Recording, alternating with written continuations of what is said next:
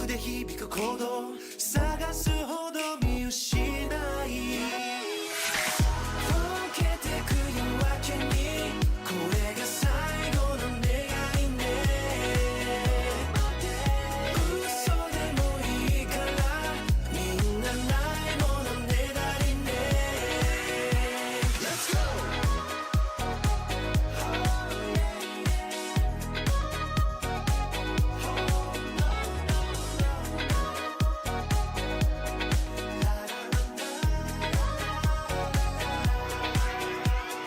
寂しげな言葉をつぶやく唇を音色と混ぜ合わせて消えてく人の波預ける指先に儚く揺れる光溶けてく夜明けにこれが最後の願いね嘘でもいいからみんなないものねだりね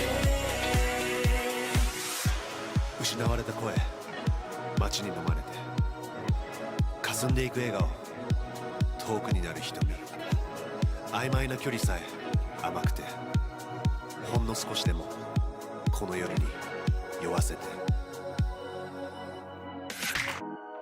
けてく夜明けにこれが最後の願いね嘘でもいいからみんなないものねだりね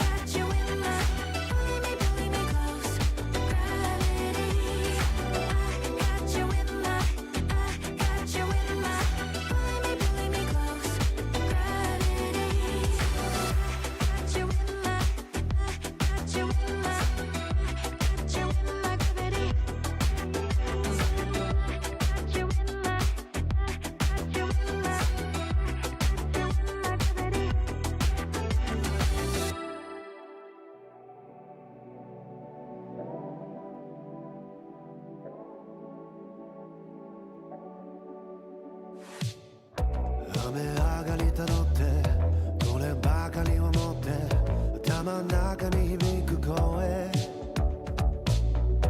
見えすいた嘘で似たようなセリフ並べてばかりねからくりなんて甘いだってきっと行く末は同じ素直になんて求めてないって嘘が消えた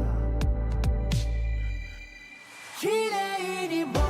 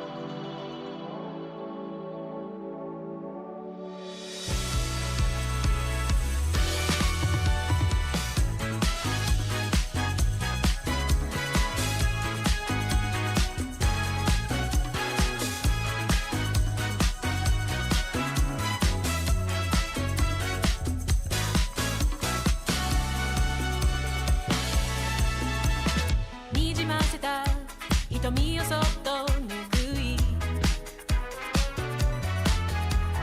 憎らしい気持ちにそっとさよならこのままではいても立ってもいられない受け止めてありのまま今夜 Say a prayer for me Say a prayer for me どう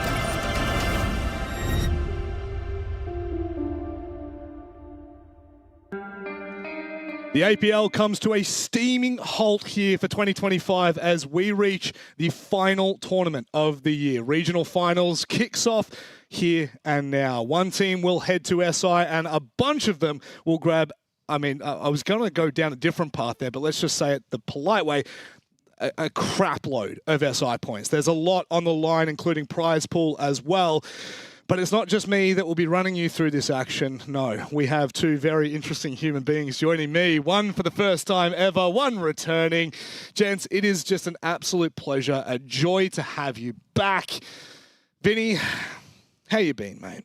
I've been good, mate. I've been good. I'm very excited that we've had two LAN events basically within a month and a half of each other, and I get to see your beautiful face again. And we finally have someone on the couch that actually knows what they're talking about. So my job's a little bit easier this event. I have been doing a lot of research, thank you. I'm glad that you can show the respect there, of course. Mr. Oda now joins us on the desk after a... Great career? I was going to say illustrious career, then I was going to say great career. I think we'll leave it with career. You've had a career. No, welcome, my friend. This is the first time you're officially joining us. We've had you before. We had you at the major qualifier for a little desk segment, but we get you the whole weekend this time. How you feeling? Well, yeah, I got the call up because I called, did you have to be replaced? Apparently you did an amazing job over in Melbourne. Yep. But they needed someone more professional. So I thought, let me hang it up and join the desk. Unfortunately, I don't think that's how that conversation went, but it was close enough. Yeah. Digital definitely got the flick, I can tell you that much. It was, look, guys, really, I want to congratulate both teams. It was really great to have both teams performing today. Let's go ahead and stop talking trash on people who can't defend themselves on stream. Let's move into the teams that we will have playing here throughout the entire course of this weekend. 4 whole play days to determine who will end up as the regional champion. This is a big one for me because I feel like we've had, qualifiers in the past, we've had tournaments, but this feels like a real recap, a real cap-off for the entire year. And looking at this now, I think that there's realistically a couple of teams that are massively in the front running, but I think that there's quite a significant clear path going from A to B, with 2 teams that are going to struggle the most down in the lower bracket being CAG and Chiefs. Are you boys getting these boys right now? Yeah. Okay, yeah, very quickly, production, can we mute the casters? Oh, God, I was tripping like crazy. I was hoping you boys weren't hearing them, but that's okay. Chiefs and CAG, as I was saying, down in the lower bracket, that makes life really tough. But, Oda, are you really going to back them in here? Yeah, look, I would back the Chiefs, but I just reckon CAG look too good. Yeah. Especially just like in their own region. They played good internationally as well, but this meta suits them way more. So I'm thinking they run the whole thing. That could be crazy. That could be crazy. I mean, there is a very long point between where they need to get to, where they are now, and Sprabuni, who is the absolute legend of the game. Massive shout out to Sprabuni for all the work he's done over the last couple of years. But he's given us the notice that basically CAG have to finish top 3 here. So they have a massive run ahead of them. Now, you might have seen at the very top side of that, there was some information being shown. There is on Liquipedia, I think it gets put best as a worst loser and a best loser. The way that this is going to work is there are 2 teams in the upper bracket that will obviously lose. From there, the way that they're determined into their gauntlet seeding is based on round difference, and then obviously it kind of changes to I think stage 1 and stage 2 performances against each other and head-to-head, and if worse comes to worse, Oda's going to go down on the stage and coin flip for them to determine who goes where. That's a pretty significant, I guess, punishment, if you will, Vinny, and it's something that we're going to have to keep our eyes on quite closely, because every round is going to matter for all of those teams in the upper bracket. Yeah, 100%. It's not just about winning those best of 3s. It's about how well you win them. So in the Liquipedia, as you said, it's best loser versus worst loser about who gets straight into the semi-finals. I think I'm going to agree with Oda on that CAG point. I think they've looked really good. We saw at their last performance at the Munich Major that they played really well. Unfortunately, they went out in straight sets, but they were really close games and games that they probably should have won. So I think they have a lot to prove here during this event. Yeah, CAG always feel like a very dangerous team when it comes to offline events. Online, look, they can be hit and miss, but offline, they are certainly different beasts. Let's have a look at the schedule ahead of us for today. We have 3 best of 3s in front of us, the upper bracket matches, but we kick off with the lower bracket match to start. Insane to think one of these teams' years will come to a steaming halt in the first match of regional finals. They will have been here for, 48 hours and be sent home, sent packing. Chiefs and CAG, our opening match of the regional finals. However, it's from there where things get a little bit interesting. An EP and Weibo rematch. That one, for me, I'm keeping my eyes on quite intently. But, Oda, we were talking about this a little bit earlier. That second best of three of the day, B&K FureX and Elevate, it feels like there's not weight in terms of pressure, but it feels like both of those teams really need to prove something after the year that they've had. Yeah, 100%. I think they had a pretty rough stage 2, both of them, not making the LAN. Just in Oz, really, in APAC. So they're definitely looking for some redemption to prove that, they earned their spot here. Yep. And they're here to win it and, make SI. Yeah, B&K FureX just, at the start of this year, we looked at them as probably one of the best teams in APAC. One of the favourites, I'd say, Yeah, literally. I think nearly all teams we spoke to at the very start of the year were like, yeah, this is the roster you got to look out for. Because, of course, it was the merging of B&K FureX and D+, essentially. It was a Korean super roster, and it's kind of tapered off a little bit, considering they've made it here outside of, I think it was D+, who actually miss out on this one, which is crazy to consider. Gives you a good opportunity to lay out the foundation for 2026, and of course for SI, the context is just absolutely massive. Right now there's 6 teams that will be going to SI from APAC, which is... Shout out APAC Supremacy, love that. But speaking of APAC Supremacy, unfortunately, someone has to be the bottom of the barrel, and you left these guys out. Let's talk about the Chiefs. I'm sorry. Let's revert that one back. The Chiefs have had what could be considered one of the more interesting years in Siege. There's been so many storylines that have kind of affected them coming into the regional finals. One being that you're not there, Oda. And I think that I'd like to get it from the horse's mouth. How do you think that this team will go faring on how long ago was it that you decided to retire? Maybe under a month, I'd say. That's Maybe a pretty quick weeks. turnaround. Yeah. How do you think that will affect this team? Maybe in just like leadership on game day, someone standing up and taking control of the team. When you're losing rounds, someone just to be that voice to say, boys, we're still in this, let's reset. Yep. But I think they do have the players to do that, like someone to step up. I think Brendo and Jig are kind of those players who can step up on a game day and kind of take charge. Even Wettables, he's been in these top teams, same with Sage. I think what's very important here is their mentality going into this game, just how serious they take it, if they really want it, if the hunger's there, the passion. I feel like that's what we were lacking kind of in stage 2. Sure. We kind of regrouped ourselves with Kinchi, and then we ended up winning the stage. So all mentality, I think, for these boys here today. Yeah, and pretty critical that you won that stage, because ultimately it led the team to, finish up in toward regional finals. And I feel there is a sense of unknown entity about this right now. Like, we look at it, we know the players, we know what the team can do, but now it's about realistically showing it in the servo, proving, Vinny, that they deserve to, I guess, run the lower bracket, but they're up against titans of this region. The CAG have just been a formidable force here for, as long as I can remember. As long as I can remember as well. Back when I was playing, they were extremely feared. They were the powerhouses of the Japanese region, and not much has changed. As I mentioned before, during that Munich major, they went out in straight sets, but had some really close games against some really good opponents who made pretty deep runs into that event. But we do know what we're going to get with CAG most of the time.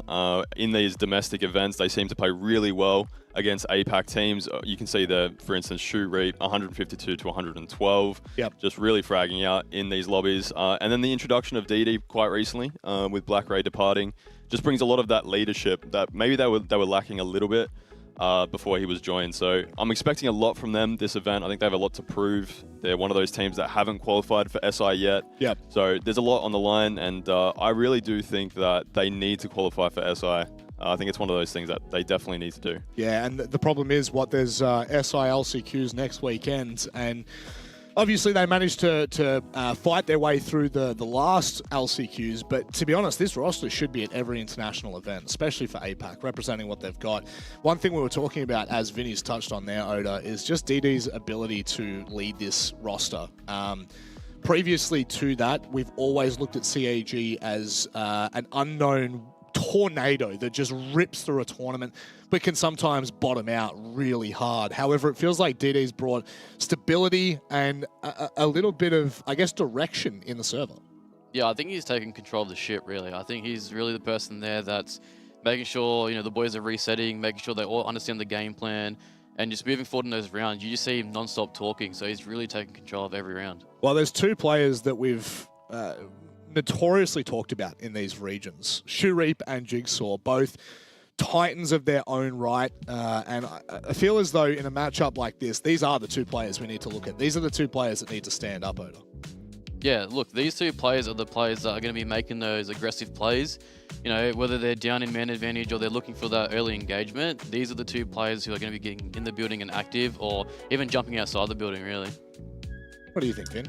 Yeah, I mean, especially for Chiefs, looking at Jigsaw, I mean, we're not 100% sure what Chiefs we're going to get out of them. Obviously, Oda departing quite recently, Wedable's coming in, and often he is the one that takes that leadership role.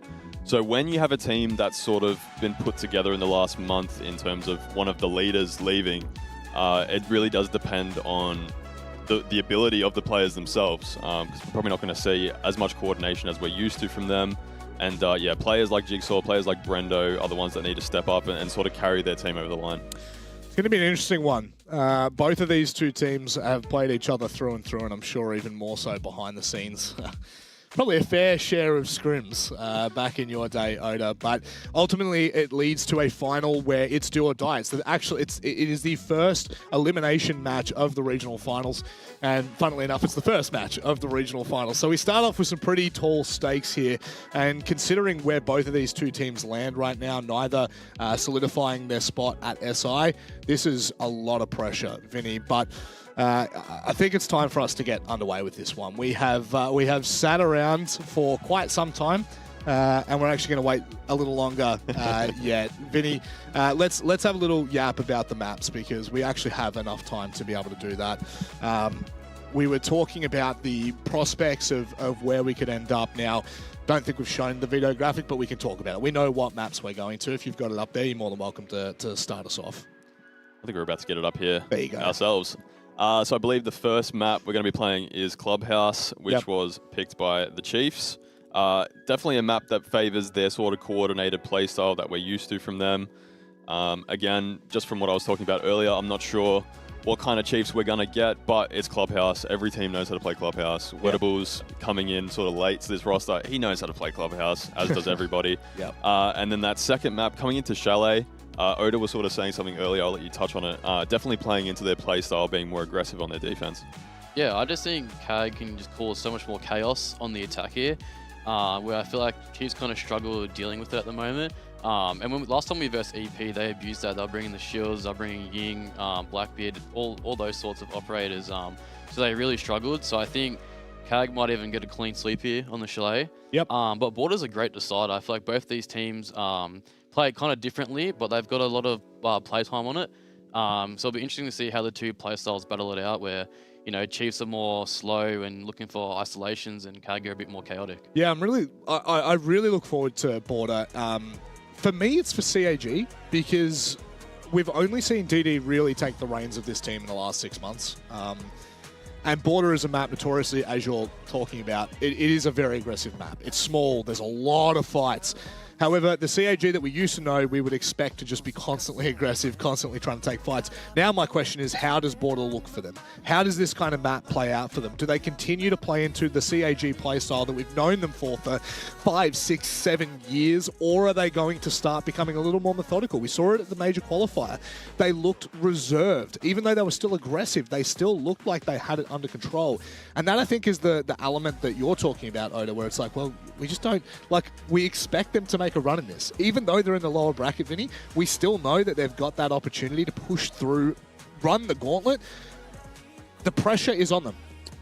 Absolutely, and I think you hit the nail on the head there with that sort of reserved, more methodical approach we saw at the major. I think it's something that probably the Japanese and Korean region at times has been missing, which is that real ability to pick their moments, not always really have that run and gun play style that we see from them so much.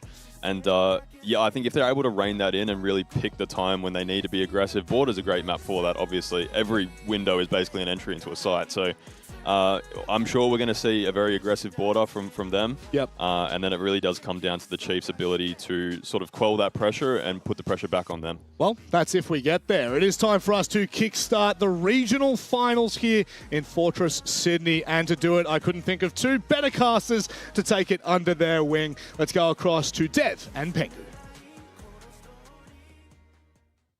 Thank you very much, Rob. Welcome to Sydney, everybody. Welcome to the APL Regional Finals. Nick, what a pleasure to have you back in Australia again. Thanks for having me. I mean, I gotta say, month and a half, back-to-back APL events in Australia, I couldn't be happier. Yeah, we're very lucky to have you. And of course, you've been doing a little bit of a trip. You've been making your way around OCE. I think you stopped off in New Zealand for a little bit. Yeah, you know, 8-9 days, seeing everything, Lord of the Rings themed and whatnot. Had a great time. And I gotta say, usually when you travel abroad, you think, I miss home. Leaving New Zealand felt like I was leaving my home to go somewhere else. Well, hopefully Sydney will treat you well. Hopefully we're treated here with our first game of the tournament. It's Chiefs and CAG. Both of these teams have a parallel storyline going on. Both of these teams have been hitting massive highs in the last few months, and both of them are currently on a dip. Of course, for Chiefs, everyone was so excited when this roster put together a super team, if you will. We got the Sage brothers back together. We got Oda and Jigsaw reunited. We had Quiz, an upcoming star. And yet, what's happened recently? Oda, he's retired. The team has dropped off. As Oda said on the desk, they've only had about a month now with Wettables. And what happened recently in a Tier 2 tournament is they lost to a team called Anios, I think it's pronounced. It's a team where there's really only 1 to 3 players who have been notable in the OCE scene before. It's a Tier 2 tournament. They were eliminated by Tier 2 competitors. And now they're expected to stack up against the Japanese of CAG. I think the benefit is that when you are, as a team there, you're struggling, I think a lot of time you go through like, let's do roster changes, like let's just, completely change everything around. But when you're struggling and you just make like one change, you can kind of like hit the ground from zero back again, right? You're struggling, nothing's working, get one new player in, bit of fresh set of eyes, fresh mentality, and then really start making that new identity. So good teams have to struggle at times to become better once more. Yeah, that's very true. There's nothing like adversity to get a team to get on their bike and get back into it. The Aussies certainly need to do that on home soil, but it's not going to be easy because they are going up against CAG, of course. Grand finalists of earlier this year in Rio when they went to the Reload kickoff event, our first international competition for Siege X. Since then, though, it's been turbulence, right? They went through a weird situation where they lost a player. They had to get their coach filling in. He's now pretty much a permanent resident on this roster. DD has been a phenomenal addition for CAG. However, they had their worst yet international result at the Munich Major just last month. Can they bounce back? Well, they're back in Australia. They haven't lost a game in Australia since 2019. 2019 was the last time CAG lost a match while playing on land in Australia. We're going to Clubhouse. It is the Chiefs' map pick, and as we dive into the blueprints, it's time to dive into our first match here in the regional finals for the Asia Pacific League. I gotta say, I dig that blueprint. Very sick. I've not seen that before. Clubhouse, Clubhouse, Clubhouse. A devilish map. It's classic Siege. It doesn't get much more classic than this. It's funny because everyone says it, right? The desk as well. Everyone can play Clubhouse. Everyone knows it. But with that being said, I still feel like till this very day, it's also where we see the separation of the good teams and the great. How consistently they can execute strategies. How many different pocket strats they have to, deal with the same bomb sites in very small, different ways, time and time again. And since Siege X's introduction, we also see the new operator ban system. That's also changed things around. It used to be, of course, that you would ban an operator on both the attack and the defense. It would affect your opponent and yourself. Now, when you're playing the defense, you're only banning the attack and operators. You can now tailor things much more to your liking. And on a map like Clubhouse that is so strategical, that's really where it comes into play. Very much so. Now, we saw these teams play Clubhouse against each other over a year ago in Montreal at the Major. That was when Chiefs won not only the map, but also the series. The last time these teams played was a little bit more recently than that. It was in Melbourne at the 6 Invitational qualifiers in January of this year, almost a year ago. And CAG dominated not just Chiefs, but the entire event. CAG have just gone undefeated, not only in Melbourne at PAX 2 months ago, but also at that 6 Invitational qualifier at the start of the year, which is why, as I was saying, they are undefeated when playing in Australia, technically for the last 6 years, even though there's only been 2 events in that time. Chiefs, on the other hand, of course, they're the ones that really need to prove themselves today. Mind you, Oda on the desk was talking about the couch rather, how Chiefs might struggle against aggression. And that was one of the big pain points in the past. So CAG here to start things off. They're on the basement, sure, but with a heavy extensive roam. Airlight traps, the scope post getting super active. And Chiefs, they have two choices in front of them. Either go for a roam clear, deal with that top floor and work your way down, and try and find a gap in towards the bomb site. That's where we see the operators like the Goyo from DD to kind of stop that sort of push with the Vulcan canisters off the Goyo. It's going to be Quiz in the front door, looking for the entry. But no one's home from CAG. They're either above him or not even sure where that shot came from. I think that might have been inside bar. All the way through the wall. There's quite a bit of a roam game here happening for CAG. Arkuli and Shuri working together. A very aggressive extension all the way deep into Strip Club. A lot of rotation holes available. You look at the number of players from CAG that are not in the basement. Well, that would be all 5 of them. An aggressive play here from Anaton. It doesn't bode successful for him. However, a trade from DD as he can make his way back to site with the advantage. As I say that, though, Chiefs again will rip it away. Mind you, with CAG right now, you just want to play even numbers. If they lose a player, you know, that's okay, as long as you take down one player off the Chiefs. So 3-on-3, 4v4, all is going to favor CAG. But now they're down 1. So they got to try and leech out now. Try and get it back. There it is, back to a 3-on-3. Chiefs with great shots of Weatables. And now they can fall back. Shuri on scope as a Strip Club can just go for a teleport back. Bad timing though. Impact grenades, clears the cancer barricade, and with that gets another kill.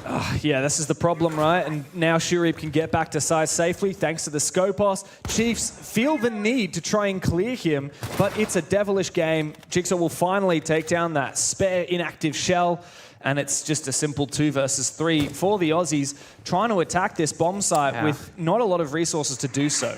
That's with a passive util, right? You got some elements, perhaps, the Goyo canisters, and timer. There's 60 seconds left. Brendo and Jiggy has to go big for a killing, equalize the numbers once more, try and play together to the best of their ability. But this is where we see the discipline from CAG today, with DD as a player in the server. Crossfires, playing past them together. No one is going to overextend and make a stupid, risky play. Yeah, but you do have 2 of the best fraggers from Australia on Chiefs, ready to clutch up. Jigsaw and Brendo hailed for their fragging capability. Good operators to do it on as well. Jigsaw and Brendo, he's going to push in from Oil Pit. He's got a smoke grenade. He might be able to cut off an angle, isolate some fights as Jigsaw makes his way in from Moto. Brendo lucky to miss that chance there. But this is a very well dug in crossfire from CAG, and Shurip is not going to be covered off by that smoke. He is ratting down below, and he will easily take down Brendo. Now the crossfire is pretty much impossible for Jig to deal with, but he does claim the first one. 5 seconds and a big kill, but he doesn't spot Chibisu in the corner. And so it is a clutch indeed for CAG. Close but no cigar. Nice shot, nice attempt, but this is how the cookie crumbles. CAG start off with that aggressive play on the roam and making Chiefs, you know, just work through things in the very beginning. Losing Quiz early on the demos as well, losing the ability to track those last few roamers, losing a great entry operator, losing both frag grenades as well in pocket. That's gonna cost you later on when you're up against that utility from the trap operators. CAG, a little bit of trolling there at the end, but they get the job done. Phenomenal pre-frag from Jigsaw, and then had no clue the last player was. Start sprinting on in. There was only a couple of seconds left. Classic Jigsaw, though. He always makes those close. First round on the board for CAG, and already we're seeing new things brought from them. Classic aggression that CAG loves to bring, but it was very well refined. They start with that roam game, they peel back to site, and then play the advantage in the 3v2. Very nice. Staple Clubhouse to start. What do you think about the map theater overall? We go club into chalet into border. It starts all strategic and hard breachy, and then it just gets more and more chaotic. I feel like if we look away from the maps and like how they play in terms of like aggressive or passive or whichever, it's maps that everyone can play, right? Clubhouse, chalet, border. If you have a new player in your roster, if you got a bit of, I don't know, struggles individually as a team, it could be really good to go to maps that are simple. Weatables is the newest player for Chiefs. He's been taken down early. Oh. No, we're watching replays, I think. I'm debated by the replays. So no, I think it makes sense for Chiefs to go to maps that are very simple and that you know very well. But with that being said, these maps are also just very strong from CAG. I mean, we knew them for the longest time to be like the Chalet Merchants. Like that's where they would go and just destroy teams internationally. Yeah. Yeah, and we saw CAG play Clubhouse, which, like, by the way, was picked by Chiefs. CAG played it against Enterprise at PAX. They played it against Weibo. They beat both of those teams. Now, that's not a replay. Here's the first pick, and it is for CAG. Jig goes down. Very often, Chiefs tend to do this 4+1 strat, right? Like, Jigsaw will call an opportunity. He'll see something. He goes for it. Very rarely does he lose those, but when he does, what does Chiefs do about it? I mean, Jigsaw is kind of the tip of the spear for Chiefs. The issue with the 4+1 strat is that you don't really have a super strong plan A because you're already sending one player just kind of fishing, lurking around.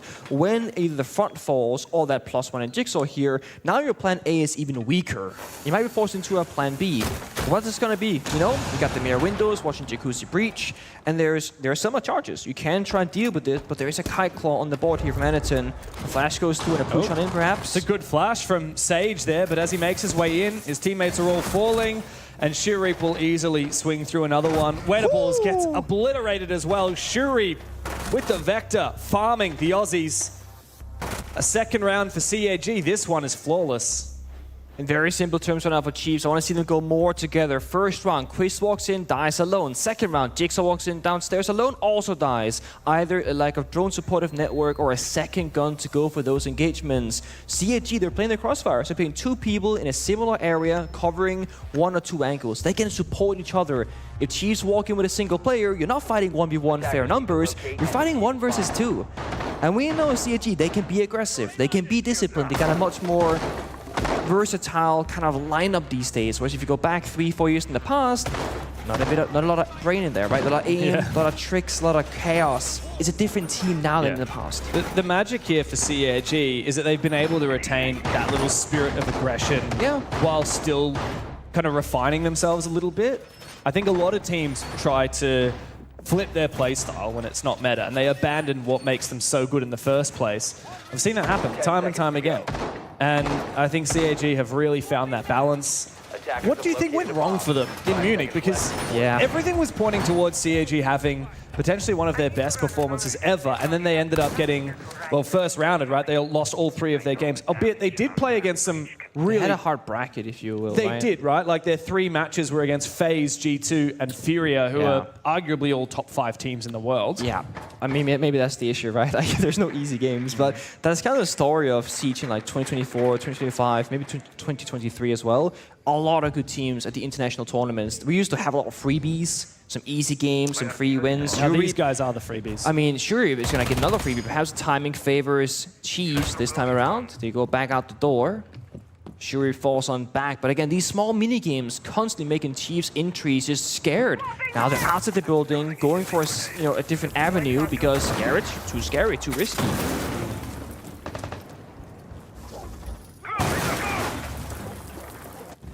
Also, mind you, almost all the action on every single, well, on both the first 2 rounds here has happened way off the bomb site.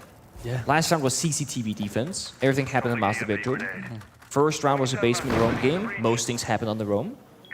Will they let Chiefs get to bombs and go for executor? Are they going to keep doing this? Looking for a kill, disrupting their plan A. Yeah, Shurip is so tempted, isn't he? There's a drone on the rafters, but I don't think they see each other. No. He can't see the drone and he can't see him. He's just waiting for a chance. The EMP goes out. The exothermic deployed as well. Keen eyes will notice that we're actually playing on the old patch as well. True. So no Thatcher rework as of yet. Exothermic charges still limited to 2 for Thermite.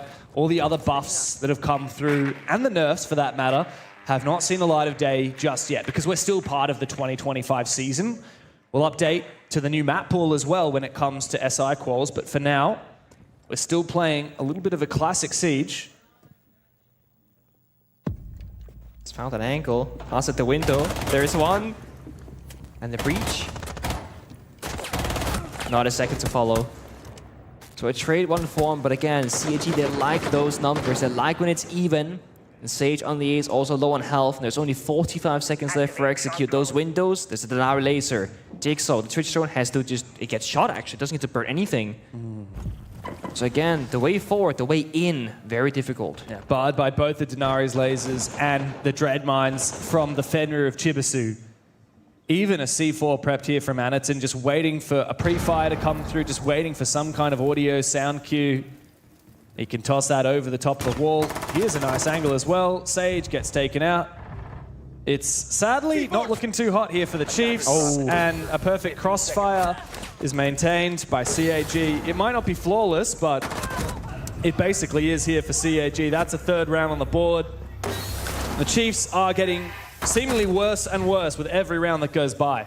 You gotta praise CAG here, though. They're doing what they have to. They're not over moving, over committing to plays. They're not taking any of the risks. They recognize Chiefs. They are mostly stuck outside the building, and they're not really doing much in the map right now. So one of the worst things CAG can do is make all the unnecessary movements and get caught off guard. One player makes a play, typically Shuri. He'll try and go for one kill and see what happens, and then CAG can play 4v4, whatever happens, and they're happy. Timer's running low, Chiefs don't have the tools, they're not inside the building, they have no pressure, they have no presence at all. And to no surprise, Chiefs will call a tactical timeout. Much needed. Now they get 45 seconds to discuss as a team what the hell has been going on these last 3 rounds. We've also seen the last operator bans roll on out. Chiefs is going to get rid of the Kaid, so well, it does mean that they don't have to play as much Thatcher now. They have a little bit more flexibility in the operator lineup. However, they've just lost a second hard breach. Not only is the Mav gone, now the Thermite's gone too. It's just Hibana, just Ace, and those tin can openers, which means you're just not making a very large hole. Yeah, and the thing is, like, now you can just start abusing mutes, right? Because the thing is, often teams will play the mute, then you play the Thermite in the attack, and you can circumvent them by repelling on a CC or Jacuzzi wall. Yeah. Now they've banned the Kite, okay, but Thermite's gone. Now mute jammers will act as a new Kite Claw, if you will, and make your life difficult once more. And like I said, we're still playing on the old patch, which means that the Ace doesn't counter mute yet. Because in the new patch, of course, Ace does not get affected by mute jammers. What's more as well, the new patch, Hibana tricking has been removed, but I believe that should still work on this build that we've got here. It's, for all intents and purposes, pretty much the same build that we played at the Munich Major. So if you watch that event, you'd be very familiar with what was in play. Essentially, if you haven't played test server, the new live patch, it's exactly as before. The live patch is live though, right? It is live, yeah. How long has it been live for? Since December 1st or 2nd? Oh, right. They synced it absolutely with the anniversary. I love that. You've been out of town for most of that. You haven't had a chance to play much live. I actually haven't played live at all. I left the day before it went off. Yeah, so the 2nd December was the patch day. I love that you have it in your calendar. You're showing me your Google Calendar right now. You actually have the patch day in there. Well, no, that's amazing. I know by hand as well, right? It's like it's always on Tuesdays. True. That they do this. So no. Also, the new DMR is also not in this build. Of course, and that would be on Hibana, Thatcher, I want to say Capital, but I hope so, because Capital doesn't have a DMR. I've always wanted Capital to have a DMR. I'm going to be real with you, I have not played Siege in a while, not because of the Munich and APL in November. You've also been in New Zealand. You've been a busy boy. You're a traveling man. Traveling man. You need to get yourself one of them gaming laptops. Yeah, I need to just get back to gaming more in general. Less travel, more playing games. So yes, of course, these teams would have been practicing on the new patch. Perhaps they might have had some kind of like gentleman's agreement between scrims. Oh, that's an awkward cut. Oh, Sage is going to die, though. Yeah, that's worth it for Chibisu, though. I mean, losing your smoke for a Hibana, that's a trade you're going to happily take any day, especially with Mav and Thermite banned. Yeah. But again, like, I think no matter the real cost here, CAG will just happily burn down the player count. Again, Shurib is the player who makes the play, who will die early. That's happened once more. But CAG goes down in response. And now you're also playing the Monty here from Chiefs. That's going to be good to slow down the game and get more information, but it's also one less gun. So I kind of want to see Weibo now on the Monty to kind of, navigate his teammates more, saying, guys, let's try and go for this kind of execute. I need you to go over here, help this teammate, etc. Because the benefit of playing the Monty, you got that big shield in front of your face, and you're not feeling that pressure in the server of the gunfights happening. So that's the benefit. Gotta make the most of it. Be that IGL, the captain. And Chibisu is 7-0, going for a Biolurk. Here's the sound of a player of Jigsaw. Instead of Barbara, can't quite find him. Another drone shut down, and Chibi can fall back slowly, or even go back up for another flank around. That's his choice. Yeah. And he's got utility upstairs as well with that mirror window if anyone does try and push him from connector. It's so slow from Chiefs. I mean, yes, it's been a one-for-one trade, but there's a minute left, and they still haven't cleared out these players from the top floor. This is a good cut from Quiz. Patience, a virtue for Chiefs. As Chibisu gets a little bit too antsy and forfeits the numbers advantage to CAG. Now it's time that we test the Chiefs. How can they Yeah. pivot into an execute with less than a minute to go? That's it. This is the perfect spot for them to be in, right? They got man advantage with the Monty, so that means effectively they're 3-on-3 with guns, plus they got full information. The only thing is here, timer is taking a little bit low, but smoke is dead. There is no Goyo. There's just a singular C4 in the pocket of Anitin. So Wettable should have free reign here to do whatever he wants to. He's gonna go dirt tunnel. Anitin knows that there's a player on the blue hatch as well, so they have no idea now for CAG what the actual take is gonna be. Out goes the Grimm's Bees. Anitin revealed, but he falls back to dummies. Still, they know where he is. This is a cheeky position timing. from Arculi, and he sprays through the smoke. There was a nice idea there from Jigsaw, but it didn't work. And now Anitin is protected from his teammate. The crossfire's there. He swings back around again to protect his 6, and it's an easy clutch up for CAG. Desperation from Chiefs as they flood into the site one by one, and they will fall accordingly. A lot of small, very awkward circumstances there. A Casa barricade on a dirt tunnel door. Every attacker from Thieves going alone. One person walks down bottom main, dies the bad timing. That's Jigsaw. You got the Grim on the blue hatch, where there's a mirror window. Can't go in that direction, so goes down pit instead, and also dies shortly after. No one's really helping each other if you're a Chiefs member. It's 1 versus 1 versus 1 across the entire map since the very start here. Sage also was traded back. So I want to see more team play from them. Look, bottom main, blue, dirt tunnel. No one can help anyone else. And CAG, I mean, they're playing defense. Yeah, they are. They're playing defense. All they have to do is kind of sit back. A little bit of a roam game. Everyone on side just kind of holds their crossfires at the end of the rounds. They're just waiting for Chiefs to walk into their guns. It's funny because CAG is winning so hard right now, they don't need to do anything extra, anything new, but they are. They've got Anitin on the Bandit. Chiefs banned the Kayi. They clearly don't want to deal with electricity. Yeah. You mentioned that the mute's already been played. Now CAG is playing the Bandit, which means they can actually juggle any hard breach brought to the table. And what's more, Anitin hit at the start of the prep phase, so Chiefs aren't going to know about it. They're not going to know to repick or change things. I mean, even then, like, what do you repick? Maverick's gone. Exactly. You gotta just problem solve it, you know? Verticality, EMPs, cabins of fire, but it's banned away. There's a third operator ban, so... Realistically, we're on our way to a 5th CAG round in a row when we've already had the TAC timeout called from Chiefs. I see no reason why CAG couldn't 7-0 in this game. Don't jinx it now, James. Once you start talking about it, it doesn't happen. And what's more, Shubi is actually playing the alibi on Catwalk Rafters. Is this Troll or Big Brain? Shubi is +1. You know how he goes. Ooh. It's Troll. I think he realized that Chiefs are a little bit more cautious of that aggression. Shurip has played aggressively pretty much every single round so far. That's what's led to a 6-3 KD, by the way. But Chiefs are ultra cautious. They even had someone outside of the soft walls of bottom garage. Now they've pretty much trapped him here. Yeah, they know where he is, but not exactly where. Just in that pit's hallway, here comes the drone. But this is buying time. Mind you, if Shub just walks at the door and dies, that's it. Now he gets droned, he falls back, Prisoner first. Brendo's cutting him off. He doesn't know, he has He might no be able to clue. escape. Oh, perfect from Brendo. He really needed the reaction time to land that shot. Thankfully, he has it. So that's half the round burnt, though, in terms of timer. Bandit tricking still on that primary wall. So Chiefs, now they have two choices. Either go into Catwalk Garage because you've cleared that player, or so you think, or go for a backtick in a master bedroom. The thing is, Anitin, as Bandit, has retaken Catwalk Rafters. So Chiefs, while they've gotten that kill, they haven't gotten any map control. Because Bandit is roaming, they have gotten that primary breach now. So that's step one done.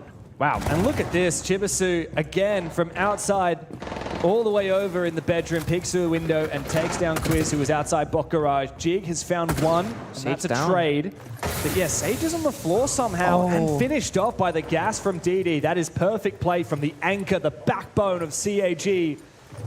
And with that, Chiefs' advantage has completely dissipated. And again, no garage control. Anitin still in cargo rafters. Diffuser by the main breeze. DD playing top red, locking down the walk-in. Either Wettables or Jigsaw has to make a play. There you Here's go. the first. Anitin didn't need to move. He was baited.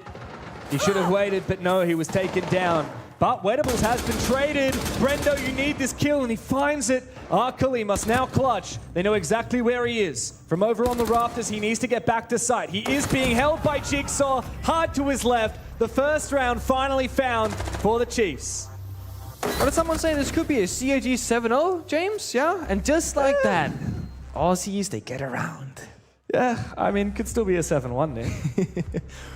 Again, there is still some signs of concern there from the side of Chiefs, right? Very much like 1 versus 1 versus 1, but there was a top-down play in mind right now, right? They have Weibo on the main breach, a guy by the garage door, and Jigsaw in the CCTV window. They can actually work together to get the job done, and they kind of do. They win their gunfights, they have somewhat of a timing, and with that round success, it did start off a little bit slow, but it was slow and steady this time. Find the first pick, slowly build up that pressure and convert. Thankfully, Chiefs didn't worry too much about the bandit juggle. That didn't end up affecting the round. I think if that had stopped the breach from opening from Sage, then that could have meant the difference between the round win and the round loss. That's the awkward part because Shurip was the garage catwalk player, Anderson the bandit on the main breach. When Shurip had to fall down into pits, Anderson, as the next closest member and not playing the smoke, of course, at DD, has to replace him. And that's where they got, I think, either a Flourish drone or Bravo drone in and destroyed one bandit battery, and that was the wall getting opened up. And that's why Siege is such a tricky game. All these very small things, they have a chain effect, domino-like, right? Okay, Shurip went for an aggressive play. He's low on HP now. Okay, someone has to replace his position. It can only be Anderson, unless you sacrifice a play on Master Bedroom, but then the roam is very weak. So, tough decisions to make. Chiefs have one last chance to salvage their half, and it comes down to this attack round right here. Jigsaw on the Ash. ACOG on the R4C doesn't get more iconic than that, but look at the slew of utility. The fortress created by CAG. Chibisu pops up his head, and Jigsaw will find it. It doesn't matter how much util CAG stack at the top of this red stairs. If Jigsaw lands his shots like that, if Chiefs have the numbers, they will be able to overwhelm this defense. And that's Chiefs overstepping, right? They got this really great hole, but now again the link has been broken. Shurip has no real backup. There is going to be DD inside a cash room to his right. But if they walk in top red rafters right here and just takes the gunfight, that could be it. The shield's still up, DD falls back, Bok downstairs, destroying the floor beneath DD. So now it's just Shurip up against 5 players on top red. He does have a deployable shield, but that will not save him against an entire team. DD's trying to escape, and that C4 might enable it. Shurip wants to get aggressive.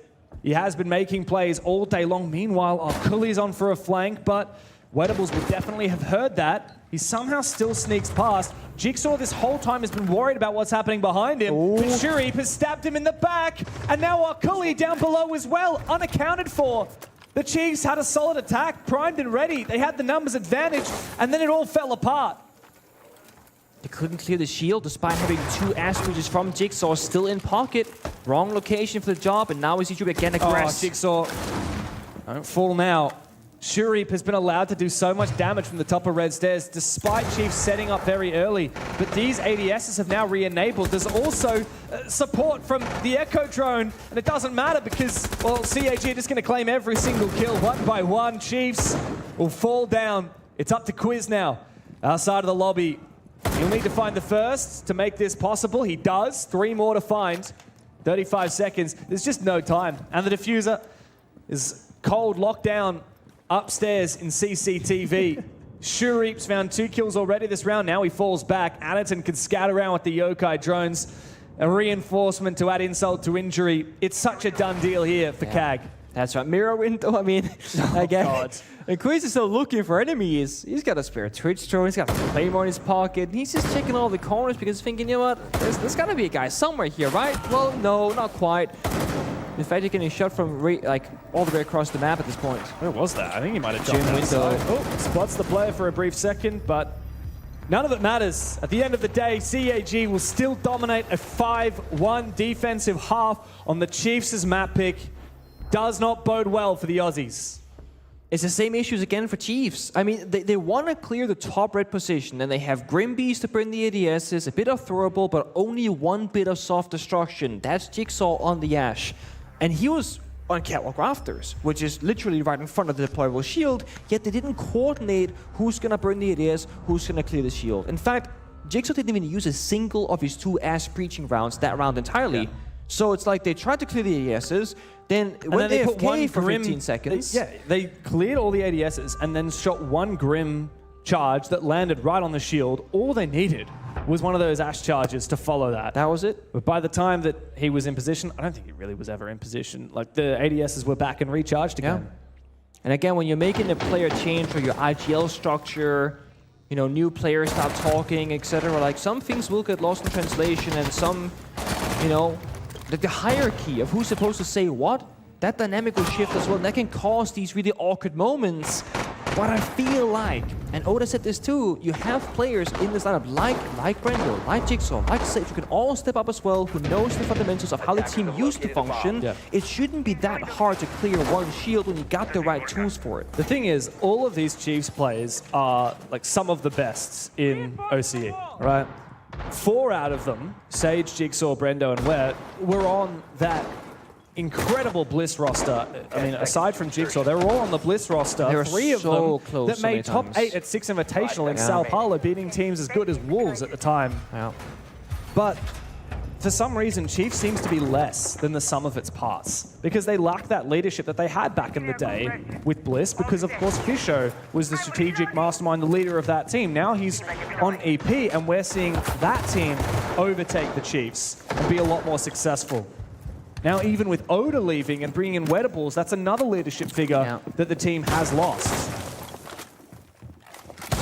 Operator benefits, of course. We got the double shield from Chiefs, the Monty and the Blackbeard, and CAG with the Electro Bros, Bandit and Kaid. So very clear vision here from CAG. They just want to say, you know, we want to open up the walls and the hatches. We don't want to get stopped when trying to do so.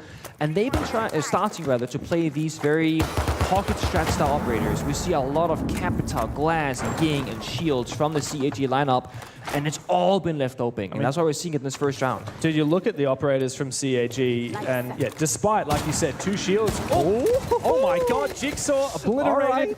Beautiful work from Shuri with the shotgun on the Ying. I mean, even forget about the Ying's utility. That's already the operator pick worthwhile. But aside from the Hibana here, every single one of these operators from CAG not only has multifaceted use, whether it's hard bridge plus util, whether the Ying is doing the job of a buck with the shotgun, plus having the Candelas, but you've just got so much execute potential as well with Glaz, Ying, Grim, even the Fuse. Yeah, that's really it. C4 goes out, gets popped, nothing happens. A bit more vertical destruction now for CAG to utilize, and this is what I mean. The vision from CAG is so clear already. They got so much time to work with. Chiefs were still roam clearing, but 1 minute 20 seconds left in the clock, and no clear vision of a plan attempt.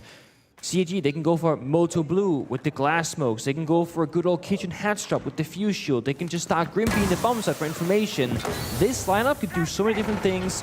Bottom main, it's going to be DD with the Fuser, and Atomic Glass gets the opening pick as well. Very early execute. They're teasing both of the bomb sites. They find their picks left, right, and center. It's going to be forced aggression from Wettables. He's now desperate. 1v4. He finds nothing.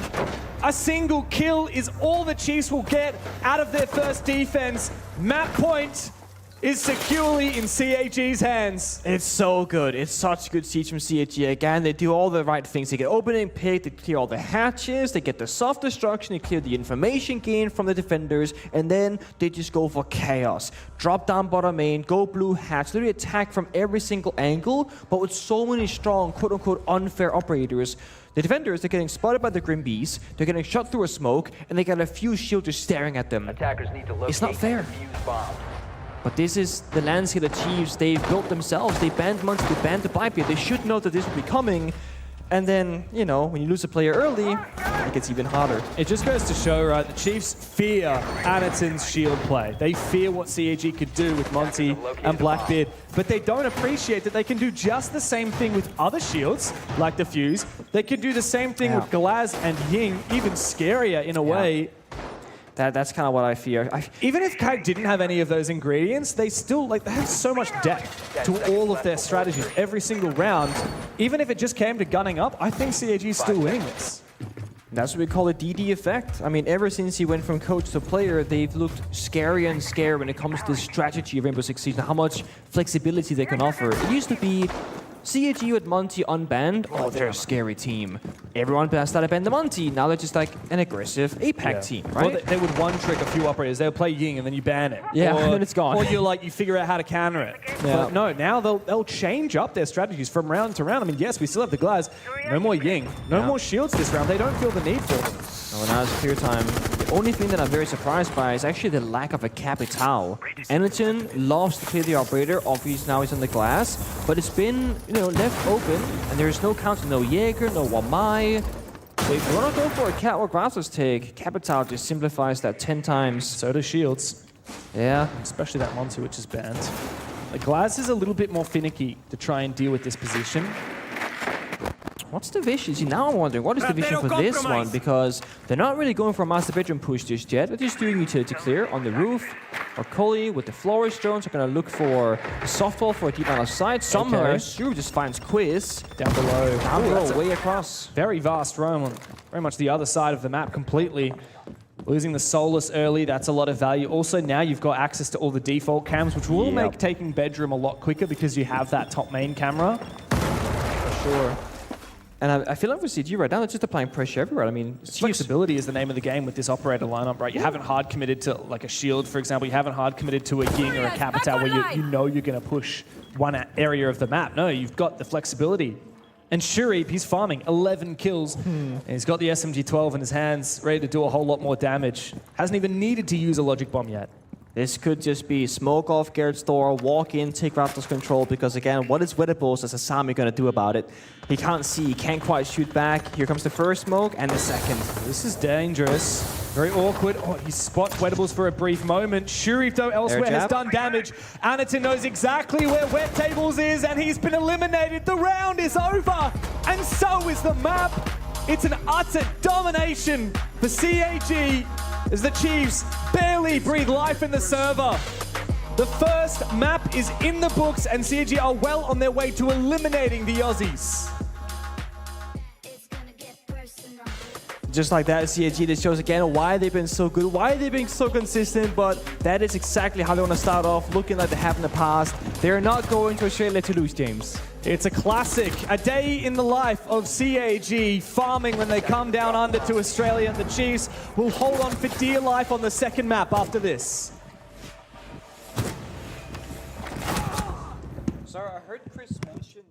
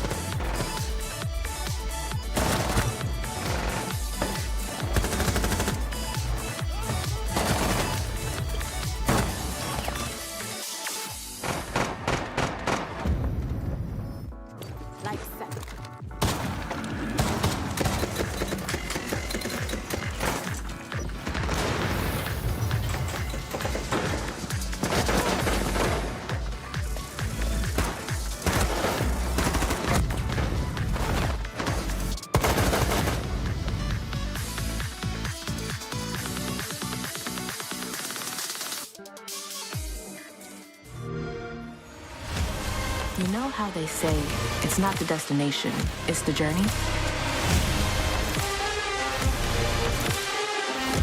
And the journey of 1,000 miles begins with a single step. And you know what? They're right.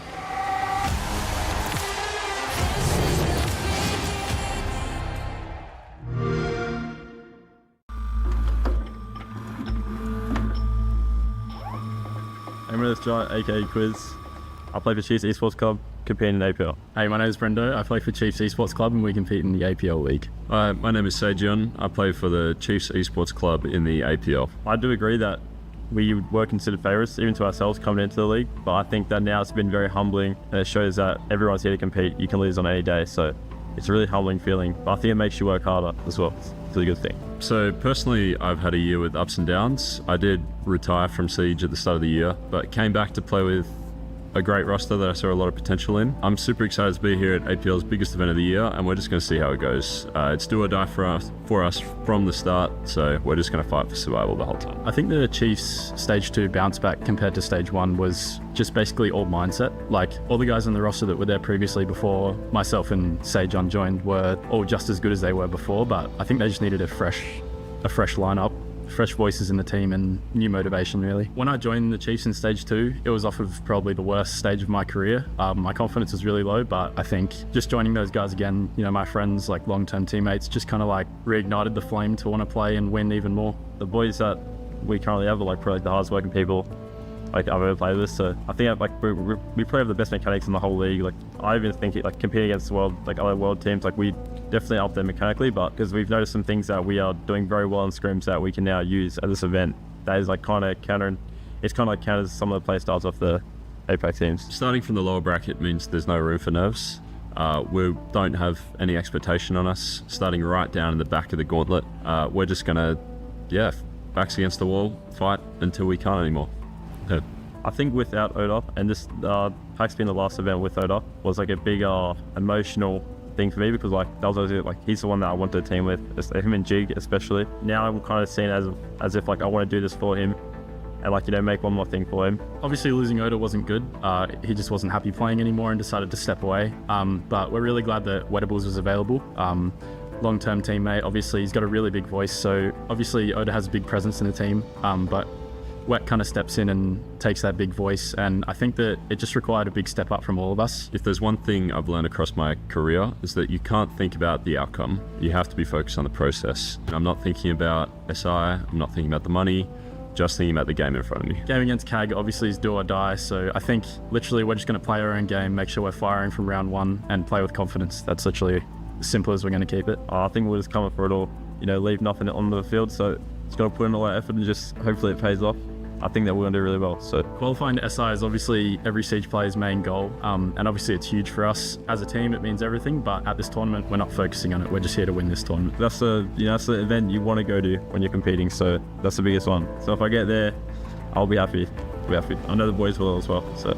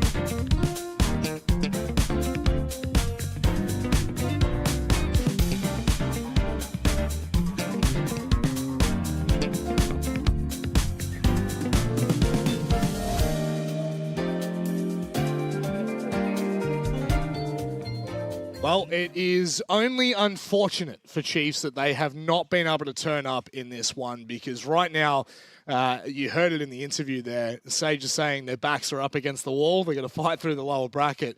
I mean, this is literally dire straits at the moment. But Oda, I think it's important to talk about the content that was just spoken about, literally in the break. A lot of comments about, I guess, the changes that were made coming in, expectations, wanting to do it for you, which is kind of a bit of a beautiful sentiment now that you're on the desk. How do you feel about what was said and how it's all transpired? Definitely feel the love there from Quiz. Being a teammate with him for a while. Same feelings back to him. I really want to see these boys progress through, the whole thing and even make that SI. So I think they just really got to reset and forget about that map, honestly. And they have the ability to do that. They have all the tools to actually just reset, lock back in, refocus on the next map, and come back and keep keep working for the what's it called, invitational. Yeah, that is what it's called, mate. That is just like the smallest tournament of the year. Yeah. But not to isolate you from the conversation for a second, Vinny, but one thing that they talked about is the transfer of not power, but I guess leadership from you to Wettables. And yes, you've all played prior. No one's really being dropped into this unbeknownst. But how do you feel as though that transition's worked out? You talking to me or Vin? That's to you. I said I'm going to isolate him from the conversation. Isolate him. I don't know. I think everyone in that team has, the leadership skills to step up and kind of take control. Like Brendo said, they're all kind of like trying to step up into that role.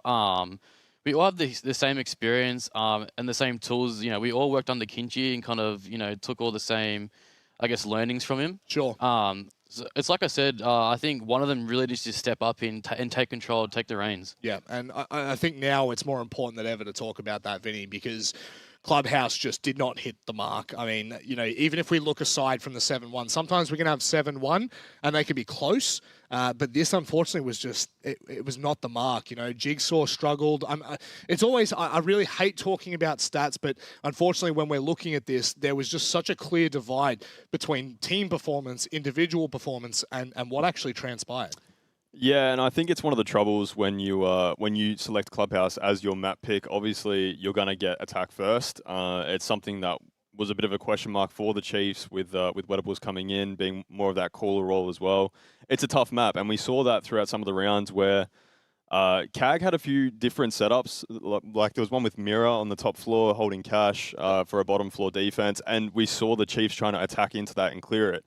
I think, for me at least, they're the types of setups where you want to sort of go the other way and dodge that utility. So I think for this map, for Chalet, the attacks are a bit more streamlined. I'm pretty sure they're playing defense first, and this map can be very attacker-sided, especially for team plays, similar to the way that CAG did on the end of that map, where they were playing really different operators, a bit unconventional maybe for our region, but definitely the meta at the moment with those shields, with stuff like Ying. We saw that really fast entry onto Jigsaw bottom main stairs. You mentioned it may have been a VOD review that saw that. He does play that position quite often. So I think CAG are well prepared, and they're going into these attacks on Chalet. I think this could be a really tough map for Chiefs again. Yeah, the context that we gave prior to this map was incredibly important. Sometimes CAG can flounder a little bit into the domestic league.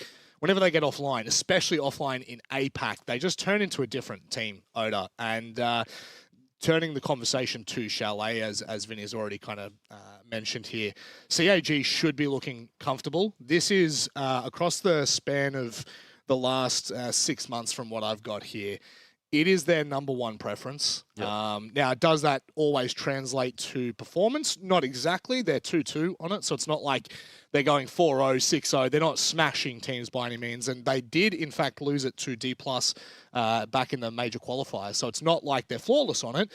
But CAG going into this 7-1 up, looking good, feeling good, this is a very dangerous point in Chiefs' campaign to SI. Yeah, 100%. And CAG's going to come in this with so much confidence, right?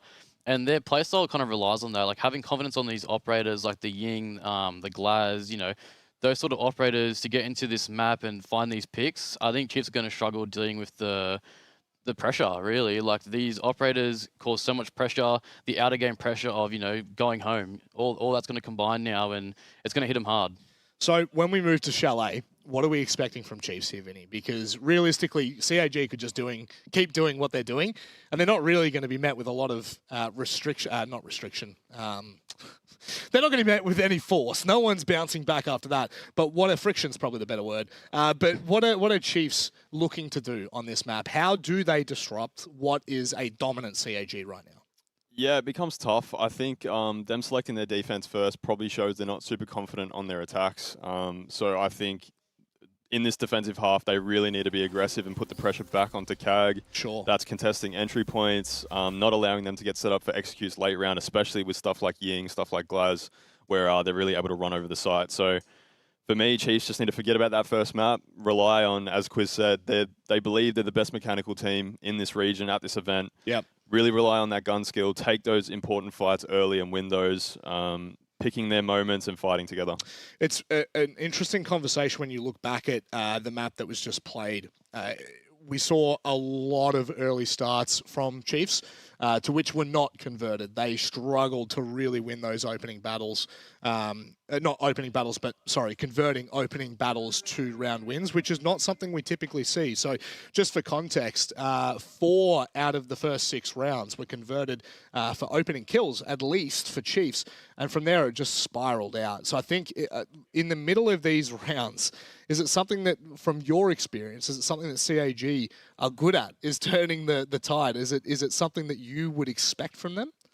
I think CAG is so good in those, the 3vx's, 3v5s. Like, if they're down a man, they'll always try to fight back. Yep. I do think that Chiefs have the same ability to always fight back as well.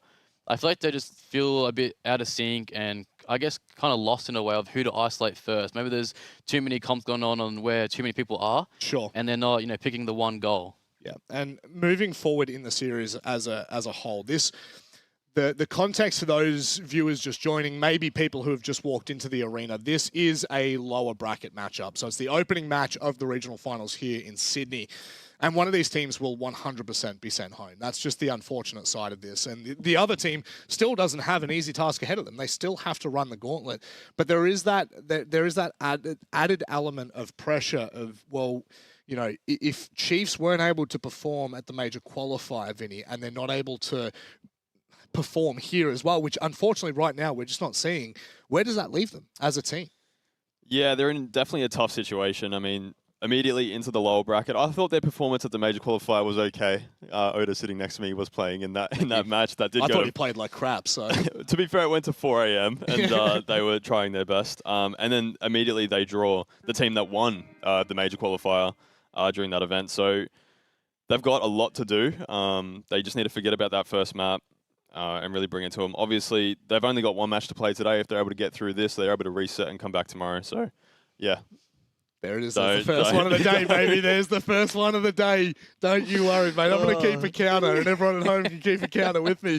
Look, heading into this one, what are your expectations? Is this going to be a CAG runaway? Honestly, I think it's going to be close to a 7-0 for CAG. I do think the only way Chiefs get into this game is they have to contest the early entries. Well, they're going to have to lock in. There's no two ways about it. The Chiefs are on the ropes. They are 1 map away from being eliminated from regional finals and forced to fight through last chance qualifiers to make it to the 6 Invitational. We head to Chalet as all the momentum, all of the storyline right now are in CAG's favour.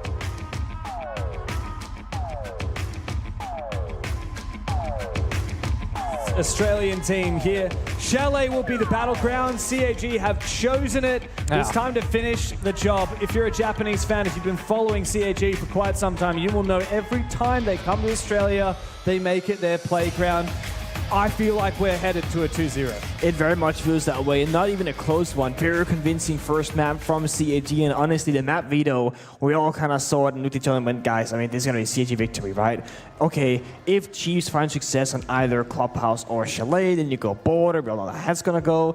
I just feel like it's one of those cases where Chiefs needed more time as a team to gel with wet tables, and just kind of figure things out and then hit the ground running. Instead, they got this really difficult match in front of them.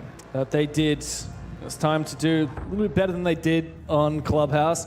Now, Chiefs got to choose the starting side, and they went with defense because, of course, it's CAG's map pick. Now, a lot of teams like attacking on Chalet, so already I'm a little bit worried for Chiefs. We know that CAG are really good on that attacking side. It's going to be a long road to redemption for the Chiefs. It's been a turbulent year. Despite winning the Oceanic portion of the APL in Stage 2, they fumbled when it came to LAN. They were 1 game short of making it to the Munich Major. And afterwards, well, it's been all kinds of calamity, Oda retiring, I should say. Well, bringing Wettables back out of retirement. He pretty much retired after Gaming Gladiators disbanded a couple of months prior.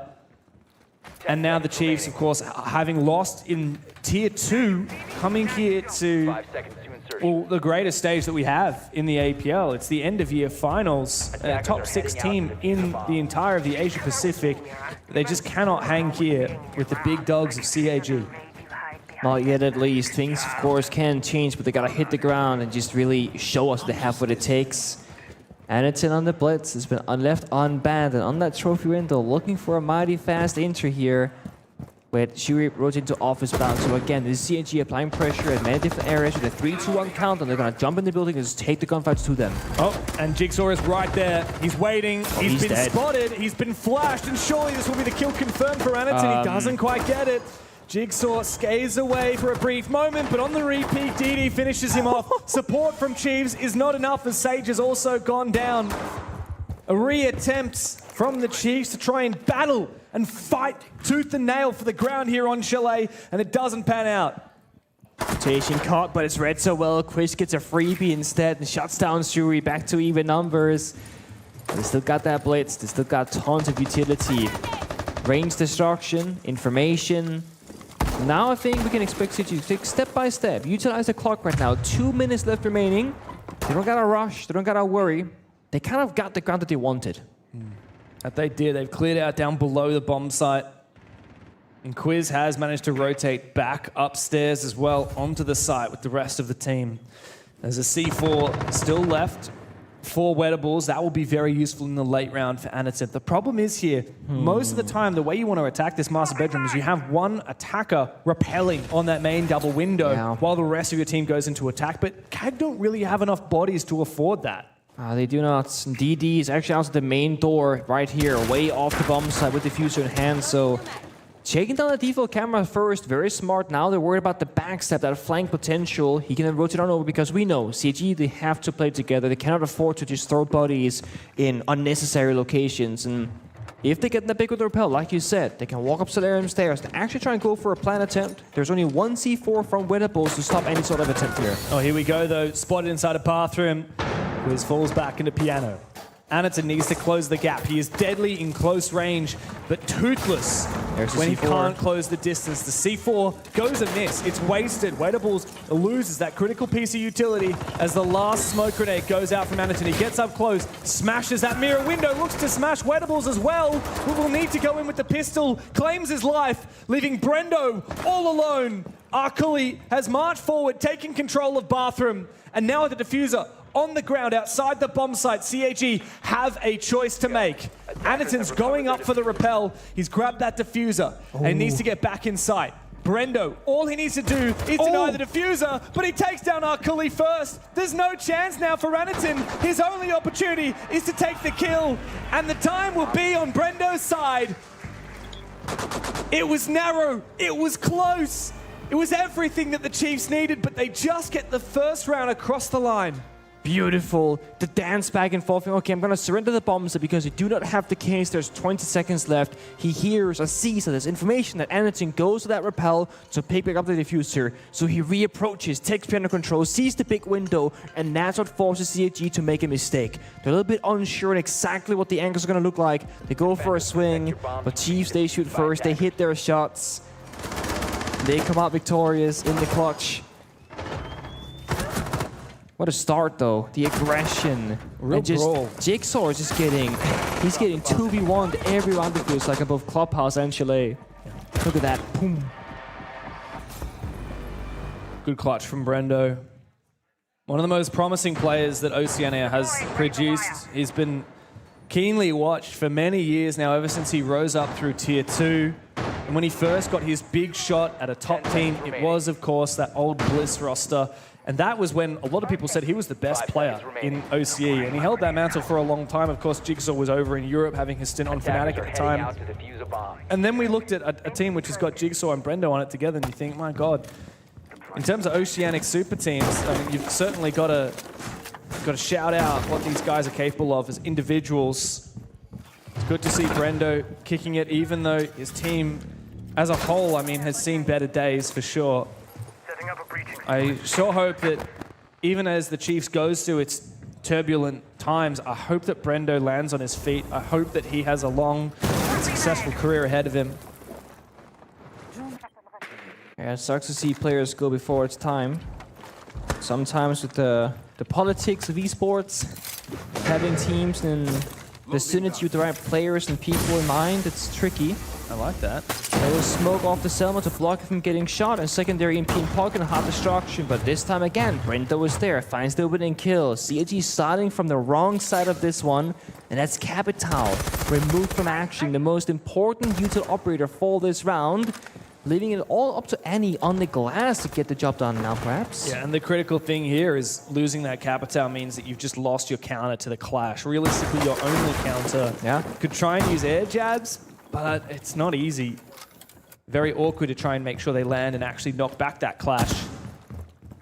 Wedables is holding inside library at the moment. Good scouting though. There's no IQ on the board. So CAG have just found that Valkyrie camera by checking keenly with their drones. They're making sure that they're coordinating, pinging it out, so they can clear away the information gathering from the Chiefs. Looks like a lockout. I mean, I really like how Chiefs are playing this. I mean, they're just playing in the most important areas, right? Look at this. Top mezzanine, top blue, in library, and buy bombs. It's the only areas they care about whatsoever. And with the timer ticking down, they can start slowly falling back and just surrender top floor control if they so desire. I don't like this from Sage. She's very aggressive. There's only 60 seconds left. Buy a few more seconds, kill a few more drones, and you have almost guaranteed won this round if you Chiefs. And Chris takes another one down, 2 weak this time. Yes, perfect from Jigsaw as well. The smoke from the glass will do nothing. Sage at the top of the stairs will hold on. Now it's Chibisu and Didi. It looks like the Chiefs may have finally found their footing, found a bit of steam. And another one for Sage. Didi 1v5. It's perfect. Yeah, it is a perfect round. The first flawless for the Chiefs in the series so far. They're looking a lot better on Chalet than they ever did on Clubhouse. They only won a single round on the first map, and they're about to win their second here already on Chalet. I'm surprised Didi's going for it. I would have thought he'd just sit outside. The Chiefs are allowed to confirm their flawless round. Big round from Sage on these library stairs, and the Chiefs finally have a little bit of energy. They figured out how to stop the aggression of CAG and how to play closer together. One thing that was really missing from the entirety of Clubhouse was individual deaths and not having crossfires, not playing together, not having that timing and coordination. And if I was a player or a person in the corner doing, between map 1 and map 2, I was like, guys, we just gotta play together. Just literally, imagine you're playing rank, communicate what you want to do, where you want to do it, and have somebody nearby to support you. Don't just go for these out of nowhere plays. I still do want to see Jigsaw a little bit more involved with his teammates, though. I know he's playing a +1 role quite often. The first round here in Chalet, he played the Solids inside of Kitchen. He was just getting stormed by 3 different attackers. He goes down. What can you do about it? I do want to see him just around a bit more friends. Yeah. Hasn't had the most success so far in this BO3. No, he hasn't. I mean, looking at map 1, I was checking out the stats before. I'll bring him up now. So on the CAG side of things, it was all about Shuri, right? 14 kills, 4 deaths. Even Chibisu, 8 and 3. These are some insane stat lines. Entry kills way up there as well. Jigsaw was the highest rated player, but he still lost most of his entry battles, 1 to 2, and a lot of his kills were exit frags. Yeah. So, yeah, a far cry from the Jigsaw that many APAC players fear. And the problem for Jigsaw is, right, like his value is in being a crazy fragger. If he doesn't achieve that, he's not really working with the rest of the team. If you're first dead or last alive, and you're the guy to get it done, then you're not really getting it done. So we'll see. He's playing a very important role, though. Playing that Warden character is going to be the counter to Anaton, whether it's the Capital, the Glass, the Blitz. He is the man to deal with that and have the answer. And I think for CAG right now, slowing things down and not losing a body early is going to be their goal, because they have started the first 2 rounds from a less than ideal position. Still got the Twitch though, looking for utility to clear. They have a bit of Ella mines, Valcams to find.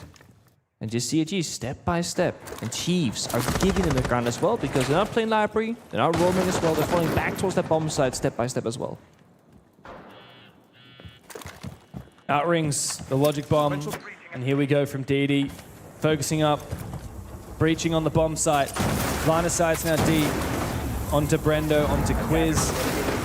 Chiefs still have control of the top floor, so they don't have to sweat too much about what's going on the bomb site, as long as Brendo doesn't die. Breaching sequence activated. And again, look at it, they're holding their ground. not looking to make a play, just waiting for the opportunity. Seaborg goes side. Wow. Okay, as I say that, Weibo's unnecessary swing, perhaps tries to go for a big play, but gets shut down by DD. And that just means that top floor hold is going to be weaker and weaker as there's less crossfires to establish. I mean, you can see how risky Chiefs want to play there. Poking, looking for chances to go for peaks. Wedables has done that. Now Jigsaw and Sage are both doing it. This could be very risky. Sage has covered Jigsaw's back now. And surely that means Chiefs are suspicious of a rotation from CAG, which appears to be what's happening. The Japanese have decided, okay, let's evaporate from that part of the map and go elsewhere. It actually will catch Quiz off guard. Shurip coming up from down below. And Sage also detected on the balcony. So CAG know where at least one of these 3 remaining Chiefs players are. And with a really substantial numbers advantage, they will be able to erupt onto the site. Brendo will claim one before being traded back. And now it leaves just Sage and Jigsaw up above to try and prevent the bomb from going down.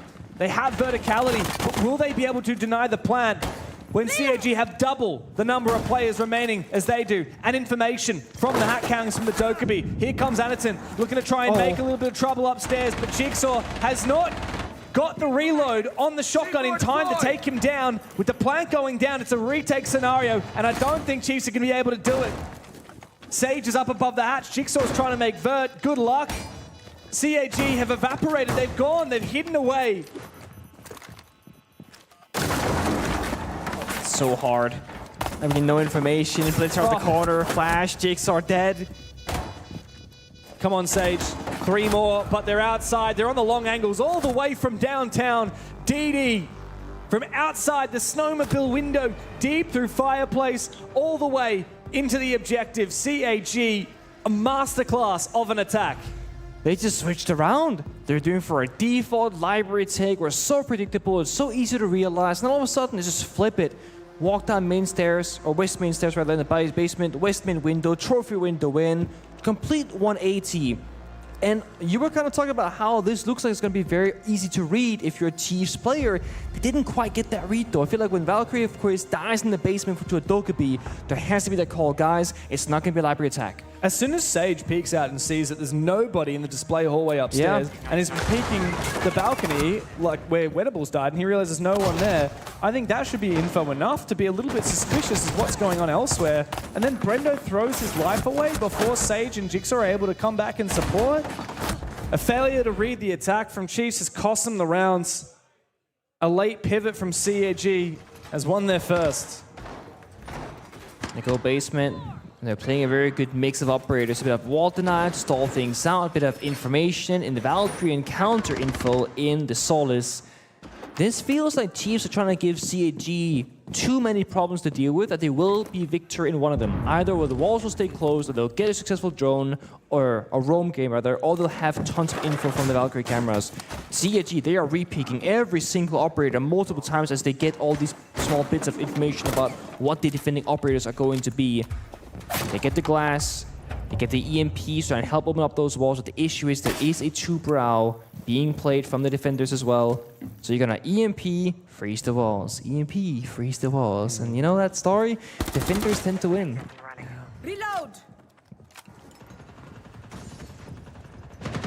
CAG have shown a little bit more versatility, though, in that last round than we saw in the first 2. So that gives me a little bit of hope for them.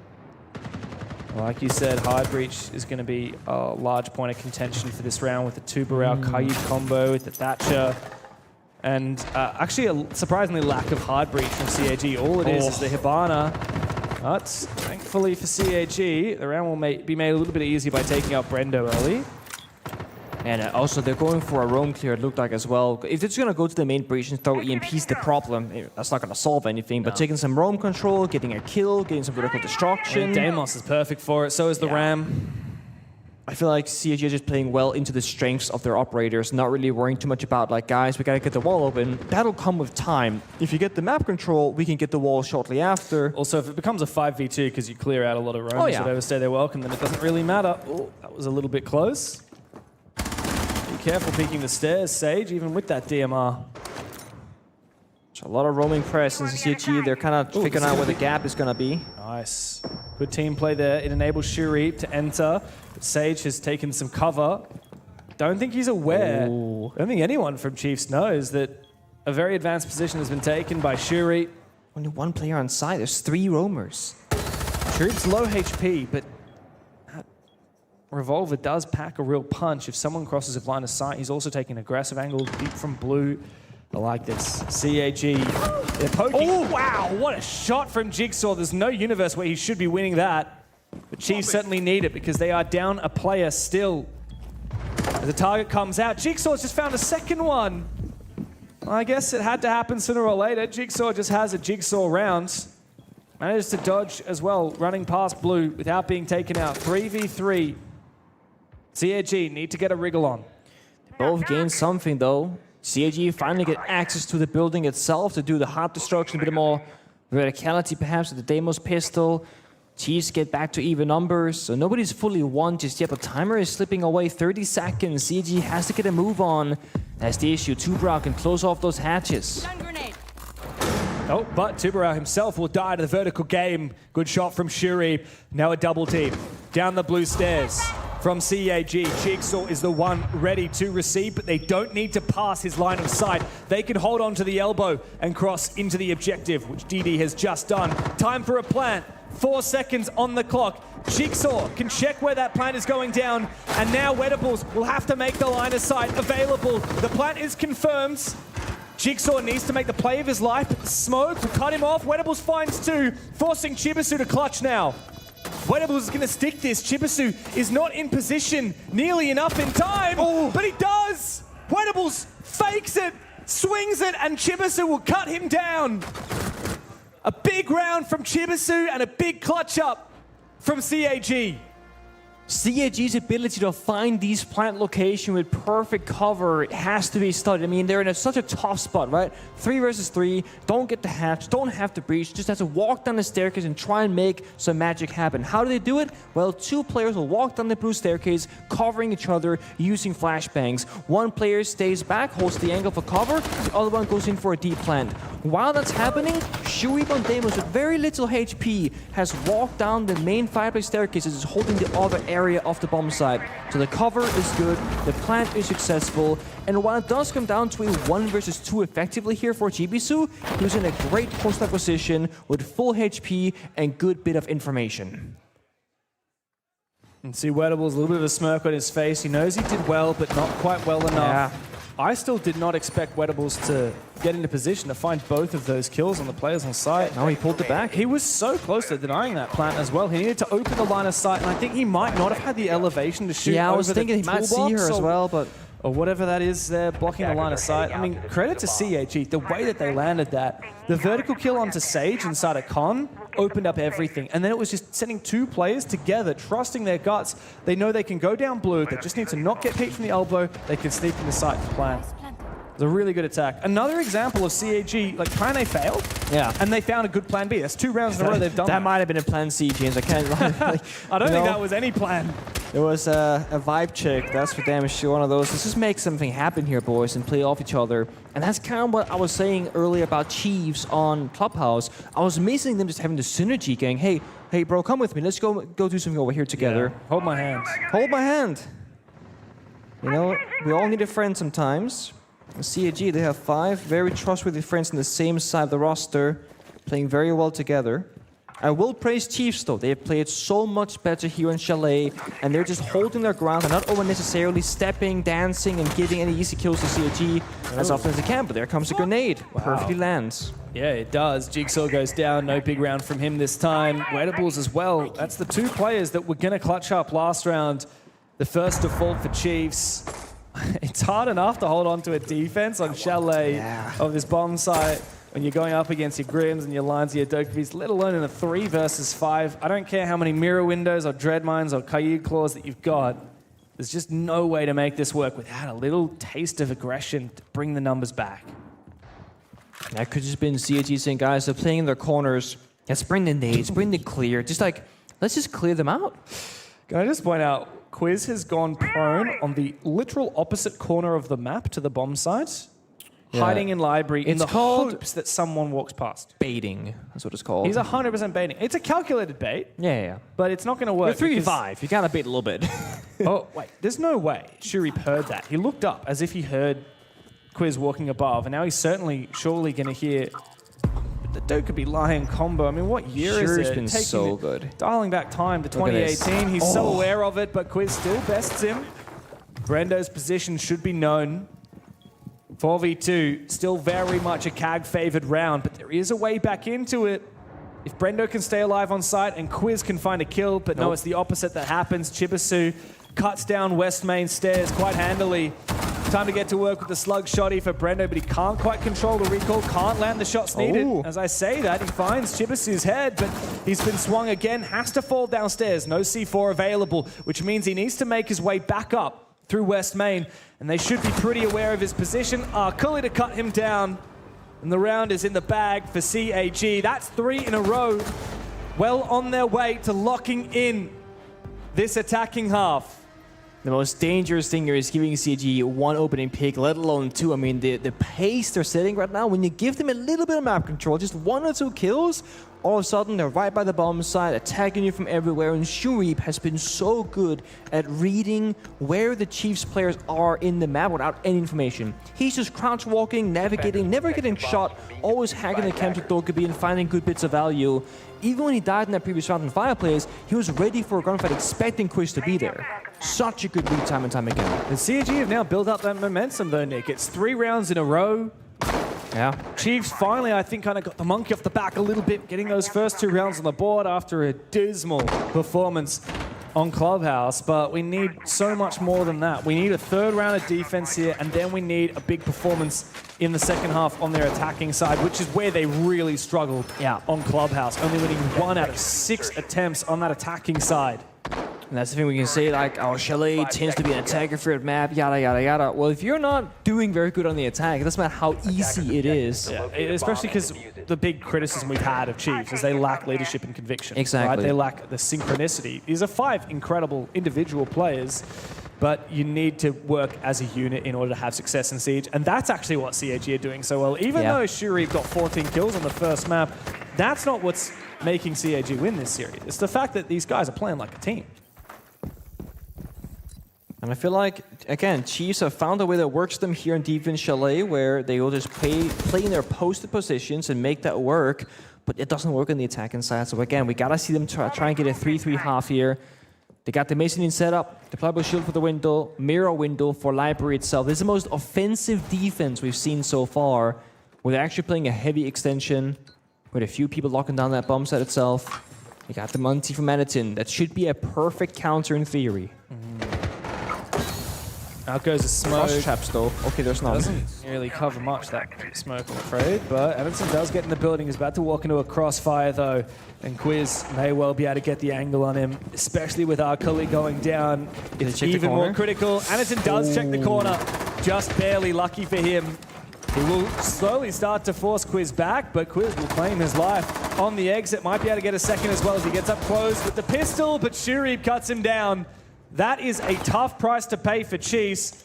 They thought they were going to get away with an advantage. Now they just barely have one as Brendo is picked up. I lost the Monty though. Here comes the hard destruction. So honestly, CG, very risky play there, and Jigsaw goes down elsewhere as well. So it was looking so good in the 4v3, and then somebody oversteps. That's right. I mean, Chiefs, the way that they toy with this aggression, it doesn't seem to work. CAG are so good at reading it. And now you look, Wettables is caught. Brendo is so low. And CAG look primed and ready to push into these 3 remaining Chiefs players. They got a scan, they have a call. CAG can use that user together, but looks the wrong way. And that might bring it back here for Sage to find 2 big kills. Shuri, backstab from the other side of the map, no diffuser to speak of, caught by the Ella mine. The logic bomb still ringing out. He might have a little bit of an inkling of where these players are. Sees the first one, and he confirmed the kill on the Brendo, who's already so low on HP. Ducking back and forth, sees one player. That's Sage, who claims all 3 of the final kills. That's the old guard for you, stepping up for Chiefs. When they need him the most, it's an even half. I mean, he was just holding things down from Piano like a turret, taking down every single member of CAG outside the breach, in Piano hallway, and on the flank there at the very end. They get the 3-3 half. They do exactly what they have to get done, right? A good half on the more difficult one of defense, but again, that is the norm. Chiefs struggles, they're not about the defensive side, it's about the attack. So the real test is what happens in the following rounds after this. That's right. Good attempt from Shurib, though. Didn't really hit any of the shots, but the pre-fires look good. Oh, Chiefs, they've not been so much of a Chalet team over the last couple of months. No. The last time they played it, they did beat Outlast. That's an Oceanic team, but prior to that, they lost it to EP, they lost it to Gaming Gladiators. And they do favor the defense on this map. Their attacking win rate is below 50%. They're going to have to exceed it in order to hold on here as they take their tactical timeout. It's time for Nate to talk to the boys. What's your Nate impression here? What are you gonna? What would you say here, huh? G'day, mate. G'day, mate. So What we're gonna do here? Huh? What we're gonna do here is... Let's go, guys. What I reckon is we grab some of them operators and chuck some shrimp on the barbie, have a few bunning snags, and then she'll be right, mate. That's my really hammed up Australian impression. No, that is a vibe check of a coach right there. No worries at all. No, Nate's he's played in the OC scene for a very long time. If anyone remembers the good old Order days, remember Order? Yeah, I remember Order. Specker's team, yeah, he played on that. He's been in the Oceanic Rainbow 16 for a very long time on top teams. And so he's got a lot of experience. I'm sure he has a lot of insight to the team as well. If you had the chance to talk to Chiefs, what's the big takeaway that you give them right now? I mean, this is so hard to say, right? But I assume that they spoke about the difficulties of Clubhouse in between map 1 and 2, and it's about refreshing what they had just spoken of, because obviously you're going to Chalet knowing you're going to go on defense, and while attack is going to be an issue, you look towards building a lead or a good start. So which they did, right? But you talk defense, defense, defense. Now you see the operator bans, and very early after it, because it's an even 3-3, you want to get ahead of the problem. You don't want to start losing 1 and 2 rounds, be 5-3, and then call attack timeout. So you call the meeting, go, guys, remember, these are the talking points, these are the focus points. Remember these things, okay? Now they can just put their full focus on attack, and that's it. That's a very articulate way of giving absolutely no advice. Well, you know, it is what it is. I mean, I'm not sure what they think their problems are, but from the top-down perspective here, it's very much about lack of coordination, lack of playing close together. Sure. We have injuries without any backup. And it's hard to be able to make a call like, guys, let's focus on the roam, clear out 1 or 2 players, and then because every bomb site, every round is going to be played very differently here, and CAG can very much set the pace if they have a heavy anchor set up, if they have a heavy roam. They're kind of doing a bit of both right now. Shurip has got a license to do whatever the hell he wants. He's stuck his utility down on site, and now he's going for a roam. He can shoot drones and fall back. But when it does get to those power positions on site, you've got Mira, Azami, Jaeger, and Wamaya. All are going to create these fortresses that Chiefs will need to clear with their util. And that's why it's very important to me that you have players like Shurib in this equation where you got the utility, you got a really bunkered up position. But Shurib is going to waste time, kill Jones, and make sure that when the attackers get to those strong positions, they're going to be a little bit weaker. Come on. In fact, it's going to take down a whole player. Sage is dead, half the Jones are dead, and the roam lives on. Ennington was actually shortly behind him now, blocking off the window for a fallback, so they have completely stolen away the first half of this round. Yeah, that is a very pitiful roam clear there from the Chiefs. They're still going. Do too many things at once. A lone Jaeger with no util and no support is able to find a free kill and still be a nuisance for the Chiefs. And he will get away alive, despite the angle being cut from Brendo. It's still not enough. The issues continue again. Chiefs, they walk in solo. One player droning for himself, dies going inside the window. Then they somehow also let Shurib escape back towards his teammates, and no one cuts off the cut successfully. It looks like Clubhouse all over again here for the first half of the round, but they can still turn this up. They gotta clear those power utility spots. Mezzanine, blue stairs. And it starts like this. Soft destruction, bit of drone work, and then 3-2-1 work together. All right, great. Oh no, the second ADS will actually catch the Ash. Oh wait, did it miss? I think Magnet caught it. Oh, okay, Magnet caught it and then it detonated elsewhere. Yeah, so you really need these Ash breaching rounds to land on these mirror windows so you count them and smack that glass. And Jigsaw is fully out of him now. No grenades on the lineup, by the way. It's going to be desperate. Quiz, Jigsaw, they're going to have to get into the action. Oh my God. It's a simple farm from Arculi. Eventually traded by Quiz. Changing mags. He's at the top of the stairs, but still a player inside of Library. As they fall back down to site, CAG can consolidate their advantage, 3v2. Yeah, 30 seconds, or 20 seconds rather. Chiefs, they gotta go now. Drop down hatch, walk down the staircase, diffuser outside the window as well. They gotta go for kills. Why are you getting on your drones? There's no time. Quiz, you need to get around it right now. Weibo gets into the action. There is no diffuser. They need to go for kills, and they both find time. DD has to 1v1, but he cannot be found by Weibo in time. They did everything they could, did the Chiefs, except have that diffuser. They had to hunt for kills, and they could not find their man. CAG just 3 rounds away from knocking Chiefs from the tournament. That is the third 1 versus 1 we've had so far in just 7 rounds of action. A much closer game than that of Clubhouse. A much closer matchup. And that's, mind you, with Chiefs having a really difficult start to that as well. They bring it so close, all the way there to the 1v1, 1 second left. But no case, no time. And they will not win. And the issues that they have at the start of the round create ripple effect waves throughout the entire round. Losing Sage early on, losing the util of the Rayora for the execute, losing your smoke grenades that they would have been using to try and cut off lines of sight, isolate those frags. It's a miracle that Chiefs got it as close as they did to the 2v3, let alone the 2v1. I think the biggest thing as well is like if you're struggling with the injuries in Clubhouse, and you probably talk about that quite a lot to prepare for Chalet. First attacking round, you solo drone the entry, dies. No idea what happened, right? You look for the guy who killed your entry, you can't find him. Guess what? Shuri is back by the bomb site all of a sudden. How did that happen, guys? Who didn't do their job? Who didn't watch the rotation? It becomes frustration very quickly. The thing that's a concern for me is that the Chiefs have a lot to work on. And look, they're going to need to get top 3 at this tournament, which means not only taking down CAG, but winning further games throughout the bracket in order to qualify for 6 Invitational. Either of these teams make top 3 at this tournament, they get SI. If not, their last chance will be the LCQs that will be playing out through their open quals, and then through to, of course, the OSC and Japan quals, and then through to the APL quals. There's such a long road to go. Quiz, he needed that kill, he found it. Goodbye to Shuri. But my concern for the Chiefs is not just what happens today, but if they perform so poorly at this event, will they even make it to the SI quals, or will this team not last long enough? Jigsaw's gonna fall. He has been abysmal here on Chalet. Slated to be one of the best fraggers in the region, but he cannot get in the game. 7 deaths in just 8 rounds. That's going to be the block downstairs, removed from action. Verticality now only works one way, favoring the people above. Another one, Anakin takes down Quiz, and this again, Chiefs, decent start, and it completely falls apart shortly after. CAG's aggression, their response to most of their problems has been, let's just lash out, we're better individual players. They have no respect for Chiefs inside the server right now. And they have no need to.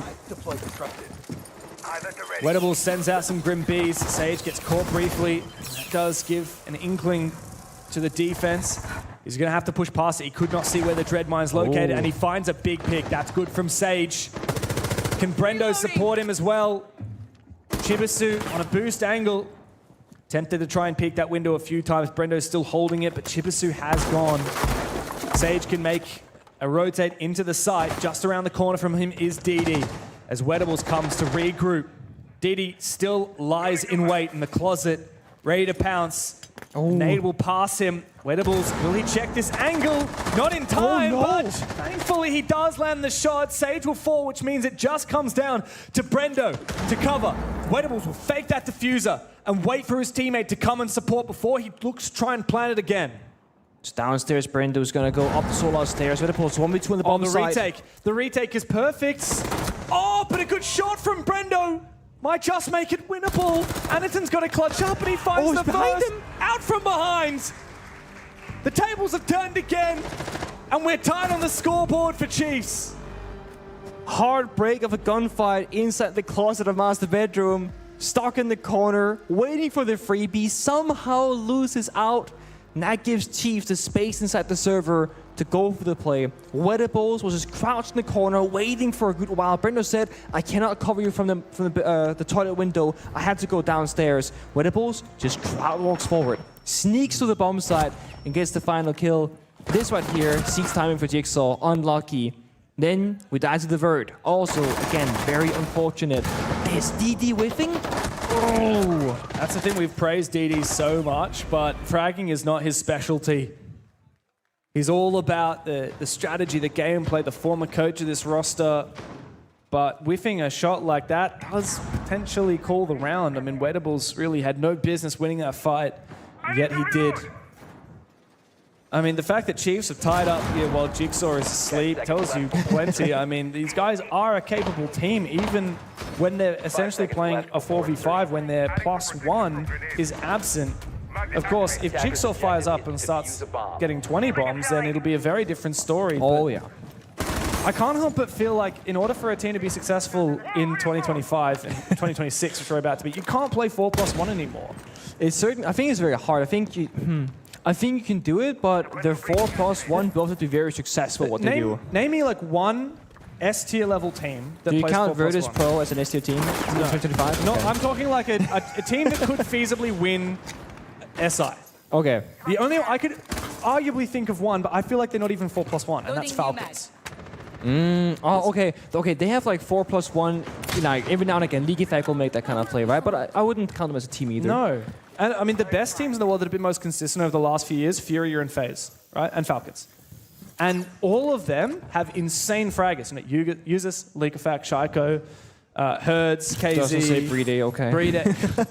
Bro's a support, all right. Okay. But none of them structure their entire team around one player being the centerpiece, being the focal fragger. That's just not what the best teams in Siege do. And I don't think you should ever structure your team that way.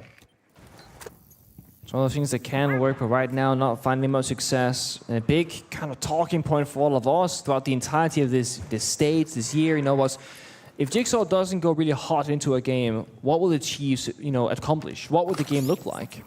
And sometimes this will be it. They're punching right at their weight, right? Even game here, 4-4, but Jigsaw is 3-7. Swapping operators, not sure what to stake, not sure to be in the server. A flash comes out, and I call it with the might disc, protects himself, but here he goes, Sage inside the building. Oh, good kill. Anaton goes down. He is Akali's in a real pickle at the moment. Jigsaw cuts him down from the double window. Shuri misses his opportunity as well. Cascading, one by one they fall. CAG are on the ropes now with Chiefs in a 5 versus 1, their best attack round we've seen from them today, as DD, the lone remaining, the ex-coach, he holds on, flashed and eliminated. A beautiful pop flash and peek from Quiz. The Chiefs have fired up. 2 more, and the map is in the bag.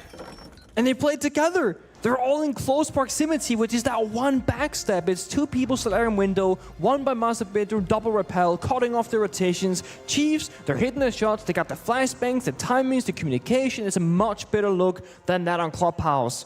But CAG, in that particular round, there were 3 gunfights. They massively whiffed as well. They could have really flipped it to go one side or the other. If they get those 2 or 3 kills, well, it's going to be a different story. So it's still incredibly close. Arbiter Benz, Asami, and Grim to round things off, and CAG calling their attack timeout now that they have the full picture of what's to come. The awkward thing is DD, who's on the screen here, is the coach and the player technically, so they're not going to get much more external information, but they will have a briefing room now to talk about what they can change here to get success. So CAG did pick up an analyst, Rento, who's been on plenty of teams in the Japanese scene for a long time. Prior to this tournament, they actually picked him up unofficially around the PAX event that we had, the major qualifier. But as you can see, he's not standing behind the players. He's not listed officially as their coach, so he does not have the privilege to talk during tactical timeouts, which means, like you said, it comes down to DD, who's also a lot of weight on one man's shoulders. You're also giving your opponent time to talk to their coach and support staff, and of course, give Chiefs some time to just smile. Be like, guys, that was a great round. Let's keep doing that. That has been, by far, their best attacking round so far in the entirety of 2 maps. CAG will go to Bar. Statistically, probably the best bomb site are 1 off at least, here on Chalet. You can get to extend around the map. Bomb sites are hard to push directly with a rush. You can, of course, hold library, vertically as well, partially. You got the mere windows open. Mind you, Chiefs, they just banned the Asami, which will make this bomb site a little bit more difficult to hold. But we know CAG, they love playing stuff like the Wamai, like the Mirror, to protect those very specific locations. And perhaps they deem that Chiefs are a little bit too slow unless CAG gives them the kill. So now they're going to start slowing things down, right? Smoke and Goyo on top. Yeah, I like it. I'm a big fan of Goyo. I feel like there's most sites on most maps, you can't really go too wrong picking a Goyo. You're a hopeless case. Such a good operator. I mean, lost the ACOG, unfortunately. that was a time to be alive. No. Not a fan. I mean, technically still has the ACOG here on the slug shotty, which Shirip's gone for. Oh. Seems like weapon though. It's all right. I mean, I much prefer the Vector personally, but if you really want to be threading the needle on those long fights, you want to grab the ACOG, no matter what it's on. The Chiefs have done a good job of applying a lot of phantom pressure early on in the round. You can see the way that Shuri was forced to run around the map because all these exterior doors and windows were opened up. Still so tempted to peek these angles though. Man has no fear. You also see how much more passive Shuri is playing. Instead of, running around taking the fight from the drones, he's just holding passive angles now and falling back step by step. So CAG are doing much of the same with a small twist. They're going to say, hey, Shuri, go out and just waste like 60 seconds of time. We do that while we're playing the Goyo, the Mirror, and the Smoke. And all of a sudden, by the time the Chiefs get to the bomb site, they're not going to have much time to work with. They're going to be either rushing or they're going to be just completely locked out. So this is CAG saying, we think we know what the weakness is. Let's go for a heavy counterplay. Chiefs have to show that they can actually deal with this. And it comes down to problem solving. Full picture. Whoever's going to call the shots right now has to understand exactly who to take down first from CAG, what to flash, where to go. If you make a mistake somewhere, it's not going to work. Jigsaw's now spotted that it is in fact the Warden here at the top of Mezzanine.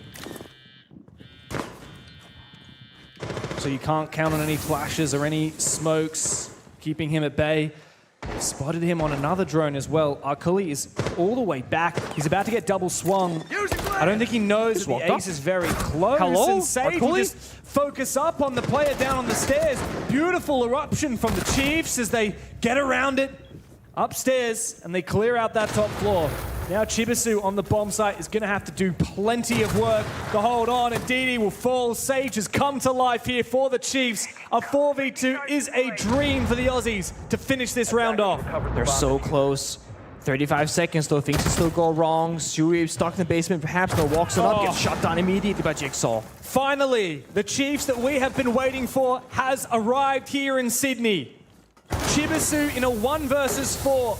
To stave off a map point for the opposition. He might be able to spot it, but Wettables from behind. The new addition to close the rounds and give Chiefs a chance to send us the distance to border. Some confusing things happening in the server. CAG, they see the push from the Chiefs on top blue, and then Arkuli just stands there and dies, not even look in the right direction. It felt like Chiefs said, you know what, this is going to be a difficult one to solve. Let's just simplify it. Walking people together, guns in the same direction, take the fights. Simple was very good. Simple was very effective. One more round and they will take us to border. One more round on attack, and perhaps we can say that the problems on Clubhouse will not follow them into this BO3. After what was quite embarrassing on Clubhouse, it's so nice to see that Chiefs do have a little bit left to play. Bit of energy now, as they've just managed, 2 rounds in a row on that attacking side. A third, and it will be done. The map will be in the bag. Sorry, they've won 3 rounds in a row. Yeah, you're right. Damn. There's a 3-3 half, right? Yeah, 3-3 half, and then the 3-4. And here to 6-4 now. CAG. I mean, they're a team very much capable of pushing this into overtime and still getting it done in 2 maps. But for Chiefs, I think it would be a huge upset for Chiefs to win this series, let alone a map. I had totally expected that this would be like 7-3, 7-2 type material. Especially after Clubhouse. Yeah, I mean, after Clubhouse, I was like, 7-1, I called the 7-0, actually. But no, Chiefs have a lot more than I expected on this attacking half, especially after these last 3 rounds. Especially after that round, which they just looked the best we've seen from them yet. Sage, he's a top fragger at the moment, 11-6. He's got that Ash license. Quiz has been Mr. Consistent as well. what you need to see from a team that needs to stave off elimination, that wants to fight for a chance to play at the Six Invitational in Paris next year. Okay, so slow and steady here on the attack. Solar and Rappel, Baker and the Rappel, just kind of looking for a freebie. CAG are not quite swinging. CAG on the other side, they're holding library control, but they're getting a bit more worried about this back portion of the bombs because they start hearing all these various Rappel sounds. So the jig is up, they know the tech is going to be, but where's the way in for Chiefs? When you're just on the window Rappels, you can't just go on in. You gotta find a wall bang somehow. I love that from Jigsaw. Now CAG kicking themselves that they didn't use that final reinforcement to fortify a safer position. Shuri perfectly timed. A third player looks to try and hunt down Jigsaw here on this balcony, but this is his home, this is his domain. A 3K for the gunner. Anaton is all that stands in the Chiefs' way, and they've spotted him, they found him, and they have shut him down. From the 7-1 embarrassment of Clubhouse to redemption on Chalet for the homeboys of the Chiefs. They will have a chance to knock out the champions from PAX on Border after this.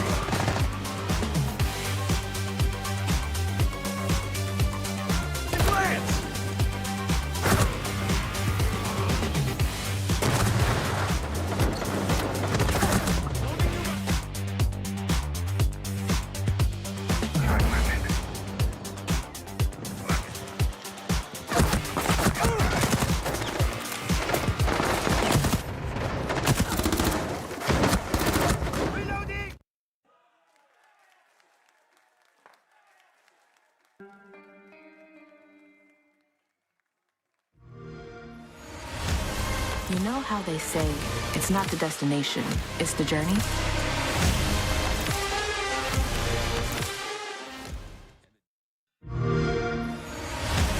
You know how they say, it's not the destination, it's the journey?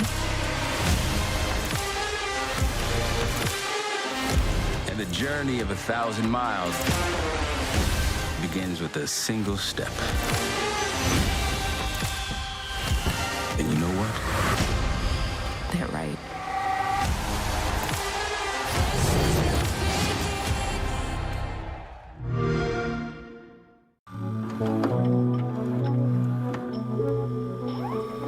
Hi, my name is Arkuli, and I'm a player for CAG Osaka for APL. CAG 大阪のリリです。よろしくお願いします。Reload for us was a surreal experience because it was our first time ever in a main stage on an international event. So yeah, it was amazing. It definitely motivated us to play better, and just a confidence boost, really. Yeah. 素直に嬉しかったですけど、優勝したかったですね。いや、みんな素直で、なんか言ったことも聞いてくれて、めっちゃやりやすくコーチできてました。In stage 1 we were a bit chaotic, and so bringing in DD, we feel more structured, and it feels way better to play, because like we were just like playing like we're ranked players. We could get away with it in Japan League probably, but when it comes to like Asia, OCE, it's gonna be a little bit harder. いやまあ自信もあったけど、まあ、一応練習はしようかなと思って結構コーチの時よりはランク回したりとか練習は増やしましたね。まああんま個人的には変わんないなと思ってるんですけど、まあなんか自分が悪いプレーした時とかなんかチームメイトにバカにされることは増えましたね。At Munich, there wasn't really a specific thing that went wrong. For us, it just like everything went. Can I curse? Everything went to shit. A big part of that was we couldn't scrim for like a week. Out of practice was definitely very. It really impacted us. Like we didn't know what we were doing at first, and by the time we knew it, like we were already out. I mean, if in the 6th round, if I won the 1v1 against Alemao on him and Monty, then yeah, it could have been a 6-0. It could have just won easily. But yeah, it is what it is. コーチ兼選手やったから、まあ個人的に忙しいのもあったけど、まあなんかシンプル実力不足が出たって感じですかね。まだ連動不足とか。Here at the regional finals, they're just waiting for us to get farmed, so we're just confident that we're the best APAC team. まああんまり変わんないんですけど、まあまだコーチが決まってなくて、あんまり変わんないけど、まあ前よりはマシになりました。It's just gonna be another Australia massacre. At SI, main stage is probably the minimum, and winning is, the maximum.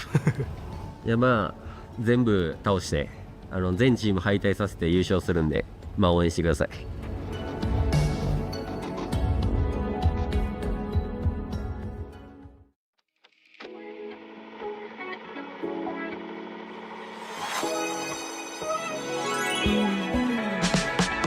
Been alone too long. Gotta learn how to walk with my shadow.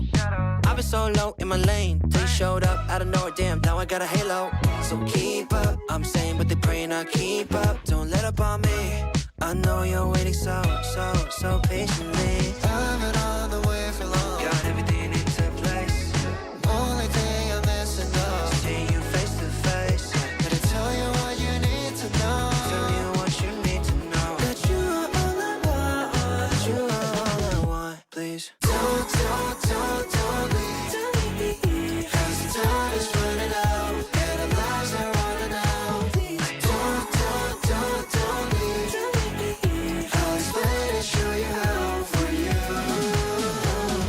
All day, got me going insane. I parlay every second when I go into your lane. I need more. Limitless space, I'm out of my reach. You're too perfect, girl. You fit every niche. I'm like, can you even be so cold? Yeah, can I be the one you hold? Cause I've been on the way for long. Got everything into place. Yeah. Only thing I'm missing is seeing you face to face. Gotta tell you what you need to know. Tell you what you need to know. That you are all I want. You are all I want. Please don't leave. Cause the time is running out.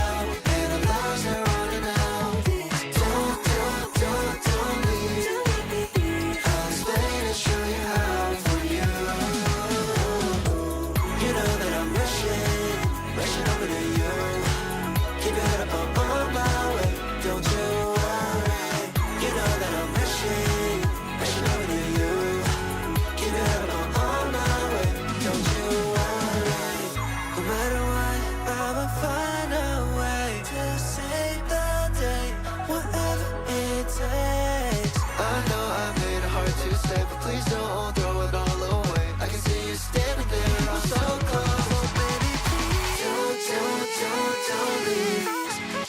Cause the time is running out and our lives are running out. Don't leave. I'll explain and show you how for you. You know that I'm rushing over to you. Keep your head up on my way, don't you worry. You know that I'm rushing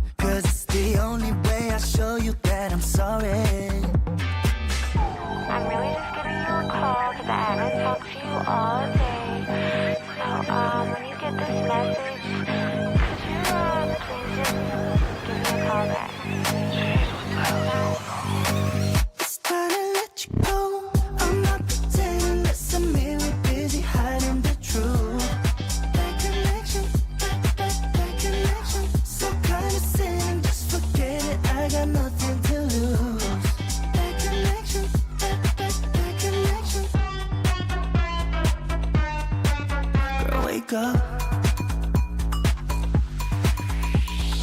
Bad little baby, I'm hot like tea. I'm a bad little chick with a body on me like. No ring, ring, ring. Never met a girl like me in his dreams. Lit like big with a face so mean. All the bad boys trying to get with me. No ring, ring, ring. But they ain't got 'em hooked like me. Can we make it stop? No shot. We done it still cool. Cause you're lying and pretending when the blame is on you. Baby, I'm not sorry. I get why. They have indeed started doing it for you, Oda. That's a much better performance from the Chiefs and just overall more competitive. The game looked like it flowed nicely. And I think that like the big talking point is always around when we're looking at best of threes, how impactful it is when a team starts to, I guess, slip a little bit, Vinny. And when we saw it on Clubhouse, Chiefs just looked out. They looked done. They looked dusted. But CAG, they firmly had their grips in this game from the get-go, and you saw it only took to the second half where Chiefs started to get that little bit of leeway. Yeah, and Chalet typically plays out that way. It's quite attacker-sided. It plays a lot more linear than something like Clubhouse, even though Clubhouse, everyone knows, and at times it can be linear. People have come up with ways to really slow down attacks. But Chalet is one of those maps where if you have the right idea and you have that central voice that's able to direct the attack, then you can isolate players. In that second half, we definitely saw that. After that first round, when Shurik got the opening kill on Sage, and I thought maybe he's going to have a bit more of an effect. Yep. But Chiefs were able to really rein that in, not allow those roams to have too much of an effect, and from there were able to find kills. Looked a lot more like there were procedures, there were steps, there were things that they were trying to achieve this time around. Yeah, 100%. Their attacks looked like they had goals in mind. You know, cutting the map in half, isolating roamers, and then kind of like taking that pause into the mid to late round. Yep. You could see like when it got to the late round, they weren't just like throwing numbers. They actually had plans. They tried to work a few plans on the game's windows and really just try to surround the team and, you know, get all the frags trade out the late round. The difference between Clubhouse and Chalet, would it be fair to say, Vinny, that the aggression from Chiefs may have been a little bit more of a determining factor here? I mean, it's hard to say, right? Because when you look at if you just looked at the numbers, Chiefs were still aggressive on Clubhouse. They got four of the first six opening kills, but they couldn't convert. However, it did feel as though there was an element to Chalet that, whether it was just more successful, whether the goals just had a clearer picture, they definitely felt like Chiefs, when they were on the front foot, they looked dangerous. They do, and yeah, again, it's the way that Chalet typically plays out. It relies very heavily on cutoffs. And when you get the opening kill in rounds, it's quite easy to snowball that lead as well in those rounds. And we saw that quite a fair bit. Other than literally the first round, every round where the opening kill happened was converted. So it was really important in that. And yeah, Chiefs won their last 4 attacks, again, able to snowball off those opening kills, not allowing the CAG players to re-roam. Because on Chalet especially, once you take map control, it's almost impossible as a defender to retake it. So yeah, Chiefs did a really good job closing out that map. Yeah, choking them out and putting them into positions where I guess Chiefs can find the advantage. Speaking of advantages, Quiz, Sage, they seem to fire up this time. You can see Quiz, viewers at home could see him. We can audibly hear him, and we are upstairs through panels and about maybe 30 meters from where they actually are. Is that what we have to come to expect from Quiz if we want to see this go the distance and Chiefs send CAG packing? 100%. Quiz brings that energy, and I think you can kind of see that when they had that round where Quiz clutched up or someone clutched up and he bring that energy, I feel like that carried momentum into the next rounds, and that's really what brought them those attacks. They would have brought that energy into figuring out who to isolate early on, what the goals were. Yep. And yeah, it just carries out through the whole match. It certainly does. And like moving over to Border now, this was the one that we're excited about, Vinny. I'm so glad we get to go there because for much of the conversation, at least of the desk that we had prior to any of this, I mean, it reverts to a best of one now, right? Like this is, all the focus is on one map. But one thing that we were saying is that both of these teams are good on Border. Both of these teams are aggressive on Border. But I think the caveat, the question that we have surrounds CAG, maybe more so than Chiefs. What are they going to look like? Is it going to be unfiltered aggression, or is it going to be DD reining them in a little bit more and being a bit more tactical with it? Yeah, it's definitely a big question mark. I think something we didn't see a lot of on Chalet for those CAG attacks were their shield play, and we saw a lot of Glaz and shields on their Clubhouse attacks, even though we only got 2 rounds of that. So yeah, I'm expecting a lot more shield play in this map. Border plays out a fair bit better with shields compared to Chalet. Chalet's quite a vertical map, and that can sometimes be difficult to play with Monty and Blitz. But on border especially, it's very easy to isolate defenders. I think on their attacks, they're going to really focus on that shield play and taking map control quite quickly.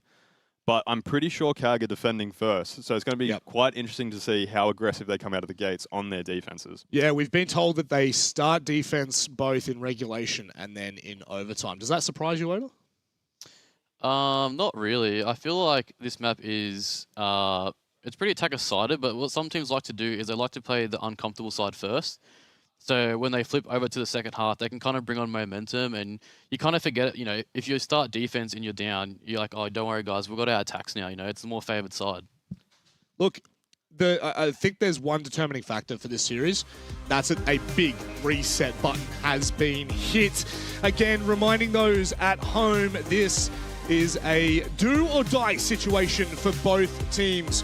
Will the Chiefs stand firm on home territory, or will CAG once again prove too good for the Aussies? It's time for us to get underway with our third and final map as we head to the explosive map of Border.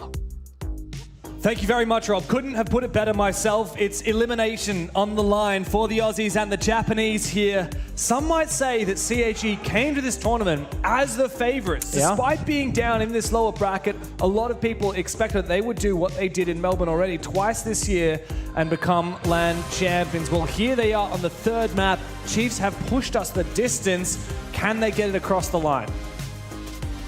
The thing about APAC is that you never know what happens next. You try and predict it, you think you have it all figured out, and then, something just goes in a completely opposite direction. It happens time and time again for as long as I can remember. The CAG shoulda, coulda, woulda won this beauty. They still can, but that Chalet map showed that the Chiefs are now here to play for reals this time. The desk spoke about this at great lengths. The impact of shields here on border, much more present than we would expect than Chalet. So far, we've seen the Clash get banned out and the Ying. We're going to see Monty. Is Monty going to slip on through? Chiefs haven't been a huge Monty team. No, they're not. And I feel like they like to be aggressive, so they're more likely to play something like the Blackbeard. So I can see why CAG would ban that. As for the defense, Chiefs are going to get rid of that mirror as well. A staple on border. So nothing too crazy on either side as of yet. Going to see a lot of Deimos here, I reckon. I mean, the verticality of border is so good. And both of these teams, they want to play aggressively. They want to be forcing these opening kills. Because as soon as you have numbers advantage, that's when things start to cascade. So we've seen quite a lot of global gadget operators throughout the entirety of this series so far, right? Dokebi, Deimos, Lion. Operators says, screw you, no matter where you are in the map, and yet no bandwidth in any of those operators. Just keep getting brought up by both teams, actually. And not getting removed from action. Now Chiefs will be in the attacking side, and honestly, given how things worked in Chalet, I think this is quite good for them. Keep up that momentum, things are not going to change around too much. They kind of, got things solved. It can be kind of tricky to go from defense to attack and vice versa, because you got to keep changing up your approach, your mental, what the problems are going to be, the communication, especially, of course, on attack, you got to see what's in front of you and deal with the problems right then and there. You got to adapt a lot. Whereas in defense, you put down your strat and you kind of know the counter like chess, right? If they do that, I'm going to do this. Yeah. It's very different from a leadership perspective as well. Because often on the attacking side, you need someone to be calling a play, a strat. We have to do this. We're going to take control of this, and then we're going to execute through here. And often, it'll be a plan B or a plan C. Defense plays a lot more reactively based on what happens in the round. Very different beast.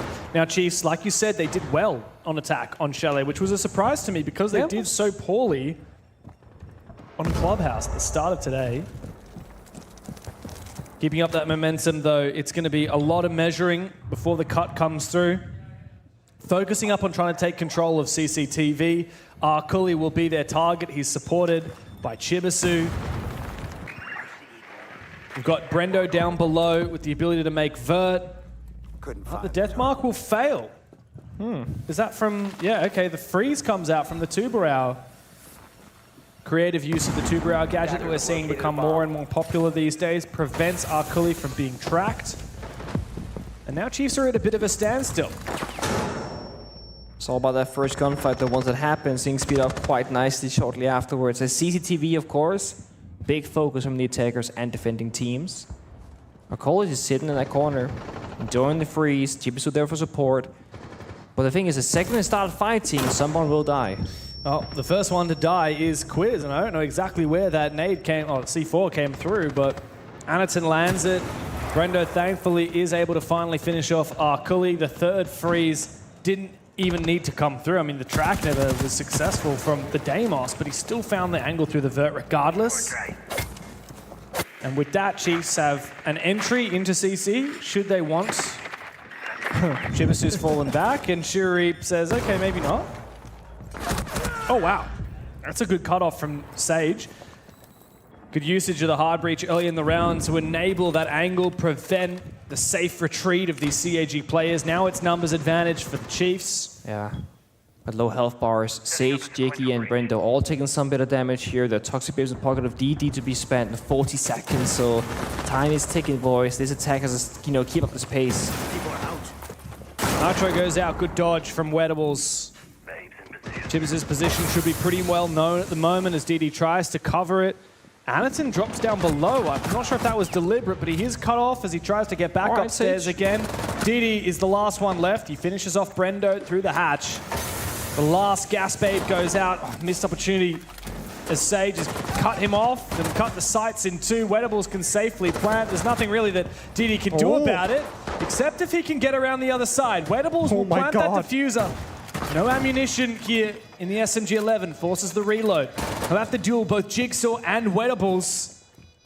11 bullets in the magazine. Jigsaw is the first target he will need to find. And how on earth do you win a 1v1 against a player like Jigsaw? 3 bullets in the mag, time for a reload. Out comes the shotgun, and he gets around it, but Jigsaw reads it to perfection. The pre-fire locks down the bomb site, and Chiefs are off to a flying start on border. Dude, Sage has really found himself in this series so far. He's been so solid in the early to mid stage for the Chiefs, getting opening kill, getting those cuts off, and just being consistent for the roster. It all comes down to that first gunfight. Once you start clearing CCTV, a lot will happen very quickly shortly after. Remember, C4 went out, Chiefs lost the player, and then boom, boom, boom, they're by the bomb side. Locate and defuse bombs. Good start from Chiefs. Bomb located by They really have woken up. Yeah, it's been a massive glow up since Clubhouse. It has. I mean, Clubhouse was abysmal. I mean, Wettables' first, proper game, if you will. True, yeah. I mean, well, he was retired for a whole stage, right? Exactly. Obviously, since GG disbanded, he hadn't really seen the light of day in professional Rainbow Six. Done a lot of streaming, I believe. Yeah, he has been. But yeah, he's back into it. And he had a slow Clubhouse, but then on Chalet actually doing quite well for himself. Yeah, he ended up, I'm looking at the stats. He ended up 9-4 actually, which is really impressive. More than a 2.0 KD. Almost had a clutch as well. He was the person in 1v1 on the basement. Yes, that's right, isn't it? Yeah, big couple of kills on the basement round as well. Yeah, no, Wettables has been good individually, but we never had a question about whether these Chiefs players are good individually. We had a question about whether they would work together as a unit, and they've started doing that ever since Chalet, which is very nice. It's exactly what we needed from them. Now, it would be a huge upset if CAG is to lose this game. In my mind, maybe the biggest upset that we could have this tournament. I mean, CAG are meant to be the tournament favorites, but despite being seeded into this lower bracket, I would have picked them as my favorites to win here, just like they did in Melbourne. All right, now we gotta just work on the entries again. The same exact pace as before. Quiet start, then it starts building up. GPs will hold on to CCTV. Long angle though, with that telescope in hand, it's a difficult shot to hit. But it's not so much about just hitting that shot, but just staying alive, having presence. If you surrender security control, guess what? Attackers will take it for free, and that net will close closer and closer towards the bomb site. Demo Striker coming out as well. The Chiefs under a fair bit of pressure. Has to go for a fallback or just stay on his tippy toes up above. Mind you, Demon's just beneath. There's concrete right here. Concrete helps. Yeah, that's a very nice pre-fire there from Chibisu as well. Losing the smoke early is a bit of a rough pill to swallow there for CAG. But at least it's just DD, he can still support the team by giving a lot of good calls or leadership from the back line. While being dead, he can spectate all his players and give them a holistic view of what's happening in the round. Only thing is plan denial. If you let Chiefs get towards that bomb site, I mean, your smoke is dead, there's no C4s. Maybe go your fire, but they only last for 20 seconds. Watch out, Annie. Oh, he gets cut. He's just Quiz in. just drops down the hatch. This is nice from the Chiefs. They saw a gap and they have exploited it. Double kill for Quiz. A triple. He's ripped the rug out from under their feet. Arkuli now must clutch 1v4. It's not looking likely at all. He's going to get targeted by the Deimos. Quiz is hungry for a little bit more. Wedables will steal it. Chiefs dominates, attacking down into Teller's archives. They are looking solid. That's what I want to see from them. Sudden aggression. 3-2-1, make the play together. Just drop down the hatch, make the play, go for a plan shortly after. Everyone is working together. And it's when you have that bit of foresight saying, guys, I see a gap right now, I'm going to go for it, follow my lead. It's down to the individual players to communicate these things in the server as it happens, not so much an individual captain trying to set that plan up ahead of time. It's what you need on border, and it's what got Chiefs over the line on Chalet as well. They're actually playing quite well together. CAG, I was thinking for a long time, they're going to play aggressive, and the Chiefs will struggle with that. That was what Oda was saying back before Clubhouse started, right? Chiefs can sometimes be stunted by enemies, really, really high aggression. That hasn't been a problem for them so far. And Chiefs, of all the OS teams, which tend to be the most passive and slowest of all of the APL sub-regions, it's kind of a bit of a meme. I know a lot of the Asian teams say, oh, we love playing the Aussies because they're so slow. But Chiefs have a reputation for being really fiery, some of the best gunners in the scene, and they are a lot faster and a lot less risk adverse, I would say. They're happy to take risks, they're happy to make plays. In that round, it was Quiz saw a gap, he got in, got one pick, and then he was just fed by CAG. I mean, this is more Chiefs than it is EP, for example. You wouldn't likely see that from a team that's more structured like that. And so CAG getting a little bit of a taste of their own medicine. In the first map, they read Chiefs to a T. Here on border, a map with so much more chaos, which tends to be where CAG like to flourish. They're struggling to read them. The tough one as well, because we got to talk about DD. He is the former coach, current player, and he's playing in the most front four positions in these aggro spots that is so pivotal. Right now he's playing smoke on East Stairs, and if you can hold it successfully, you can win or lose a round right here. The issue is if he dies early and doesn't use his gadget, doesn't get a kill, you're just playing 4v5. Not ideal here on border, not ideal in general. But they've chosen to put DD in these front four positions instead of letting him play by the bomb side, knowingly. Because on border, you gotta get your players active. Jigsaw takes down Shurip though, and this 4v5 start for CAG continues.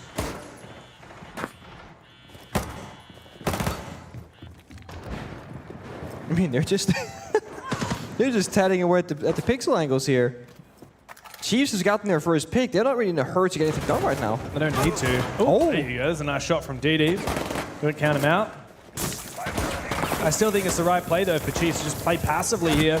Get that advantage, just consolidate it. Wedables will eventually find DD overswinging, overstaying his welcome, and find that kill. 4v3 now. CAG, what do you got to show for it? Anaton still with that boss G. I mean, all three of these operators, they're very much focused around getting kills. There's no hard stuck utility, there's no smoke, nothing like that to speak of here for CAG. And they don't have a lot of info, as you said. Chiefs on the flip side of that, I mean, they've got so many drones. They have used all of their logic bombs fairly early into the round, but still so much time to just have their gun ups and get some more info. Sage will find Chibisu. And here we go, Arkuli. That's a much needed kill there for CAG. Now they know where one of the two remaining players are. The Chiefs. How do they isolate the last one? Need more though. Just the time in the window, not quite there. Brendo escapes in towards the building. Now they know only one player can be by the bomb site, but we know from top down no one is there. It's a retake. They can flood the site, but can they get the plant down? Not when Arkuli is above. You can also look through that smoke if he wishes. I don't know if Chiefs are aware that it's a Warden. Brendo starts to put that plant down. Arkuli should be able to hear it. Sage is looking through the vert. It's blind from Arkuli, and Brendo will find him right off the back of planting that diffuser. 3 rounds in a row for the Aussie team, and they are well on their way to a Chiefs 7-0. Brendo, they're jumping through windows, rotations with the smoke grenade, survives time and time again, diffuser in hand. They're playing it well. The Chiefs are playing it nice and safe early on. They get that first pick just somewhere on the map in different locations every single time. Then they start speeding up a bit. And CNT, surprisingly enough, are not playing very close together. In that 3 versus 4, they are so far apart, so isolated, that it's 1v1 gunfights, or maybe 1v2 gunfights, of course, favoring the Chiefs. CNT has called a technical timeout after Operator bans. They needed to get some rounds on the board in the first half because they are down 0-3. And so what do they say? Down 3 rounds, and they need DD to step up.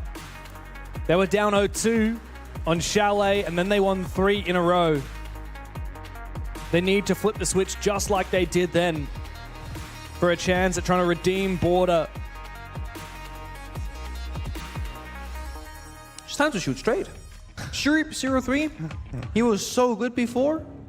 Opening kills, favoring Chiefs. Well, every single round is it so far the Chiefs have found the opening kill. Actually, no, that's not even true. Of the 3 rounds we've had at Border so far, only that round just passed have Chiefs found the opening kill. They've had contested opening picks though. And I think that's, once they get in the door, it's all good. And I think losing a player to get in is perfectly fine. They're finding the kills. Oh, Quiz is fired up. Happy to see these Aussie boys see a glimmer of hope. Look, I didn't have a lot of high hopes for Chiefs coming into this tournament. Did not. Obviously they've made such a last-minute roster change, and it wasn't like all right, guys, I think we see an opportunity for an upgrade, let's bring in a new player. It was Oda saying, guys, I think my time has come, I'm retiring. And it being like, well, we know Wedables, we played with him before, let's bring him in.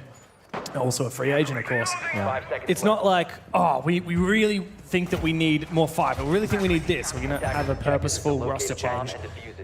And I'd heard that, practice maybe hasn't been going as well as you would hope. Have you heard that? Yeah. I had heard that. Oh. On the flip side, you've got CAG, and yes, they have just come off a pretty rough major, their worst in a very long time, if ever. I'm reloading. But when it comes... Oh, that's really nice. Samcam can be spotted. Sage's going to have plenty of info here. But yes, I certainly hadn't expected Chiefs to be performing this well, especially after Clubhouse. Now, they're 3 rounds in the lead on the deciding map, and if they are to take down CAG in their first match of this tournament, then, to be honest, the sky is the limit. CAG were the litmus test for me for the best that APAC has to offer. If you can take them down, then they could be able to hang with any team at this event. Things continuing slowly. CAG, just called their attack timeout. I'm expecting a bit of a change up, and right now just in the guns department, they got DMRs, bit of the long engagements, but this means less trap operators. Mind you, last time we saw a player here in CC, it was an Ella. Gives you an information if somebody's flanking you on the hallway, or if you're outside on the balcony. Now Cody's gonna try and stick to it, get a few more drones before he falls back, but there's too much pressure. Self-destruction, drones everywhere.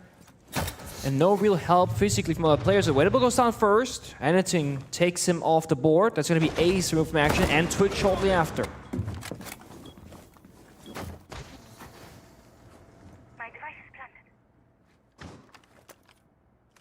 Question is, next steps.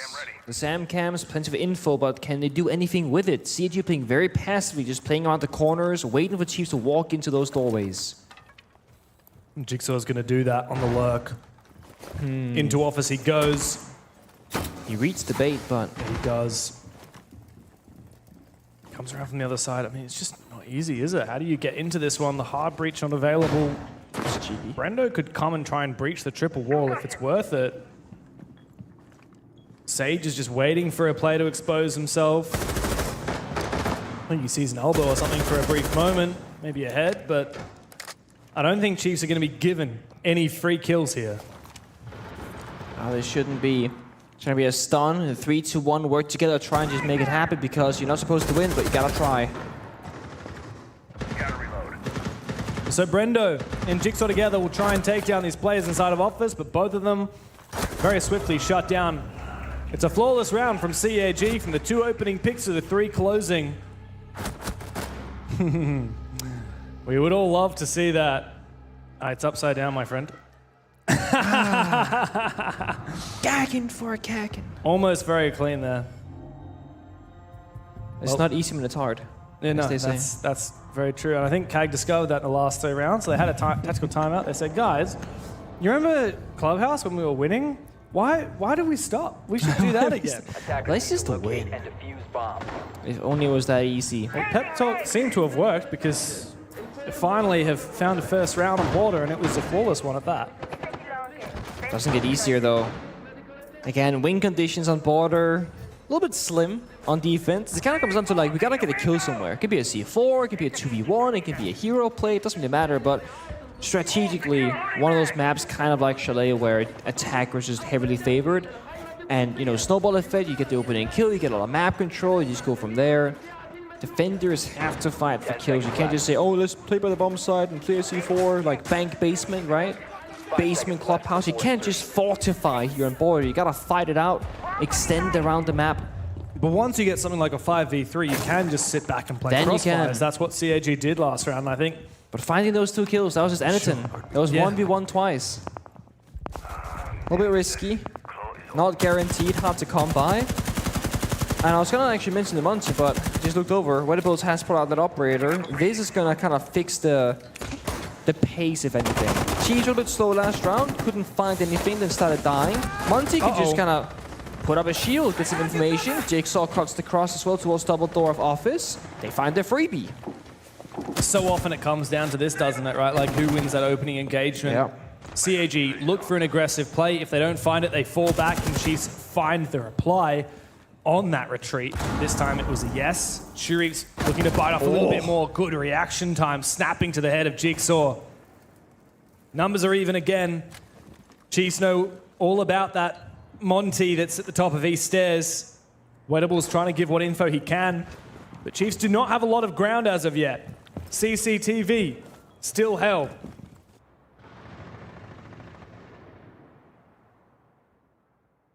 Pretty sure I can hear Weddable's talk right now. Attackers have dropped the He's bomb calling diffuser. shots. Attackers Turn have around recovered and have their a look. diffuser. Oh, no, he's blocked by a screen. Yeah, we I cannot can't see from here. But I hear a voice, and it makes sense for Muncie to be giving those orders. But this is the only thing about Weddable's right now as a Muncie player. Very passive, just in East Stairs. Not really moving too much forward, not using his shield as a drone, but just trying to IGL off it. Shuri, very low on health here, 50-50 gunfight, an important one to win. come Sage goes on, for a Shuri. call, very risky. Oh, misses the chance. Oh. Both of these players are potatoing, but Sage, finally, about time, confirms that kill. 4v3. Now the gates are open. Chiefs have a chance. Wedables is on the bomb site. He doesn't want to plant as of yet. He's waiting for CAG to overplay their hand. Oh. He's waiting for someone to try and make a play. Sage will drop down below, find another one. Chibisu will reply. The diffuser should be planted. Attackers are activating the And bomb. Wedables will indeed confirm it. All up to Chibisu now. 1v3 with the Monty up. It's a suicide mission to try and get back into the site. And Wedables is staring him down up above. Brendo locks him in. Wedables shuts him back down again. Gets the round for the Chiefs. They found 4 now. They've built up that momentum. I mean, the 7-1, yeah, sure, possible, I guess. If CAG win another round, I don't think he's going to be able to color in the 1 Yeah, how into do a you fix 2. that? I'd be impressed. Slow and steady though, it worked out. Sage again, the hero. Just gets the kill, jumps in the window, re-aggressive. Some of you might say, Sage could have gotten that first, couldn't fallen back, and it's all, happy daisies. Sure, but by him going on the offense, you get information on where one of those last 2 defenders they are. The fact that he dies is information. And he got the kill, of course, also information now you know where they aren't playing from. And Chiefs had the numbers to force the plant down. They did, meanwhile. 4v2. Like Wedables is already planting. Exactly. It pretty much guarantees or ensures that the plant will be successful, guaranteed. That's all that really matters. Post-plant is good. It's nice to see Wedables having a little bit of energy as well. Yeah, nice try. Nice try. There was an attempt. 5 seconds to go. How many rounds does CAG need on defense to come back on the attack? They need a second. Heading out to defuse a They bomb. definitely need a second. Definitely? Otherwise, definitely. 100% though. Okay. Yes, attack is easier, but what you want is a little parachute, right? If you make one mistake, if you have 5-1-half, we're gonna down at match point, right? That's not good. And one more round's over. You definitely want this second one. They need this second round, and there has been a big switch over the first time. DD is now on a more of a information operator, right? He's on Solid. He was playing Smoke a lot on East stairs, playing the front lines. Now he can get more information, play probably closer by the bomb side, and this is going to be one of those few strategic heavy rounds from CAG. It's all about playing top 4 with information below with the Solace in mind. So they're trying to deny a plant and just play from above verticality. Chiefs, they have 2 options. Either go directly by the bomb side, try and force down the plant with the Monty, very risky, kind of a 50-50, or roam clear top floor first, but you're going to be up against literally all the defenders up there. So you see right here, CAG, they show very clearly what they care about. No East stairs, no customs, no real extensive roam, just the bomb side itself of ventilation and workshop downstairs, and then what's right above it, Armory and Archives. I think the really good thing about this for CAG is most of these rounds so far, like you said, they've contested a lot, like East Stairs or Office, for example, but the result has been that if they don't get the kill, when they start to fall back, Chiefs are finding opening kills, and Chiefs have found opening kills a few times, or at least a pick, even if it's not the first kill of the round, it might be the second one. But Chiefs are playing a very risky game and giving CAG free reign of that top floor, looking for vertical kills back again. That is a very risky game to be playing. Sage makes his way into Archives, finds one, will not escape with his life. As Arkuli finds him, takes him on down. Chiefs are dropping one by one. CAG desperately need the second round of defense, and they just might be able to clinch it. Especially with Brendo losing his head to Shurip like that. There is a trade for Jigsaw. But as trades continue, CAG will be laughing. Wedables is on the shield. Jigsaw's the only gun up for the Chiefs. I'll try and clear top floor, but the thing is right now, if CAG wants, they can drop down those hatches back more, make you just chase them. The side is beneath them. They have to go for these kills. They have to try and find something. But it's just a Monty. It's just Wedables walking in. Crossfire. He's not scary. He's not dangerous. Good luck, Wedables. It's going to be a second round on the board for the Japanese. And perhaps a glint of hope that they might be able to make it work on border, weather the storm of their defensive half, and come back once they hit the attack. Wedables has had plenty of chances to prove himself in the past in his career, and today may be yet another chance to prove himself, but it will have to be in the second half for Chiefs. CG get that second round. It's oh so important to have a fighting chance in this one. Side swap, new operator bans, a stronger start. Please stop losing. Please do better. Come on, guys. Isn't Well, that at least they simple? said please. They did say please. They were being very kind about it. Very polite. So what's it gonna be? Blackbeard banned away. Sami as well. You guys are just watching highlights, but I mean, I know that you love looking at your little special monitor. You can see all the secrets of the operator bans, but what the people really want is to see Jigsaw getting absolutely destroyed like that. And Wedables. And Wedables. And Celebration. Woo! You know, I was thinking about this because as we were setting up today, I saw CAG, getting their PCs all sorted. Anaton was there. He wasn't wearing his jersey yet. He was just wearing a muscle singlet, right? Oh. There's a lot of muscle, right? There's a lot hidden beneath that jersey there for Anaton. And I wondered, if I was CAG, the organization, I'd wonder, is it possible to, get Anaton a jersey that doesn't have sleeves? Surely. I feel like the jersey's working so hard to hold back his biceps and his shoulders and his pecs. Surely you can get a sleeveless jersey for him. And you might say, oh, what about the sponsors? Get them tattooed on his shoulder. No, that's commitment. Oh, boy. What about those little temporary tattoos you can get? We had a few of those at the CJX 10-year party. I had a Dokkaebi tattoo. I had a Marcy tattoo. Yeah. Hell yeah. Felt fitting at the time. Good. Maybe you need another one of those.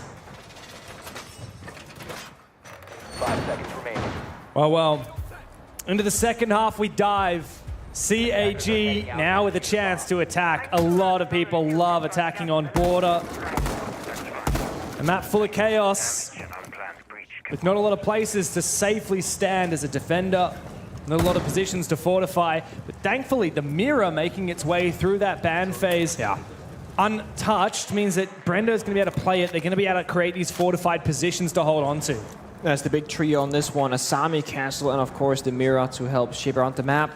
But again, like before, like we said, it leaves open a lot of scary operators when Chiefs abandon the Blackbeard and the Yin. We see the Glass, the Blitz, the Lion.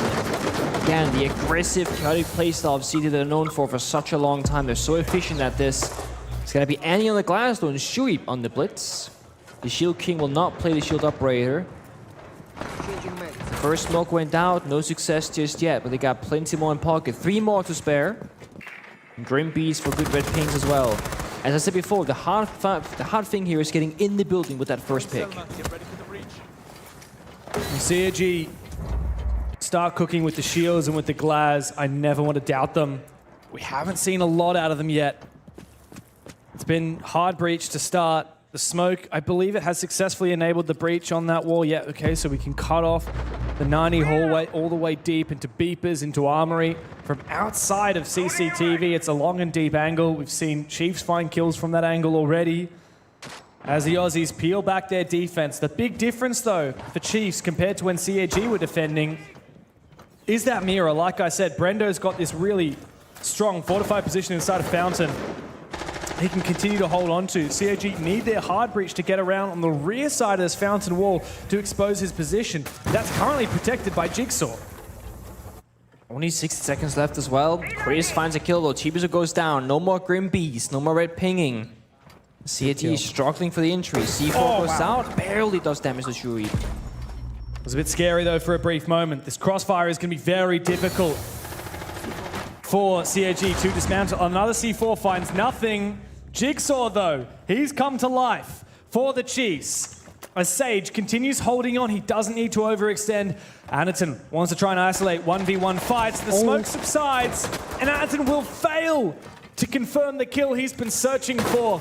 Shurip, the last alive on the blitz. Sage pushes for more. Chiefs find a 5th round, and with that, they are 2 away from knocking out the tournament favorites. He found a way. Such good decision making from the Chiefs. Falling back, not playing security heavily, not playing those isolated singular spots. Just saying, no, let's play by the side, by the mirror windows, with the crossfires. If they got these strong operators like the Blitz, the Glass, let's make them easier to get rid of. A simple crossfire can literally just counter any shield operator. You force them into a bad spot, then you shut them down. Chiefs with a great read so far. I'm still like gobsmacked. CAG have not lost a match in Australia since 2019. Since Pro League Season 10 Finals. It was the last Pro League APAC Finals we ever had. I am just... like, they went undefeated through PAX. By the way, they did lose in the APAC North playoffs, in the grand final and the upper bracket final to D+. Like, it's not that CAG are just dominant within APAC or dominant within APAC North. No, they just know how to play when it comes to these APAC lands. We've seen it twice this year already with PAX, the major qualifier. They made an upper bracket run, went flawless through that. They did it as well in Melbourne at the start of the year for the Six Invitational qualifier. I thought it would be the same story again. And the first map, they showed some of the best CAG that we've seen in a hell of a long time, albeit against a very weak-looking Chiefs. It's a miracle that Chiefs have been able to bounce back so quickly, and even more so that they're doing it against the best that APAC has to offer. Can CAG fix their issues right now? A little bit quicker, they have to be. They're trying to again force that opening. Chiefs have to just go through the bomb rotation, right? Start on top floor, go downstairs, go upstairs, just go through the motions. No big deal. Plenty of choices, plenty of attempts to be had. But you see CT, they're expecting aggression, impact grenade run out perhaps. Someone to strike out first, hold the passive angle, but CT are not really fighting the right areas because it's all by east stairs. So Jigsaw's getting on the offense, but now he will fall back as well. They're so far away. I mean, look, they're still in spawn. Is this CAG trying to play methodical, or is this CAG being scared to move into the building? I mean, Shurip's been so good throughout this BO3, but like playing the lurking role, but that's not going to find you much here on border. And he's been playing the flex ops like the Glass and etc. Like, he's not going to be the entry. They're just missing entry power. There's someone also, to get in. There's no Deimos. You know, if you really struggle with the entry, pick a Deimos, get someone in the building. Work with the Dokkaebi. Don't just allow Sage to pick apart your players like this. He's found the ace, but not before DD was able to open up that wall. Elsewhere, though, Chibisu does sneak in downstairs below. Chiefs are going to have to make sure they can reposition. It's going to be a chaotic round, but that's a critical kill for Quiz. He might even be able to go and revive his teammate. Anaton is the last one standing, finishing off the injured Sage. With 3 more to find, and just this rifle to do it.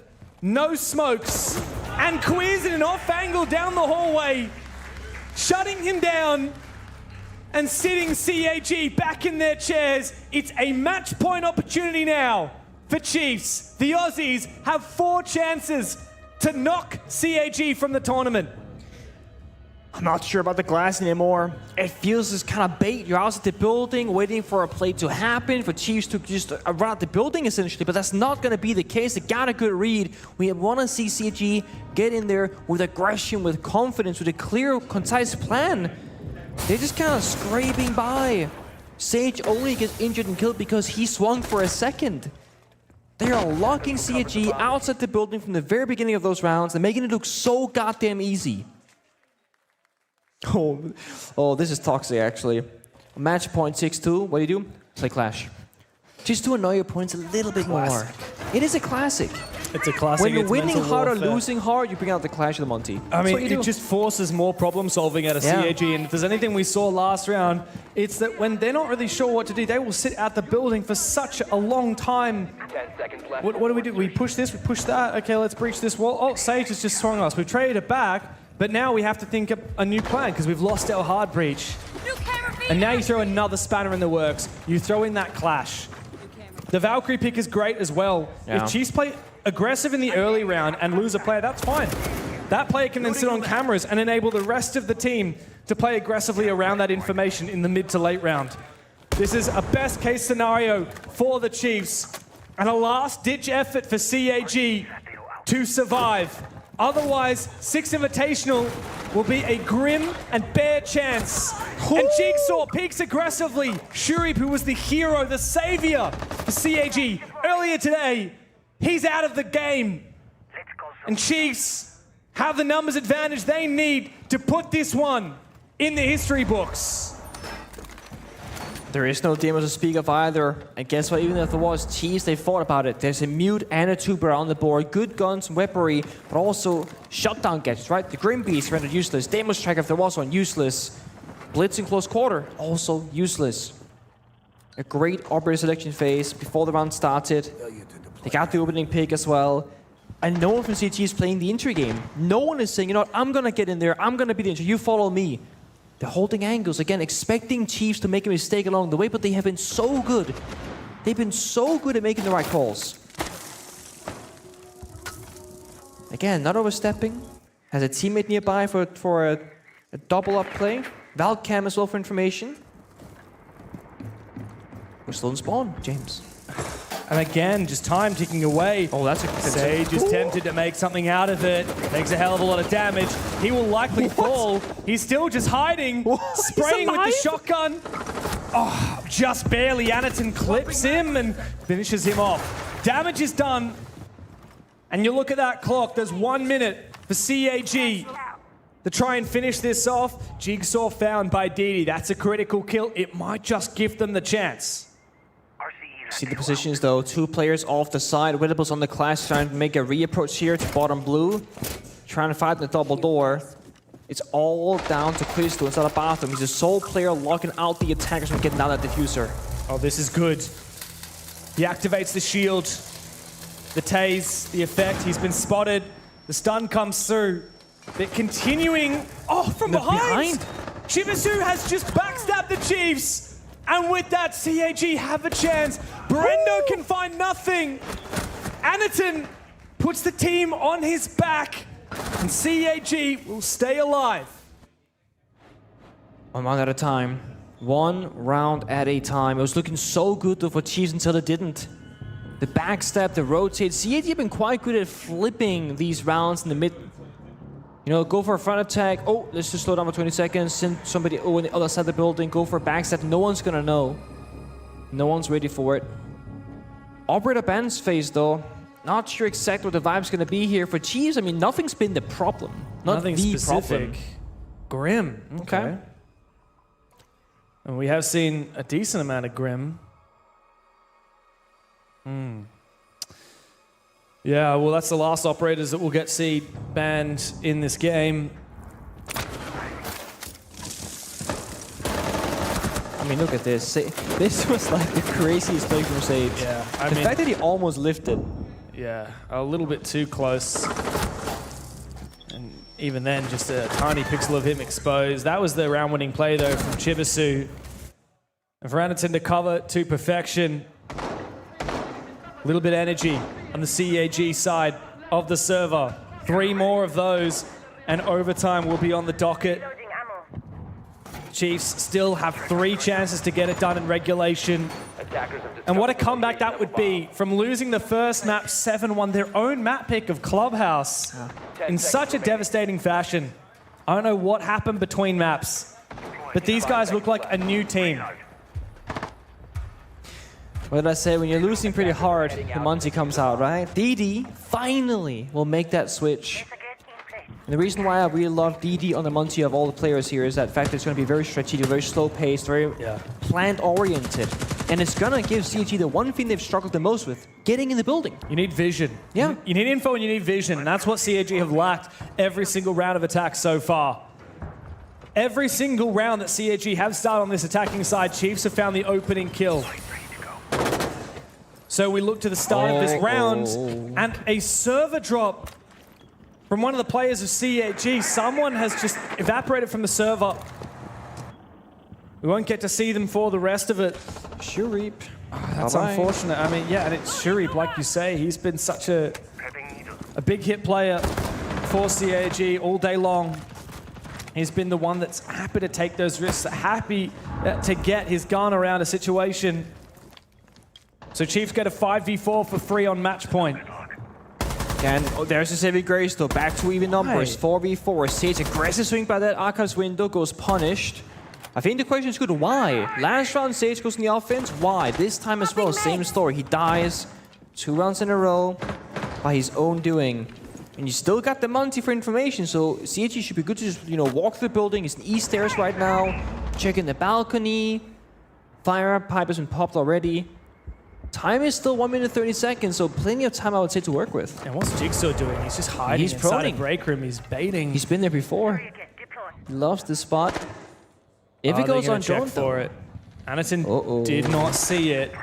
The question is, will they assume that it's clear, or will they check their angles? Will they even go there? That's the biggest question, I think. Let's keep it in the back of our minds, because Quiz has forfeited his... Oh, we actually are going to rehosts. Okay. Wow. That's late. It's a very late rehost, but Is anyone gonna leave? Okay, wow. Okay. Match point. But yeah, we have confirmed that we will be rehosting that. So obviously, no players had exchanged fighting before that player dropped out of the server. And the admins have made the call that that warrants a valid rehost here in favor of CAG.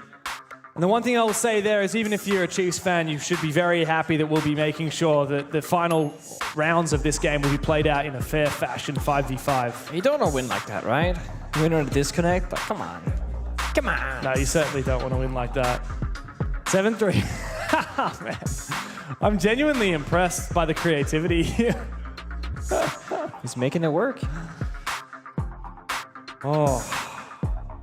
I'm still catching up to the fact that this is actually happening. I mean, Chiefs match point over CAG. Yeah, with the map veto? Especially with the Chalet, into border. Even without the map veto, I know that CAG got pretty obliterated in Munich, right? They lost all 3 of their games. They went away without even a map win. But they played FaZe G2 and Furia, and they did take Furia to overtime on one of the maps. I mean, that's still a commendable result. Chiefs, on the flip side, their most recent match result was losing to a Tier 2 team in OCE. Quite a different comparison there between the two rosters. And let's not forget, of course, that Chiefs also recently have the man on your screens right now, Wettables, jumping in place of the now retired Oda. Oh, that's a bit toxic, Mingo. Classic Mingo, never change. Bring back Bliss. Nice one, Brendy. I'd love to bring back Bliss. Fisher guy's here somewhere. We could potentially put Bliss together. Hey, a little show match, a little. Can they get it done again? Oh, can you imagine? Can you imagine? Do we actually have all? We have all 5 players from the SI24 Bliss roster, the top 8. We have all 5 of them here. 3 of them on the Chiefs, 1 of them on EP, and of course 1 of them, unfortunately, on the analyst couch. And we even have their coach as well, Mingo. Oh, there it is. So there you go. We have the whole squad. We can get the gang back together. Looks like we're almost ready to go. You see the admins confirming it's thumbs up time as we take a moment to admire the beautiful trophy. I'm loving it. I heard it rocked up this morning when we arrived at the venue at 11:30, whatever time it was. Yeah, were we here at 11:30? Are you sure? 11:35, something like that. The trophy was not here. The trophy arrived at 12:05 today, according to our production team. It arrived just in time to start the stream today. Nice. I think it flew all the way from France to get here, actually. So did some people from Ubisoft, by the way. Oh. Some people have really made the journey here. Our players from all over Asia Pacific, and some people from even further than that. As we get ready for what could be the last round. That's what I love about regional finals, that more trophies get involved, right? If you have 2 majors in SI, that's 3 trophies in a full year. Come on, we get it. We can do more. We can, 100% we can. Also, we've crowned, the APAC major qualifier champion at PAX, but that's not a regional finals in the same way. It doesn't have the same flavor. No, it's not. And a lot of the games at PAX, they really were just about what happened on that Friday, where it was qualifying for the major. The rest was glorified seeding matches. That's true. Whereas here, it's all about 6 Invitational. Neither of the teams on stage right now have qualified for our biggest tournament in the Rainbow Six calendar, which is happening in Paris in February. Neither of them have booked their tickets to Paris just yet. And both of them will need to not only win here, but win more matches after this. They need a top 3 result at this tournament to confirm SI. Otherwise, they will need to go through the open qualifiers for APAC, which is how CAG qualified for 6 Invitational last year. Neither team wants to be in that position. They want to go deep here. They want a shot at the trophy, and they want a shot at playing in front of all the fans over in France. Hey, really want to avoid LCQs if possible. It is brutal. It is, and we've seen great teams fall in those LCQs. Now, in APAC, we're actually very lucky. The format kind of panned out in a funny way where we have a lot of teams likely to go to 6 Invitational. We already have 3 who have qualified in Enterprise, Weibo, and D+, the latter of which unfortunately couldn't make it here as they just weren't good enough. But thankfully we get CAG and Fearex. I'm actually really excited to see Fearex. I feel like we haven't seen them in a while because they didn't qualify for the APAC Major Qual. Already seen them hanging around the venue a few times. They're playing up next after this match against Elevate off the top of my head. Yeah, they are. It's Elevate versus Fearex. That's going to be an exciting one. So it looks like we're just going to need a minute to sort out this technical pause. But of course, match points for Chiefs still stands on the other side of this. So stick around. We're going to finish off this game in just a few moments.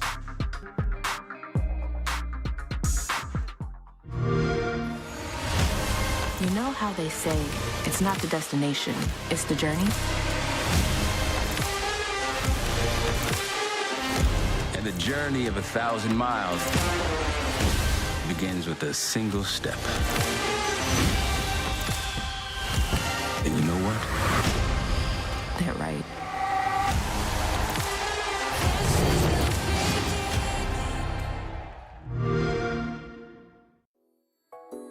처음 본 순간부터 눈을 뗄 수가 없었어.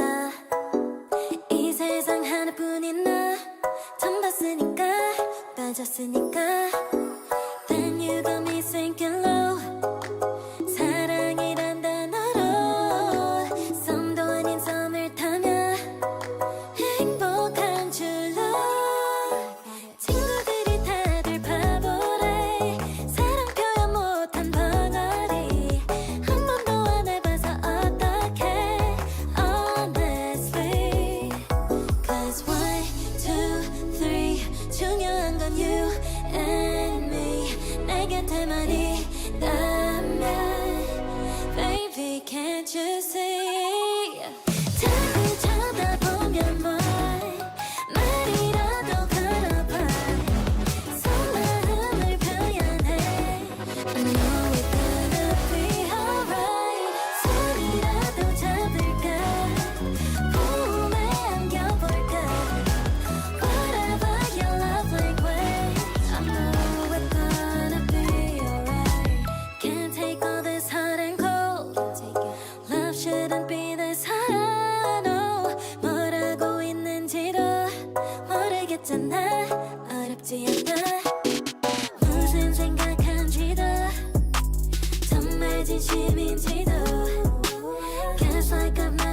before 나 좋아하는 건 맞아 친구들이 다들 바보래 사랑 표현 못한 벙어리 한 번도 안 해봐서 어떡해 honestly Cause 1, 2, 3 중요한 건 you and me 내 곁에만 있다면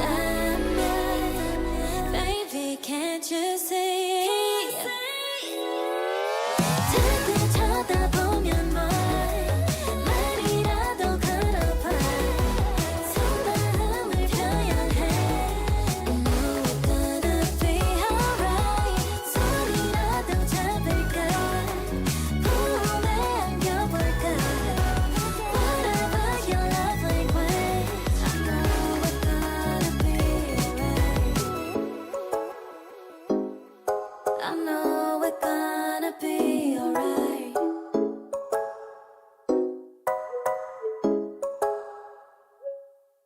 That sugar sweet, you got what I need. Sipping on the potion, all that good emotion, just my kind of heat. Keep it on repeat, destined by the motion, loving this devotion. Live it up, sweet emotion. Every time, every night, you and I on a roll. Switch it up where I'm going. Stay on the fly, just in time, know the right way to go. I'm on the road, it's my time, taking control of my life. I want to run the red lights, I've got to run this show. You always take me so high, you always make the highlights. I love the way we vibe, you're like a centerfold. Ooh, that sugar sweet. For the Chiefs, here on border, it may well just come down to this single round. CAG might have been the tournament favourites, but they now stare down elimination from the tournament and a failure to qualify for the Six Invitational. 3 rounds in a row, that's what they're going to need to push OT. But the Chiefs, man, they've looked like a different beast these last couple of rounds. They have. They fixed pretty much all their issues, the weaknesses from Clubhouse. They got a little bit better on Chalet, and I think maybe peaking right here on border. The biggest thing really comes down to just coordination, synergy, playing much closer together inside the server. And maybe not peaking quite so much. Well, Sage was trying the last couple rounds. He was sending it into every window and door. Everything. He's been doing well for doing it. I mean, Sage has been the hero more often than not, and when you make those kinds of plays, sometimes it works out, sometimes it doesn't. That's the price that you're willing to pay. But he was shut down in his last 2 attempts. Yep. And as we have had a rehost, of course, the kills in-game are reset, but Sage is actually on 10 at the moment. 10 kills, 7 deaths. 2 of those opening kills. Jigsaw's had 3 opening kills in this game. Okay, so both showing up. Yeah, both of them showing up. Now CAG, what are they going to cook up? We've got the Glaz back. We've got the Blitz making its first appearance of the game. Oh, sorry, second appearance. We saw it right at the start of the half, actually, if I recall. It was not very good, though, not very pretty. Here's Sage again. I mean, he has been so ballsy. He's been so keen. He runs out, doesn't find anything. 2 smoke grenades enable Anaton to go straight on inside. He might be able to find one. Bart the knife keeps him at bay for a brief moment. Shuri comes in and cleans house. 2 big kills. The Riora has blocked off the bomb sites and enabled the execute here. It's desperate now for Jigsaw in the 1v5. He'll claim a single kill as Shuri, his rampage is put to an end. But CAG will find the round regardless. Some conviction, a rush, a push, a plan successful. They find every single kill and the entirety of the bomb site. And it's just Jigsaw in a 1v4 post plant with 20 seconds to go. The round is lost for Chiefs. We will see a 6-4 scoreline. C4 misses too. Conviction from CAG. That's what we needed. In the brief time that we took to go for a little technical pause, CAG conjured up a crazy execute with the Rayora, the Blitz, the Glaz, and an entry from Shuri. That's the man on the right of your screens. A big round from him, and it's all smiles for Anaton. Not worried at all that he still has 2 match points against him. Yeah, vibes. No, they agree. Tag timeout from Chiefs. They want to do better. They gotta talk amongst each other to figure out how they can do just that. Any more Nate impressions or no? Are we done with that? Nah, I'm good. Oh, here we go. There it is. Nah, so there's One, two, one three. I was at the Bunnings, right, and we had I had one Bunnings snack, and then I was like, no, I'm not done. I'm gonna have another Bunnings snack, and then they said time to put the onions on, and a bit of Tom sauce. Then I went and did a Tim Tam Slam. What do you guys reckon? Nate sounds nothing like that, by the way. No? But I feel like it fits the, like when he's looking all serious there with his beautiful, illustrious beard. Fits the vibe. Now, we had a little bit of a tech pause, which kind of made me, I think, forget the gravity of the situation, which is that this is elimination for CAG, which is just going home. And they've already staved off 2 match points. It was a 6-2 lead, by the way. But more rounds like that, and overtime will certainly be on the cards with an execute as convicted as that. And this is classic CAG, that I really don't care what the score is. They're still going to be laughing. The vibes are still going to be sky high. Exactly what they need. So another attack round. This time bomb site down in Vents and Workshop. What are Chiefs going to be cooking up this time?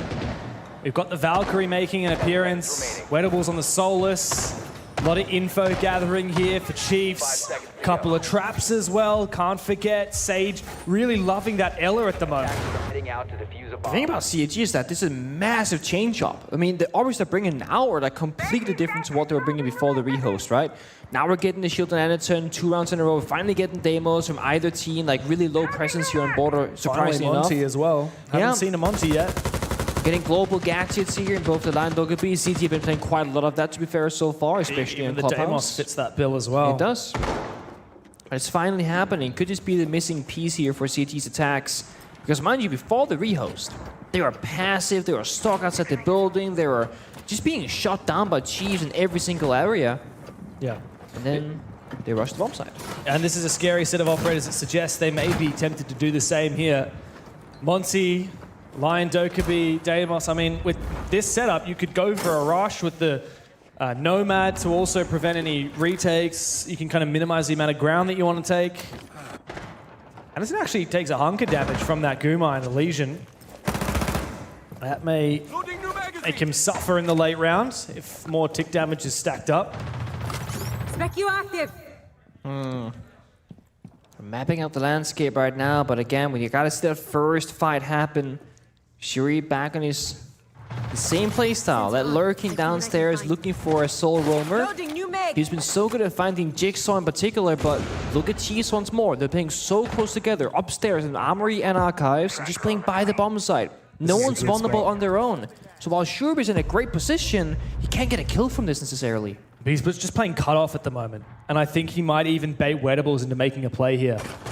If Wettables is tempted to try and send it up metal stairs and support the rest of his team, he will go straight into Shureep's hands.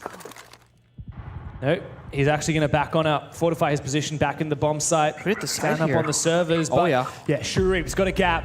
He's making his way inside. He's going to spot Wettables, but a critical kill is found for the Aussie. He holds firm inside the bomb site, and Brendo is there to support as well. DD outside, looking for something, but Sage has doubled up. DD will take down his brother, but as Sage falls back to the bomb site, low HP, he might be able to keep his team's head above the water. DD doubling up though. Maybe there's a way back into it for CAG. Chiefs are scattered. It will be a scrappy brawl to close this round. Right now, all defenders are downstairs. If they retake top floor control, they got the verticality. Monty could go for a plant though. DD has Diffuser currently. It's just a game of cat and mouse, isn't it? CAG are desperately looking for these Chiefs players. They found a few of them, but Jigsaw is still at large. DD forcing that plant down as Sage makes his way on the top floor, looking to try and engage the verticality. But Anaton on the shield, still with half HP. He's going to be very difficult to take down in the post. And now both of these CAG players are outside the building. Oh, a tough retake, but Jigsaw finds the gap. Anaton exposed on his back. DD, the coach, must clutch. He must be the one to grab the lifeline and keep CAG in the tournament. as Jigsaw ticks it once, twice, and Sage is there to cover. Back from the brink, but never are they truly gone. The Chiefs have knocked out CAG from the APL Finals. Despite the rough start, despite the disaster that was Clubhouse, they somehow mentally stuck through it. Oda said the desk pass, if they can find their footing mentally and figure out how to just overcome these problems and stay inside the server for the BO3, he thought they could get there. And James, they got there. That they did, and it's a huge moment for the Chiefs when they failed to make the Munich Major on a lackluster performance in Melbourne. A lot of questions were raised, and their captain even decided to hang up the mouse and keyboard. We brought back Wettables, who we haven't seen play with these boys since the Bliss days. And now they are back on top again, and they are marching their way through this gauntlet. Wow. It's a rough day in the office for CAG, and the worst result we've seen from them in a very, very long time at an APAC level. After being champions in Australia twice this year already, they fall when it matters most, and the Six Invitation will still evade them. It's time to break that all down for you guys with the analysts on the couch.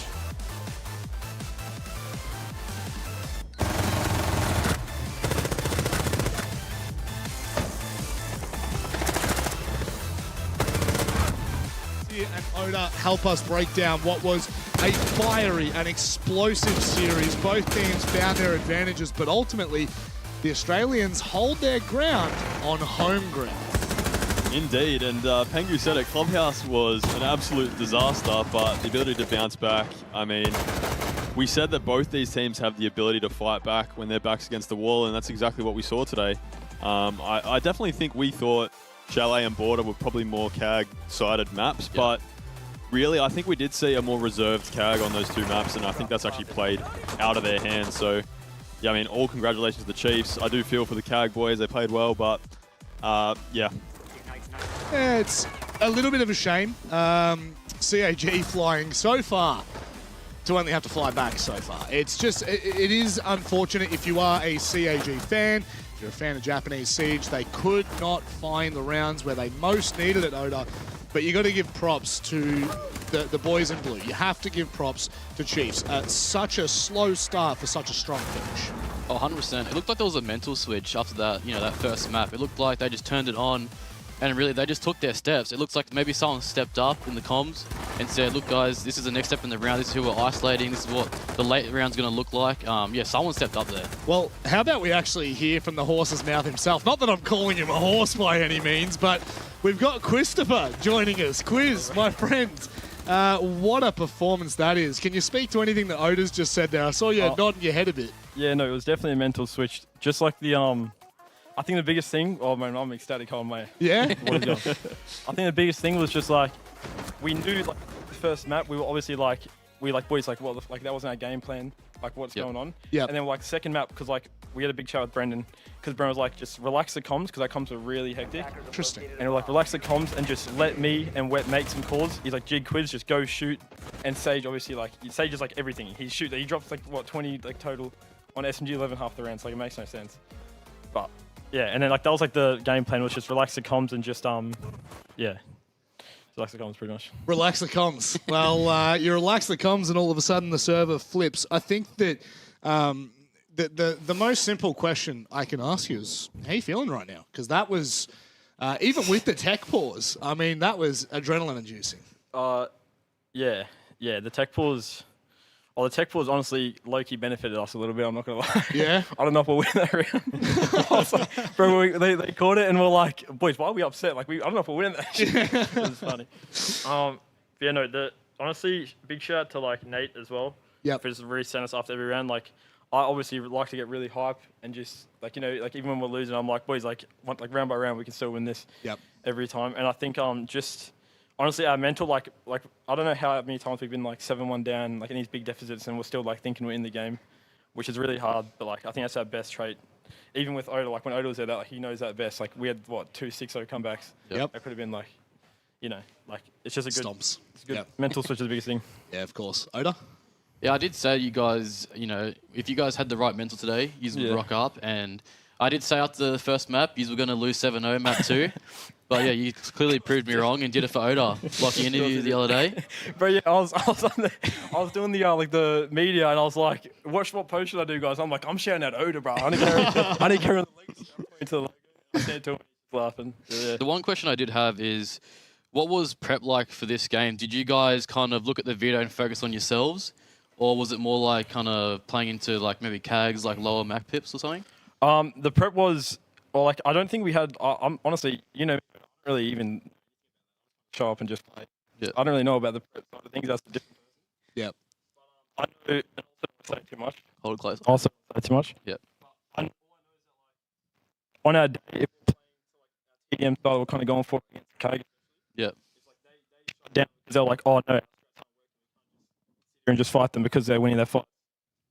They're starting to switch up their game, which gives us a whole map. So it's like what they're doing, trying to counter us. Yeah. Because we're just changing every time. We missed everything that you just said there. you're joking. No, but it's got nothing to do with you. Vinny, take your headset off. I don't want to hear from you. Give it the quiz. Give it the quiz and just help us break that one down just a little bit more. Sorry about that. Just repeat yourself. You can summarise. I don't expect you to give me the essay. Yeah, so basically, we knew that we were going to be better if we showed up on the day and just TDM'd and just fought them. Yep. Which is I think we generally have the best mechanics out of any team, even here. Generally, I generally believe that. Yep. So I'm like, boys, just fight together, pick a spot. There was so many times on our defenses on our border, especially where Wood down, these guys are working a plant, we need to do something, and Sage is just all right, I'm just going to aggro break. He's getting killed. I'm like, how's that guy dead? And then I'm like, fuck it, I'm helping him, so I just do it as well. And then I get 2 kills. I'm like, bro, he's like, oh, and I remember after that round, Brenda's like, oh yeah, should we go to it again? I'm like, bro, if I'm being honest, we just hit 2 live shots. I don't know if we should go outside again. But yeah, it's just that, I feel like they got scared. I was shutting Shuri down every round, bro. Every round he peeked me, he was dying. Yeah. And I was like, Shuri, stop peeking me, bro. You need to learn, stop peeking me. I was like, that was funny. Yeah, he had a bit of a quiet one. Vinny, do you have a question? If you do, just tilt the mic from him back into you. Try. Oh, yeah, I don't think this one's going to work. No, that's this one's good. Yeah, That's his fault then. Yeah, it's all his fault. I actually... Oh, no, we lost you anyway, so don't worry about it. I'll take it back. Don't worry about it. Quiz, mate, thank you very much for joining us. I'm sure we'll chat with you quite soon. You can go and nick off whenever you're ready, mate, and go and enjoy the rest of the afternoon. A massive comeback from the Chiefs. There's no two ways about it. A 7-1 loss on the first map, completely transformed into a 7-4, 7-4. They've sent Japan home begging. Many were saying gagging for a caggin. I think you got that. I'll tell you that much right now. You just witnessed a true cagging moment. Unfortunately, that does end the run for CAG for this year. They actually have to wait until next weekend to play for the SILCQs, Vinny. That is going to be a very interesting one. Yeah, and I think given this performance, obviously they'll be really disappointed with the way they came out today. Yep. We know they can play a lot better.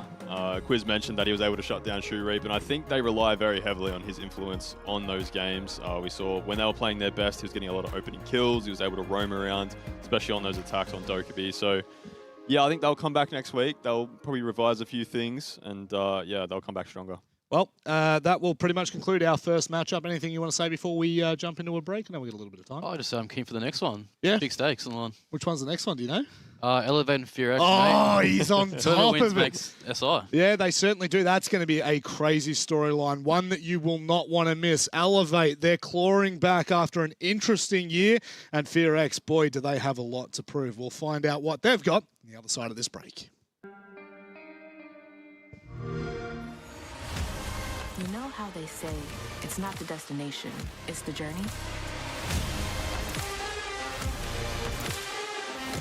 And the journey of 1,000 miles begins with a single step. And you know what? They're right.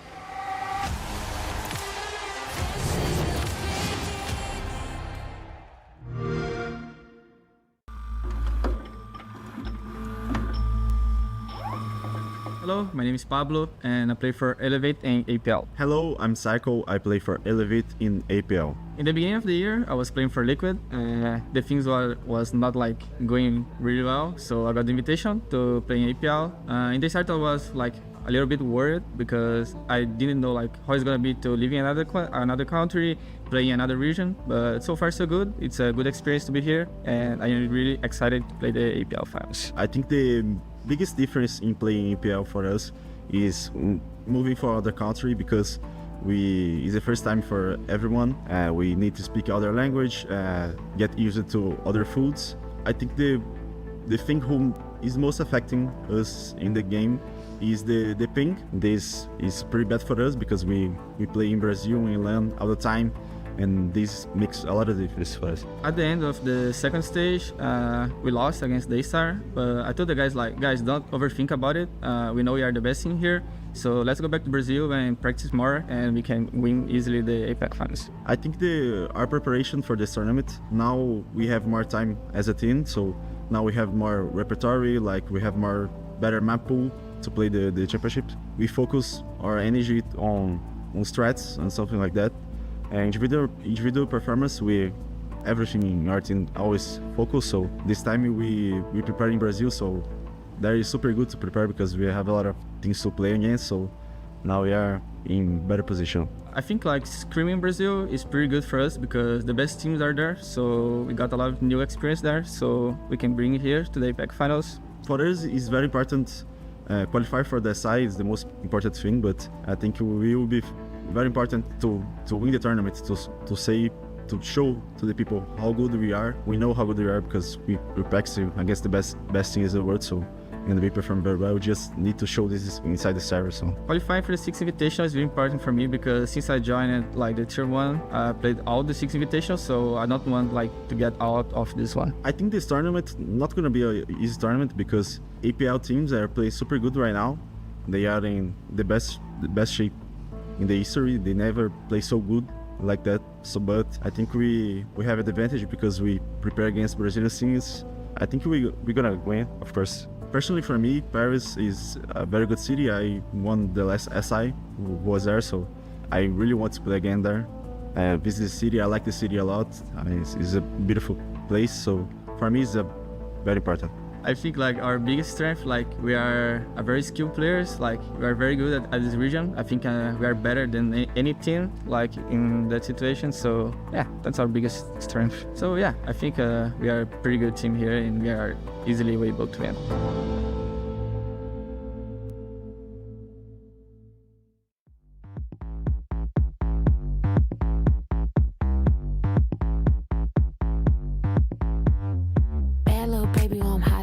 I'm a bad little chick with a body on me like no ring, ring, ring. Never met a girl like me in his dreams. Sit like big with a face so mean. All the bad boys trying to get with me. No ring, ring, ring, but they ain't got them hooked like me. I bet don't do it.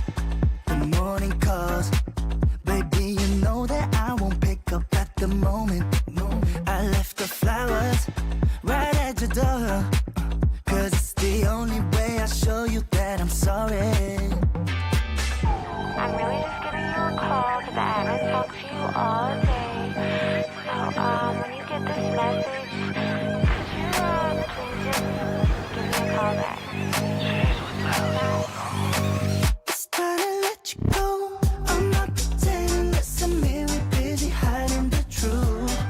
Bad connection, bad connection. So kind of sin, just forget it, I got nothing to lose. Bad connection.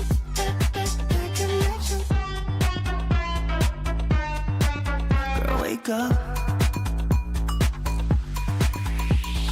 Bad little baby, oh, I'm hot like tea. I'm a bad little chick with a body on me like no ring, ring, ring. Never met a girl like me in his dreams. Sit like big with a face so mean. All the bad boys trying to get with me. No ring, ring, ring, but they ain't got them hooked like me. Can we make it stop? No shot. We done are still cool. 'Cause you're lying and pretending when the blame is on you.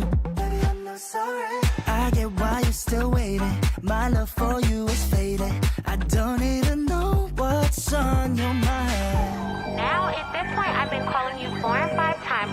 Could you please call me back. This really makes no sense. I don't understand what you're doing. Call me back. Call me back. Call me back. It's time to let you go. I'm not pretending. Listen, me, we're busy hiding the truth. Bad connection, bad connection. So condescending, just forget it. I got nothing to lose. Bad connection, bad connection. Down, it's better you know. Down, get ready to go down. Bad connection, bad connection. Down, it's better you know. Down, get ready to go down. Bad connection, bad connection. Girl, wake up.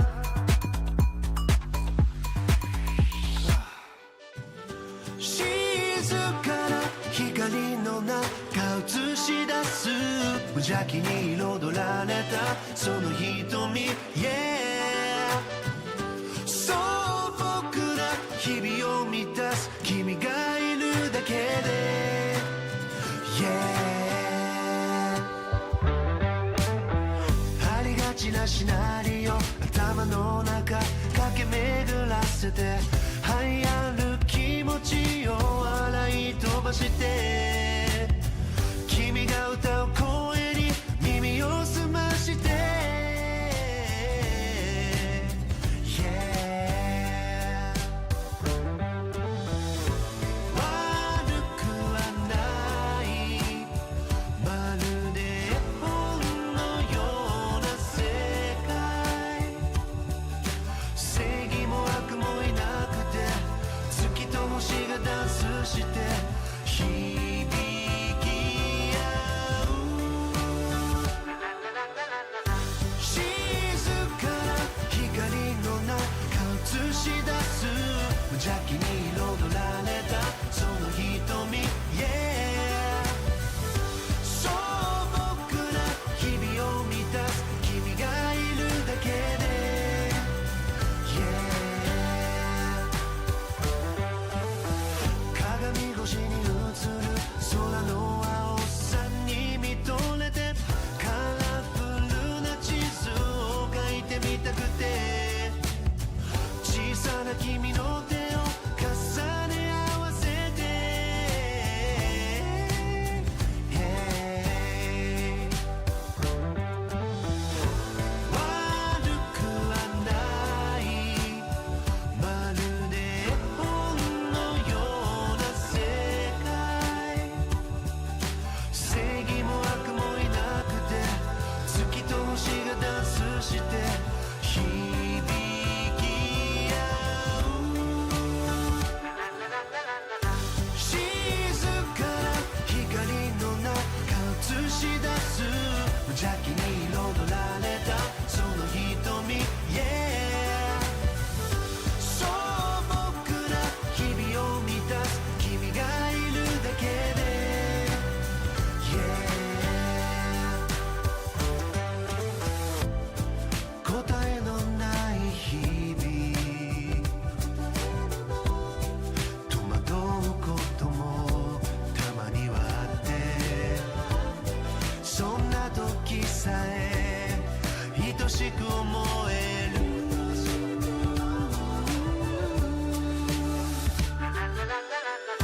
静かな光の中映し出す無邪気に彩られたその瞳 Yeah 素朴な日々を満たす君がいるだけで Yeah When I hear it coming up like that, I just know that things are gonna end bad. When my body only moves for the beat, you've been waiting for me. I'll just keep dropping it, like there's no stopping it. Then walk with it, la la la la la. I'll just keep dropping it, like there's no stopping it. Then walk with it, la la la la la. I'll just keep dropping it, like there's no stopping it. Then walk with it, la la la la la. I'll just keep dropping it, like there's no stopping it. Then walk with it.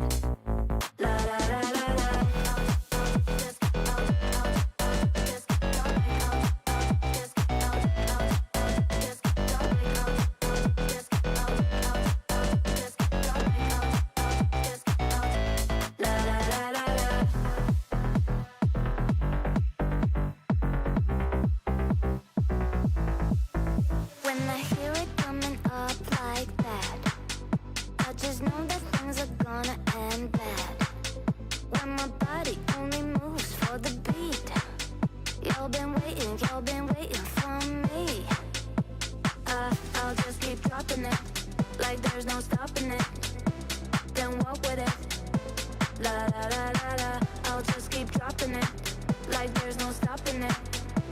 Then walk with it. La la la la la. Out, just out, just drop like out, just out, la la la la la.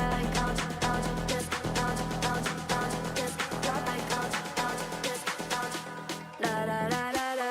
I'll just keep dropping it, like there's no stopping it. Then walk with it. La la la la la. I'll just keep dropping it, like there's no stopping it. Then walk with it. La la la la la.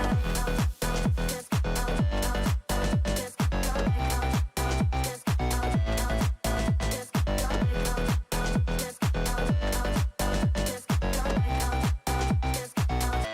La la la la la.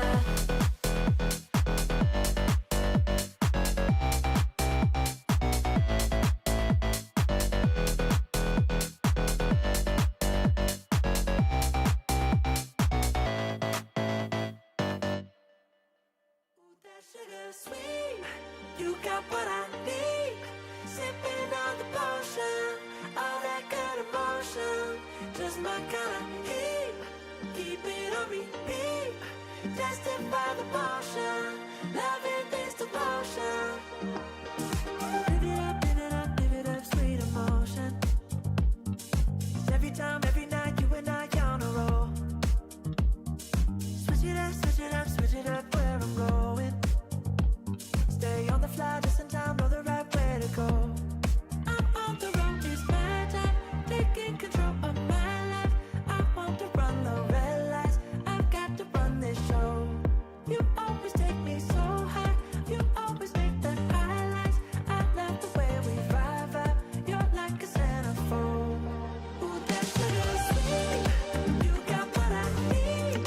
Sipping on the potion, all that good emotion, just my kind of heat.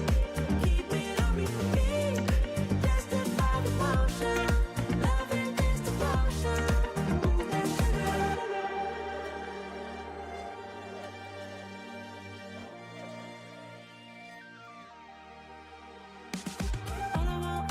All I want is satisfaction.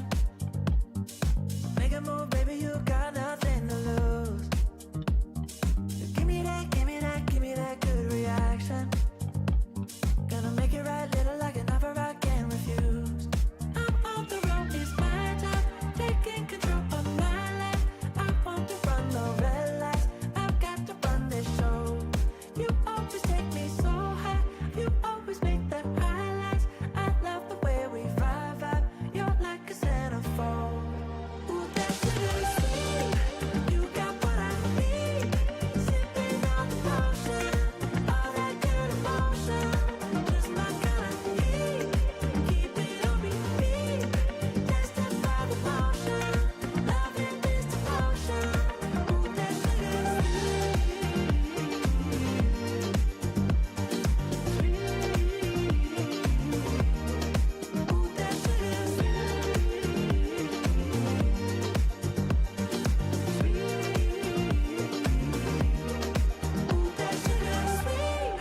you got what I need.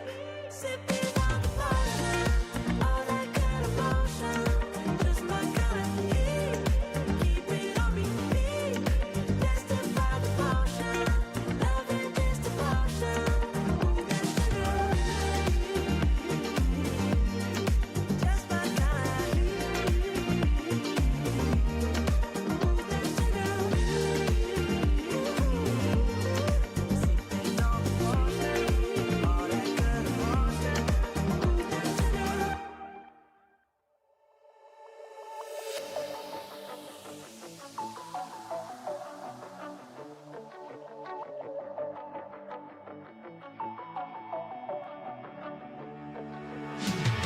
You got me so bad, you make it all slow down, not getting closer, you're killing me. You thought it's over, I'm waking alone now, not getting closure. I knew that it was seconds from you losing me, but I just couldn't give it up. And all the times you said you wanted me, when you know we don't get along like we used to. Went along with everything you said and done. for me, you'll never love me now. But you'll never know. You got me so bad, you make it all slow down, not getting closer, you're killing me. You thought it's over, I'm waking alone now, not getting closure, you're feeling me. So done running around, I'm so done looking for love, don't call me. So done running around, I'm so done looking for love so blindly. I know that you were always how you're using me, but I just had enough. And every time you said you ever wanted me, yeah, when you know we don't get along like we used to. Went along with everything you said and done for me. You'll never love me now, but you'll never know. You got me so bad, you make it all slow down, not getting closer, you're killing me. You thought it's over, I'm waking alone now, not getting closure, you're feeling me. So done running around, I'm so done looking for love, don't call me. So done running around, I'm so done looking for love so blindly. You got me sober, you make it all slow down, not getting closer, you're killing me. You thought it's over, I'm waking alone now, not getting closure. So done running around, I'm so done looking for love, don't call me. So done running around, I'm so done looking for love so blindly. So done running around, I'm so done looking for love, don't call me. So done running around, I'm so done looking for love so blindly.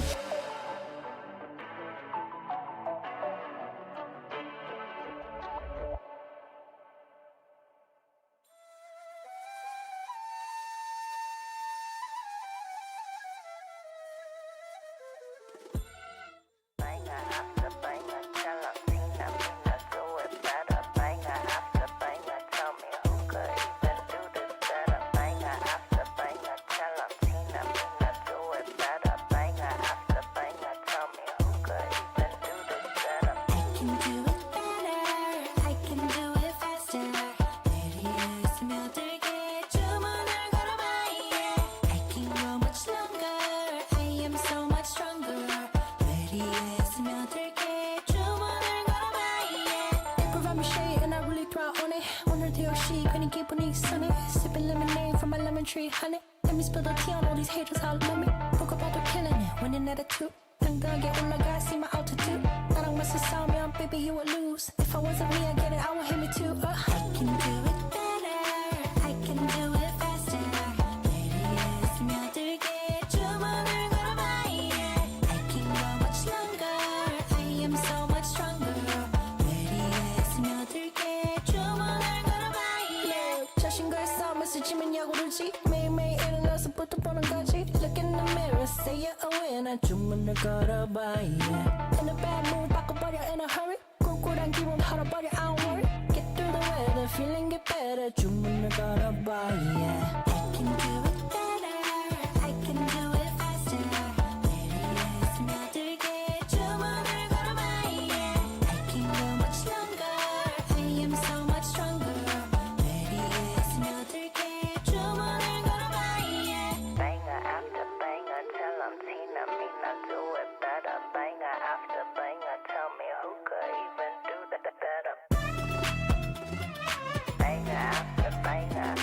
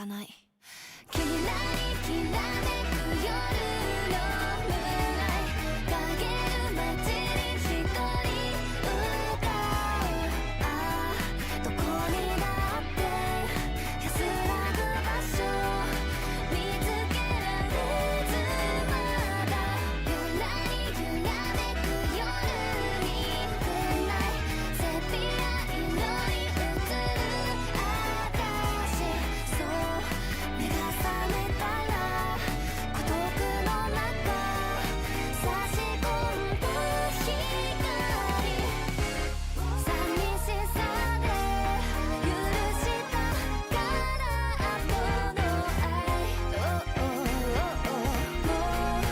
弱さも涙も私は必要ないのきらりきらめく夜のメイリーきらり君が残したキスきっと裏切りさえ受け入れても今夜は抜けないゆらりゆらめく夜は Maybe 明日ここで笑える私もっと強くなれば変われるなら愛なんていらないわ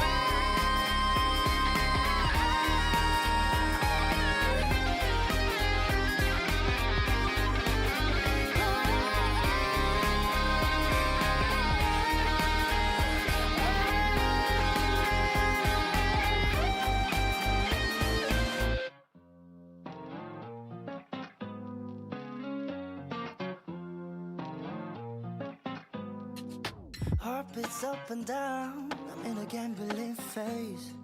We're going round and round, it's a trampoline stay. Oh, it's like I never run out of breath. And I don't care if we make a mess, it doesn't matter what's coming next. So can we just be bona fide? Girl, you got me waking up confused, lost in time. Every moment tastes like summer, can never get enough. Summer sugar kisses left behind, and I don't wanna fall in love, just wanna be yours.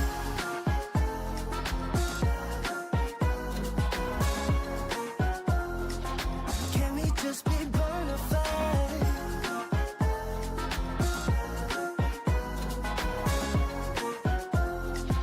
Can we just be bona fide? You're stuck in this situation and let go all inhibitions now with no intermission. Why are you so goddamn cold? Tell me why, 'cause you know this ain't no love. So can we just be bona fide? Girl, you got me waking up confused, lost in time. Every moment tastes like summer, can never get enough. Summer sugar kisses left behind, and I don't wanna fall in love, just wanna be yours. Don't wanna be your love. Welcome back from the break. We appreciate your patience. If you are just joining us, maybe you've gone for a break or for the very first time, you're watching the regional finals for APL. We just saw one of the bigger upsets. I would personally say that's probably the biggest upset that we will potentially see throughout this entire tournament. Vinny, Chiefs reverse sweeping CAG after a 7-1 first map. It doesn't get much bigger than that for the Chiefs. Yeah, it's pretty amazing. I mean, I had CAG going all the way to the finals here. I definitely thought they were the favourite from me. Obviously, that was sort of a dark horse coming from that lower bracket. But yeah, Chiefs able to stand up under some pretty big scrutiny. That first map on Clubhouse, 7-1 down, didn't look like they were in any of the rounds. And then from there, actually won the next two maps quite comfortably. Once they had a real foothold in those maps, we said that CAG is definitely a momentum team. And once they lost that momentum, they were really struggling to find ways to win rounds. And Chiefs capitalized beautifully. Yeah, they certainly did. And one thing that Quiz said during the interview, he was kind of alluding, like you'd mentioned that someone needed to stand up on Chiefs, someone needed to take control of the comms. Yep. That went onto the shoulders of Brendo to say, hey, shut up, listen to what Wettables and I say, and you guys just focus on your kills. How impactful is that? You know this team better than any other team. Yep. Is this something that you experienced during your tenure there, or is it just something that most teams experience?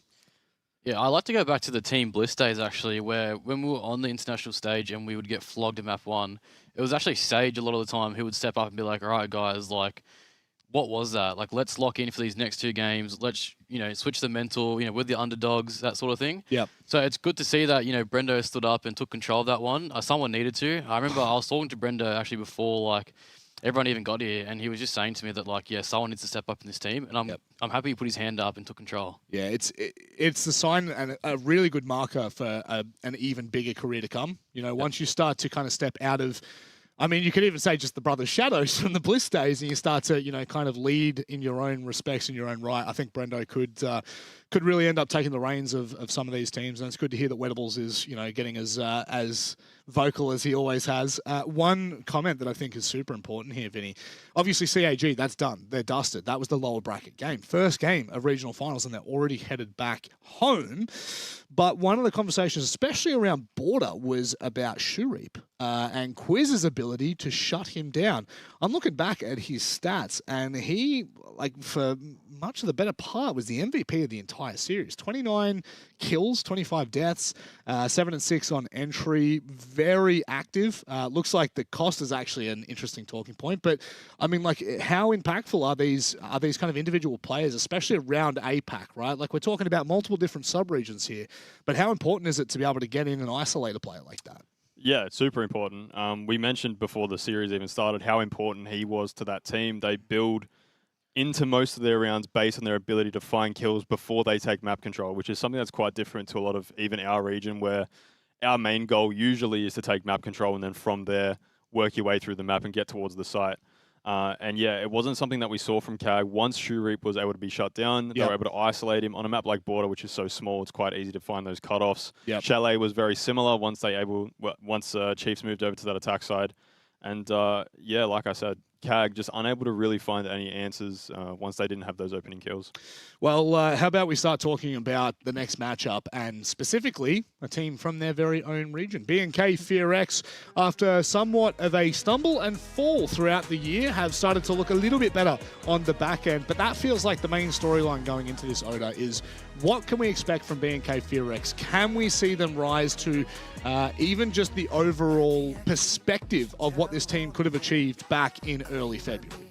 Yeah, look, this team's got players that, have comfortably been at the top for long periods of time, and they all have, the capability to top frag or step up in these big matches. I think one thing they're kind of lacking right now is just their attack win rate. I think these guys are really struggling to, convert round wins, maybe just due to opening kills or their late round just not being as good. I do think these guys used to be a plant-focused team, so I'm not too sure if they're still on that kind of mindset or game plan. So, yeah, I really think these guys need to focus on their attack win rate. Any thoughts? Yeah, I 100% agree. They were the second lowest attacking win rate team during Stage 2 in APAC North. From there, as you said, very plant-heavy team. They were easily the lowest team or the worst team in APAC North in terms of plants. So, sort of straying a little bit from their identity. So, yeah, attacks have been their woes as of late. But in saying that, they were the second highest defensive win rate team during Stage 2 in APAC North. So there is some good signs there for them. If they're able to sort of fix those attacking problems that they have, it could be a very good event for them. Yeah, Rin has been such an up and down player. So many people's perspective on Rin is just dramatically skewed from stage to stage, Oda. Personally, after versing this player for the last 4 years, where do you put Rin as an individual? I would say Rin's kind of a scary player. I wouldn't say you look at Rin and think of a top dog in a team, but I think there's no top dog in this team. Everyone is really good. Sure. But Rin is just a scary player, especially on the lurks, just the way they attack, really. They can be anywhere, anytime. Yeah, and look, not to make it about individuals, but one thing that we noticed heavily in Stage 2 was it was kind of the Vincere effect. When Rin played well, so did the team. When Rin didn't play well, they kind of struggled a little bit. Do you remember those days, Vinny?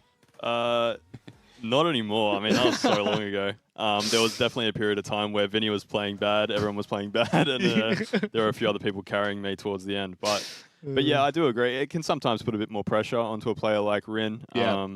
I think we've seen him step away a little bit from that real aggressive fragging role that we're so used to seeing, especially back in the D+ Kia days. But yeah, he is one of those players that can have a massive impact on his day, and yeah.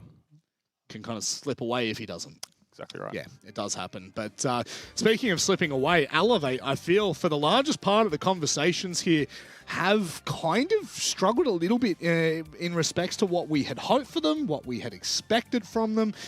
Psycho's kind of looking like he's got a bit of a clown hand there at the moment. But I think for the vast majority of viewers, of fans internationally, they saw this roster get put together and thought, holy hell, what kind of mockery are they going to make of this region? And to be fair, Oda, it's not like they haven't had good performances. They certainly have. But is it to the level that you had maybe expected?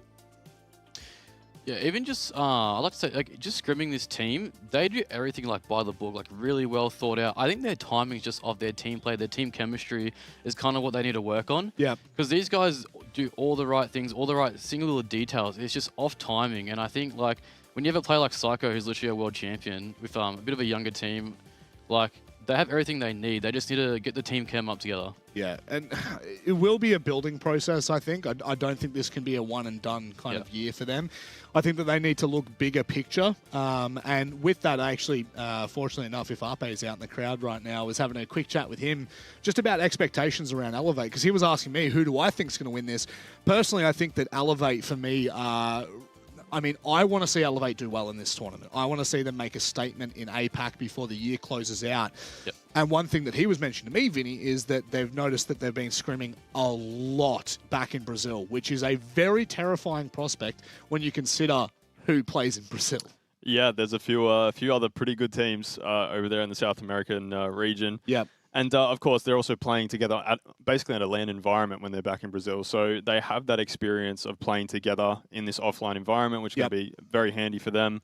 We saw from all their stats, they're all positive in KDA. All their costs are sitting around 2/3, 66%. So they've got the building blocks to really have a great team. But yeah, it's just about putting it all together and really making an impact. I feel like that's so many teams in APAC. The sums of the individual do not match, you know, what the actual overall perspective is. And I think that that's always super tough. But let's have a quick look at the vetoes and figure out where we're going for this one, because I'll be honest, it doesn't bode too well for FearX. I don't think it matters where they go in this one. I do feel as though I'm going to edge out Elevate, but looking like it's Skyscraper Consulate. Where are you leaning in this? Yeah, look, I disagree with what you just said. Oh, please. These are Elevate's less played maps, both of them.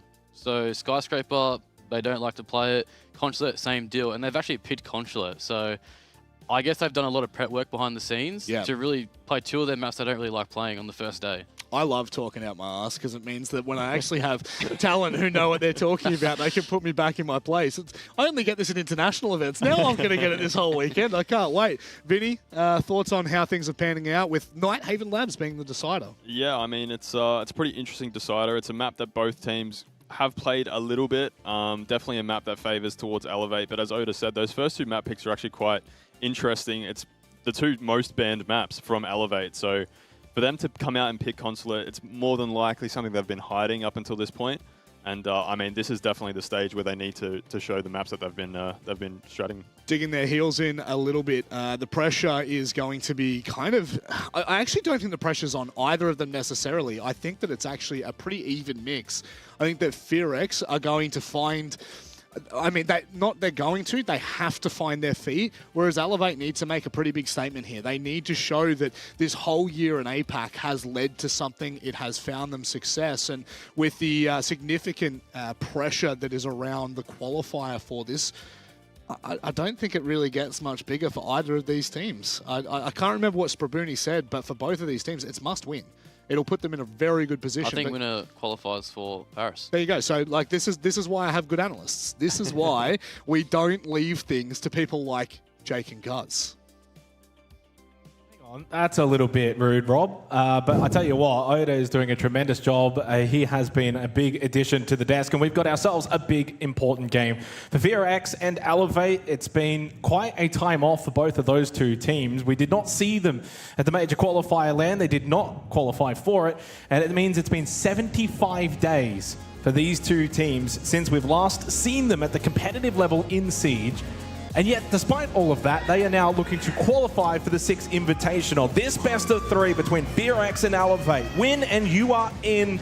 Lose and your fate is undecided. Yeah, certainly a funny old format. Both of these an opportunity, win and you're in, and still an opportunity to lose and go forth and still make it to Paris. Excited to see what these two bring inside of the server because they've been so up and down over the course of this year. We've seen some great stuff from VRX early, Elevate as well, then tapered off towards the end, particularly of Stage 2. So hopefully they've been able to improve heading into this particular event. And as for this head-to-head, it's quite difficult then to gauge. So we head to Skyscraper for this one, opening map. VRX will be attacking first up. We know that's going to be difficult for them, and naturally a team that actually isn't all that strong on the attack. We have to go all the way back to APN Stage 2 for some of these statistics. In fact, for both of these two teams, because of course they haven't played for so long, they were second last when it came to the attacking win rate for VRX. So both of these teams, yes, they haven't played for a while, but it has then meant you've had basically 2 months to prepare for this, to improve for this, and that's where VRX are going to need to turn things around. 38% attacker win rate, second last in APAC North Stage 2. Going into a map like Skyscraper, they're going to have to find a little bit more on their attack if they're going to be successful in this series, especially in this opening map. Karaoke Tea Room, the opening site for this, as Elevate will of course be defending, and to me, Elevate are probably the favorites for this matchup. Yeah. You go back to Asia Stage, their numbers are extraordinary. They were first for attack, they were first for opening kills, second for defense, third on their conversion of opening kills, third for multi-kills. Like every metric for Elevate, they were a top team until Daystar came and ruined their day. Yeah, can they perform under pressure though is the question, because that particular matchup, we did see them flounder and not play at that very best. So potentially concerns in this particular kind of matchup, or if they are to then go down to the lower bracket, we could see echoes of that. Unfortunately, a tech pause, bit of a mic issue as we try to load into the lobby. Certainly agree, though, that for VRX, they need to give themselves as much of a buffer as possible, despite being Skyscraper and so defensive-sided, even when they switch sides. They're not the strongest defensive team, at least they weren't locally back in Stage 2. That number sits at about 61% in comparison to... second best in APAC North. But still not a super strong number. There's definitely teams that I think can outmatch that, especially on a map like Skyscraper, so... Well, I mean, Elevate actually has the same defensive win rate, both at 61%, both second in their respective regions. The difference is the gap, and it's a gulf actually for attacker win rate, 58% to 38. So that's the difference, and on a map like Skyscraper, that's going to be the do or die. Now, fortunately, again, because it's been so long since we've seen these teams, it means they've had the opportunities to scrim, prepare, improve, work on their deficiencies. At least that's the hope, that's the case. But I think for Elevate, they're the kind of team for me that will have felt like they really left a lot on the table. After their Stage 1, which was good, their Stage 2 was great, and then of course kind of capitulated in the playoffs, missed out on the major qualifier LAN, didn't get to go to the major therefore. They've still got that chance, though, for the 6th Invitational. To do that, they've got to win. And the added storylines to all of this as well, Chiefs will be sitting back and hoping Elevate lose. As things stand in terms of SI points, Elevate have less than both VRX and Chiefs, who ironically are actually tied on points. So if Elevate do lose and then lose again, they're just out of the running, and that just means that both Chiefs and VRX will go through. Circling back to the Skyscraper discussion, there is a decent set of data, especially for VRX on this map throughout 2025. 5 plays at a 4-1 record, so fairly strong for them. And then in comparison, Elevate, actually just the 1 appearance on this map, equally the least played for them alongside Lair in this particular year. A 1-0 record, they beat Shark LFO, but that was 150 days ago, so extract from that what you will, but certainly one that they haven't shown much of in officials throughout the year. I mean, a lot has changed since then, that's the thing. I mean, or at least that's the hope, I guess. I mean, for Elevate, again, they kind of, while they lost all the way back to 75 days ago to Daystar, everything up to that point was amazing. In fact, they were on an 8-win streak. Guys, like that's how dominant they were in Asia. They ultimately lost to Weibo 1-2 in that upper bracket final, and the expectation was it really should just be pretty much clear cut. They'll beat Daystar, we'll get the grand final rematch, somewhat similar to what we had in Stage 1, and that didn't happen. And then that just spoiled a lot of plans for Elevate, then of course missing out on a whole range of things. they've had 75 days to look at things. But they did so well before that one best of 3 series. Again, you look at like some of that. Ion was exceptional stage 2, 115 EPS, plus 29 KD. Resets had a plus 28 KD. Stemp was also their 8th EPS in Asia. In fact, all 5 members of Elevate were in the top 14 for EPS in the Asia stage. So they were doing as well as you possibly can. They just didn't get the reward. Yeah, I mean, you don't want to change too much. You look at some of the numbers for Furax, it's a little bit more balanced, but unfortunately, this tech pause has extended a little while longer. So we'll go to a quick break. On the other side, Furax, Elevate.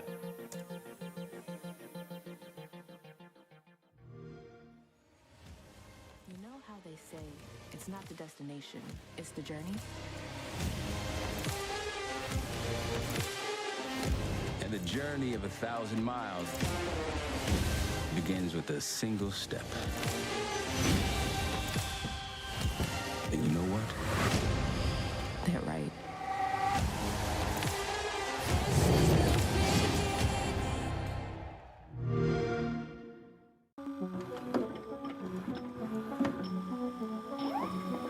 저는 코티도고 BNK 프로젝트 소속입니다. 안녕하세요. BNK POX 우기맨 박진욱입니다. 안녕하세요. 저는 레인보우 식스 시즈 BNK POX 소속 매피 박주환이라고 합니다. 스테이지 1에서 저랑 우기가 팀에 합류했을 때의 영향력은 아무래도 저희가 스테이지 1 때 한 경기를 빼고 전부 다 이겼기 때문에 영향력이 좀 크지 않았나. 네. 결과로 물론 스테이지 2에는 결과가 안 좋았지만 스테이지 1 때 제가 1등을 했잖아요. 결과로 증명을 했다고 생각을 합니다. 그 둘이 옴으로써 저희 팀이 많이 성장할 수 있었고 단점을 보완하면서 성적이 잘 나왔다고 생각을 합니다. 일단 IGL로 들어온 거라서 게임 좀 전체적으로 읽는 법이나 아니면 좀 게임 좀 유리하게 할 수 있는 그런 방법을 좀 알려줬던 것 같아요. 저희가 한 번 지고 스테이지를 다 이겨서 e스포츠 월드컵에 갔는데 가서 성적이 많이 안 좋아서 아직 많이 모자라다는 걸 느꼈고요. 소통적으로 좀 더 필요한 부분이 소통이 좀 아쉬워서 네. 세계적으로 유명한 대회였던 것만큼 경기장이나 호텔도 물론 좋았고 연습 환경도 되게 좋았다고 생각을 합니다. 대회 성적은 아쉽게 나왔지만 많은 거를 배웠다고 생각을 하고 있습니다. EWC에서 저희 스스로 좀 무너졌던 것 같아요. 막 다른 상대가 잘했다거나 당연히 상대가 잘했긴 했는데 저희보다 스스로 무너지는 게 좀 컸던 것 같아요. 네, 스테이지 1을 겪고 나서 국제대회에서는 만족하는 결과를 못 냈지만 스테이지 2를 오면서 스테이지 1에 아쉬웠던 걸 많이 보완하면서 열심히 하자고 같이 이제 많이 힘들게 달려왔는데 너무 힘들게 달린 게 아닐까 하고 생각을 하고 있습니다. 그러다 보니까 체력적으로나 정신적으로나 많이 힘들었어가지고 쉬어가는 시간이 필요했지 않았나라고 생각을 하고 있습니다. 스테이지 2랑 EWC는 일단 동일한 문제는 맞는 것 같고 상대 좀 너무 많은 것을 시도하려고 하다가 좀 저희 스스로 똑같이 무너졌던 것 같아요. 스테이지 2도 그 게임 안에서 문제였던 것 같아요. 게임 끝나고 이제 다 같이 모여서 얘기를 한다거나 좀 뭐가 문제인 것 같은지 다 같이 그렇게 얘기를 많이 했어요. 올해 마지막을 뭔가 좀 잘 마무리하는 것 같은 느낌일 것 같아요. 당연히 우승인 것 같아요. We are ready to champion on APL Final. 일단 저희가 1등 할 것 같고요. 팬분들한테 항상 응원해 주셔서 감사하다고. 네.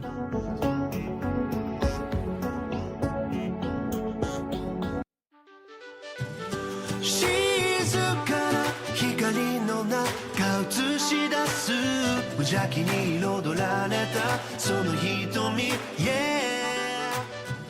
素朴な日々を満たす君がいるだけで Yeah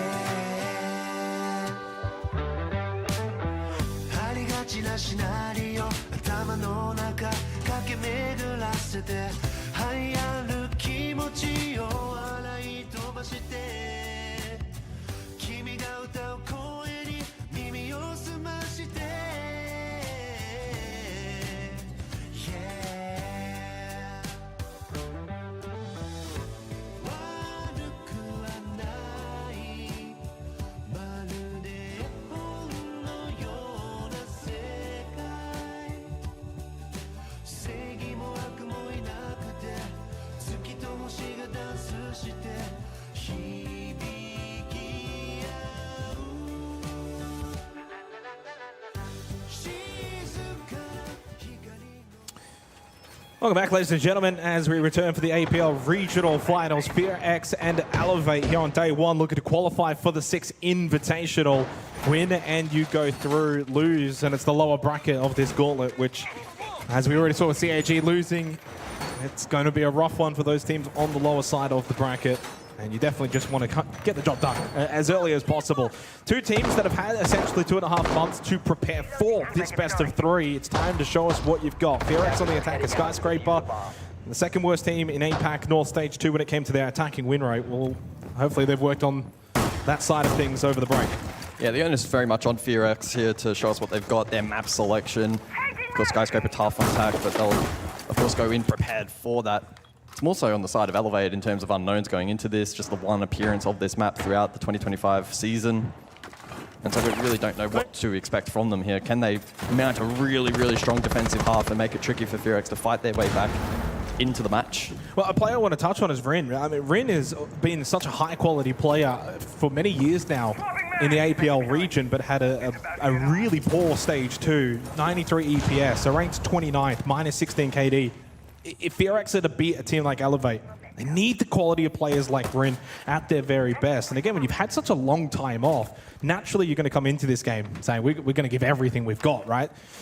Not a lot to begin with in the early portion of this opening round as FearX is trying to get their prep work done. It's Stempto that finds the opening kill onto Coded.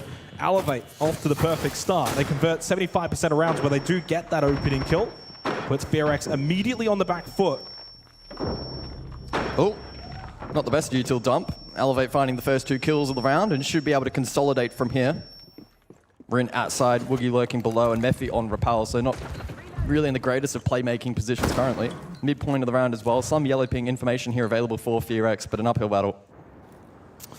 90 seconds remaining in the round so far. Good start from Elevate, though. They've looked very compact on defense, not giving FearX any kind of advantage. Woogie already low, playing barbecue. Still got the other 2 players on the exterior. Mephi praying that someone walks into his line of sight. It's Stamp over towards Geisha. He's not peeking. He's not giving anything away. Mephi expecting contact from Elevate. They are playing really passive on the defense with the last 60 seconds remaining. Elevate now know they don't need to be aggressive here. So diffuser collected. And Mephi able to reposition. Woogie's still lurking below, trying to fight his way up that backstairs position as Rin falls elsewhere. Yeah, got caught on the entry. Good catch from Raps. Holding towards top black stairs, then push, knows that Woogie's down below, wants to make his way up the stairs. Mephi's still on the exterior, Repel with 30 seconds remaining. Elevate looks solidified in the opening round. Call to go out, but only 25 seconds on the clock and 5 to find. Could well be flawless here from Elevate in the opening round. And it will be flawless from Elevate. I mean, just total dominance on the defense. T-Room Karaoke, not an easy site to push into attack.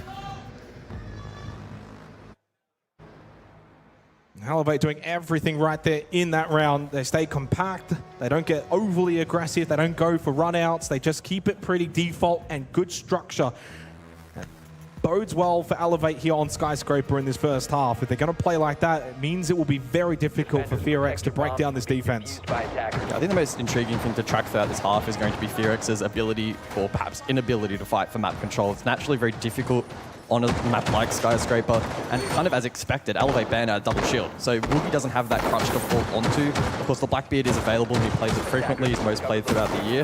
Wouldn't be too surprised if we see a little bit of that to help fight for that map control, or even the Fuse, which is currently being teased for that additional shield potential at some point in time.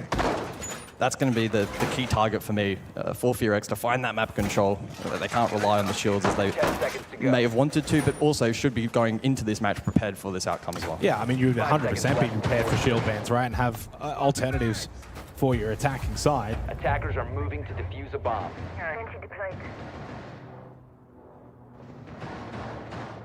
The Office exhibition for the second round. We'll see whether or not Elevate keep the same mantra and not look to offer too many opportunities early for FearX. If I'm Elevate on defense on Skyscraper against FearX, I'm thinking we don't want to give them easy look-ins. We don't want to give them early opening kills where they've got the numbers advantage, they can spread, get map control.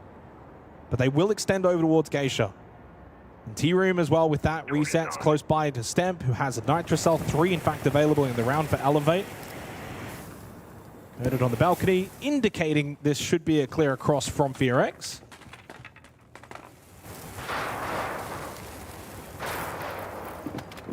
So the Maverick can counterplay to the Kaid.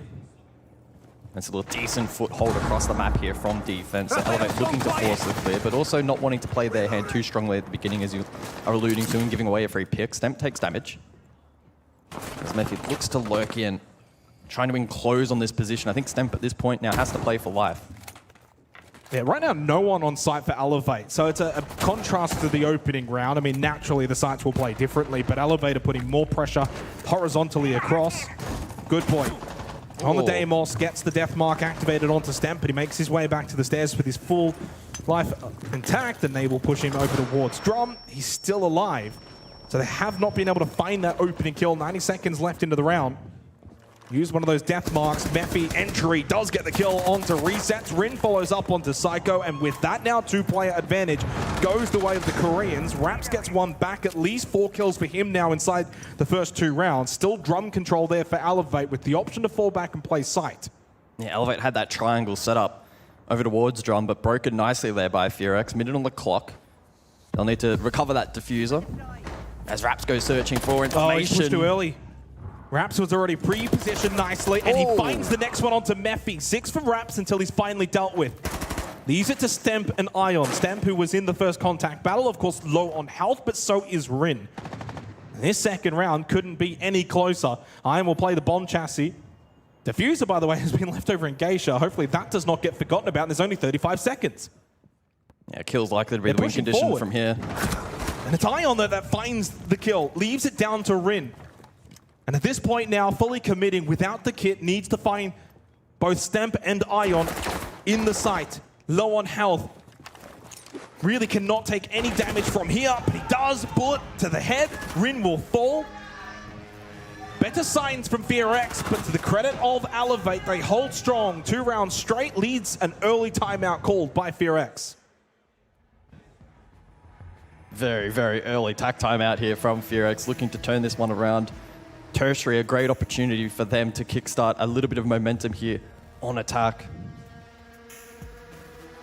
It's rough going. It is Skyscraper. The primaries aren't necessarily a must-win in this kind of matchup, but no, but that was an opportunity. It was a chance. A 2-2 is a genuine opportunity. I mean, as I said, better from FearX, but I do wonder for Elevate. He got kind of saved a little bit there by Raps in his play over towards Drum. It was more of a vulnerable looking site, but Raps then steps up. He finds a couple. He's got 6 in the opening 2 rounds, and a significant start from Raps. Usually when it comes to Elevate, they're big hitters.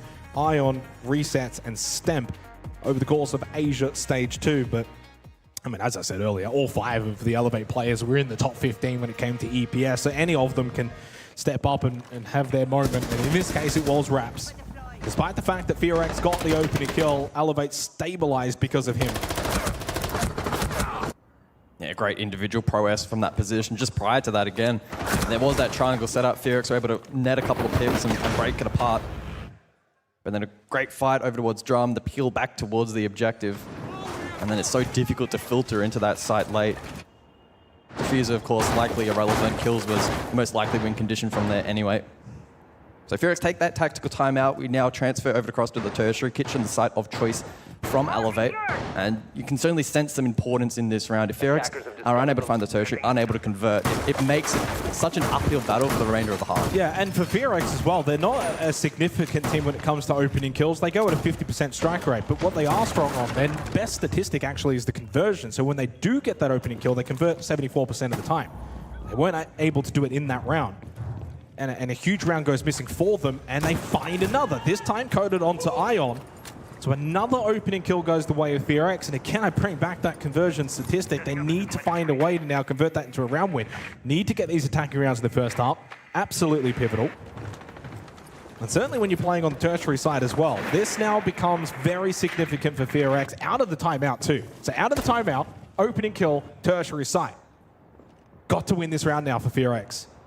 Yeah, it's certainly a valuable pick. Solace offers a lot of utility in the late round if you're able to fight and reclaim control above the objective or maintain it throughout the round for that plant denial potential. And so that's no longer in the playbook for Elevate. They'll need to look to get a little bit more active around the map and try to contest this map entry. VRX in response, they bring the Blackbeard here for the third round. And so Woogie will be very valuable in fighting for this control across the map. Largely uncontested up until that midpoint towards Drum Throne. Elevate need to be tempered in their aggression here, but again, not give away too much for free. It's a delicate balance now for the remainder of the round. Yeah, and same for VRX as well. The delicate balance of not rushing head full of steam towards top floor Tier karaoke and getting that vert control. Yeah, they're playing the patient game right now. That might, though, work for Elevate. 90 seconds left. Rap still has 3 gas babes available, so he can block off that push through Drum. Deathmark's available for Good Boy. Rin looks like he's prepped and ready for this top floor hit. He'll have the Candelas available. Play shotgun up close. Good Boy. Frag grenade. Deathmark activated onto Psycho over towards T-Room. And honestly, this is a good time in the round as well to go for this push with still 60 seconds, but they lose Mephi. So the ace goes down. The Vendetta is strong as well from Good Boy, catching out Psycho. Does now reclaim the advantage for VRX. The Candelas are thrown. The clear will come through into T-Room. It's been evacuated. But Resets is still inside of Karaoke, and they've got Stemp towards Geisha. Still top floor presence here for Elevate. And Resets will swing out, find the kill onto Rin. Elevate maintaining control above instead of filtering back down below. 40 seconds on the clock. Rap's still peeking over towards Drums. He's been in this position for quite some time. Eventually now falls back. Of course, Deathmark. Stemp falls elsewhere. 30 seconds. And Raps, though, caught left side, coded, cleans up, leaves it down to Resets. So far, so good for VRX out of the timeout. This looks very well coordinated as we head into the final 20 seconds for Resets. Can he find a way to deny this plant from going down? Drop Wookie inside kitchen. Resets, though. Of course, he is now known in terms of his position due to the death mark and the swing from Good Boy. That's much better from VRX. The Koreans on the board here at Regional Finals. They take the tertiary site.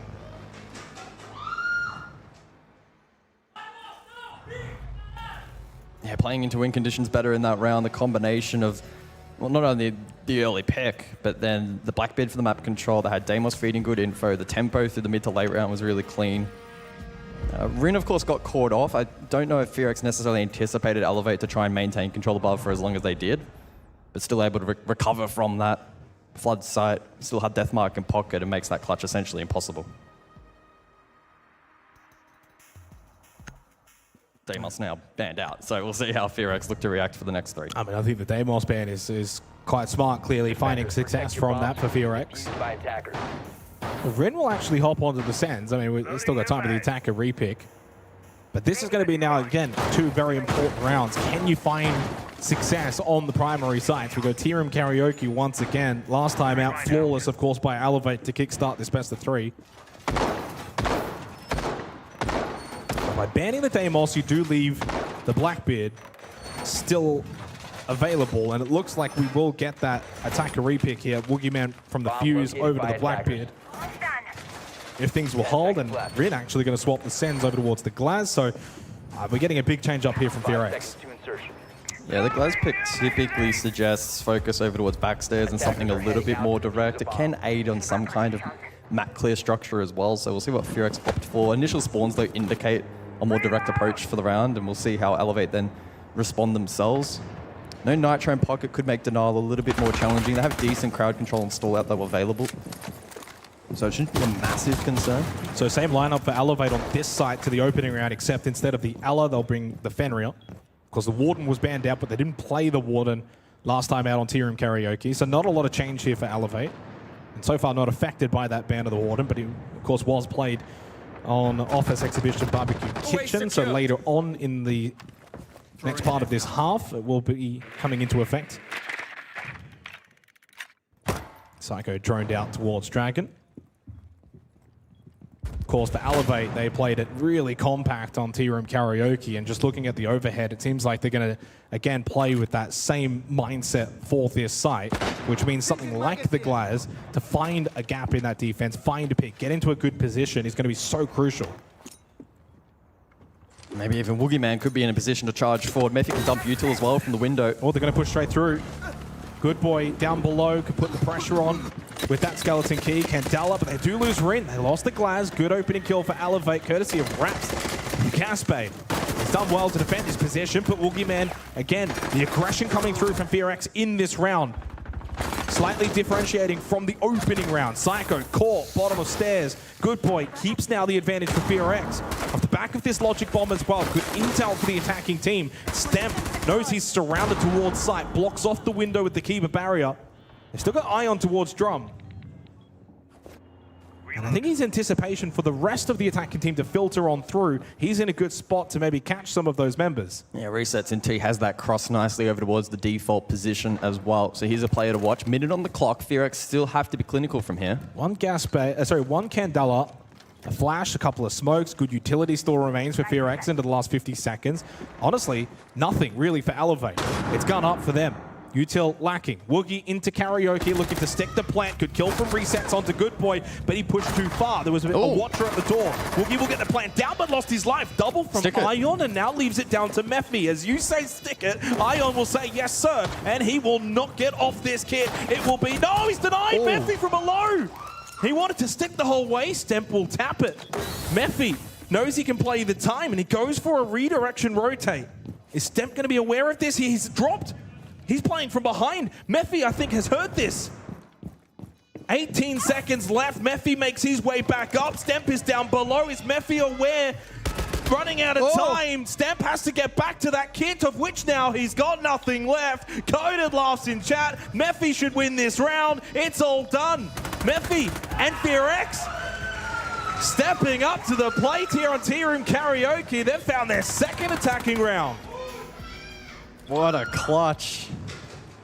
Massive round there for FearX, and it's an attacking round win on a primary site. Certainly not the cleanest, but doesn't need to be in a matchup like this. Great reposition down below, immediately able to find that counter defuse attempt. And then the repositioning in the late round to snake away and stay alive was massive. It's funny, we were talking to Oda actually just during that tech pause earlier, structure and chaos, and we know that for the Brazilians in Elevate, they like to play that more structured approach. I think FearX just actually brought a bit of chaos into the mix in that round. They moved and attacked a little bit quicker. They got good Black Stairs control, put pressure on site. They did it early in the round, so they left themselves room with about a minute or so remaining for that kind of second attack. Getting that plant down as well for Woogie was critical, but Mephi, huge round. That was almost a counter defuse, and he was able to deny from below. And we are tied 2-2, heading into the last two rounds of this half. Those just tuning in, of course, reminder, this is a very crucial series. Win and you have qualified for the 6th Invitational in Paris. Lose, you drop to the lower bracket, and your fate is not determined. You'll have to play to fight another day, and that day will be tomorrow. Reloading!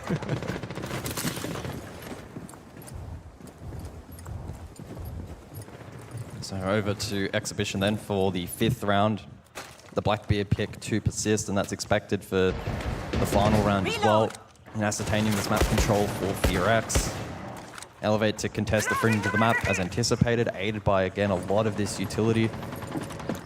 This army's been a mainstay throughout the half so far, and Stemp will look to play over towards Guiche and stall out as much time as possible.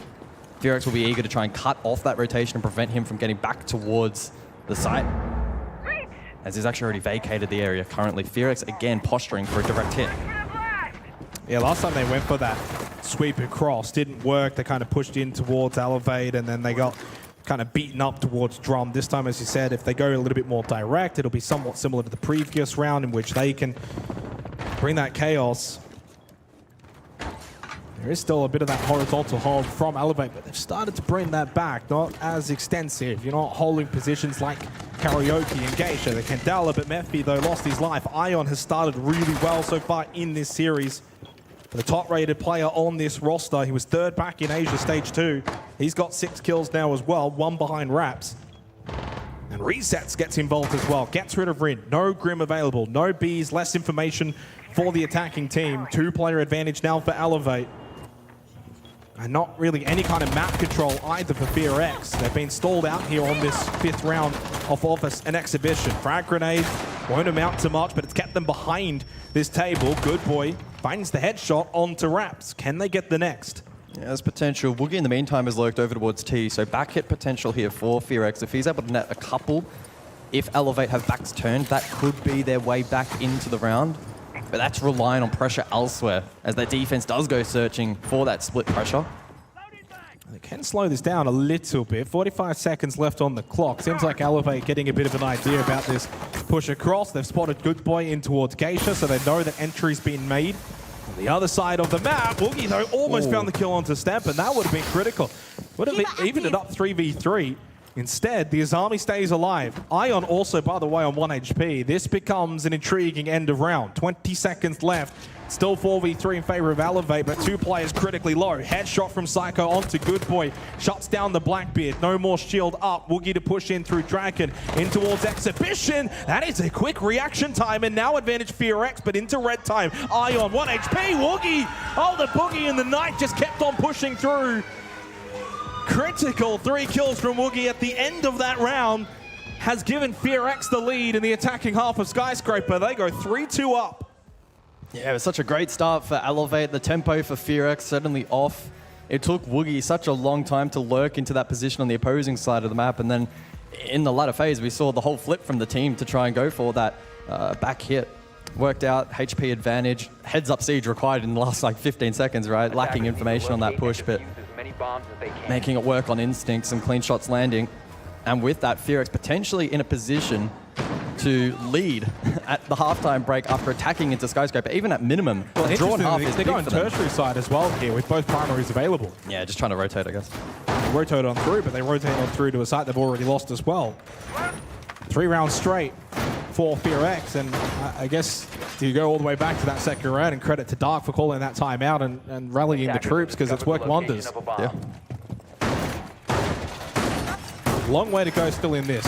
I think when it comes to a matchup such as this with so much on the line, you can somewhat throw the statistics out the window a little bit when we talk about attacker side, defensive side. You need to see the bigger picture, and that bigger picture will be made in the second half. Every world in which Elevate, who are a strong attacking team, will be able to replicate this. Default up, but now shot down. A little bit of information there for Elevate.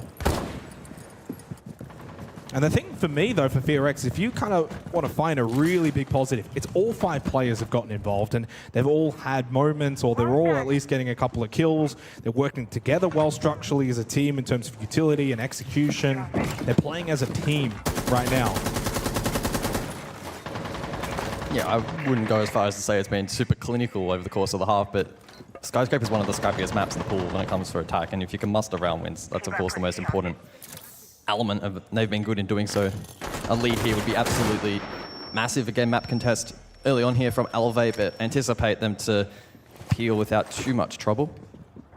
I think FearX as well have just started to now force Elevate into trying to maybe take some of these more, window contact fights rather than just sitting back, playing a bit of side. Wow. Rin catching out resets, had no idea that he pushed in behind. Rin is now deep into sight. In the middle of barbecue, can start to cook up, but then from above, Stemp will shut him down. Rin maybe overcooking, but it has allowed the site control, of which, as you mentioned, Coda going for the plane inside of barbecue. Can Ion find information on the Souls potentially to deny? Well, either way, Kit back on the ground, minute 30. Nicely done from Stamp, is defended well from Geisha. Now Wookie's got shield up, so he doesn't lose his life, but has taken some damage. The FearX have really been able to step up their aggression as this half has continued. Advantage though now for Elevate, 4-3. Kit back acquired in the hands of Woogie Man. It's really difficult to see a plant go down without a top floor contest and the Solace alive. It's very, very difficult for FearX to go for the plant. They essentially can't in this position. He can't really find that position unless you commit to a double plant where one goes with plant, one watches. Raps though, well, it is the Blackbeard, but it doesn't matter. Good guard break. Raps then gets the kill. Elevate, bringing this round back now, have got a really strong position. That's good opportunity there for Mephi. Whoa. Gets the kill onto Raps and Ion as well, and suddenly left it to Good Boy, but Psycho gets involved. We are tied at the half. Better from Elevate. They withstand a little 3-round win streak from FearX to close the half out. We are tied 3-3. Yeah, really impressive half from FearX. Again, the numbers suggested, especially on Skyscraper, they were really going to struggle. So I think that early tactical timeout aided them, and they were able to find things over the course of the half and look really good towards the tail end. But Elevate putting the foot down there around 6. Early aggression there from Rin went unpunished. Fortunately was traded out. Coda then tried to take advantage of that chaos, but without any means of contesting up above, that plant was essentially never going to go down if Elevate were aware of it, which clearly they were. A last-ditch attempt there from Mephi was okay, but unfortunately the follow-up not quite landing. So 3-3 half, and as we transition into the second, once again, double shield ban plus clash. Kaid, though, this time off the board as opposed to the mirror. Yeah, it just seemed like to me in that round that FearX, Rin gets into a deep site position very early into the round, and they wanted to capitalize on that. Defenders, protect your bombs. So they played the site rather than bringing the pressure above. If Rin is in sight and can play the vert down below, but you're also bringing the pressure from above, I think that could have maybe created a little bit more chaos for Elevate to have to deal with. But once they dealt with Rin, FearX then doubled down. They continued towards site, and as you mentioned, without clearing above, started to lose members. Fascinating half, though. All tied up, 3-3, leaves this entire map wide open. When you're fighting for a spot at the 6 Invitational, that's what you want. That's what kind of we want as well, rather than this being one-sided. Right now, I could not tell you who's going to win this map of Skyscraper. 5 seconds remaining. So an Amaru repick here from Elevate. Attacker's objective is to locate a bomb. Does that foreshadow something aggressive and direct? We frequently see it either into side directly for Karaoke or potentially even to contest backstairs and aid in the pinch from the exterior. Well, interesting thing as well, so for Elevate, again, it's been such a long time since we've seen them, but they were incredibly aggressive back in Asia, which is already naturally an aggressive region at times. They're the best attacking win rate team, 3rd for multi-kills, 2nd last for plants.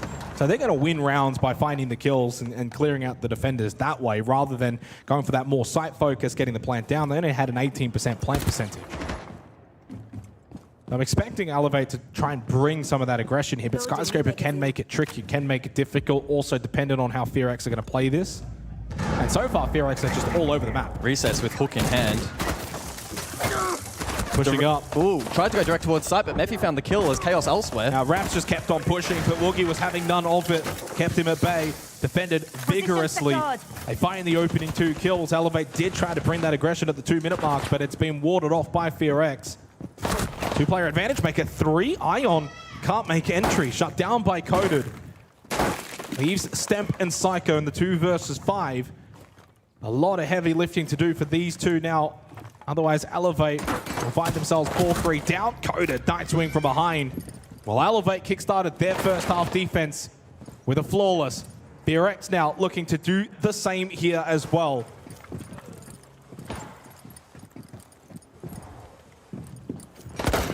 Psycho find at least one. He cannot. As Coded comes essentially to the window created, puts an end to the round. Flawless from FearX. 4 of the last 5 rounds now. They are chugging along nicely. Yeah, that was really good discipline from FearX, not to get baited too heavily on the map clear. It was a 3-2 split from the attack. They tried to spearhead the Amaru in towards site as the exhibition clear came through. Right here, as all this chaos is taking place, over towards the objective on the side itself, Resets is trying to go direct in, aided by the follow-up repel. They won both sides of the battle. But really good from Mephi and the others elsewhere. Able to combine nicely. And FearX off to a good start here in the second half. Yeah, I mean, they've been playing really well. 4-3 scoreline. It is the map pick as well of Elevate, so concerns if they can't close this out. Consulate and to follow. once again bring Raps on the Blackbeard, but unable to push through Woogieman in that previous round. 5 seconds remaining. Attackers are No heading attacker out. repick for Elevate. They lock in. I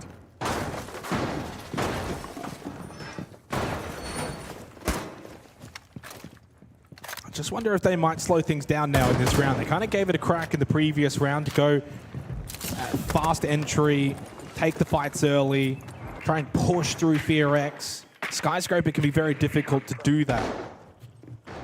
A lot of these holding positions, a lot of choke points that you've got to fight, push through. At times, the best strategy may be to just use your utility to clear out those positions, play the time game. I'm reloading.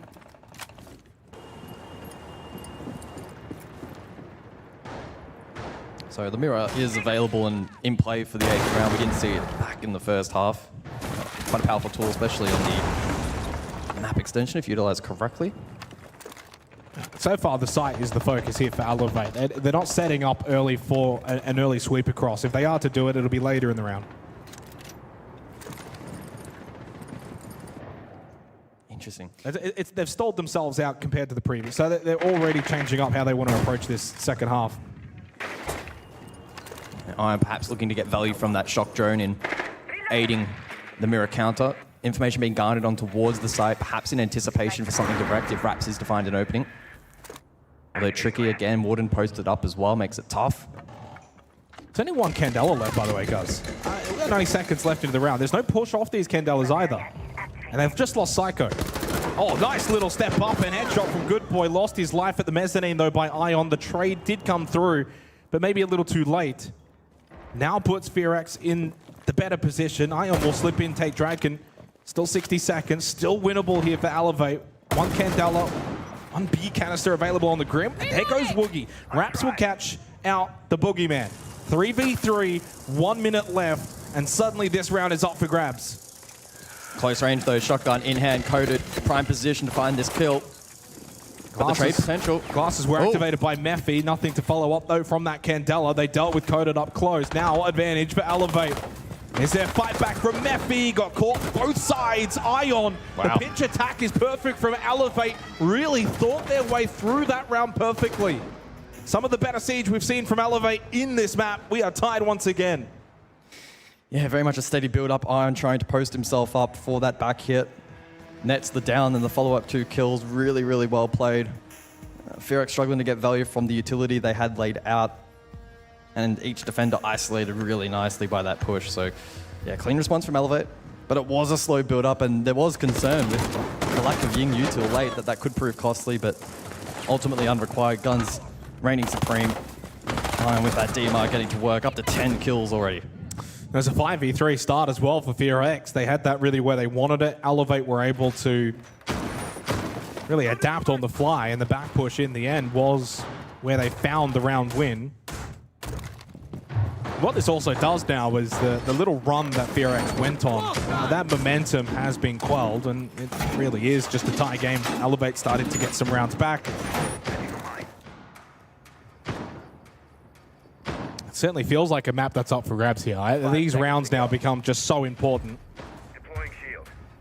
Sometimes Skyscraper can be the sort of map where you see like 6-1 leads, 6-2 leads, and you think, well, it's kind of been a bit of a runaway performance. This one is as back and forth as it can be.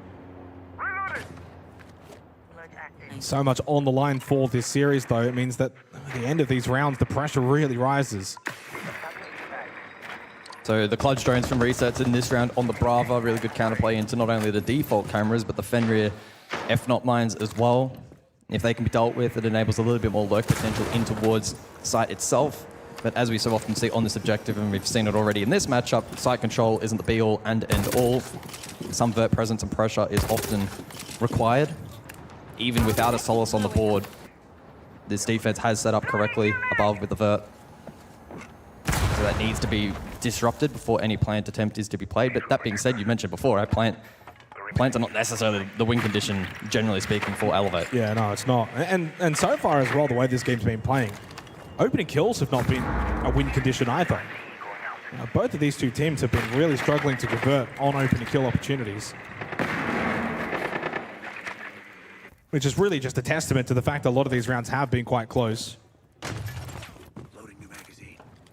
The fact there's 3 players right now on the defense of FearX playing first floor does mean top floor is a little bit vulnerable. If Elevate do go for that top floor clear, which I'd say is likely, it does put FearX into a predicament. 20 seconds remaining into the round. Stemp with the Rotero able to clear out that shield towards Drum. Rin. Well, he took first contact, went back for more, and Resets will take his head off. There's the opening kill for Elevate. Logic Bomb was activated as well by Ion, who's up to double-digit kills. Still has a Logic Bomb available. Well, Good Boy a little slow to react, and Ion will find his 11th kill. 2-player advantage now for the attacking side of Elevate. Yeah, and this is the issue, is now your 3 defenders are all first floor. Elevate, clear the top 2, they get top floor, they've got a minute, they're in a really good position. Yeah, played off information really, really nicely. They're able to convert the util clearance prior to that from Stemp as well. Clinical. FearX put under pressure through the mid-round, forfeiting that control. Stemp will double down. Mephi trying to retake. Big kill. That's Kit. That's 40 seconds. Gas Babe install out. Mephi now knows this becomes a time factor. Still 2 Gas Babes available. Throws out another. Gets caught though from above. That's not a position you can hold. As well now spotted by the Grimbees of Psycho, of which he's now got no more remaining. Pushed into the fight though, into Resets, coded with 2. And with 20 seconds left, Kit acquired by Psycho, still around. That's alive for both teams. Can he reposition, line them up? 10 seconds Good on spot, the clock. good angle, good kill. 3 from Coded. Ion with 11, Coded with 11. 7 seconds left. Will Ion look for the stick? Indeed he will. Inside of Barbecue. Got off it though, and now Coded knows he can win this round. He will win this round. Ion took his chance, got off the Kit. And with that, he sealed his fate. 5-4 to FearX. Big clutch. And that's now the second one of fine margins in this matchup, going the way of FearX. On paper, both players going for the correct play, trying to deny plan and going for the dummy. Both correct. Goes the way of FearX on this occasion. Some good fight back though from the mid to late round, right? Losing control early. The flood from Elevate was great. Again, good info gathering, good util clearance. But then that transition in towards site, the filter effect was very unfortunate from them. Didn't have that back hit, split pressure. That made it really, really challenging for them. So timeout for Elevate. A chance to talk things over. 5-4 lead for FearX. It's another blown round, and it's not just an Elevate thing. We've seen FearX as well, lose these 5-on-3 advantages. In fact, it was even just the round prior that actually happened. Elevate winning from a 3v5 position. Then it flips the other way around in the next round. Out of the timeout, though, of course, FearX found a lot of success. When they took it all the way back after 2 rounds, they went on and kind of just rattled off 3 rounds straight, got themselves the lead. I guess for Elevate, we'll see if they can replicate that, find success out of this timeout. So both teams now have expended their timeouts. 5-4 lead for FearX, 2 rounds away from taking the map pick of Elevate in what is a crucial best of 3. Remember, if Elevate do lose this series and drop down to that lower bracket, of the 3 teams fighting for SI, in FearX, Elevate, and Chiefs, Elevate in the worst position when it comes to SI points already acquired. So they really need to find success in this match. Yeah, the clutch has been a huge difference maker in this matchup. It's 3-6 in terms of opening kill conversions, so only 3 of the 9 have been converted. 2 of those, which weren't converted, have been the 2 big clutches from FearX as well. So the late round from Elevate, again, it's such fine margins, but it is proving to be quite costly. This was big as well. I mean, this can't go understated. The kill from Mephi towards Blackstairs, it may only just be 1, but it makes it a 1v3. The time was low. He was able to delay with the gas babe. It kind of set Coded up. I mean, Coded had to, of course, then go and knock down the pins, but he had set them up for him, of which Coded clutches very, very nicely. In the end, actually, he and Ion both stay on 11 kills. Top frag is inside of the lobby, as there was no death at the end of that round. Time expiring. It looks like we're going to get a tech pause here to begin the 10th round, which really all it does is just build that anticipation. The pressure is on both teams, but it's certainly on Elevate. They lose this, their chances of SI become a hell of a lot slimmer. I guess conversely, if you want to look at it glass half full, it is the map selection of FearX. I think it's more so just the fashion in which they could potentially go on and lose this, right? The 2 opening kills into losing the clutch, that's going to be a really tough pill to swallow for the remainder of the series if that's how it does end up shaping up. But it's been so back and forth. 5-4 scoreline, far from definitive. There's every world in which Elevate can bite back here. It's just been a really enjoyable match of Skyscraper. Could well be one of the last we get at this level for quite some time as well, with it being replaced by Fortress for SI. Yeah, I mean, that's actually something to consider. In some ways, I personally am not going to probably miss Skyscraper all that much. I feel like we've seen a lot of it. And to be fair, this particular game of Skyscraper has been very entertaining. I mean, we've seen clutches, we've seen a lot of fun, and I think the best elements of Skyscraper have maybe come out in this series.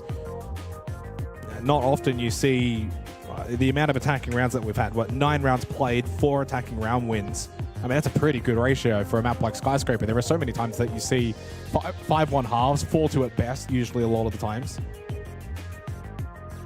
A lead, nevertheless, for FearX coming into this 10th round.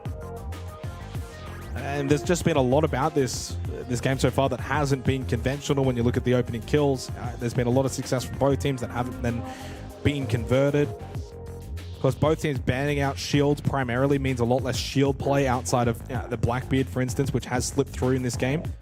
But I don't think the Blackbeard's been all that impressive. I don't think it's had that much of an impact. Yeah, it's been somewhat useful in map clear, but it hasn't been useful. Hasn't been a dominant. It's not the difference maker.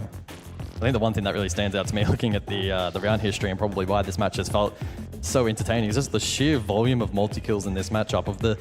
Of the 9 rounds we've had so far, at least that are tracked, only on 2 occasions has there not been a multi-kill. On every single other round there's been a 3K, and it's been pretty mixed bag in terms of who's been netting those kills as well. A couple of clutches as well, again going the way of FearX, so yeah, it's been far from the norm for a map like Skyscraper, which is typically a bit of a meat grinder, 1-1 trade style map. It's felt a little bit more open.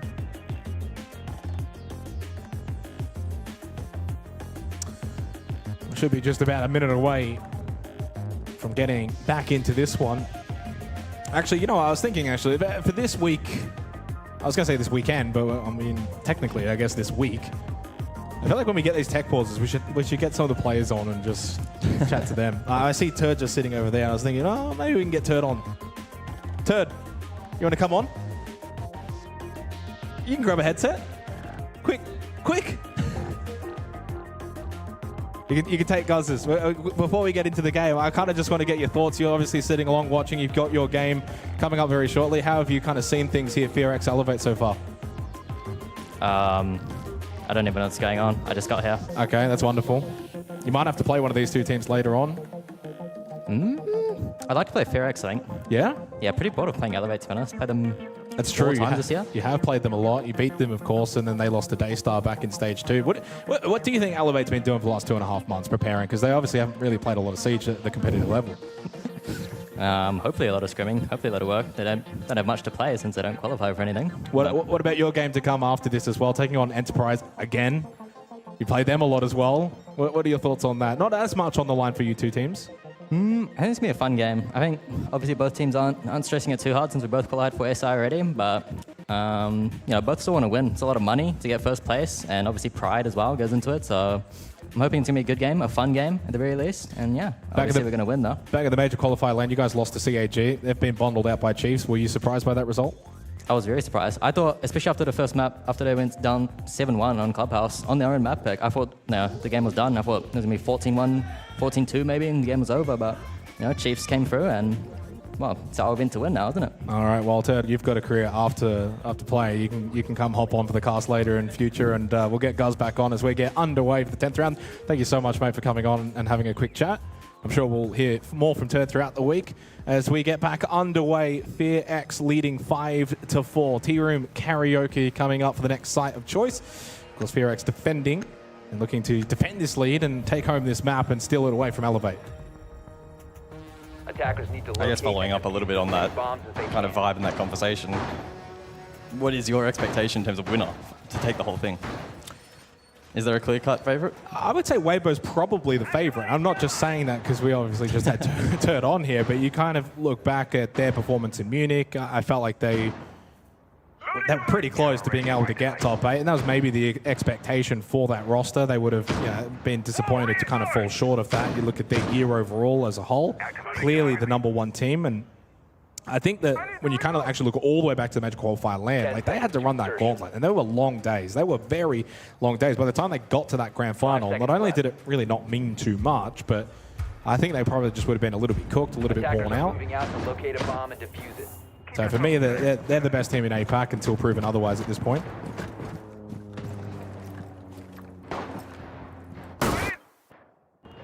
So back into Skyscraper then, 10th round, 5-4 scoreline in favor of FearX, who have just been a little bit better in the clutch throughout this match so far, but very much splitting hairs at this point in time. And despite being on the attacking half and trailing, I think there's a real possibility for Elevate to fight back here. Absolutely. I mean, out of the timeout, into a tech pause as well. So clear the heads, kind of catch a breath, have a drink. And we reset as well. Unfortunately, we do lose the KD numbers, but I've still got them.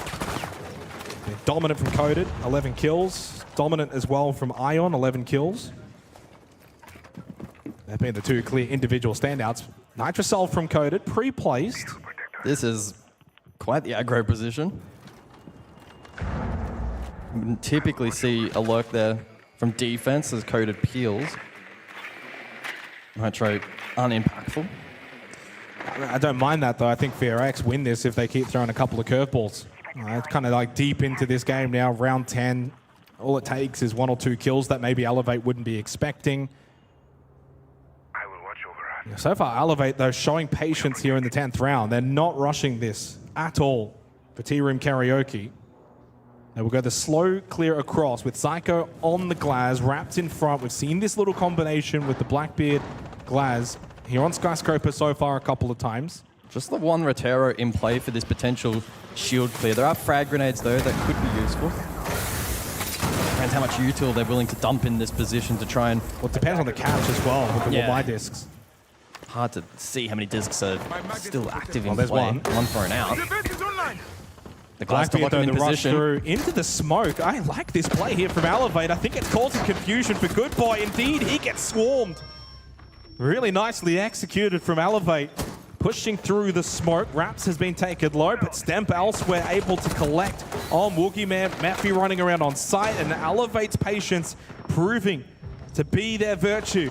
Coded by himself now in a 1v5, and we haven't seen a dominant round like this from Elevate for some time. Out of the tack, into the tech, and now looking into what will be their 5th round win, unless Coded does something crazy. He doesn't get that chance. Psycho shuts him down. We continue to go back and forth here on Skyscraper, all tied up again, 5-5. Defmada's favorite scoreline in Siege. Again, another really good example of split theory on offer there. Great clear over towards drum in combination with backstairs. You combine the two, so much pressure surrounding that defense. You could see FearX scrambling on site, the repel in play to cut that cross as well. Left very little playable area on the site for the defense, and Elevate giving themselves favorable fight after favorable fight after favorable fight, capitalizing on all those opportunities. This play was great. I mean, I know that Rats got taken very low, could have died to the Nitro, but I like the adaptive nature there from Elevate. Found success, cleared out a pretty decent chokehold on this map of Skyscraper towards Drum in the mezzanine position. 5-5.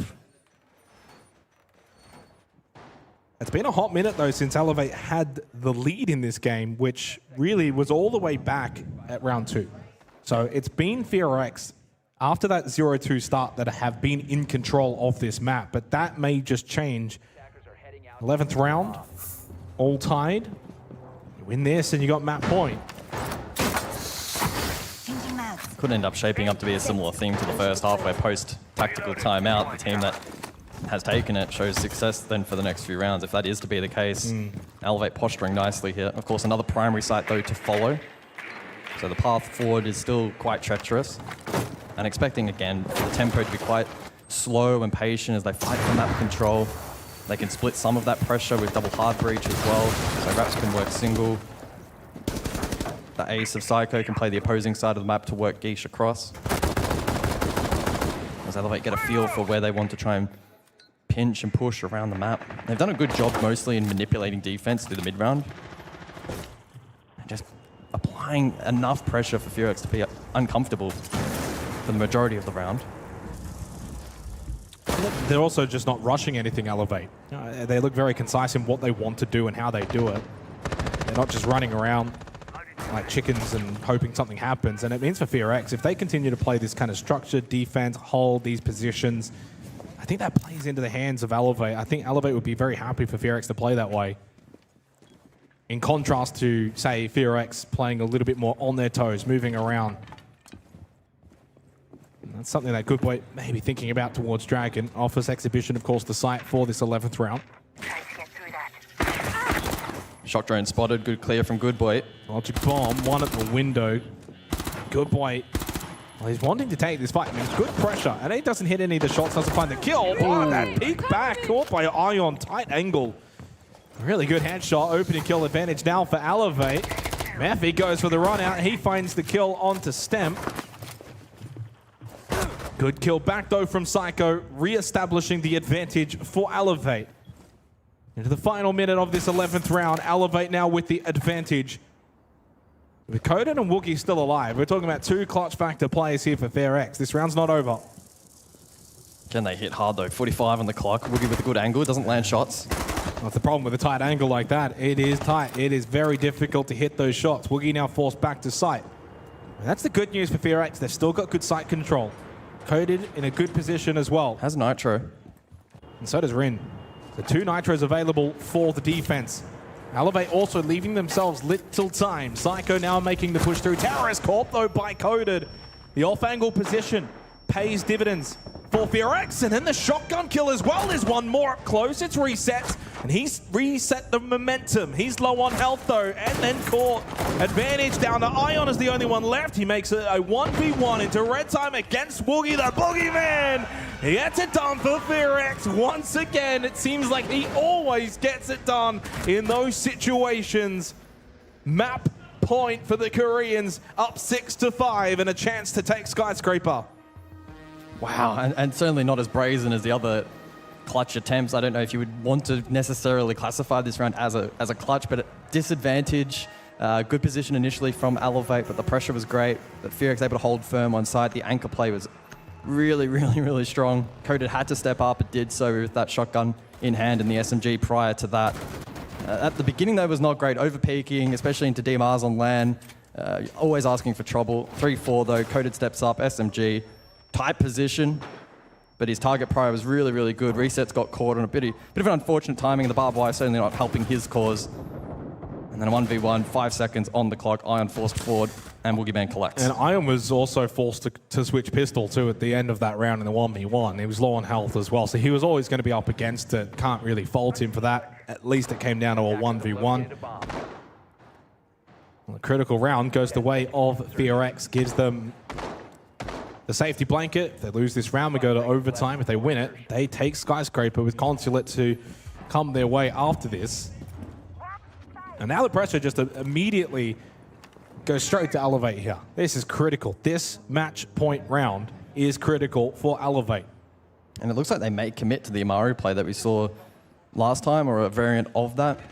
The Amaru was We saw it back in the opening round of the second half. They tried to use it directly in combination with the split push over towards exhibition side of the map. Maybe this time they go for the stairs clear. There's always potential for Stemp to go in below and try to help clear that. There is a drone in play to facilitate that. And the outside stairs play as well. Mephi needs to step up here. Here we go. Stemp, though, straight over towards Black Stairs. Past the barbed wire. Mephi caught, though, by Stemp. And Woogie will fall as well to the native Raps. And Elevate have got a two-player advantage very early into this round. Glasses deactivated by Rin. And this is a really good showcase of Elevate that they have not let the pressure get to them. Rin wins the battle against resets, but he will be the walking wounded from here. So still quite a significant advantage for Elevate to send this one to overtime. Goodboy does have that cross for the default plant position. So too does Rin. So there's trade potential on the board here for FearX. This is where the Doc Alive would have been really, really good to get Rin back up to full health. Stamp low on the Amaru. But Elevate have the extra number. And they've also got the time on their side. Still a minute 30. They've got time here to consolidate. They don't have to rush their decision making. They've got the shield play. Still got Stemp as well on the Amaru. They can get involved with the grappling hook if needed. Psycho on the Glaz offers a really good point of contact. They've also got Ion with double scan as well, and that can lock this defense into position. Rin, low on health, finished off by Ion. There's that Lion scan. Activated. Good boy to fall. Overtime now looks almost certain. Coded. Hello? Well, he's blocked off by, unfortunately, the holographic. And it seems as if he is unlikely to probably clutch it from here. Does get the down and the kill. Karaoke, the plant, will be successful. By Raps, cannot be denied. So 1v3 post-plant for Coded. Pistol up. Trying to find an angle from the bottom of backstairs. One to the top of backstairs. Ion clinical in that round. Overtime has been forced by Elevate.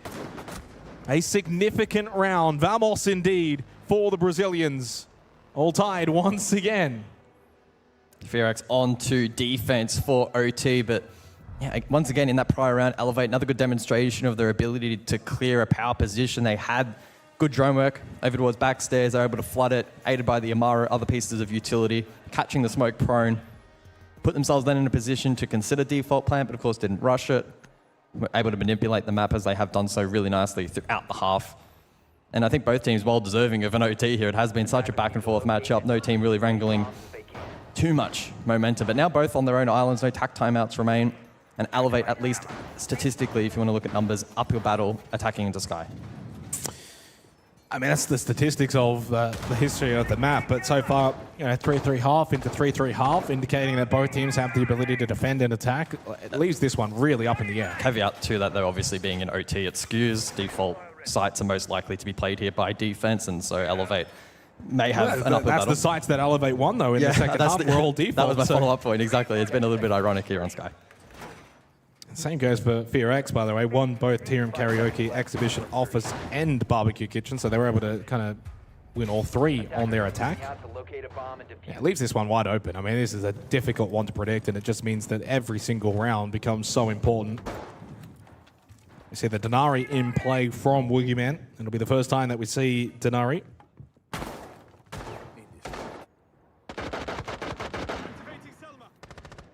Yeah, that utility likely to be used to help counter the map clear and just make it a little bit more difficult, especially for the likes of the Blackbeard to extra shield push as well. forward.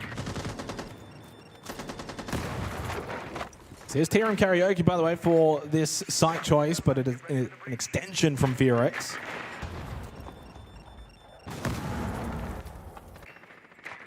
And once again, Ion doing a phenomenal job in clearing this utility for the rest of the team to push forward for map control. It's been a primary role for him throughout the half, and he's found a lot of success at clearing crowd control deployable shields as well. He's been so incredible for Elevate. 17 and 7 for Ion so far.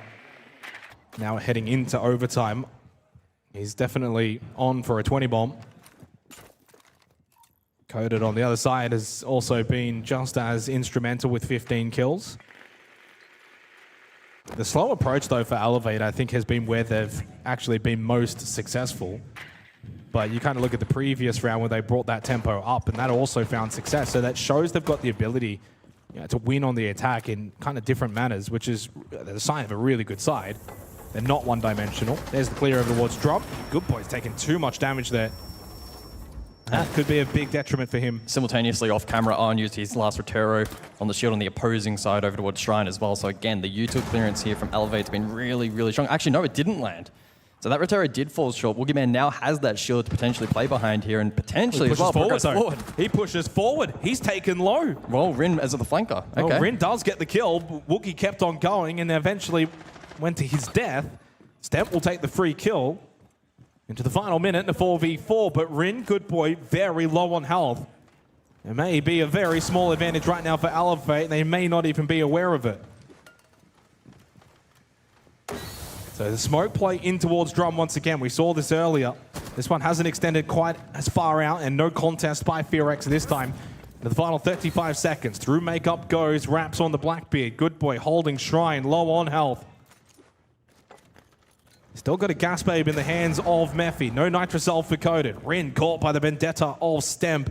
Elevate now looking to take the hit to the site. Mephi got one, but the quick trade from Raps was there. And Coded, though, finds two once again. Good Boy follows up. It's Coded who continues to clutch at the end of these rounds. Good Boy gets involved. We continue to go back and forth. Once again, FearX with map point. 7-6, the scoreline. FearX now with the lead. And another close conclusion to the round going the way of the Koreans. Elevate had a good read at the end. We saw yellow ping information prior to that as well. Again, the util clearance largely strong as well. Not quite perfect though. Again, we saw that shield still standing, so the mute providing really, really good value in that particular round. But prior to that, it again looked clean and patient from Elevate. Just the very end, the final 20 seconds, it didn't quite connect. Neither of these two teams have been able to string back-to-back round wins since the end of the 5th round. So it has been literally back and forth. Single round after single round all the way through up to this point, and it may continue now with Elevate going on to defense. Tea Room Karaoke, their site choice as well. The curious thing for me is really how FearX are going to want to play this. Do they think if we just go for a fast hit, catch them off guard, hopefully put an end to this map? Or do they play that slow tempo play style and go for one really good execute?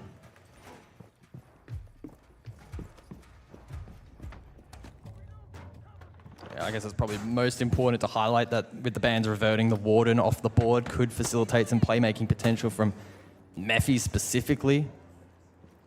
Smokes as well available from Coded. And so without that Warden on the board, the direct counterplay from Elevate becomes a little bit more challenging. They dropped the Glaz this time. They won Tea Room Karaoke back in the 4th round on the attack for FearX. They had that Glaz Dockerby combination, so they had good pressure. They've changed up their composition quite a lot since then. It's been a while, but it seems like it'll be more that clear across, slower tempo, play off Woogie on the Blackbeard. They elect not to bring the Twitch or the Flores, and so that util clearance may be a little bit more of a challenge, especially into the face of that util set available from the defense. Yeah, Good Boy will go bathroom first, drone from below, then above, try and offer a point of difference, see if they can catch someone from Elevate, maybe playing a lurk roam roll. There is no one from Elevate on that first floor. Early Candela thrown, and then the push to come through. This is going to be the start of the round, and Stab has a chance. Woogie somehow alive. Got no idea how. It's Psycho that dies, but 2 will fall for FearX. Elevate holds strong defensively. Resets and Ion combine, and they give the advantage over to the defense. And they still got strong position as well over towards Exhibition and Office. This is still really good for Elevate. Now, Woogie may be alive, but he's so low on health. Yeah, I think FearX have played right into the hands of Elevate on this map. Clear without the optimal util lineup to clear. You got to go for this pinch onto Resets Ion. I think it's your best way to win this. They're close by to kit. You've got to try and use all 3 members here and take a 3-on-2 fight. How much util, though, is still standing for this push forward? Not a lot. Nothing, really. 60 seconds as well, so you kind of need to pick up the pace, because even if you do win this exchange, get kit, kill these guys, you got to go all the way across the Tea Room Karaoke. Do it all again. Gaspabe, Raps now coming on over and helping out. They've got 3 members now pushed over on the defense for Elevate, so you no longer have that 3-on-2 advantage. There's the F not mine, still up, makes it tough. And Stem's playing drum, so Sight is vulnerable, but with the kit has been acquired. Now what this will do, they'll stretch that defensive Elevate to get members flooding back to Sight. Coded was already there in Geisha, but they did lose Woogie along the way, and he had the kit as well, Guz. Coded gets the kill onto Raps. Well, it's only 20 seconds, and with Ion finding Rin, Coded in a 1v2, but he doesn't have kit. Kit's not close by. Needs to get both of these 2 kills onto Resets and Ion. At this point now, you've got to commit to the hunt. Almost had the chance to find that kill onto Ion. Resets has a good advantage from the other side, and he, once again, all tied. It continues to go back and forth. We go all 15 rounds for the opening map of this series. FearX go defense. Yeah, we've had quite a bit of chaos in this match so far, but that round certainly right up there. Fighting for that map control was tough with all that util laid out, and FearX not having the best tools to deal with it. Diffuser then gets dropped not once, but twice. I thought that was smart, though, for FearX. It's just that if we can grab the kit, They've brought a lot of numbers over. Site's vulnerable. Coded's over towards Geisha. If he finds a kill, we could literally walk into site, get plant down. And it's just they lost Woogie on the cross back to site. Yeah, you've got hand delivered back to them though, so yeah. they're never actually able to play around that win con. So 7-7. Ion has been the star standout for Elevate. Coded, the star standout for FearX. Is there a world in which it comes down to a 1v1 between them that would almost be fitting? Alphas Exhibition, 15th final round of this map. Map pick for Elevate. It has been back and forth since the 5th round. 1 round each apiece, continuously. Can Elevate break that streak, win 2 rounds in a row, therefore then the map? Or will FearX hold out on double defense?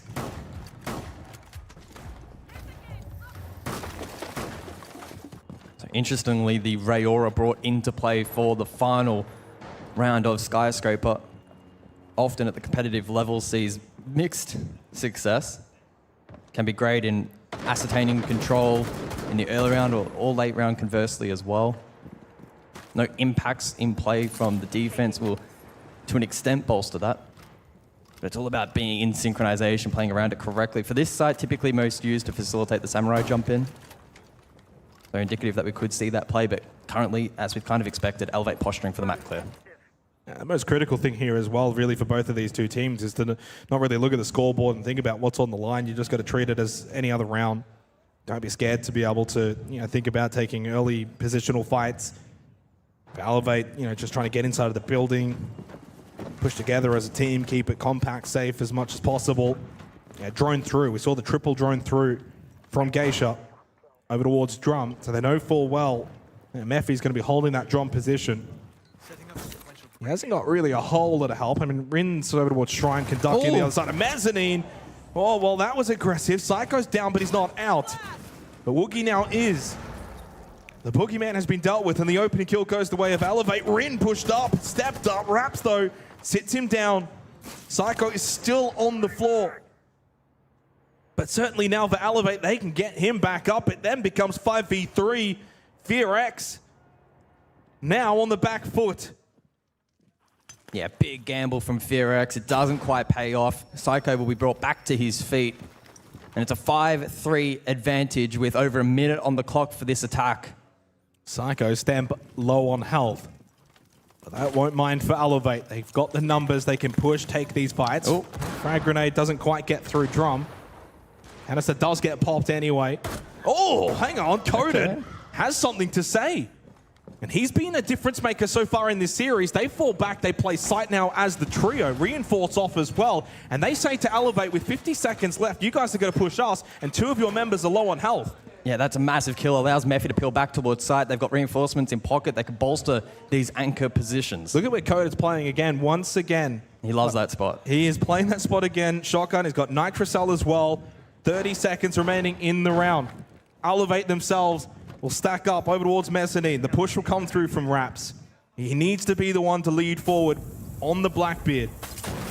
Salmas, to the benefit of the attack as well, we're still there. 15 seconds. I worry for time here, guys. They have to hit that trade timing onto Coded if they are to go for it. Who's now pushed forward. Oh, Nitrocell onto the Blackbeard. Oh, takes him very low. Ion has also been dropped. 5 seconds remaining. Time running out now for the Brazilians. Raps by himself. There is no time, no chance. Oh, they stand strong. FearX are able to hold on deep into overtime. They take the opening map of Skyscraper, 8-7. You can see what it meant for them. And Elevate will feel like they let one slip away. They had such a strong start to the round. But they cannot close out on their map pick of Skyscraper. 1-0 goes the way of the Koreans. It really was the tale of Skyscraper. Just the ability from FearX to close out in those big, big moments. I think overall Elevate looks strong, and I'm excited to see how map 2 goes. A spot at the 6th Invitational on the line for FearX. They're now 1 map away.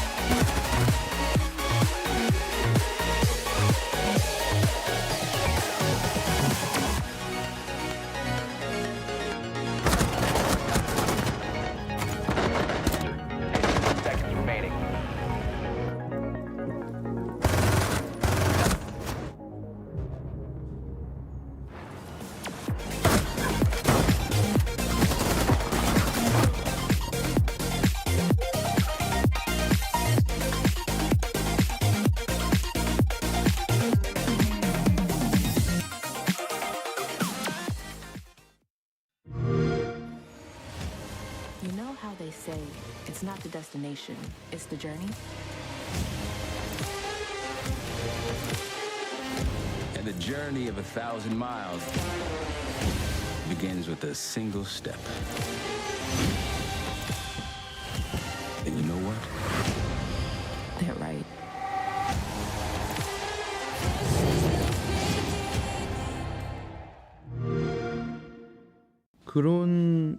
그런 쪽으로 압박이 있었다기보다는 그냥 하다 보니까 계속 그냥 국제대회 가면 미끄러지고 그래서 그냥 저 무조건 우승한다는 마인드로 하다 보니까 좀 열심히 했던 것 같아요.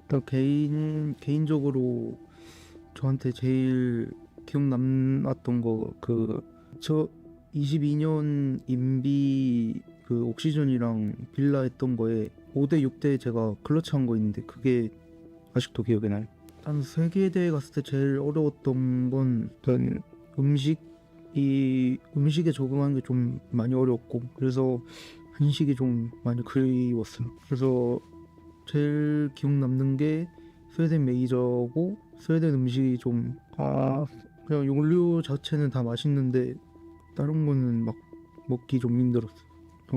제가 갔던 곳 중에 가장 기억 남는 곳은 사우디고 왜냐면 호텔 뭐 음식 뭐 대회 운영이라던가 그런 거 다 좋았고 일단 특히 샤이코랑 저지 수업해서 가장 기억에 남아요. 일단 한국인이라서 일단 한국 음식이 입에 맞는 것도 있는 것 같고 한 재료 써도 좀 맛이 다양하게 있는 것 같아서 그냥 그런 다양함이 좋은 것 같아요. 밥은 웬만하면 항상 같이 먹고 같이 자주 먹는 음식은 롯데리아?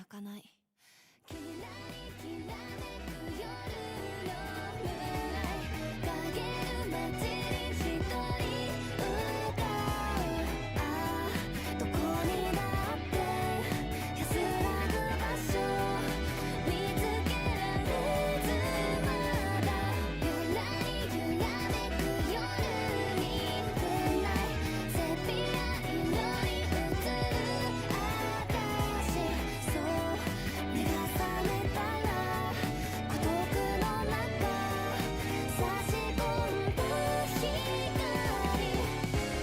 寂しさで許したから後の愛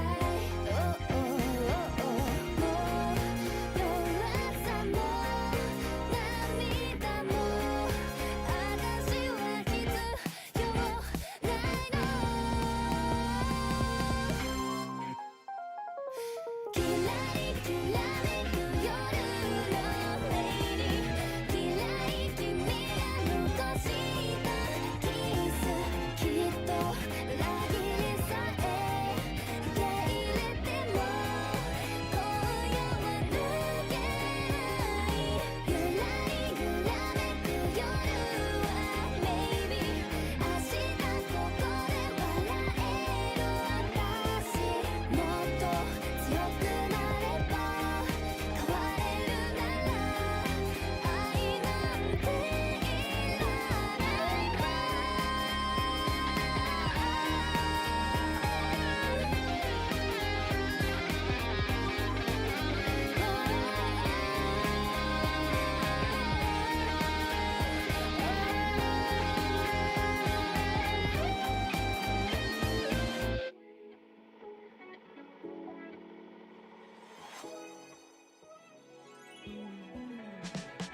I've been alone too long. Gotta learn how to walk with my shadow.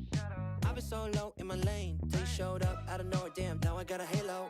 So keep up, I'm saying, but they praying I keep up. Don't let up on me. I know you're waiting so patiently. I've been on the way for long. Got everything into place. We're pulling out all the stops here for the APL Regional Finals. After the first matchup of the day, I thought, hey, it's not going to get much better than that. And boy, was I wrong. Overtime 8-7 win for B&K Fear X here, Oda. And I don't think I've seen such a back and forth match in quite some time. Yeah, that was a crazy OT game. A lot of back and forth, a lot of clutch moments as well. I think Coded had a big one there. But on the side of Elevate as well, like Arn and Raps as well, like just big high kills. Yep. Yeah, I don't know, kind of a crazy game from Coded. Just all those clutch moments very important, and you could say that game came down to him. Yeah, I think entirely. If you look at the EPS, so if you just let's sit on this graphic for a second because we got a lot of time. If you look at the EPS difference from B&K Fear X to Elevate, it is not even funny, the spread that we're seeing. Like, it is so, I was going to say atrociously. That might sound a little bit rough. In the context of what I'm saying, it's so atrociously spread for B&K Fear X that you almost feel like they're lucky to have won that. But it didn't feel like that, Vinny. It didn't feel like that in the server. Although it's top weighted decoded, it still felt like everyone was chipping in when they needed to. Yeah, absolutely. And of course, Coded's probably the obvious one to talk about. Every round, basically, that he played, he got a multi-kill on that defensive side for them. He was able to find 3Ks in 2 or 3 of those rounds. So it is really important. But yeah, as you said, the EPS spread is quite different over on the side of Elevate. It looked like they were sort of more contributing as a team. Yep. Coded really just took the reins this game. Really important kills in the clutch and really dragged his team over the line in what was literally a back and forth match given the start of the second half. It went back and forth every single round. It's great looking down the middle and just seeing the colours swapping so frequently. 66% of rounds, there were multi-kills. Now, this is a trend that's following on from the major qualifiers. We saw it so frequently. Individual performances really starting to highlight, especially in APAC. And I want to talk about the wider scene for CG Sports, but specifically in APAC, we're just seeing such a top-heavy conversation when it comes to individual players. And it's not always one in this case. Yeah, sure, you can look at Coded and say he may have been goated on that map, but there's so much more that goes in around this. Yes, they played well, but do you feel as though maybe Elevate have let the ball slip a little bit here, Oda? Oh, 100%. I think the ideas they had on their attack were really well. I think they kind of got forced to, in the late round, just run through doorways. Like, they were kind of running low on time, where the rounds where they had time to slow down and surround FearX, like, those executes were perfect, and they were winning rounds like that. So, time being a bit of an issue here, Vinny. I mean, how do you speed that up? How do you speed the process up for Elevate? I think they had an idea of what they wanted to do, which was be very methodical on their attacks. Just to put a stat behind it, their opening kills generally on their attacking half were coming around the minute to 1 minute 20 mark, whereas B&K FearX was around the 1 minute 40 to 2 minute mark. So it was a lot earlier in the round. They were trying to take map control. It looked like Elevate were really trying to pick their moments and find the openers as safely as possible. Sure. But when you're playing a map like Skyscraper, you need to take map control quite quickly on the other side of the map. And FearX really played the idea that they could waste time with phantom pressure or just putting pressure on that side of the map and then falling off. Yeah. And it meant that when it came down to executes for Elevate, they were running out of a lot of time. That pressure that Vinny's talking about there, how synergizes that with operators like shield operators and maybe even misplays on bans? Yeah, look, a lot of the shields got banned this game, so like that's when like the Daimos comes into play. A lot of Glaz as well from Elevate. Yeah. So yeah, those sort of operators cause a lot of pressure and can kind of, cause the defense to panic. But I think like this game was pretty defender-sided. But one thing I like to point out is FearX were really bad on their attacks leading into this series. Yeah. And to go 3-3 half, I think they'd be happy for that on Skyscraper. Yeah, absolutely. Considering all the context going into that, I think that's totally fair. One comment that we made at the very start of the show when we were watching, going through the teams, Rin just kind of has been, I would say, has been missing on the back end of Stage 2. And this game in particular just did not hit the mark, unfortunately. And that means that it kind of, goated.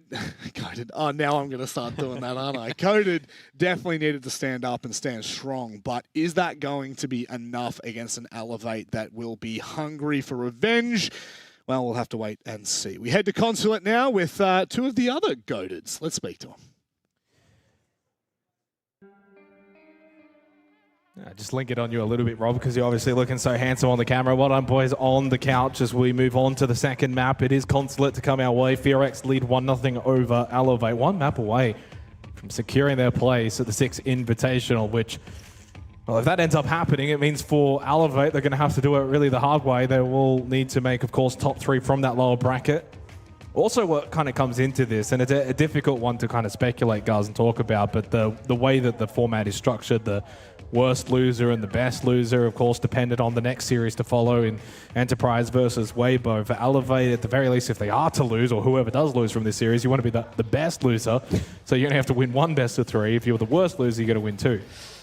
Yeah, I think we very much set the expectation heading into the second map that there will be fight from Elevate. I'm expecting them to bring that inside of the server, and if anything, should be more convincing than we saw from FearX on their respective map pick. We'll certainly have to wait and see. I think FearX surprised us in terms of their attacking prowess, especially back on that opening map, and if that can transition across there for the second half of Consulate, who knows if they could clean sweep this series. Certainly wasn't on my bingo card. No, it wasn't, but it's kind of what we were talking about, or at least the point I brought up pre-match on Skyscraper for both of these two teams. You've had 2.5 months to kind of prepare and improve on some of the things that maybe didn't work out so well in Stage 2.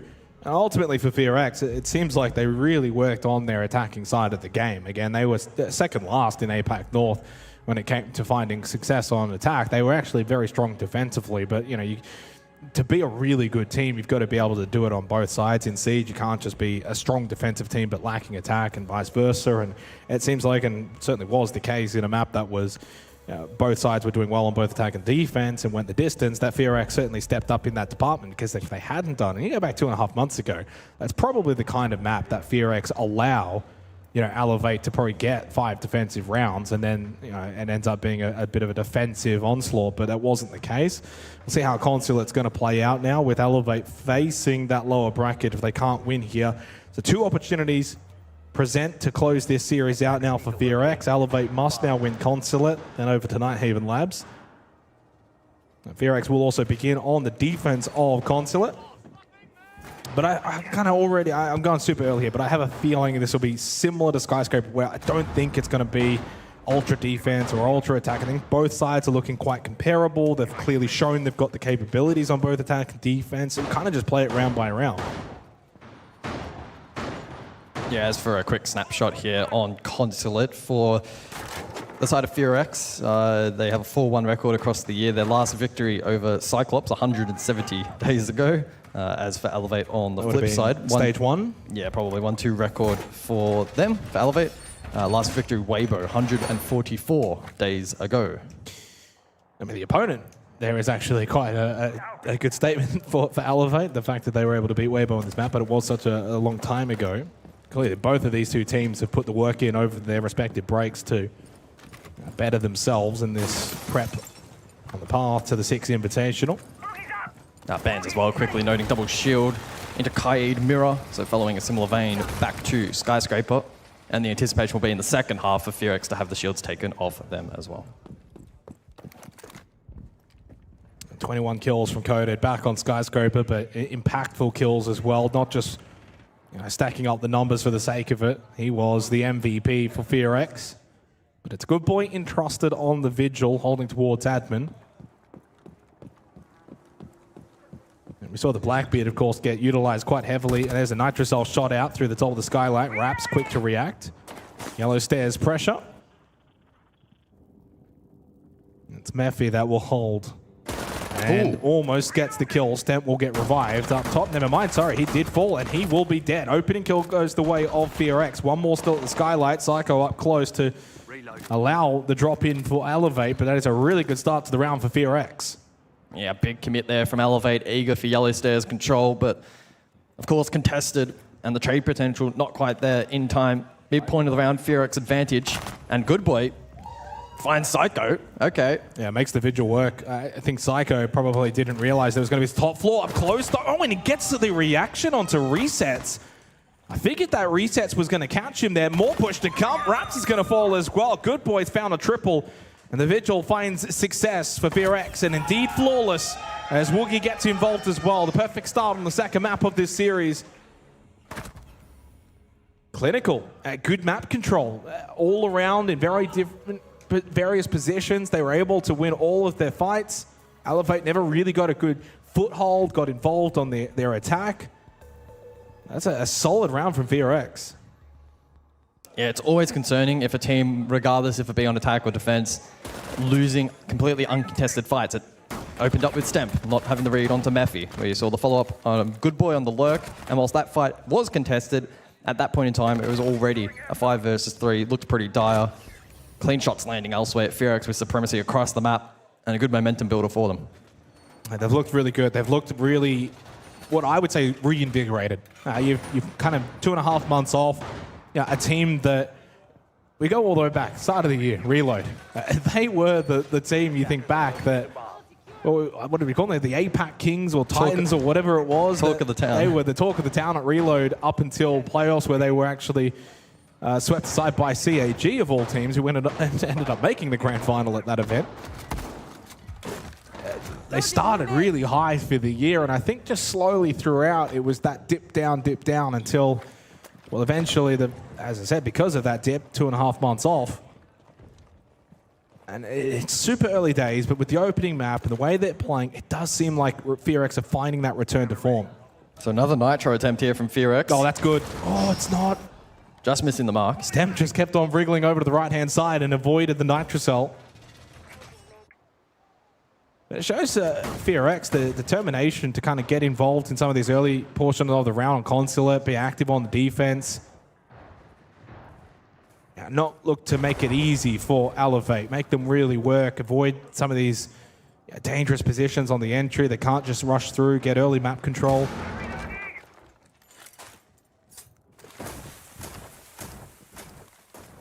So again, slow and steady in terms of the groundwork here from Elevate.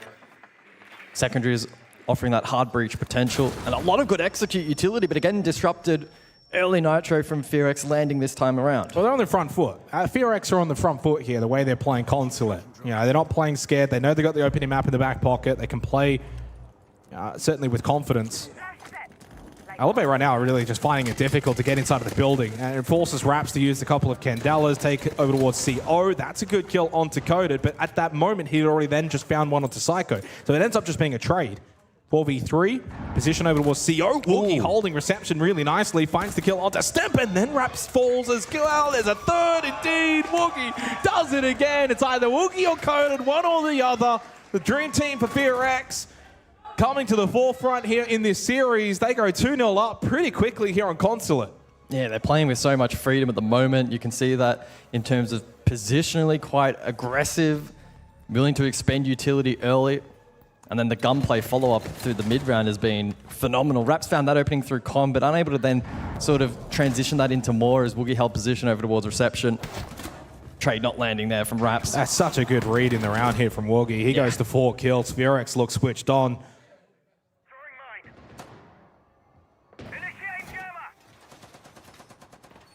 Elevator going to have to respond now. They've not opened in 2 rounds. They got 1 kill. They're getting no map control.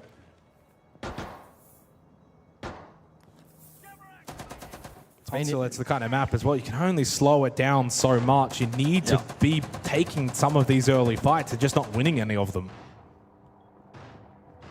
It's been, explosive from FearX, which we saw taper off as the year kind of went on. So good to see that they're tapping into that here.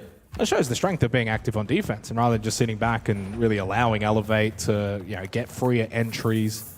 You see the early Nitro cells. We saw the Vigil in the opening round. They've got good map space. And it's not mindless aggression either. No, it's been playing really well so far to start on this second map. Just a little warning to Elevate. They're keeping them honest so far, which is exactly what you need to do against them. I think back to Skyscraper, though. Elevate, of course, won the opening 2 rounds on defense, and then from there things flipped rather quickly, and it became a bit of a back-and-forth map.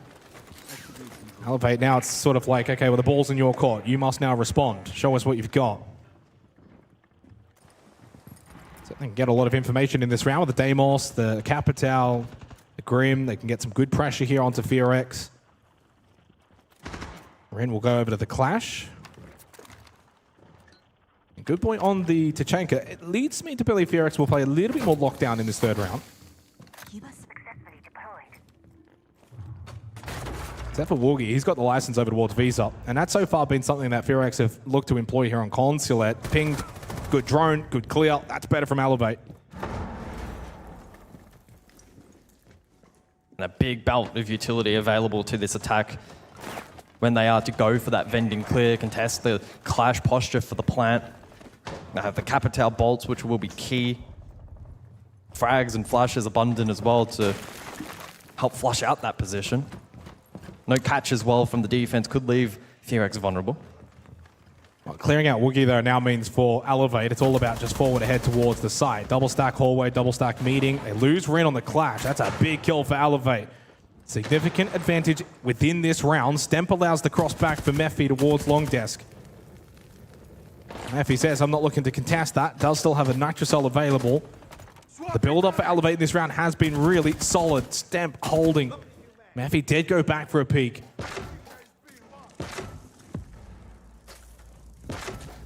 55 seconds. U2 layered by the attack. Mephi. Well, the push-up's lovely here. Oh! Yeah, Mephi got caught in 2 minds. He saw the Blackbeard, no one followed, thought about the Nitro. Then, at the last second, he realized Stem was indeed close by towards vending. Really well-executed round here from Elevate. Leaves now Coded by himself. If there's anyone on the side of FearX that you feel like could do this, indeed it could be Coded. Now, Ion is very, very low on health. Rap sticking to plan inside of meeting. Again, 1 bullet here from Coded will take down Ion. Raps is back up, though, with the Blackbeard. Does he go gun up? No, goes indeed outside on the rappel. So Coded knows he needs to deal with him. Thought about the run out, but Raps was actually down below. Pistol here again. 1 bullet would have gotten the kill, but up close, skeleton key in hand. Ion seals the round. Elevate find their first here on Consulate. Another close one, almost going the way again of FearX in the clutch, but with the rappel game employed, it was always a challenge. FearX losing that early battle, and much akin to what we saw on Skyscraper, when given that advantage and given the time as well to set up for these util heavy executes, and we saw that belt of util expended in that last round, they look really, really strong. So FearX will likely continue to try and play Disruptor for the remainder of this half. The additional bans to be Ying and Warden. So they essentially cancel one another out, although the Glaz could potentially still have impact, and as we go to basement, we could potentially see that deployed, and Psycho with the initial selection. Attackers need to locate and defuse bombs.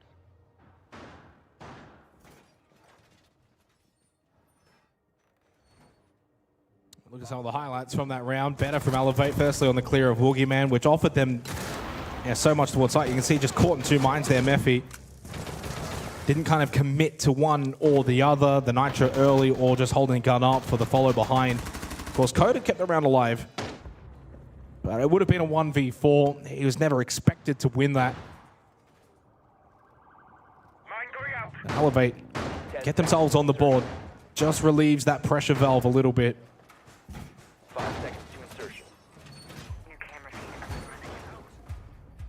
Attacker's objective is to defuse a bomb. So basement well and truly confirmed, and Elevate themselves confirming that triple hard breach selection. Yeah, triple hard breach gives them options for both the main breach, the back hit could potentially be synchronized. Defensively, probably most intriguing to note the triple nitro to be employed. Useful tool against not only the garage default, but any vert play from the attack. Although that may be a little bit limited depending on how Elevate want to deploy this composition. Oh, Woogie almost caught. Resets. Has the angle thanks to the Maverick. Woogie trying to escape. Oh, just maybe makes it out, but no. Nicely done. Resets, never gave up on the play. Wanted to make sure that Woogie would get punished. That's 2 rounds straight now. It's not just the fact that it's Woogie, but it's the fact that they've kind of called out these more off-angle position defenders of FearX. Elevate just taking their time a little bit, making sure that they're getting that early kill. Eventually then push in, have the extra numbers, take map control. Forces members of FearX back towards site. Rin, the only one playing first floor. And he too will make his way towards the basement. So many avenues now in towards objective for Elevate with that triple hard breach. Raps rotates over towards garage, and that should be relatively straightforward to deal with, and Psycho can offer support on the glass. It's tricky now for FearX finding a way to deny this entry. Thankfully, they still have double nitro up, BPC as well, presumably can feed information as well. Psycho, though, to scout site, he'll see that garage is clear. Fairly confident, probably that pillar also vacant. Well, there's 3 gas babes, 2 nitro cells. So it's not just the case of the fact that because no one's playing close that we can just go straight in. They've got to be wary of the fact that even with the glass being able to see through that smoke, there is utility that can then put pressure back onto Elevate. So with 50 seconds, it seems like they want to do their due diligence, put a bit more pressure towards the site before going for that potential execute. In fact, Psycho has actually rotated around to the other side. So they're going to actually go for the push in and then the drop down on the backside push. This is a change up from Elevate late in the round. Rather than going default setup, they've changed it significantly. They lose Psycho, but Ion still pushing through the server hallways. Yeah, straight 2-2 split. Diffuser still outside garage though. So an emphasis on these players such as resets to find value over towards server side. They don't have the offense as much though from that garage push into the last 20 seconds. Ion did catch one in the back. He got traded immediately by Good Boy. Still double nitro available. Rin, big kill onto resets. There's one of those nitros that shuts down Step. Good Boy, pistol in hand, gets the kill as well. The adaptation was there from Elevate, but FearX match it. They were ready for the switch up. 3-1 lead for FearX. Yeah, it can be very easy as defense to get drawn into a split push like that and maybe overcommit to defending the backside too much or overinvest utility. Front side garage, they're able to split it really nicely, both the manpower with util. Nitro Cell was good over towards default. I isolated that diffuser really nicely. Attackers need to locate and Clean siege from FearX. Didn't get off to the best of start, and that's where throughout this match, Elevate have really thrived, but on that occasion, unable to connect. Yeah, that's where they've done really well so far in Consulate for Elevate, despite being 3-1 down, finding those early picks, gaining that early advantage. But credit again for FearX, and they did this a little bit back on Skyscraper too, playing from the disadvantaged numbers position. They've been really, really strong. They've not been easy to deal with. Lovely little transition there into the fan. So 2 rounds to go in the opening half of this second map. FearX lead. 10 seconds remaining. Good Boy up to 8-1 has been very, very prevalent. Still no kills yet for Psycho. playing the Glaz once again, which, to be fair, it's an intriguing decision late round to switch the Glaz up from the default entry position to then go wrap around the entire building, basically, and then go Visa into the drop down towards server. Dies immediately. They got nothing from the Glaz in the previous round.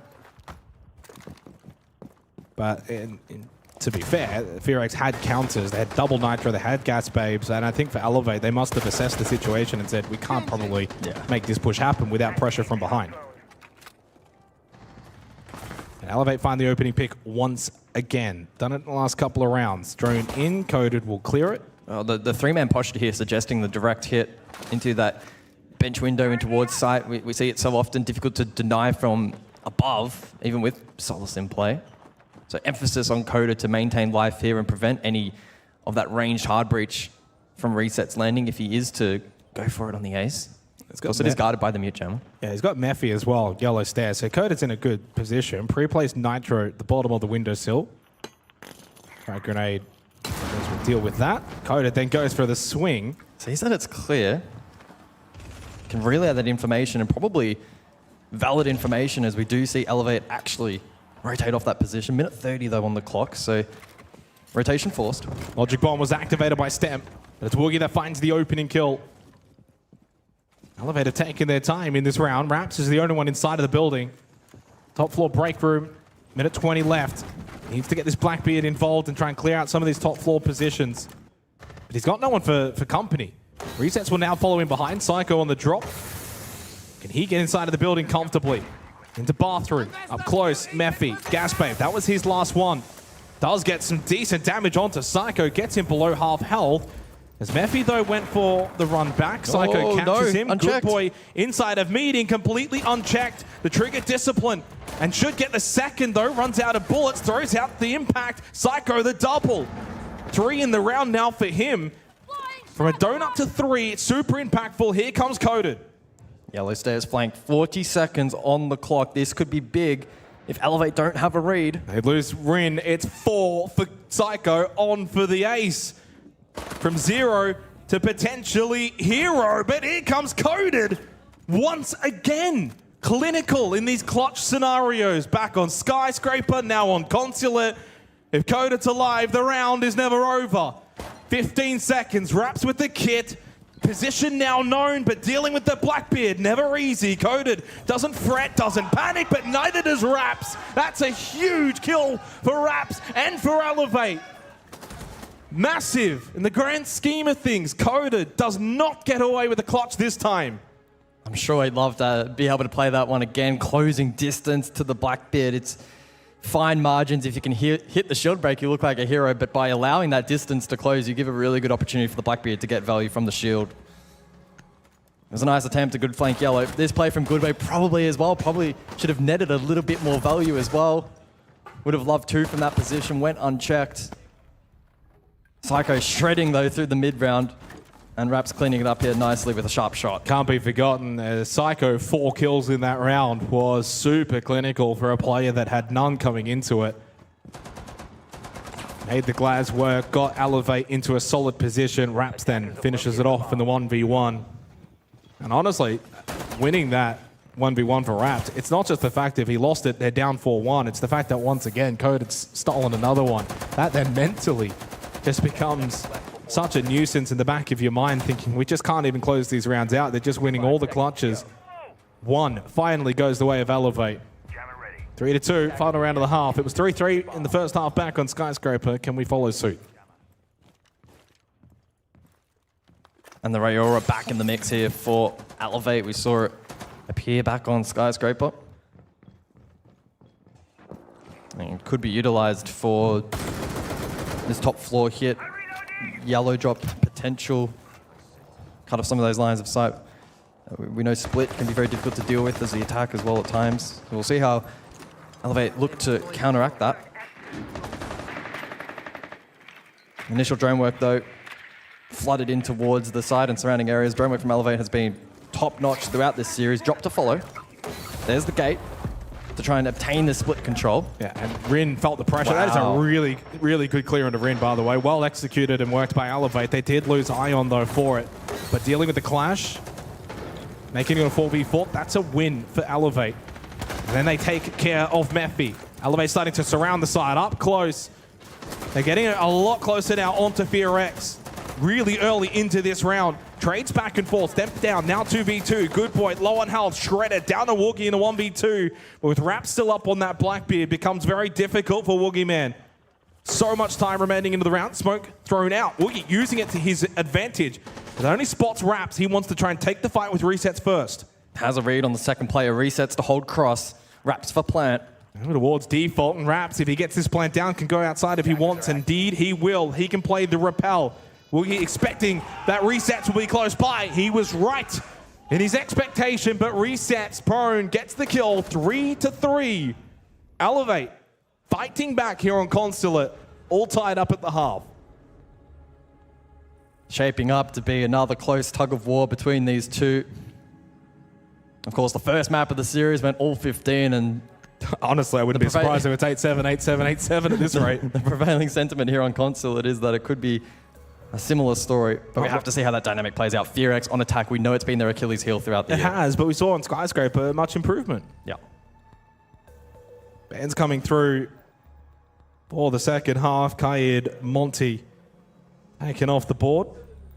Do we see an end to the Blackbeard? I mean, then you allow the Blitz through, so probably not. Hang on, we're going to see Grim clash. So options available here for FearX in terms of Blitz, Blackbeard. Yeah, the expectation will be a high pick rate on the shields, whether it be the Blitz or the Blackbeard throughout this half. Well, neither at this rate, but no, there is, of course, attacker repick. Attackers need to locate and defuse as many bombs as they can. A favored tool from Boogeyman, of course, very successful. Yeah, I'd be probably more leaning to the side he switches off the fuse. We'll wait and see. We will wait and see. As for the defensive lineup here, top floor, and an intriguing composition here from Elevate, most notably the Tubarao Pulse as well. And so we should see a little over the head. A lot of information available here too. This defensive lineup Pulse could enable a lot of Nitro play in this particular round 4 in the hands of Elevate. Well, the attacker repicks are coming through, but none onto the shields. And Woogie, oh, there it is at the last second. 2 seconds left. He does indeed switch up to the Blitz. I was getting a little bit panicky now to making the early call, but he comes through. So the Blitz does make its way in. This is the first time we're going to see Blitz actually today, I think, in this series. It's been banned out predominantly.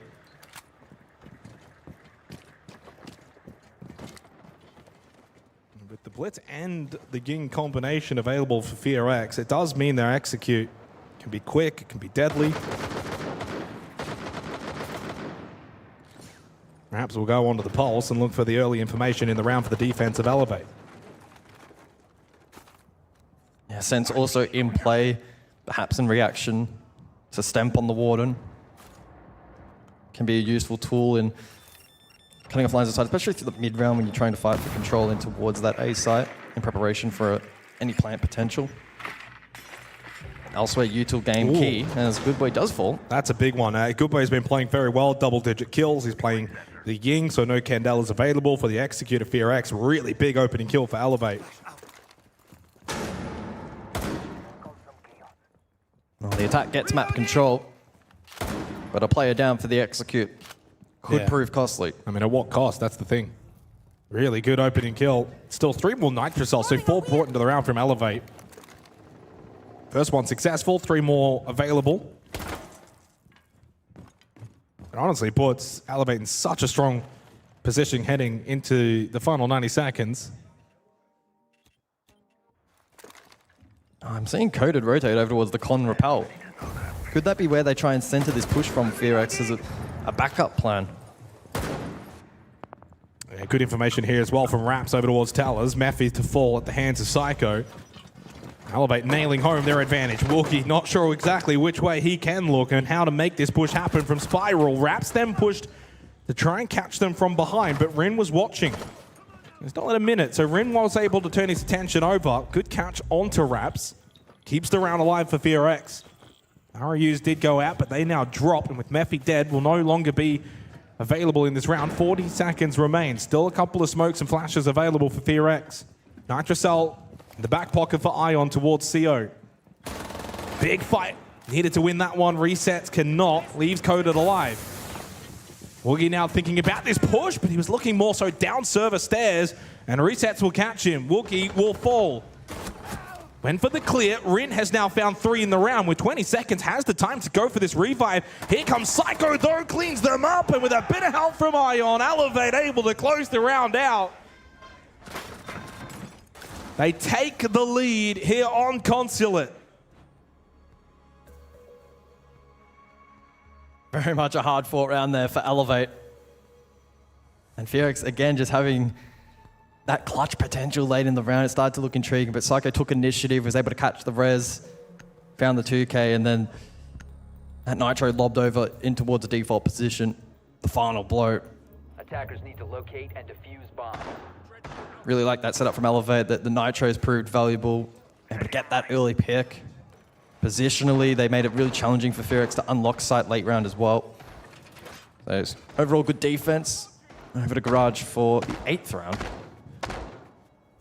Yeah, it wasn't total control either for Elevate entirely throughout that round, despite, you getting that early kill, Nitrocell on the Ying, onto Good Boy. Like, that's the amount of checklist that you kind of just ticked off with that one kill is critical. But Fearix, to their credit, still kind of played back into that round and kept it alive. And I think that's probably been a really big telltale sign in this series, is it doesn't really matter who's winning or losing in the particular rounds. None of them ever feel over.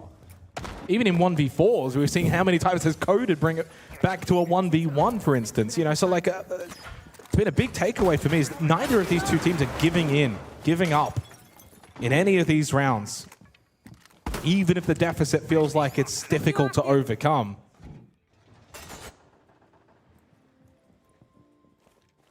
So the mirror to be employed here for the 8th round. Twitch available though, and Mephi will be eager to counter. Special charge, stay clear. Coded though to hard breach, Garage uncontested, so clean work initially here from the attack. And Blitz again bringing that up because if it continues to be used by Woogie, it's an insta-ban after the 3rd round and a half. Yeah, Woogie can be a useful tool. Another opening kill on the Good Boy. That's, again, big for Elevate. They're finding a way to get involved early on defense as well. We saw that from Fearix back in the first half. Active defense here in Consulate from both teams. Yeah, Woogie can be a useful tool for the clear up above here, but will likely need some level of support. Ion contests. Is he got help though? He's just pushed into the closet and then wraps from below, able to get the Nitrocell, resets, then doubles down. And this looks like one of the more dominant rounds here from Elevate. Ion does go down, tried to push in and clear out Mephi. Coded is just hoping that someone makes a bad crossover towards Cafeteria, but not to be. Run out from Stemp almost got punished by Mephi. That was almost a free kill given back over. Would have made it 2v3. Stemp falls back into lobby with his life intact. Mephi feels like he's getting baited into this position, so he's being careful and cautious. Still over a minute in the round. A lot still to play out. Coded was battling with resets. He lost that battle, and Mephi, in the end, ended up dying to Stemp. 2-round advantage now for Elevate on the defensive console. They're looking strong.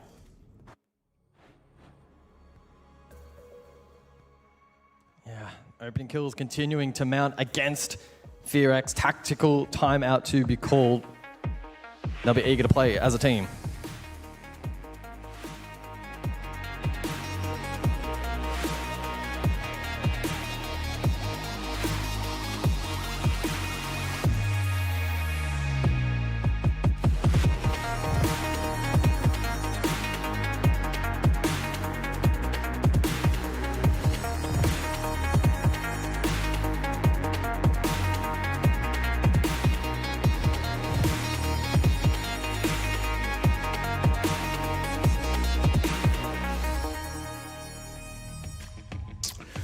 Well, it can't be forgotten. A spot at the 6th Invitational on the line for these two teams. 5-3 lead now for Elevate, clawing their way back into this series. After a 3-1 start here on the second map for Fearix, they were just 4 rounds away from booking their tickets to Paris. Elevate going on a run now, looking very strong on the defense. And one of the more dominant rounds that we've seen here on Consulate thus far.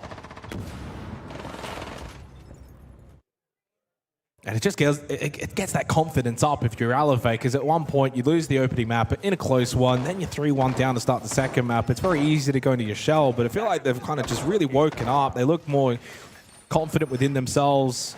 Their defense has been so active. And doing it as a team. 8 for Psycho, 7 Reset, 6 for Stamp, 4 for Ion, 3 for Raps. They're all contributing. Raps playing a bit more of the supportive role. That's a wonderful drawing. Ah, okay. I see what you've done there. That's very clever. Who is doing those transitions? I'm not sure. Not me. Oh, no, it's not you. Yeah, so 4 straight for Elevate. Ferox need to find a way to break this momentum. Tactical timeout conversion last time out over at Skyscraper was great and helped build momentum in that first half. It was called very early by Dark and proved successful. And they'll be looking to replicate that here round 9. Early round had to have been a focus. They're losing these opening kills and these opening engagements with far too much ease and giving Elevate that platform to play off. Elevate themselves, posture for the direct hit once more. Last time out, this was pretty heavily contested. So Ferox, posture, Elevate looking to deny. Very typical set play though. Become largely better at the international level as Ion finds the first. Another one. Big pick, it's Blackbeard down. It's been the strength of Elevate so far in their defense. Woogie, though, going into Expo and looking for the early plant to go alongside it. Will he be successful despite being a 3v4? That is plant down. Shield back up on the blitz, taking some damage, taking a beating. Thought about the pistol from that distance, and Psycho will punish. Quick headshot. Still in the post-plant scenario for Ren and for Good Boy. There's a good ping, there's a good clear. And now, Raps to fall as well. Good Boy's found 3 in the round after 2 rounds straight where he was the opening death. He's just excited to still be alive in the late round. Stamp in the 1v2, post-plant. This is critical. Win this round, you may as well book the map because it would be a 6-3 lead. Throws out the Griswold Mines. Tapped the kit once. Rin, Good Boy, all they need to do now is play together. Rin, solo push. There is no time, though, left remaining for Stem. Good Boy's played this perfectly. Gets the headshot, pistol kill as well. It's a quad from Good Boy. Ferox able to stem the bleeding as Elevate put together a couple of rounds straight. Ferox now make it 4-5. Yeah, able to activate Good Boy and get value from him in that round. Good direct hit. And despite Plant being secured at a deficit and then Good Boy taking a long-range fight and also dying out, the reposition of those still alive was really, really good. Made it challenging for Elevate to get back on that diffuser with the cross hold. Good Boy started off really nicely on this map. I think he had about 7 in the first 4 rounds and then tapered off, but a big round there to bolster his individual I think it was like stats. 10 and 3, and then he had the opening 2 deaths straight, and it became 10-5. At that moment there, pistol out from Woogie. To be fair, he was getting kind of beaten up, so it became a 2v4. Rin, Good Boy, and the post plant were able to hold their nerve. And Ferox get their first attacking round on Consulate. Out of the timeout for the second map straight, they've been able to find success, so whatever Dark's been telling them, it's been working. So it's a good sign as a coach when you call a timeout, rally the troops, find success on the other side.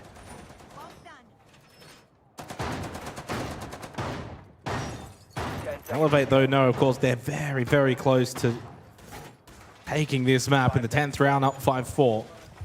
Reloading! Cover me!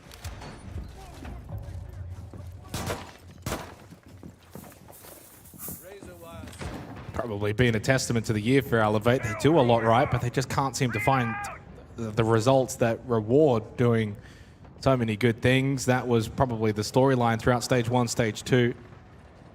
Didn't get rewarded for how well they were actually playing, especially Stage 2. Dropped 1 series, and then that cost them a lot.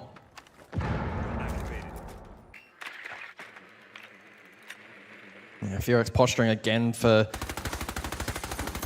a likely direct hit. Good Boy convert from below.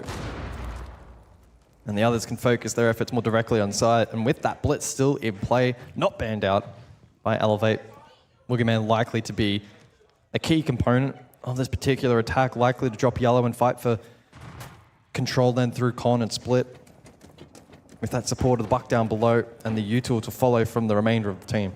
Yeah, and I like the Ying ban because I don't think the blitz has been the most impactful operator from the side of FearX, but they might be happy with the fact that they can keep getting more opportunities with that blitz available, but losing those Candelas will certainly not help their attack.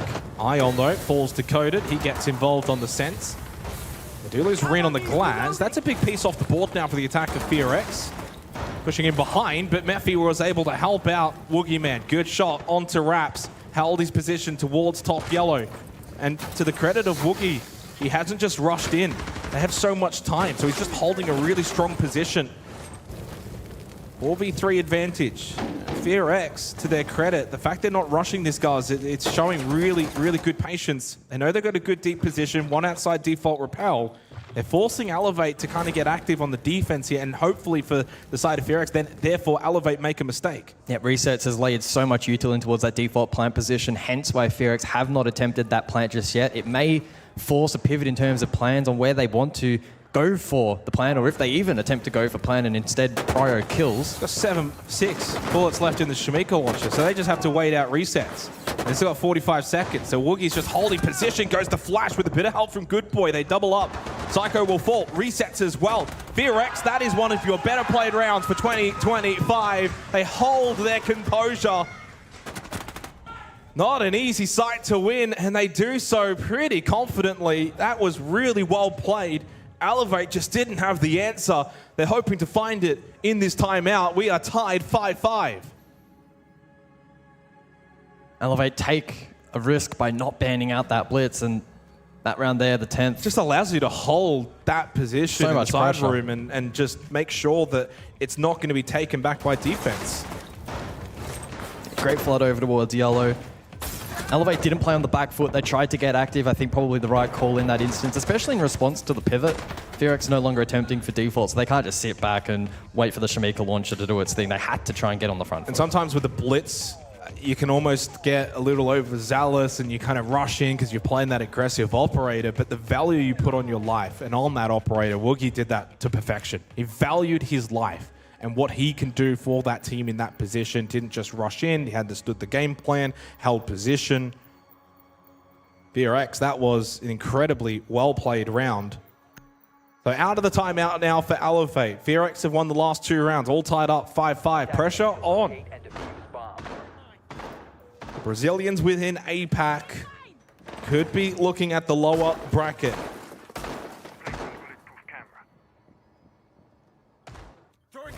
And for FearX, just 2 away now from Paris if they can string together that 4-round streak, which we have seen from Elevate. That's the other side of it. Yeah, they're 2 rounds away from 6 Invitational. For a team that hasn't played in 2.5 months. 16-5 for Good Boy. What was coded was, 21 kills back on Skyscraper, so he's 1 off a 30 bomb. These are some very important rounds. In fact, this 11th round feels so important out of the timeout for Elevate. The momentum has certainly built up on the side of FearX. They're looking really strong, and the blitz keeps working. They bring it once again. They're not changing up too much here for FearX.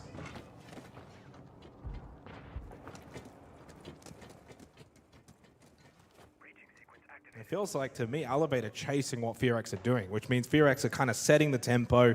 They're saying, we want to play this way, and Elevate are thinking, well, we kind of have to stop them. So we're more focused on what they're doing.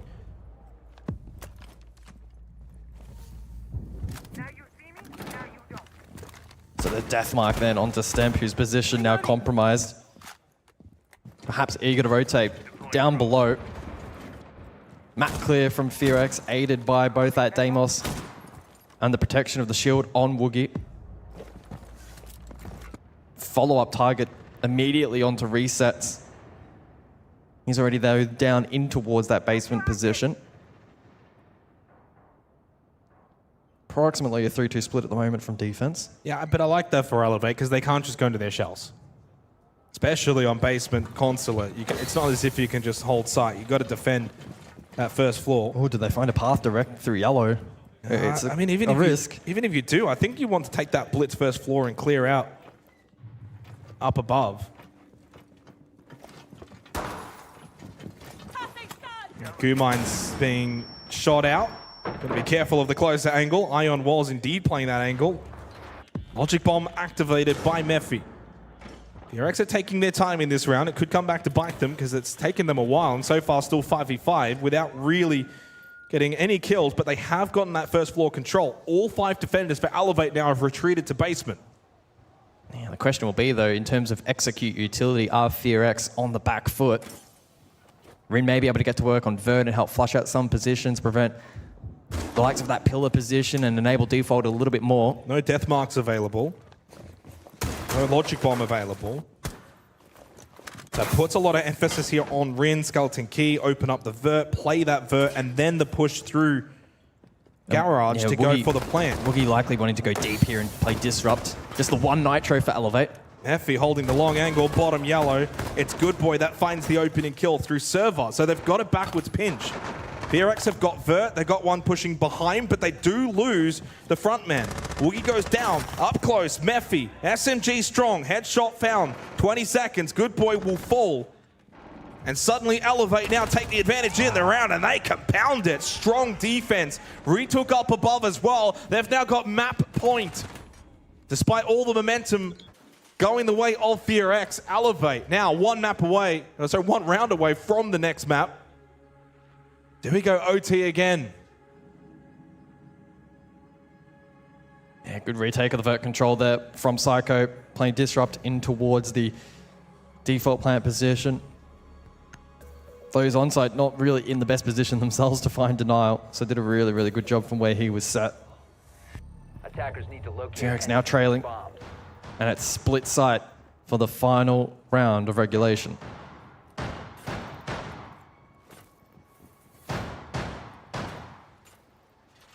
And it's also just that little breathing room for Elevate on the mental side of things. You've got OT secured. You're not going to get knocked down to the low bracket if you lose this round. It just relieves that pressure. And if anything, if you're FearX, you're thinking, guys, like we're this close to a 6 invitational, a couple more rounds, that's all that's needed. But if we lose this and we have to go to a third map, it could all fall apart. The pressure's on FearX in this round. Goes to OT, probably flip back the other way around. Attacker's objective is 11 for Psycho. You think back, he started 0-4 or 0-5. Dapped it up with a quad kill back in the first half. That got him going. 17 from Good Boy has been the standout on this map. Coded a little bit more quiet compared to Skyscraper.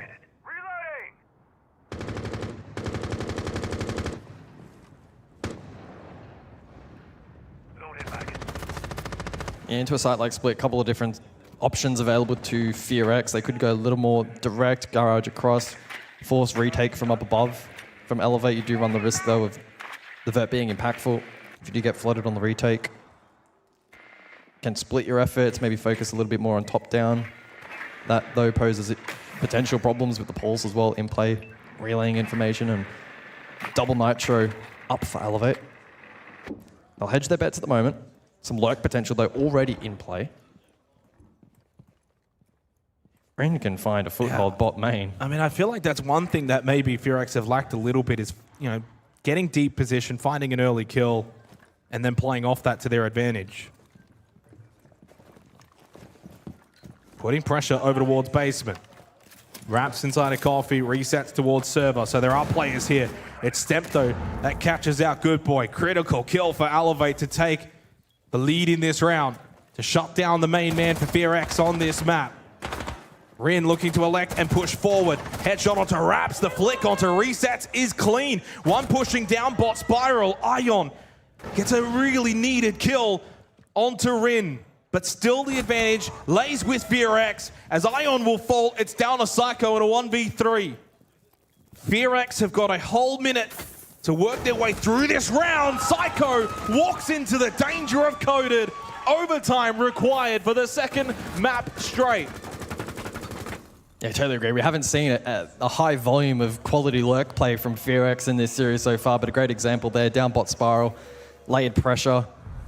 Elevate getting caught, unable to then retake across as the backline held firm over towards Garage. This kill right here. What a flick from Rin. Sharp. And then there's the catch. Psycho left with little opportunity there, 1 versus 3.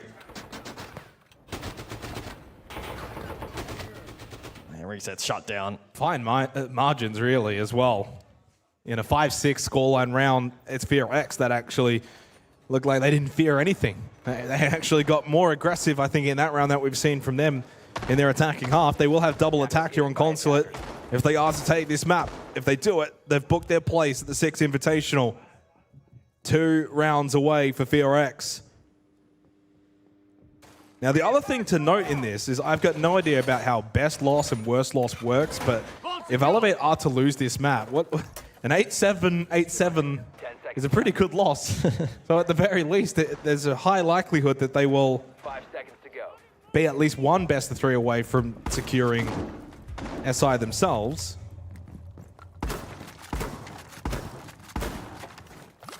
Specchio looking out.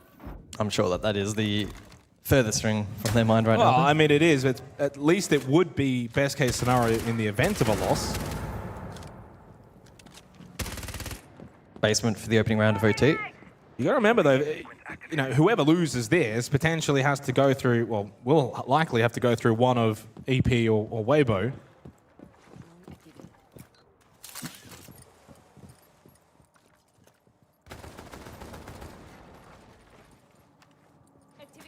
Or Chiefs. So the blitz to persist then into round 16. Round 13, rather, not 16. No unlimited OT in this matchup. Might still be in Skyscraper if that was the case. Psycho. I mean, Elevate want to get aggressive clearly on defense here, take these window positions, try and find an early kill, gain the advantage, fall back, play sight. BRX not really giving them anything in this round to start overtime. Still 5 exterior. Yeah, not seeking to find that early map control.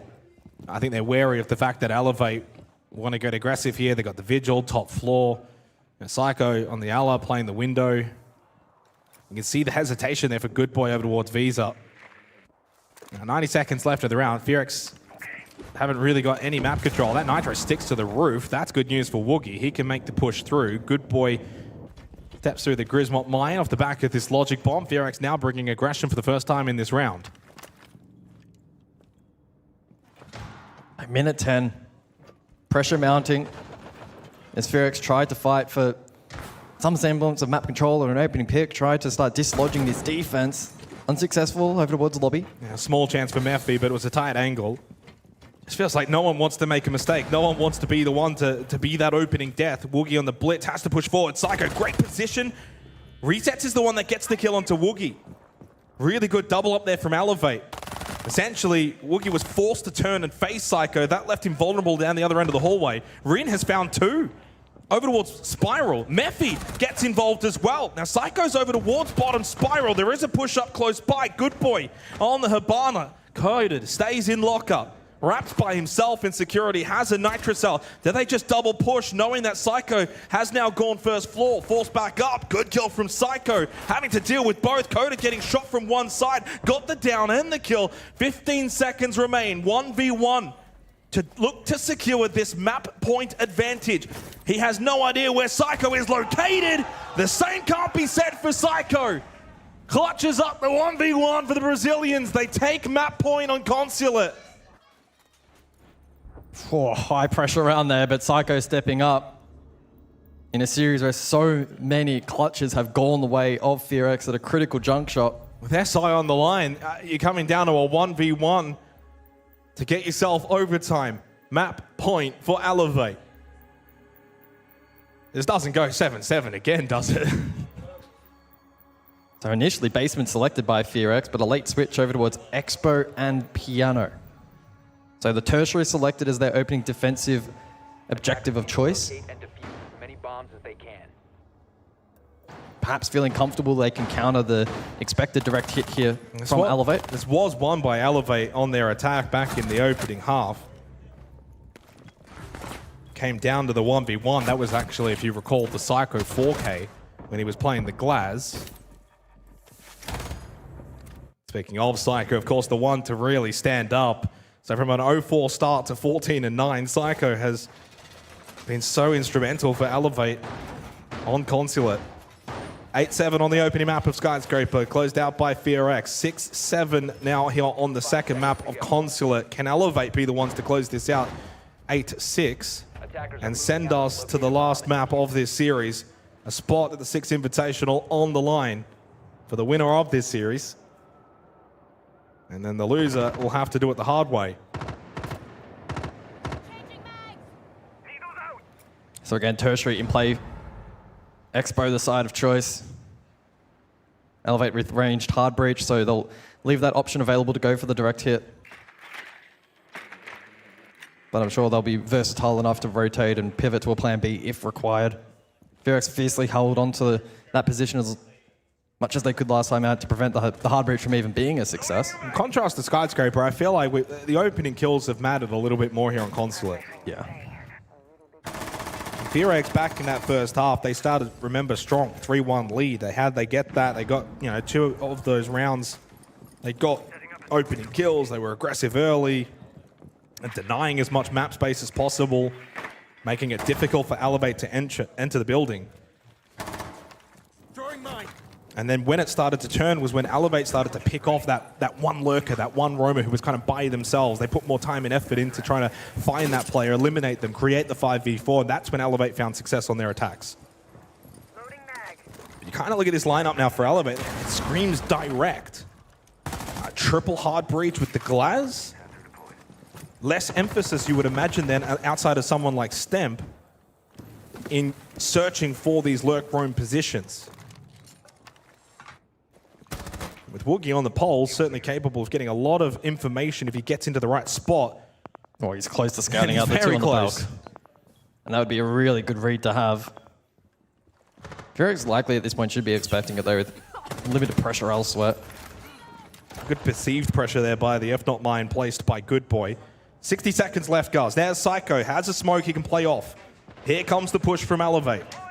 Minute on the clock and the tempo beginning to rise. Top floor control, but disrupted. Nitro. Massive Nitro. And that's Kid on the floor temporarily. It is the Maverick, so probably the first player you would like to lose in that position, but still a player down trailing on attack, not a comfortable position. It just stalls out this attack ever so slightly now for Elevate. Brings that time factor into the play. There's only 35 seconds left. That means you've got to force the tempo. It means you've got to make more rushed decisions at the end of this round. That will suit defense. In a 5v4, Rin trying to offer a point of difference. Huge kill from Ion. Don't forget, Psycho on that Glaz, expecting him to make a play. Double now from Ion. Advantage now for Elevate into the final 20 seconds. Best play now for FearX might just be that time factor. They've still got a Nitro. Still got 2 gas babes. And as we enter the red time, the drop now comes through. Resets into Piano. Woogie makes contact. Don't forget, he's got a Nitro cell. The flank. The push and the flank from Mephi. Oh. He collects them all. It's Ion who's got no time left. Mephi out of nowhere gets 3. And we go 7-7. Another 15th round is required in this series. FearX are 1 round away from 6 Invitational. What an insane flank. Was perhaps maybe expecting 1 kill and then the reposition from those on site to avoid the vert, but collecting all 3 with that spray. Huge moment.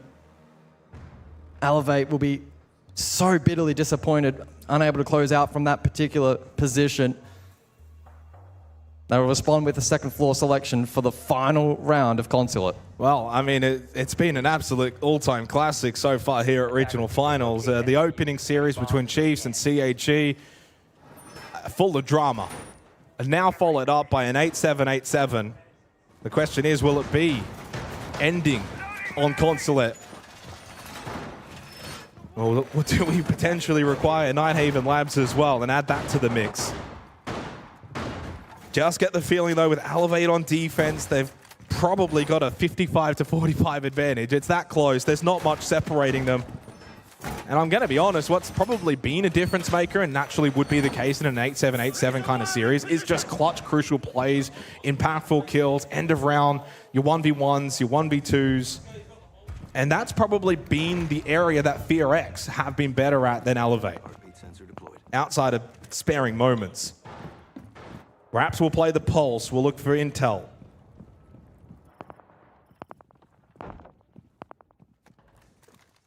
Amaro with Diffuser as well. An intriguing addition to the lineup from attack. Mephi potentially to be enabled during execute. Where he elects to utilize that hook is still anyone's question. Could be for the default. Well, I mean, CEO. I wonder if it'll be a bait default, so when you repel in and then just kind of go straight back out, try and get Elevate to panic a little bit. I mean, yeah, trying to absorb some util. 4 nitros, triple smoke, still up. There's a lot to deal with. Ridiculous amount of util. Yeah.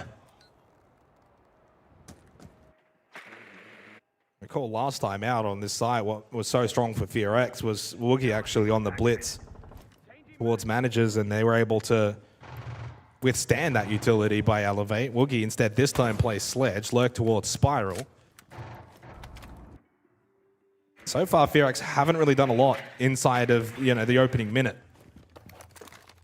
And with the amount of utility available for Elevate, this bodes well for the defense. Right now, if you're Elevate, you're happy with this start. They might feel a little bit uncomfortable though. Sometimes silence across the map can be tricky for the defense to problem solve. Woogie continues his lurk. Good drone work prior to that as well from FearX, who seemingly have, I think, a strong read here. Well, they got the information. They know how Elevate are going to want to play this. They're just wondering how do they actually get... Woogie doesn't get spotted. Woogie did not get spotted there by Raps. Into the position to find these kills. Raps though, has now spotted him. Okay. So that lurk, yellow, is now ineffective. There's only a minute left. They've not drawn out any of this utility. Woogie thinks he's silent. He thinks he's safe. There is a drop behind him, but he's not going to be aware of the fact that Raps is in a great position. Trade needs to be there. Indeed it will. Plant from Mephi into CO is at default position. Making the run back late is resets. The gas bait will be thrown, but too late. Plant will go down. 3v3. There is a nitro from Stem, but at this point might not help. They've got players repel. They're starting to surround the default position now for Elevate. They need to get players out. Good swing from Psycho. Clean, deals with Good Boy. 2 on the repel outside, 30 seconds left. Who will sacrifice themselves to deal with these on the repel? Contesting this is so tough. 20 seconds. Elevate need to make their move. Do you go for 1 run out, 1 jump out, 1 on the kit? The flash is brilliant. Psycho will clear. Resets will get on the kit. Can Mephi get into a position to deny? He cannot. And we go to a 3rd map. Elevate. Beautiful. In the post plant. They do not panic with SI on the line. All 3 maps required. FearX. They were so close. They were seconds away from booking their place for Paris. Instead, they will need to do it all again on Nighthaven Labs. They had to grind about it the hard way, retaking that site final round of Consulate, but they make it stick, push us to a 3rd. FearX looking to lick their wounds. Well, we've been fortunate in the APL region this year to have these lands, to have these incredible matches. This is now shaping up to be the best of them all so far throughout 2025. 8-7, 8-7. 1 more map needed to decide who goes to the 6th Invitational.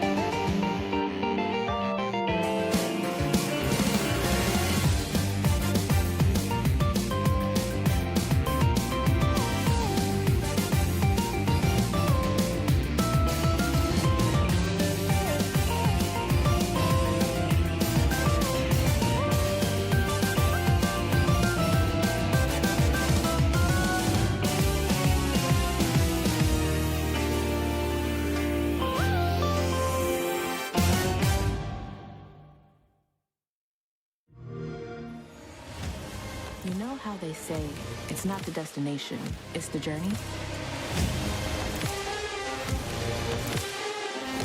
And the journey of 1,000 miles begins with a single step.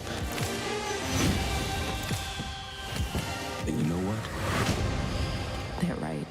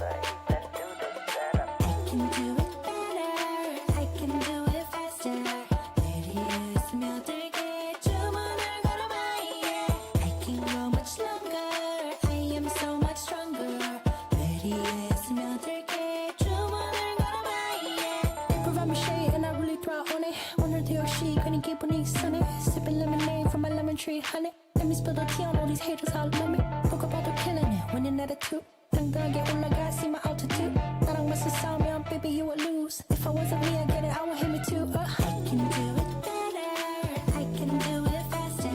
내리에 스며들게 주문을 걸어봐, yeah. I can go much longer, I am so much stronger.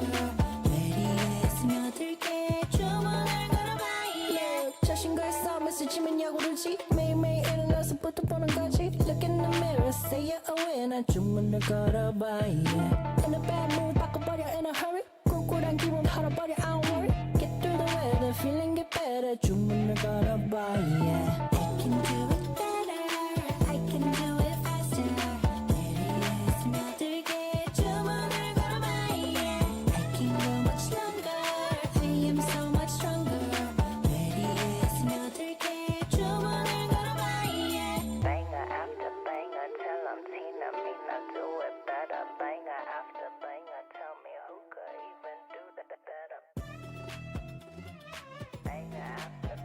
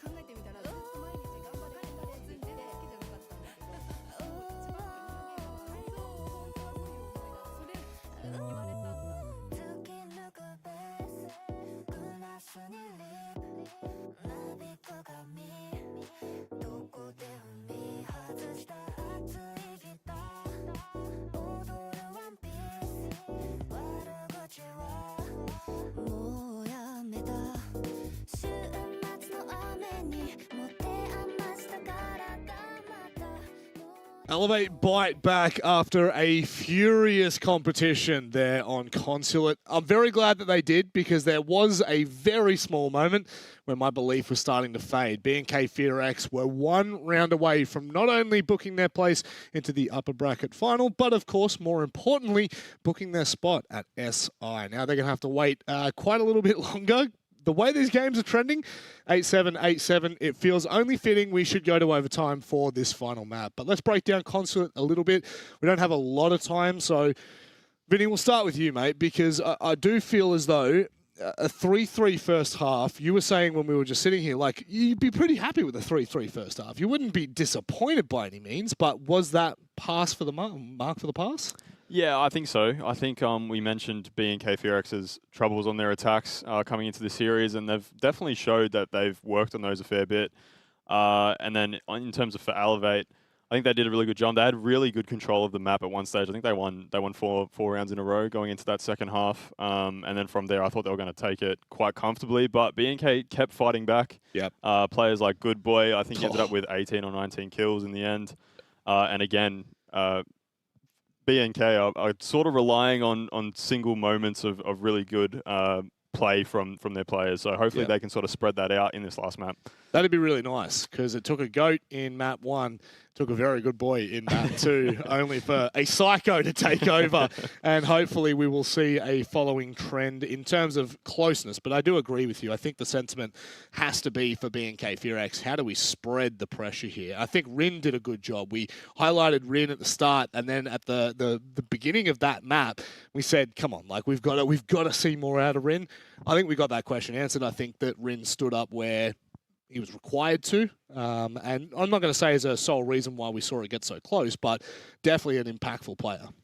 Yeah, I'll say the lurks for the late round. A lot of the late round lurks from Rin was why, they were finding 2-3 kills in the end of the rounds and kind of converting attack wins. Yeah. They were finding a lot of success on their direct takes. Sure. But yeah, when Rin was on the lurks, they were also finding success. Well, hopefully Rin can continue to pop off. Now, over the last 6 months, Nighthaven Labs has been an interesting map for both of these teams. It sits in the bottom 2 preference for both of them. But Vinny, I think that I probably speak for everyone here when I say that you're at the regional finals. I don't think preferences matter from the year. I think this is a different beast altogether. No, absolutely not. Especially after the first 2 maps where we said Elevate basically haven't played these maps in over half a year. It was their bottom preference, but they've obviously done the work on those first 2 maps. They were very competitive in both. And I don't think Nighthaven Labs is going to be any different. I'm expecting another probably game that goes to overtime. I can't pick who's going to win from here. No, it's a very difficult one to even cut the tie for because I will be completely honest. I did back in Elevate at the very start of this. I thought that we were going to have a pretty convincing game, but B&K FearX, they will not lay down. They will not go quietly into the night. Speaking of night, by God, it's already 8 p.m. local time. This day is but fading away from us. Hopefully, it is in case for B&K FearX to fire up. Hopefully, they will find some grit, some determination, because these Brazilians, they are on a wrecking path right now. It's time for us to head underway with our determining map of this upper bracket semi-final. Let's head to Jake and Gus. Nighthaven Labs, size very large, importance incredibly large. You win this and you go to 6 Invitational. It's pretty clear. It comes down to a best of 1 for these 2 teams. 8-7, 8-7, as Vinny was alluding to on the couch. A difficult one to predict, but maybe overtime would be the easy prediction to make at this point. Yeah, I guess so, right? We've seen maximum amount of rounds played thus far, 30 total across 2 maps, and very much seems like we're postured towards another close finale between these 2. FearX showing great grit and attacking prowess back on Skyscraper, and then Elevate finding the clutch factor over on Consulate as we head into the decider. Elevate to start out on defense. Does that give the edge to Elevate in your mind? Not particularly, no. I mean, I guess the story of the series overall has been defense, attack. It hasn't really mattered. Both teams have been capable. It's been back and forth. I mean, that's naturally the case when you have an 8-7, 8-7 scoreline for the first 2 maps. Nighthaven Labs awaits. I do think defense will still probably carry a little bit more weight. We've had, 3-3 halves for the first 2 maps. I wouldn't be surprised if it's 4-2 in this instance in favor of Elevate. So the test will be for FearX once again on the attack. Yeah, I mean, just an amazing series so far, and at this point you kind of just hope that we get the finish this series deserves, one way or the other. It doesn't matter who wins. I just want it to be close. Bans come through. Monty Glaz will be banned out on the attacking side. Defense will be Clash and Kaid. Underway we go. Third and final map of the series. Win, and you go to 6 Invitational in Paris. Lose, you drop down to the lower bracket. The good news, I think, will be for the loser. While nothing is set in stone, guys, you've probably got a pretty high likelihood you'll be the best of the 2 losing games from this one and the one to follow. Unless it's a total blowout on this map. I can't imagine that will change. Yeah, the band's certainly intriguing. We have seen quite a bit of Glaz play throughout the series from both rosters, and so that's taken off the board for the opening half. Critically, it leaves that blitz in play. And throwing Chiefs into the mix here, and they'll play tomorrow. But now, if that is the case, and the loser of this ends up being in that best position rather than the worst position, it does mean Chiefs will have to play one of EP or Weibo tomorrow. And if VRX lose this, they will need to actually beat EP, Weibo, and then beat VRX as well. So the blitz hidden during the prep phase from Elevate. And in combination with the mirror looking to just make IT Wall a little bit more uncomfortable to open up. VRX, though, in response, do have the Maverick available as their sole primary hard breach for the round. Yeah, all of these calculations and the qualification, it reminds me of the Formula 1 final day where you've got all of the different formulas on the wall and trying to figure out who needs what. The good news for this map is it's just win and you're in. It makes it quite simple for both of these 2 teams. It puts a bit of the pressure as well here on Nighthaven Labs now. VRX will feel like they had a really good opportunity to close it out on Consulate while they were never significantly in front. When it comes 7-7, you just got 1 round and you're in. They fall short. Elevate stood up. And this will be a different tempo coming into Nighthaven Labs. I'm expecting a lot more slower attack pace, dealing with the checklist, opening up IT Wall, especially when it comes to top floor, and command and server. Elevate will keep it structured. They'll keep it compact. They're not going to look to do anything too special. And so far, the way that they're playing positionally, it leads that to be the case.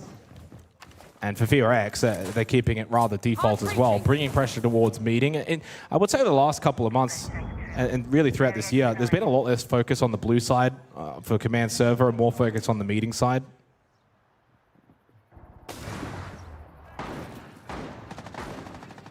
You just get more space through meeting and electrical along with IT than you do pushing down that blue hallway, usually with footholds to deal with. So good rafters control then from VRX. And Good Boy on the Blackbeard beginning to probe. I think you wanted to catch Mephi there, peeking the doorway. Yeah, I'm trying to keep them honest. Minute on the clock. VRX, though, still with time to formulate this push. Yeah, he's not even looking at the Blackbeard. He just wants Mephi to peek that doorway. Nice kill found by Good Boy, though, because he was able to slip into IT. There wasn't pressure on him. Opening kill goes the way of VRX. Rin finds a second. A command server attacking Roundwind would put VRX off to the best start possible. Resets low, finished off as well. VRX starting to flood the site. Raps and Stemp will have to hold strong. Stemp got 1, needs Raps to get involved, and he does do so. Shuts down Rin, evens it up 2v2. Still winnable for both, but with Woogie falling, Elevate have been able to turn the tide. They need to get Woogie back up. Mephi knows he's low on health, needs a helping hand. All 4 players not exactly in a fit state. And Stemp holding the doorway. The defense always in the stronger position. Woogie is now pistol out into red time. Caught by Raps. Elevate, hold strong. They take command server. Yeah, ended up being a little bit of a disconnect there from the attack rather than the defense of Elevate punish. Diffuser not in the most optimal position to rotate around for that pillar plant, which ultimately I think they tried to go for. The back line and the long lines of sight offer there to Elevate. Shots landing, and despite that early pressure, a lot of that facilitated off the back of the Blackbeard, and good patience from Good Boy ultimately goes unrewarded. So VRX will be rather disappointed with that opening round after such a strong position. Good Boy's patience rewarded there, 5-4, 5-3 with Ion also falling. And that transition in towards side, a bit of a mistime and disconnect. Rin gets caught out, isolated on site. Diffuser was still a distance away. And with the remaining two so low, there was very little playmaking opportunity, especially with a lack of utility. It's a site that Elevate really should be winning, and they do, and I know they celebrate it. But they celebrated because they knew that FearX were really bringing the heat that round and got themselves into a good position to cause a boil over in the opening round of this map. Elevate hold strong. They win from a disadvantaged position, enough to get excited about. They take the lead in the series, technically, with that round win as well. So putting themselves in a good position, Ion will go on the Oryx, and this is when things get interesting on this map. When you start going basement, you start going to the tertiary sites, the map really opens up to its size.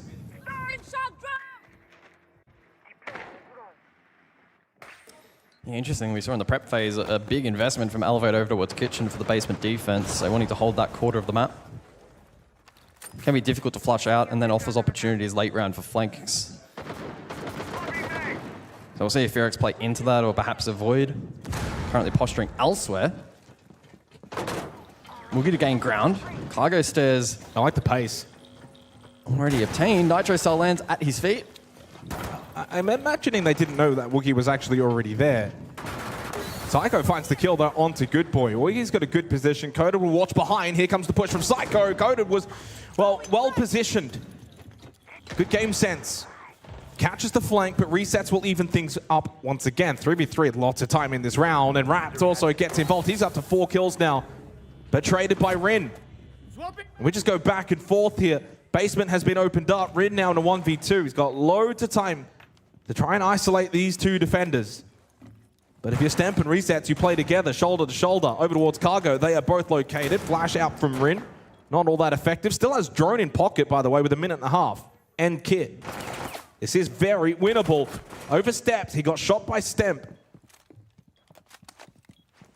Now drone out, play plant, and get someone to watch it. Resets and Stamp do not move. This will become a post-plant scenario with a Logic Bomb available for Rin. He's got Logic Bomb and Flash available. Not the best HP management though. Elevate just need to be sharp with the trade. They hold. They know with that Logic Bomb activated, moving forward gives a position away. Rin makes contact, Exo. Now, should have been expecting the push from Assembly now. Rin knows he's getting double flanked. Really well played from Stamp and Resets. They don't panic, they take their time. Rin obviously had utility, Logic Bomb, Flash, Drone, but it's still a 1v2. Even though he makes it a post plant, I just think the way that Elevate played in that position, they don't panic. They play the time, they know they've got the time, they go for the pinch, really well executed. 2-0 to Elevate. And now, Kitchen Cafeteria could be a wild decision. It is not a site that we see a lot of success on from defense.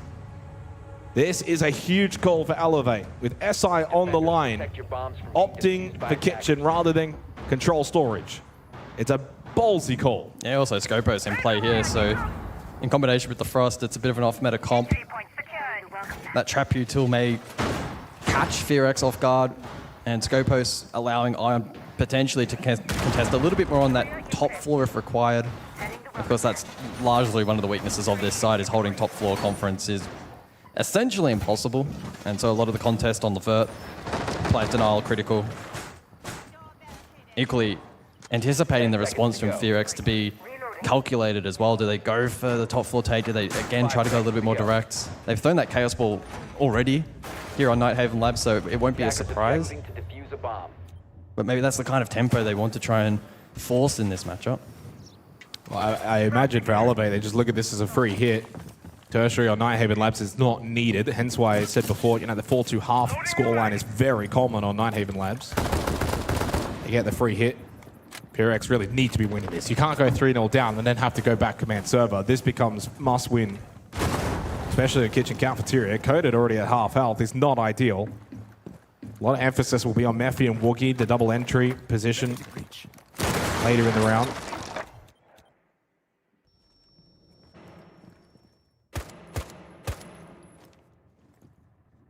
It's a posture towards top floor here from FearX. A degree of pressure though from feet spotted. Elevate. Woogie gets the flash. Almost lost his life, bit of help from Rin. Solidifies the kill onto Ion. Scopos dealt with. Opening kill does go the way of FearX. That's the issue with this site. You kind of want to play the map and deny the position, but then you're isolated. Playing a lot of single-player positions, not a lot of helping hands. You can't leave the site vulnerable. It's prone to rushes. Elevate have given up top floor, by the way. Yeah, they have to play for late round denial here. And retaking above as well, at least until the very late round, is going to be very tough. Still some good power positions available. Namely resets, lobby, still a deployable shield to play behind, and will be good counter onto both the Blitz and the Ying on Warden. So much vert now though established though by the attack and squeeze this defense. Yeah. Good power position though with the shield here from resets in lobby. Has to find value. Has to find value, but Memphi up close. He's the one that gets the critical kill. One. Candela available still for him. Woogie alive on the Blitz. Can look to push another deep position. Raps pushing up. Blute's going to get a free kill on drone. Rin gets caught. That opens up top floor now for Elevate to get themselves back in the round. 45 seconds on the clock. Lobby control for the attack. Looking to posture for the plant. Stemp those steps up. It's falling apart. It's a 2v2 on a crucial tertiary site. 2v2. Good boy back top floor. Kitchen and vending for Stemp and Psycho. There is that final Candela. Is Memphi thinking about a potential revival? Grabs Kit first, now gets coded back up. We'll make it a 3v2. Numbers once again with FearX, still with Good Boy above, but he knows he needs to help out on site. Oh, and a free kill. Stemp will catch Good Boy. He thought that the vault would be safe, wouldn't be watched. With the mounting horizontal pressure, Memphi into cafeteria, backside not showing because of the keeper barrier, but Stemp catches goaded, and they will get rid of Memphi. It's kitchen cafeteria, defensive win for Elevate. They go 3-0 up on Nighthaven Labs, 4 rounds away from 6 Invitational. Came down to the dying few seconds and some key shots late round. Elevate's defensive positions bolstered nicely there. The Azami and those keeper barriers offering really good value and making it challenging for that lobby hit. The rotation not quite landing there as well. FearX with essentially no option, but at this point to call their tactical timeout. 0-3 trailing, just lost the tertiary. This is where Dark earns his paycheck. Yeah, and he's earned his paycheck in the first 2 maps. The timeouts from Dark reinvigorated FearX both times on the opening map and then on Skyscraper. Sorry, on Consulate as well. And now needs to find a way to get them back into this half. 3-0 down is fine when you are on the attack on Nighthaven Labs. It's not panic stations, and I think that's something that Dark probably needs to relay to the team. Don't panic. Don't go try and make up all those rounds back in one go. You're trying to do too much. We probably only need 2 rounds. We've got 3 opportunities. Yeah, it's still a bit tight. It's a bit close, but you know, they were pretty close to actually taking top floor back in the opening round. They've been in these rounds. They've been close. They've been winnable. They're not as far away as the scoreboard maybe suggests. But Elevate have got now a huge advantage. 3-0 up. They go back top floor. Yeah, last time out on this particular site, FearX enabled that Blackbeard nicely. Got value over towards Rafters. Got the initial 2 kills, but then unsuccessful in converting around the back line over towards the A objective. Was so strong from Elevate. FearX a bit of a disconnect. And the potential plant never really came into fruition. Last time out, they hit the Bandit. On this occasion, though, looking to try and hide the Pulse pick here from defense. And resets on said Pulse will provide value either from below, enable Nitro play over towards Con, which is the most likely hit. Horizontally as well can be useful too. Still hold the faith this is going to be close. I don't see this being a blowout runaway, but it can happen pretty quickly on Nighthaven Labs. The defense can get these big leads. FearX will then be capable of, you know, kind of reining that in the second half, but with the asterisk that they'll have no room for error. They will not allow, you know, you can't really then allow Elevate to get some freebies. And Stamp gets a freebie. Opening kill onto Rin. That's just a free kill on the window of Rafters. Rin making his way up the stairs to go blue side and gets caught. And you're already on command server, now 5v4. You don't have the Roteros to deal with some of this utility. This becomes a very difficult round for FearX. And in a lot of matches, we do see these army banned out, especially for this site. Keeper barriers offer a ton of value in enabling more power positions to be played, and by taking away that explosive util from Rin so early on in the round, Stemp has done himself and his team a really big favor. Yeah, and 7-0 as well, playing really well. Swapping mags! FearX, I think for the first time in this series, are now backed up against the wall in this half. They'll get their chance at redemption in the second half on their own defense, but still need to get results here on the attack somewhere. May not have to be this round, this site, but then really it all comes down to the last 2 rounds of the first half, and that's a lot of pressure with SI on the line. Leading side the push. Electrical will be the offset position as well. That's the focus right now for FearX.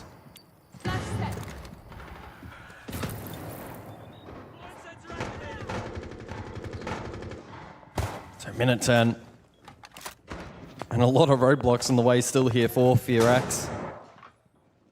Woogie to rotate. Spyco finds one more, and it's a double down on the advantage for defense. And Raps now knows he can play deep electrical. They've got the numbers, they've got good position, so try and get into more aggressive positions when FearX maybe aren't ready for it.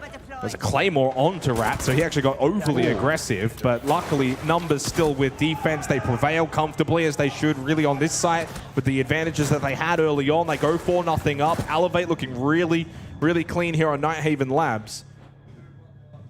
I'm not surprised it's this map that we're seeing a breakaway from what we saw on the first 2 maps in terms of what was back and forth, really close, fine margins.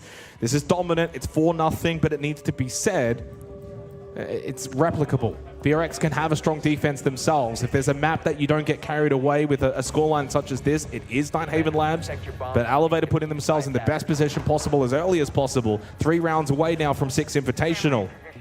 And from this point onwards, now you're getting bonus rounds. 4-2-half is almost the expectation. 5 or 6 rounds, yeah, you're doing a really good job, and now you're really winning. Yeah, is that tank starting to run low here for FearX? It's been a long, grueling series. And is their mental critically still in check? Do they still believe that they can turn this one around? And they lost out of the timeout. I need to touch on that, because statistically, you do actually get a small win percentage buff. It's been many years now, I think, but I remember Jack ran the numbers, and there was actually proof that that was the case. They don't get the win out of it. In fairness, it was into command server. Yeah. You've got to win basement here. If you win basement here, now then would be interesting, because then to elevate repeat basement, or do they go to tertiary? And this was the problem with losing a site like Kitchen Cafeteria for FearX. So you needed to win that one.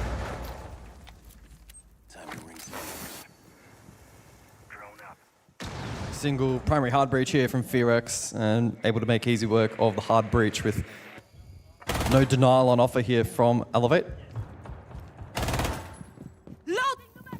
Trap util though available late round. Alagoyo combination could be difficult to deal with.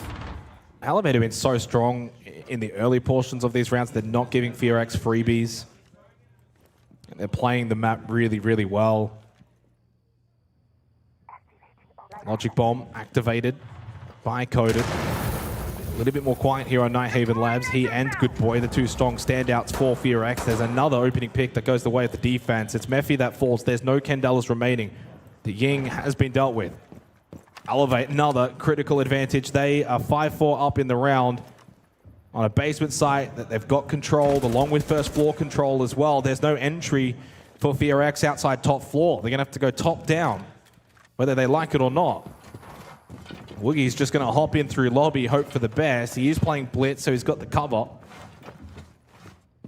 He's walking straight into a cross here. Elevate loving this kitchen extension, posing problems, asking questions, and Woogie desperately trying to do it all himself. He's just spotted like 4 players. That's a lot of information from Woogie. Rin able to get one of them. Needs some help here from Good Boy.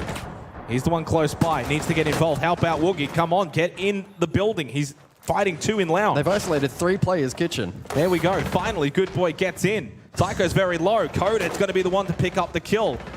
This becomes a scrappy round. Step through the hallway. Does get caught. Under a minute remaining. Stays alive. Ion as well towards cafeteria.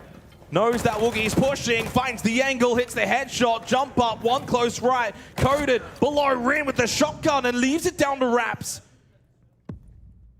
Coded so low on health. Deathmark activated, so Rin gets the information, knows that Raps is close by, vending. He will fall back, play the stairs. There's still so much time remaining in the round here for FearX to get on the board. They must win this 2v1. And still a couple of death marks as well, which will refresh in And a time. The Deimos buff here is absolutely massive for FearX. The problem is, Coded's low on health. Rin has got a lot to do here with this death mark. Reactivated, back onto Raps. Into the red time position of the round. It means that Raps, though, can get aggressive and look to deny the plant. They make the push. Had the yellow ping, false info. Swings back around left side into Nano. Coded, can't get plant down. Elevate win the round. Well, I did not expect that outcome from that position. Well, inside of the server, Psycho has typed in choke. You can see it there with a lot of ease at the end of it. 5-0 for Elevate. FearX capitulating now. They've given up 5 rounds straight to Elevate. We've seen comebacks before on this very map. It is doable. It's probably the map in the pool where a lead such as this is overcome more often than not. That was such a wild West round. Basement site. And there was a point in time there, 3 defenders from Elevate scrambling over towards kitchen side. 2v1, guys, you've got to... Yeah, FearX commit to the clear and then stumble at that final hurdle.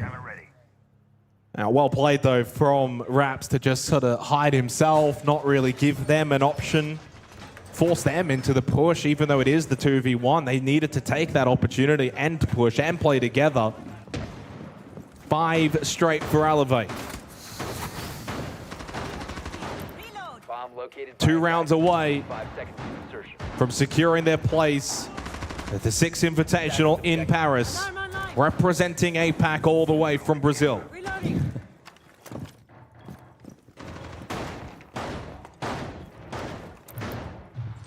So one last opportunity on attack here for FearX to mount something resembling a cushion that they can play off in the second half. That's been the goal as well for this organization, really, from the beginning. When you bring these guys over, it's 6 Invitational. Yeah, they missed out on other international events throughout the year, and it maybe hasn't gone fully to plan to think that they could just come in and dominate the region, but to get SI is the goal, and they're 2 rounds away.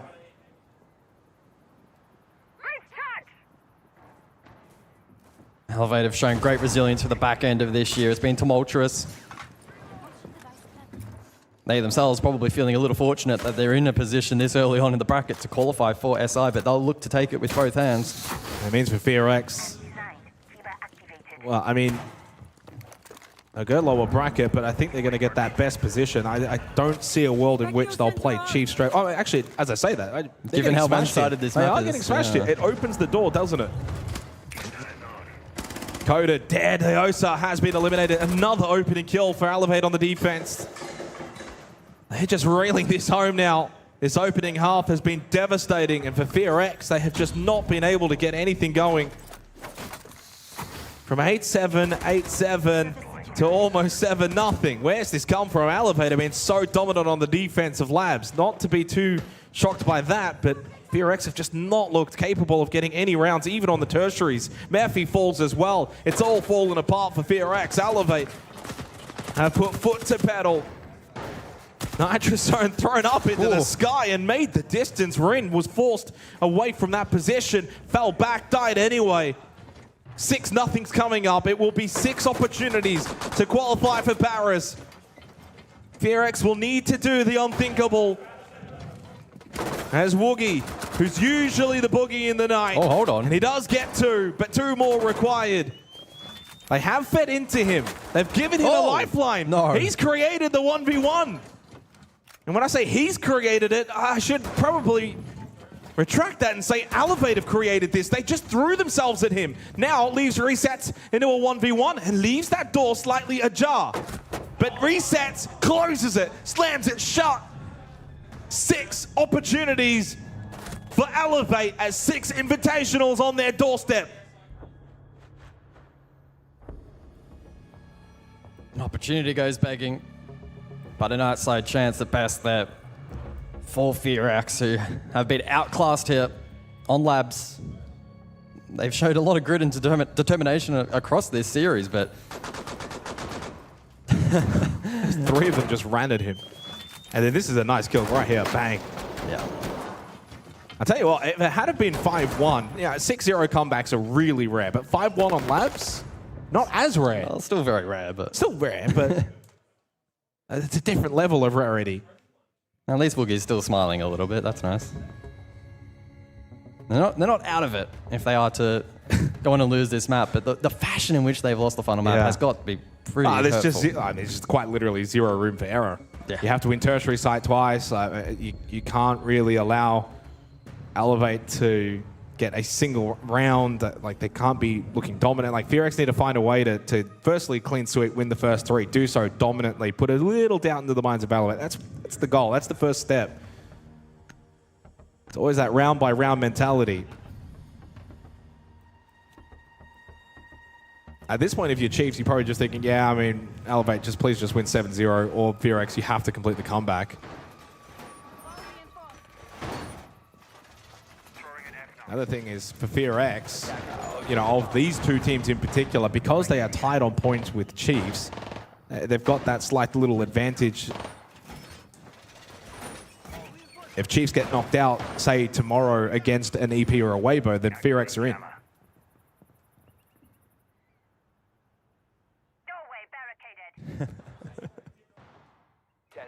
I don't know how Chef Jeff's made his way over here, but he always finds a way.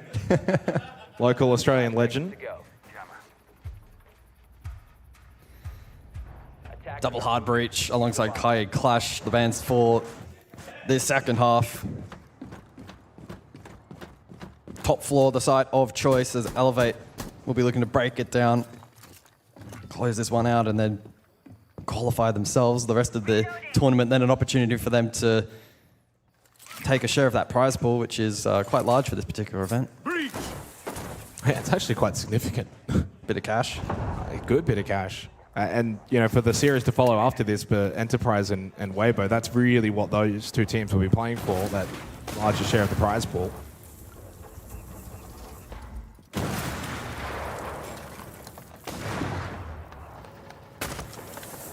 Elevate have the pressure right off their shoulders now. They can play the tempo to their liking. It's on Firax to be active on defense, but command server doesn't leave you a lot of room. Keep it rather default, keep it compact, force the attack into you. Rin's taking damage inside command. It's a good clear though towards Rafters. How is Good Boy losing his life that early on the Azami? Rafters position to attack advantage now for Elevate. They lost Coded as well at the exact same time. Woogie gets 1 back, keeps the round alive for Firax. But it feels like it's all falling apart for the Koreans. Site more than vulnerable. Rafters control established. Resets. Thought for a second, Maiko meeting side, but not a lot of pressure there from the attack of Elevate. Focus seems to be more warehouse related, and then the slow push towards blue from Raps. Rin prone. It's a double stack here from Firax. Oh, a little push back. Needs the help, needs the swing. Does get the trade, so deals with the Blackbeard, and then Mephi pulls the shotgun out as well. Little switch up, playing gun game. 60 seconds left. 1 opportunity for Firax. They must win this round. Round by round has to be their mantra. Psycho on the glass in a good position. Zion's still got flames, by the way. Yeah, he could dislodge Woogie. 40 seconds, so doesn't need to panic. Oh. Oh, no. Oh, and then a good swing from Woogie on the timing. So 1v2, Psycho. Looking for the 7-0, doesn't have care. That's over towards blue. Saw the push over towards from Mephi, made his way up close. Shotgun will do the job. It will not be 7 straight. 1 on the board for Firax. Round by round, their mantra, easier said than done though. Well, Coded seems to have full belief. Good to see. Wasn't the greatest start to the round there from Firax, but able to fight their way back forward. Double stack over towards blue as well proved to be the right call.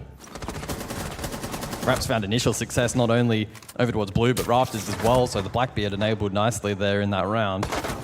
Yeah, good swing from Woogie off the back of the Capital utility. Felt like that was the right time to strike, and it was. It's X1 on Night Haven Labs. Final map.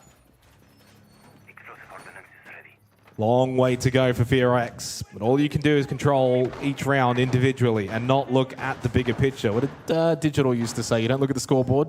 You got to try not to, yeah. Bomb located by attackers. So basement, the side of choice, as anticipated. Primary rotation here from FearX. The lineup from the attack, intriguing. Repick onto Monty. Ram Buck as well, so double combination of vert potential. So it should be top down here from Elevate. And FearX will need to contend with how much they want to contest and get in the face of this attack, and at what point of the round they wish to peel back.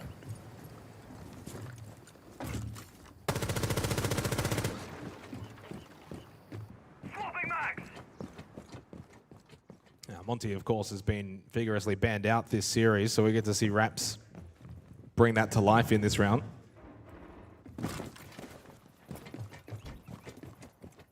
Imagine Elevate aren't going to bring a super fast tempo with the Monty.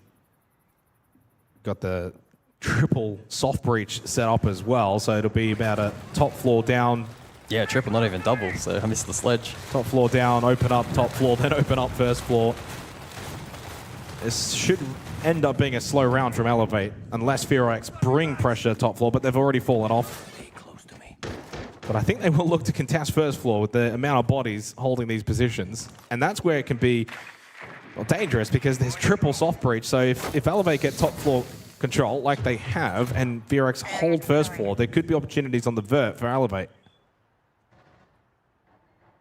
Yeah, FearX slowly shuffling back towards the objective. Hopefully they've been able to find a bit of that drone economy and chip away at that through the mid round. But not going to see anywhere near the extensive contest that we saw from Elevate, for instance, with at one point in time triple stack kitchen. It's a little bit more reserved and a little bit more of the expected path here from FearX. Mephi will linger though.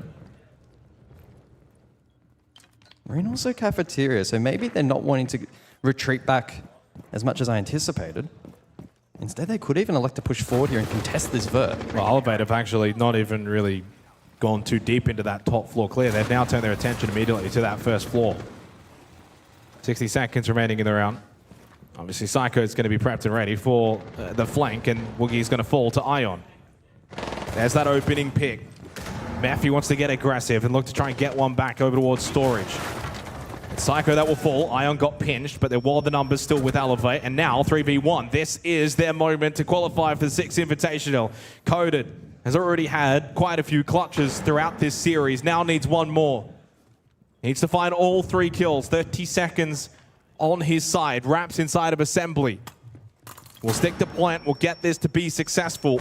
And then the shot in the back of the head will put a nail to the coffin of FearX. It is Elevate, the Brazilians within the APAC region that have qualified for 6th Invitational in Paris next year. A statement on the final map of Night Haven Labs. Far too good, far too clinical. 7-1 after 8-7, 8-7 the maps prior, which were close, which was an amazing series that was developing, but in the end, guys, it ends one-sided. But it ends with Elevate qualifying for 6th Invitational. Yeah, plenty of highs and lows for Elevate, not only throughout this match, but also the year as a whole. 2025 has had some highlights and lowlights for this roster, and the fact that they've been able to fight and fight and fight and prepare so well for this event, a testament to their ability. And it's just one piece of the puzzle, but a significant one for Elevate. With their qualification secured, it means FearX go to that lower bracket. More unknown and uncertainty for Chiefs. Those games, those results matter, of course. Tomorrow, before then, we've still got Enterprise Weibo. They too are a big piece of that puzzle. Yeah, it's almost hard to, I guess, remember the fact that we actually have another best of 3. And not only that, but a rematch of a very, very nice affair between between Weibo and EP. My brain has gone absolutely haywire here at the regional finals. But what I will say is it's a little anticlimactic, Oda. After such a tough, grueling series, Elevate just dominate. But what I will say from your point of view, and this is I'm going to commend you here. You went into that map, and the second we went off camera, you go, Elevate are going to smash him here. Oh, no, that was Vinny. That was Vin. That was Vin. Yeah, bite the dust, mate. Well, Vinny, what was giving you that indication? I'm not really sure, to be honest. I think just knowing a player like Psycho is on that team, someone who's been in really high pressure situations, has been obviously a world champion at one stage, and they were starting defense first on Nighthaven Labs. It just really felt to me that Elevate would have had the ability to win these games. Obviously, in those first two maps, it looked like they had a lot of the play and just had a few unlucky rounds, which let FearX back into those maps. But yeah, I mean, the better team in the end just ended up on top. They certainly did, and the better player has ended up on the desk with us here. Psycho joins us. I'm going to quickly give him my headset, and I'm going to allow Oda to take over this interview. Hello, mate. Yo, how's it going? So I got two questions. First question I got for you is the map veto today. 3 maps I feel like you guys aren't really preferred to pick. You know, you got the Skyscraper, the Consulate, pretty low picks for you guys. Was there a lot of work done in the off-season for those 2 maps? Yeah, of course. To be honest, Skyscraper was a surprise for us. We are not expecting this pick. And we don't have a lot of information of the Skyscraper, so they surprise us. Yeah. So, and we throw a lot of rounds. I made a bad map, so I think this impacted a lot the team. Yeah, nice. Another question I have for you is, what's kind of like the main things you guys focus on in this off-season leading into the event? You know, practicing in Brazil and coming over for an APAC event. Is there anything you guys kind of practice more in advance for an APAC event?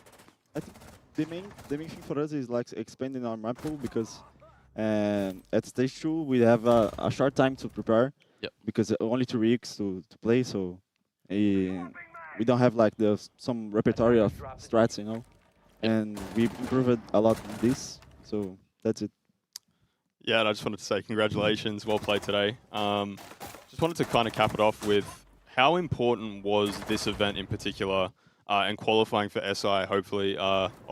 Congratulations to qualifying for SI after that map. How important was that, given that you guys weren't able to go to EWC or to the Munich Major? Yeah, of course, this is very important, because in the 2 stages we played good, but not enough. We lost to Weibo, so they are like our nightmare. Yeah. But we know how good we are, because we just lost to them, because they are good as well. So, and it's important to us to have like a chance to prove ourselves. We are good. So, and now with more time to prepare, of course we are stronger, you know. Perfect. And yeah, I guess with that, we're going to end the interview. Again, congratulations. And yeah, good luck for the rest of the tournament. All right. Thank you, guys.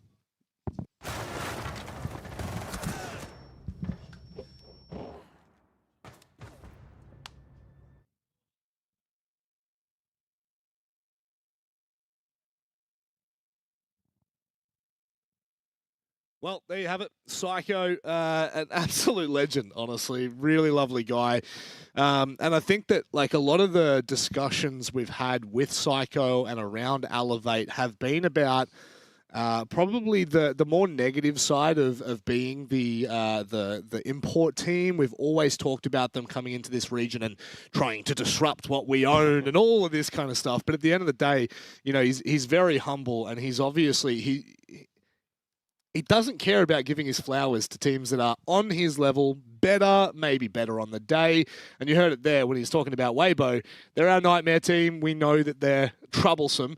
And today they found their fair share of trouble. I really did not expect BNK FearX to dig in as much as they did for the first 2 maps. But I think there is an element to this, Oda, where unfortunately for BNK FearX, 2-1 looks incredible. 8-7, 8-7 to lose 7-1, obviously the final map. But I think it's more how we ended up getting there. Felt like it was very heavily weighted to individual moments for them. Oh, 100%. That game was very back and forth. And just looking at the stats, there were so many multi-kills in both those first two maps. Like individual players just stepping up and really taking charge of the rounds. So very close games. Just unfortunately, that last map, maybe less energy from FearX. So, tough. when it gets pretty late in the series, that can be a factor. Yeah, it certainly can. And B&K FearX, they were one flash away from securing SI. I think we'll be talking about that one for a while. But our next matchup, EP, Weibo. The only two teams coming into this tournament that had already secured their place, of course, that are here. D+, different conversation. What are you expecting for that one, Vinny? I have no idea, to be honest. I don't know. It's going to be a bit of a question mark how they come out. Obviously, both teams have already qualified. So at the moment, it's about playing for prize pool. It's about playing for pride. We spoke a little bit, I think, with Fisher Guy before, and he said, of course, they're still going to try to win. There's such a big buffer between now and when SI happens that they don't have to hide strats or hide maps or stuff like that. They have a lot of time to prepare for that. So I'm expecting a good match from both teams. I think both teams have a bit of an ego about them that they want to prove. Sure, they do. So yeah, I'm expecting a really good match. Yeah, egos aside, I think that it's been interesting talking to them over the last 48 hours since we arrived, because obviously you've got the inside knowledge with player and the rest of the team obviously saying, hey, we are taking this seriously. But we spoke to Ape and Speakeasy out in the lobby just before we kind of went to this series, and they were like, there's a trophy. Of course we're playing serious. There's the first trophy that we've had in APAC for such a long time. So it's an exciting time to be an APL fan, but the regional finals is not even nearly done with its first day. We have probably what could be the closest match yet to come. EP, they go toe-to-toe with Weibo after what would be considered a medium-sized break. We'll be back after this.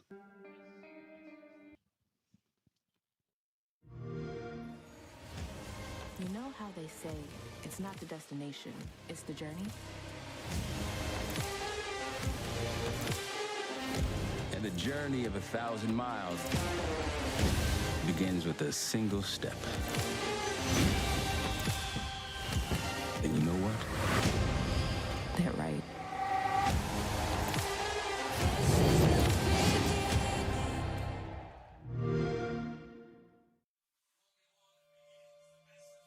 As I was saying, we have to look at what's ahead of us now and not worry too much about Wait, the did you past. see that? What?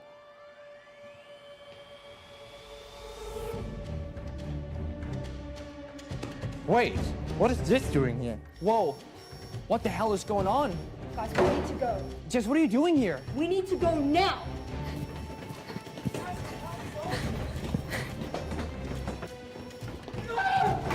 Jess, Doc is gone, we have to go back. There's no time. There's really no time. Can't take this anymore. I'm tired.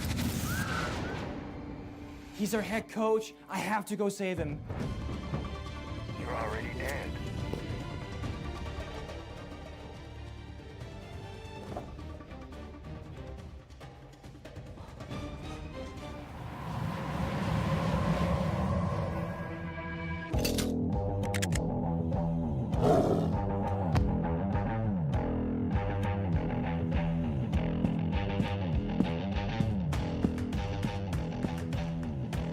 There's no escaping now.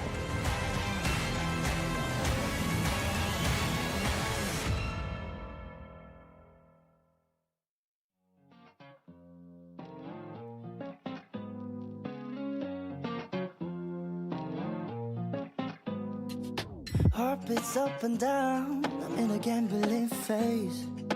Going round and round, it's a trampoline stay. Oh, it's like I never run out of breath. And I don't care if we make a mess.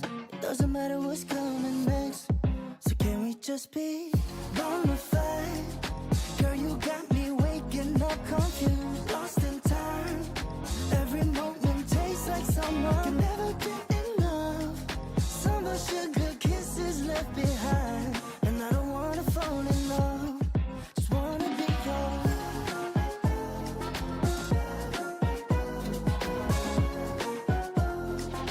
Can we just be bona fide?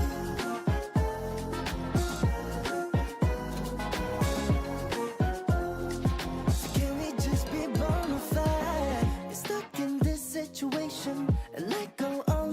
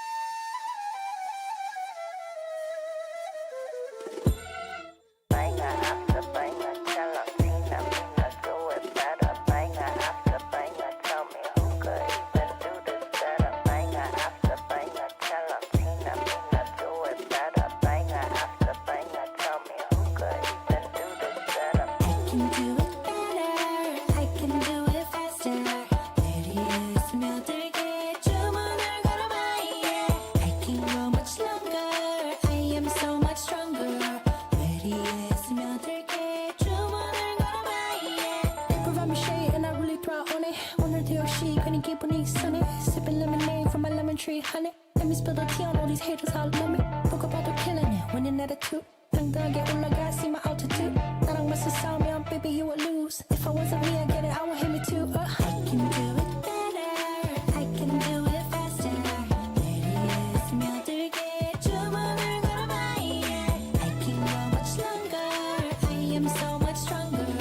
내리에 스며들게 주문을 걸어봐, yeah. 자신과의 싸움에서 지면 야구르지. 매일매일 일어나서 부터 보는 거지. Look in the mirror, say you're a winner. 주문을 걸어봐, yeah. In a bad mood, 바꿔버려 in a hurry. 꿀꿀한 기분 털어버려, I don't worry. Get through the weather, feeling get better. 주문을 걸어봐, yeah. I can do it better, I can do it faster.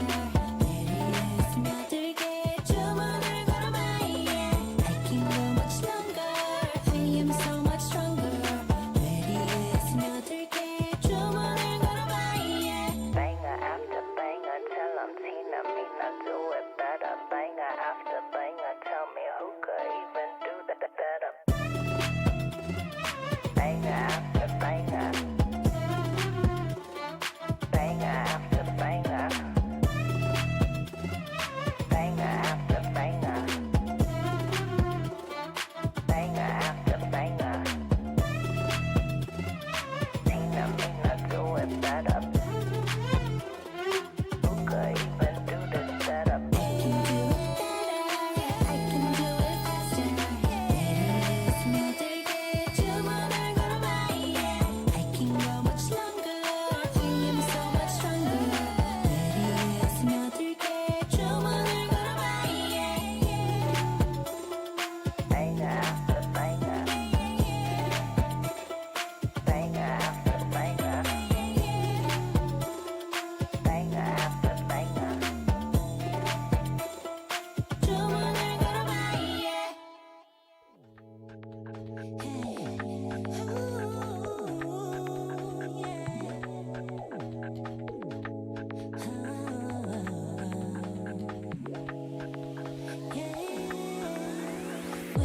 네 앞에서 no way. 날 기억하고 맡길 수 없는 걸. Yeah, you are the only thing I need. I can feel 뭐라고 해도 여기 you and I. You're my world. 모두 다 스쳐갔던 난 영원한 your generation. 너는 나의 미래. 너를 닮은 니를. No. Oh, it's your generation. 새로운 generation. It's your generation. 새로운 generation. It's your generation. 나로 날 끈긴 시간 어제와 내일 또 지나 어디까지 갈까 한겠지 몰라 무한한 루머 열린 꿈 미래를 되돌아볼 view 다른 의미 you're my rule 다시 펼쳐보는 데서부터까지 feel so good 나 여기 you and I. You're my world 모두 다 스쳐갔던 난 영원한 your generation 너는 나의 미래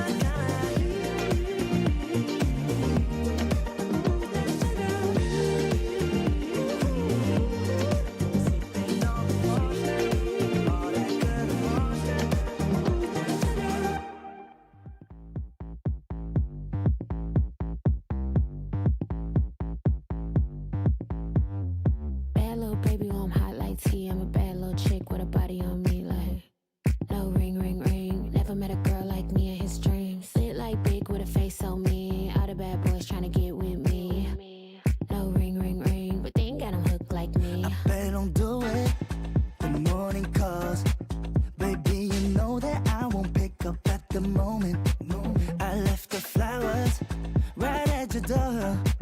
Cause it's the only way I show you that I'm sorry. I'm really just giving you a call because I haven't talked to you all day. So, when you get this message, could you, please just give me a call back?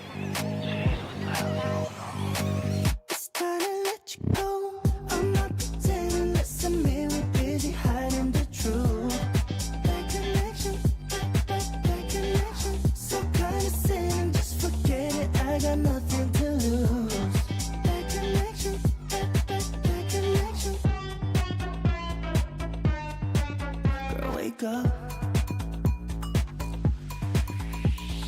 Bad little baby, oh, I'm hot like tea. I'm a bad little chick with a body on me like no ring, ring, ring. Never met a girl like me in his dreams. Lit like big with a face so mean. All the bad boys trying to get with me. No ring, ring, ring. But they ain't got him hooked like me. Can we make it stop? No shot. We done are still cool. Cause you're lying and pretending when the blame is on you. Baby, I'm not sorry. I get why you're still waiting. My love for you is fading. I don't even know what's on your mind. Now, at this point, I've been calling you 4 and 5 times. Could you please call me back? This really makes no sense. I don't understand what you're doing. Call me back. Call me back. Call me back. I keep calling. It's time to let you go. I'm not pretending, listen me, we're busy hiding the truth. Bad connection, bad connection. So condescending, just forget it, I got nothing to lose. Bad connection, bad connection. Damn, it's better you know. Damn, get ready to go like that. Bad connection, bad connection. Damn, it's better you know. Damn, get ready to go like that. Bad connection, bad connection. Girl, wake up.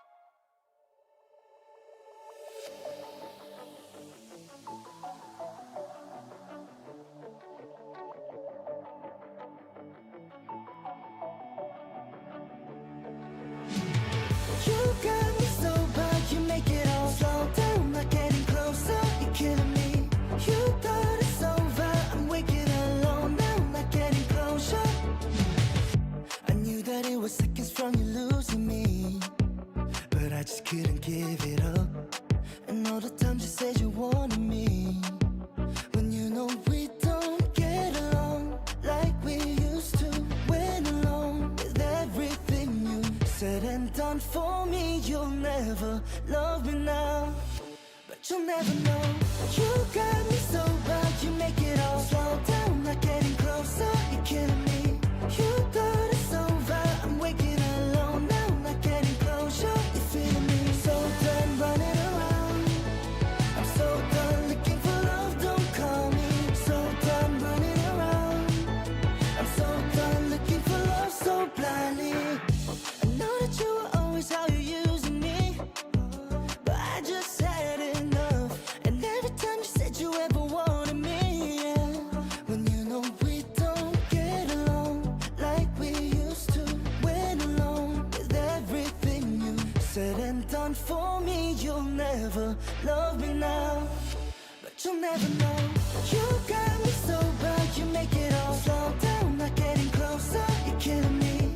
You thought it's over, I'm waking alone now, not getting closure, you're feeling me. So done running around, I'm so done looking for love, don't call me. So done running around, I'm so done looking for love so blindly. You got me sober, you make it all slow down, not getting closer, you're killing me. You thought it's over, I'm waking alone now, not getting closure. So done running around, I'm so done looking for love, don't call me.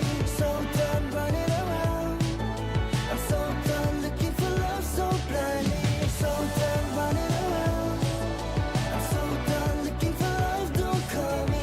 So done running around, I'm so done looking for love so blindly.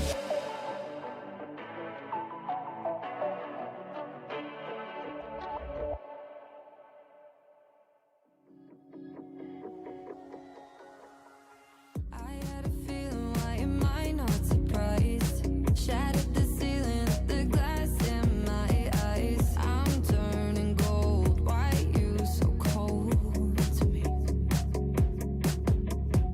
Somehow the words get harder to find. Swallow my feelings, they don't sit quite right. I'm like, what's the point? You disappoint me.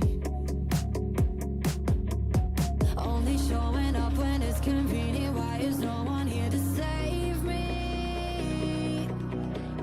Moving pieces across the board like it's a game. Oh, what a way to frame me. I know I shouldn't care, but I'm over being you. And maybe it's all in my head, 'cause it's time for something new. I'm not even famous, but all you blaming on some lame excuse. And maybe it's all in my head, 'cause it's time for something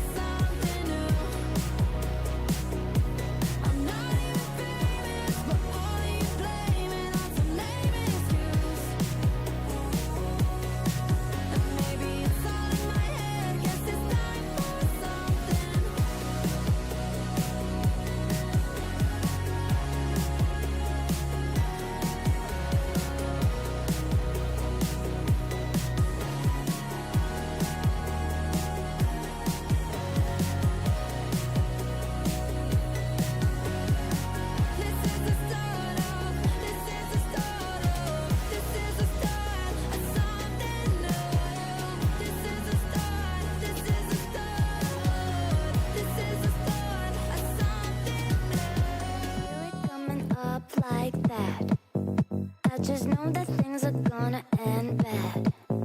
When my body only moves for the beat. Y'all been waiting for me. I'll just keep dropping it, like there's no stopping it. Then walk with it, la la la la la. I'll just keep dropping it, like there's no stopping it. Then walk with it, la la la la la. I'll just keep dropping it, like there's no stopping it. Then walk with it, la la la la la. I'll just keep dropping it, like there's no stopping it. Then walk with it, la la la la la.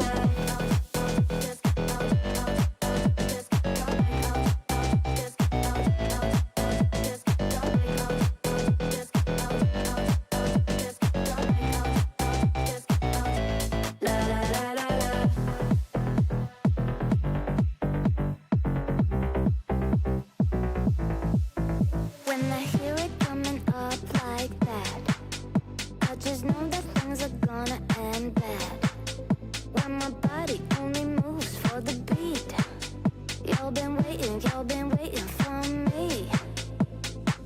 I'll just keep dropping it, like there's no stopping it. Then walk with it, la la la la la. I'll just keep dropping it, like there's no stopping it. Then walk with it, la la la la la. I'll just drop like I'll just la la la la la. I'll just drop like I'll la la la la la. I'll just keep dropping it, like there's no stopping it. Then walk with it, la la la la la. I'll just keep dropping it, like there's no stopping it. Then walk with it, la la la la la.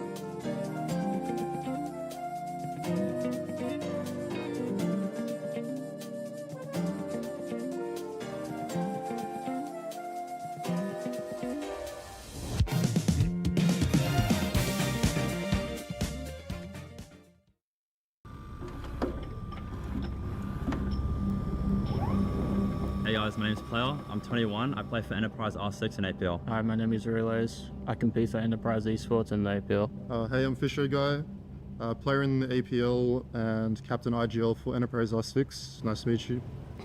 Our confidence really upsurged from before stage 1. After we made EWC, I feel like our confidence as a team grew since that was our first major, our first event as a team. So I guess other events felt much more easier and we get less nervous in them for sure.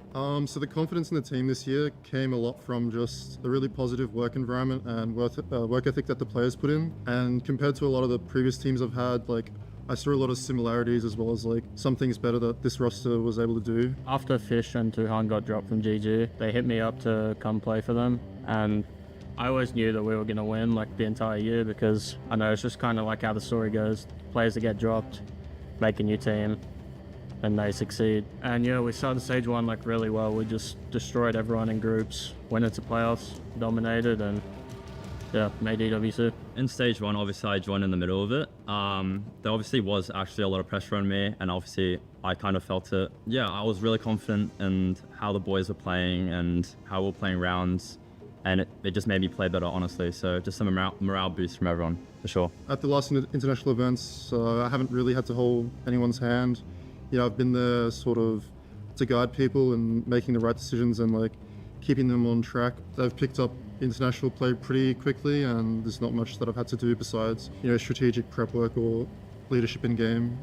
I mean, yeah, it was like a dream for me to play internationally since I've been on console. I think the first event was just like a learning experience, basically. For me personally, the LAN setup environment is like really different to how I play at home. For the team, it was honestly like unbelievable experience since we saw players like that we watched from our own screens at home. Obviously, we were nervous since it was our first event, but I would say we played very well versus top Brazilian teams. So I think it was a success for our first tournament for sure. So the PAX Major qualifier meant a lot for us, obviously, because playing in a LAN against other international teams just to qualify for another major, there's a lot of responsibility on the players, you know, a bit more pressure. We're not really scared of anyone in this tournament. We've beaten Weibo before, so they're definitely scared of losing to us again. We want to win this event for sure. I mean, the main thing is we want to prove that we're the best in APAC and that Australia is better than all the other regions. But yeah, there's also a lot of money, so extra bonus. I think a player that other teams should be cautious of is me if I start getting kills, because, you know, if I'm gunning them, you know, they better run and hide.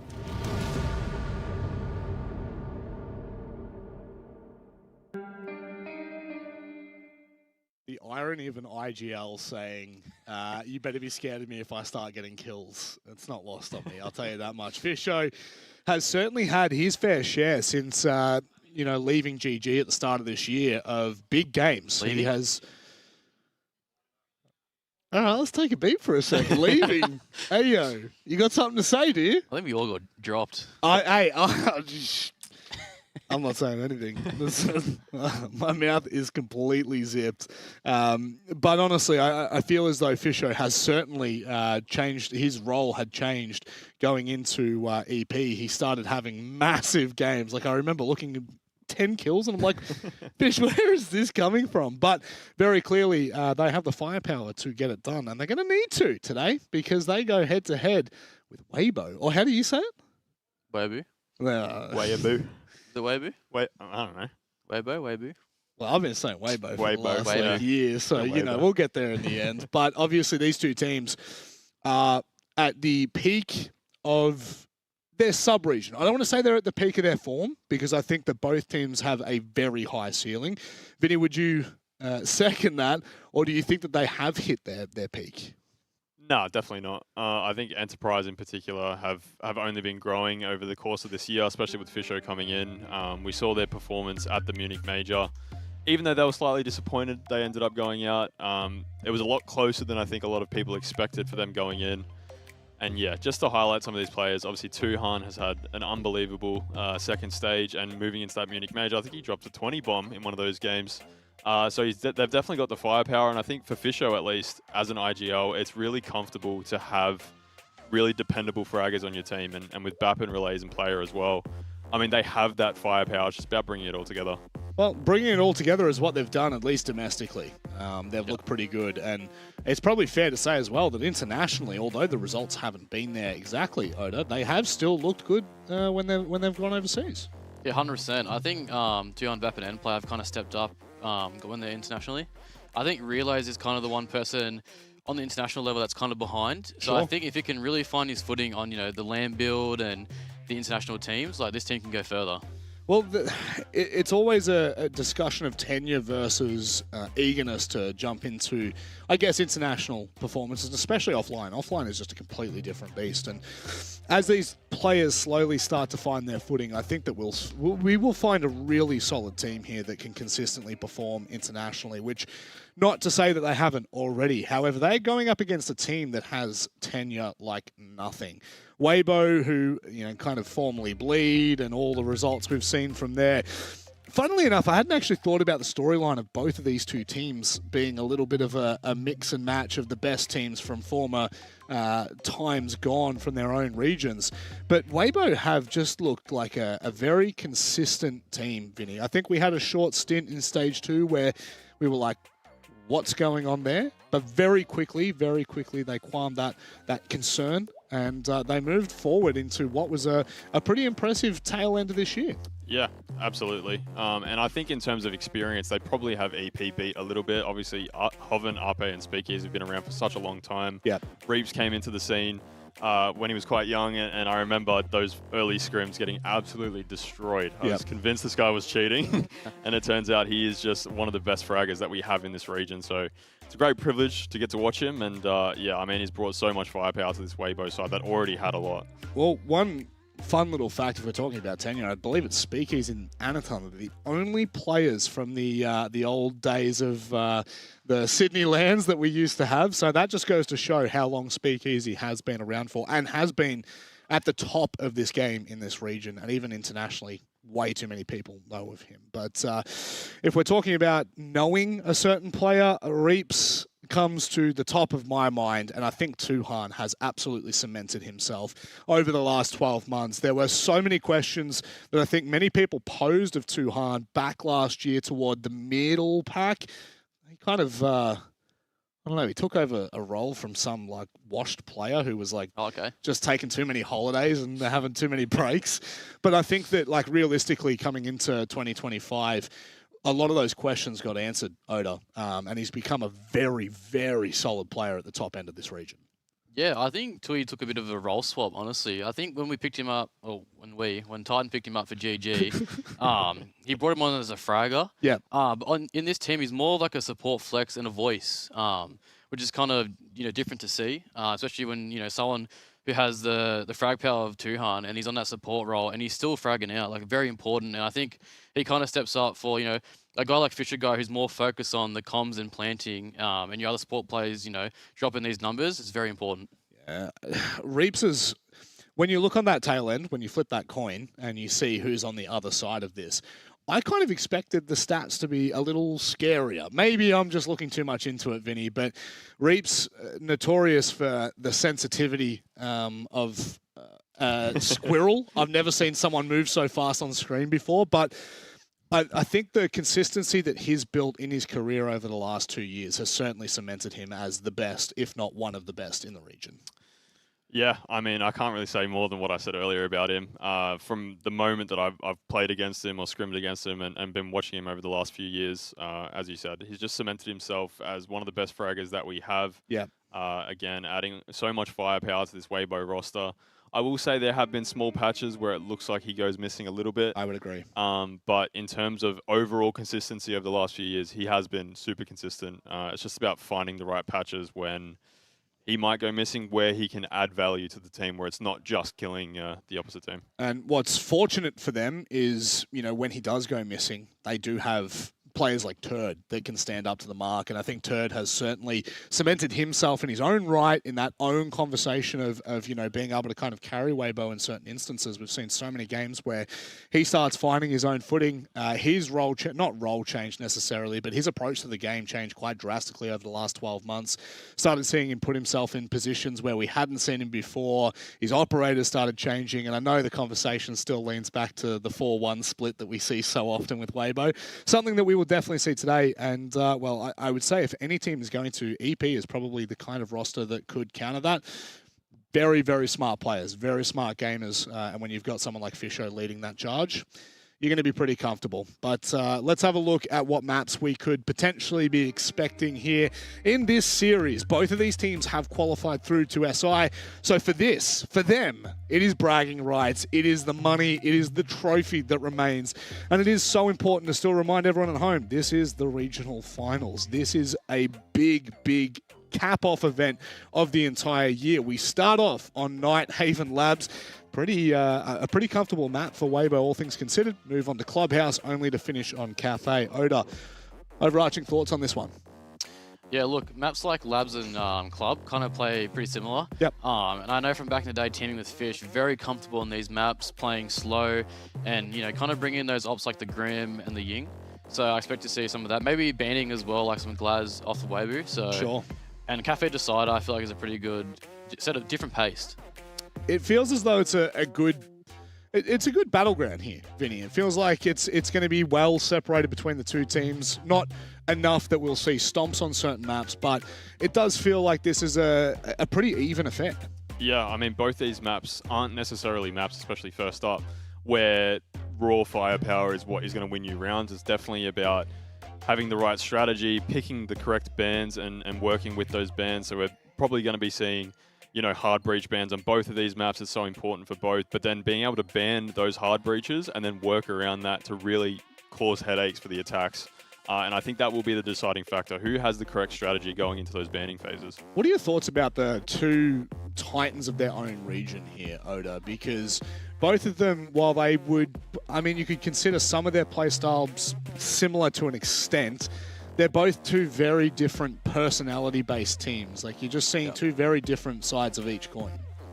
Yeah, look, when you look at EP, you look at more slow and strategic, where Weibo is more chaotic and kind of like clutch moments. Like, everyone on that team can stand up on the day. Yep. So, yeah, two different play styles. So, it's going to be a good battle to see two, teams at the top of their regions battle it out here. Are you worried at all about the fact that we're going to, I guess, more methodical style maps, Vinny? Not necessarily. I think Weibo, as you said, have the ability to be chaotic, but I think they understand both of these maps very well. Yeah. They've played it plenty, and yeah, I mean, they have the ability to draw back and work through those methodical approaches. Do I think they're better than Fisher Guy, the king of the method? Maybe not. But they definitely have the firepower to sort of counteract that as well. Yeah, they certainly do. And when you look at the overarching perspective of where Weibo have come from, I think one thing that hasn't really been discussed at all is the changing in staff. We went from Meepy and Mentalist in the major qualifier a little less than 2 months ago, and now Gohan's taken over the reins. Quite literally, that guy is jacked. He is ridiculously huge. When you see him on stage, you'll know exactly what I'm talking about. If you've never seen him before, I got scared, and I'm a pretty big bloke, all things considered, not in the ways that matter. But Vinny, how do you structure a team around instability with leadership and that end of the coin? Because so many times we talk, or that side of the conversation, because so many times we talk about the individual players and the role swaps and things like that. But when you're changing staffing and you're in such a big team, how does that impact? Yeah, I don't think it gets talked about enough. The impact that staff changes can have. Obviously, very recently we saw Fabian with M80 winning a major, and a lot of people are attributing that to his ability to coach and his ability to get the best out of his players. So it'll be interesting to see what Gohan can do with this team. Obviously, Mentalist was with this roster for such a long time. He was such a staple in the region. So yeah, it could be a difference in play style now, although I highly doubt it. They definitely have their set play style, the way they like to play. And I don't think a change in staff is going to affect that. I think probably the main thing for now might be those tactical timeouts before and after the games, how they reset, and what effect he can have in that regard. We've got a lot of time here. I think we're waiting on some tech issues on stage, Oda, so we can open this conversation up a little bit more. Yep. What is it going to take for Weibo at the moment? I don't know if you saw their interview earlier today that we had on screen during a break, but they were kind of talking about just the fact that things just haven't clicked as much as they would like, especially coming into this regional final. Yep. And all things considered, yes, they are qualified, but this is still a massive opportunity for them to get experience and for them to continue down the path that they're already headed. Are you concerned at all about these swaps, about these changes, and just around the roster in general, or are you all up and up about them? I think Weibo have had a few coaches that kind of have different play styles or have brought different things. We had Julio, Meepy, now Gohan. Speaking to Turd, I'm pretty sure he said that, Gohan's come over and he's kind of reworked their strat book. Yeah. So I'm not sure if that's play style changes or if it's more just building on what they already had, maybe just getting more strats so they can float around different ideas and stuff. Yeah. So yeah, I'd say bringing in a new staff can also change the team environment, as we all know. Yeah. You can either, disband a team or win another title, you know what I'm saying? So I do know. I do know. I'd like to see what Gohan brings with the strats. So maybe looking at just like what ops they're bringing and how they're executing and stuff like that. So we'll see if he brings like a different style of game to these boys. Would it be fair to say, Vinny, that the winner of this game probably turns favourites? Yeah, I think this matchup, given that both of these teams have already qualified, were probably considered the two favourites to win the whole thing. Obviously, we probably expected a bit more out of CAG today. Yep, we did. Fear X put up a really good fight against Elevate, but I think Elevate were also considered probably one of the favourites going in. So yeah, I think based on the winner of this, although again, both teams have qualified, how much they put into this tournament is based purely on pride and how much prize money they want to take out of this. Yeah. But yeah, again, I don't think they're going to be saving strats. I think they're going to be playing their absolute best, and it's just about mental fortitude at that point as well. Yeah. Obviously, it's going to be a long weekend. How much they want to put in is how much they're going to get out. That's very true, boys.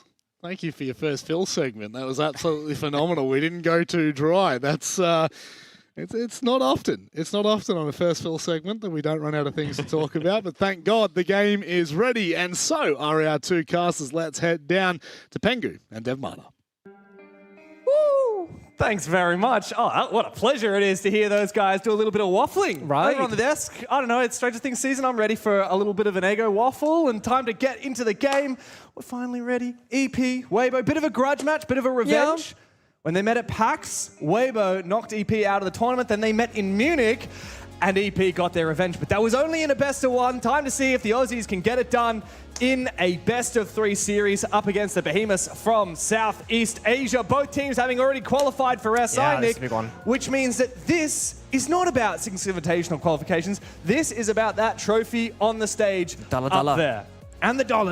And the dollar. Get that prize money up, you know? There's a lot of prize money on the line, by the way. There actually is. 45,000 euros for first place, which is about 80,000 Australian dollars, which might get you like a week's worth of rent in Sydney.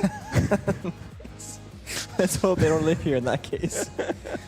Pricey, huh? Yeah. It's good money. It's good moolah. And I was having a chat to some of the guys, chatting to Nato, the analyst, and Mingo, the coach for Enterprise.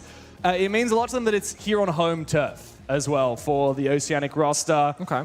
A lot of the family of the players, a lot of the friends, loved ones are here as well. I know players' dad is around, Bappin's mum and family members are around.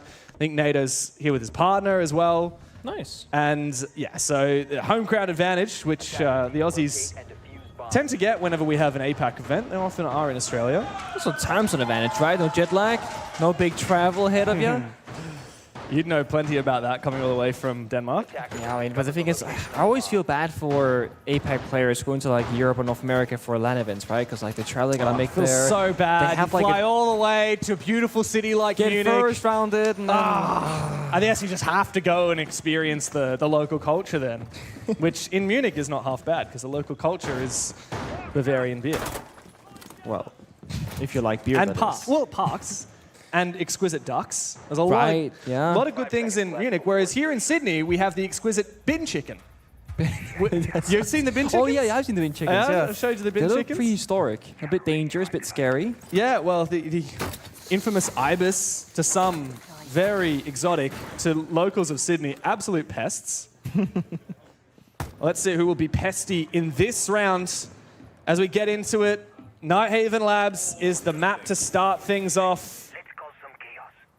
Enterprise, well, they've been taken here by Weibo, which means EP have chosen to start on that defensive side. Already we got the clash teased out by Relays. I love that. Got a bit of Maverick trick in the wall as well, all the way across. Not just a half-wall situation here. Want to make both of those walls soft, most likely. Double hard breach band, the Thermite and the Ace, the Kite and the Mirror in response from Weibo Gaming. So nothing out of the usual here in the operator band selection. So yeah, kind of like all eyes on Clash for this one. That's going to be the one that stands out the most. But in response, we got Ape, of course, on Nomad, and we got Speakeasy on the Capital. Both can do a good job of dealing with Clash if you can hit your utility.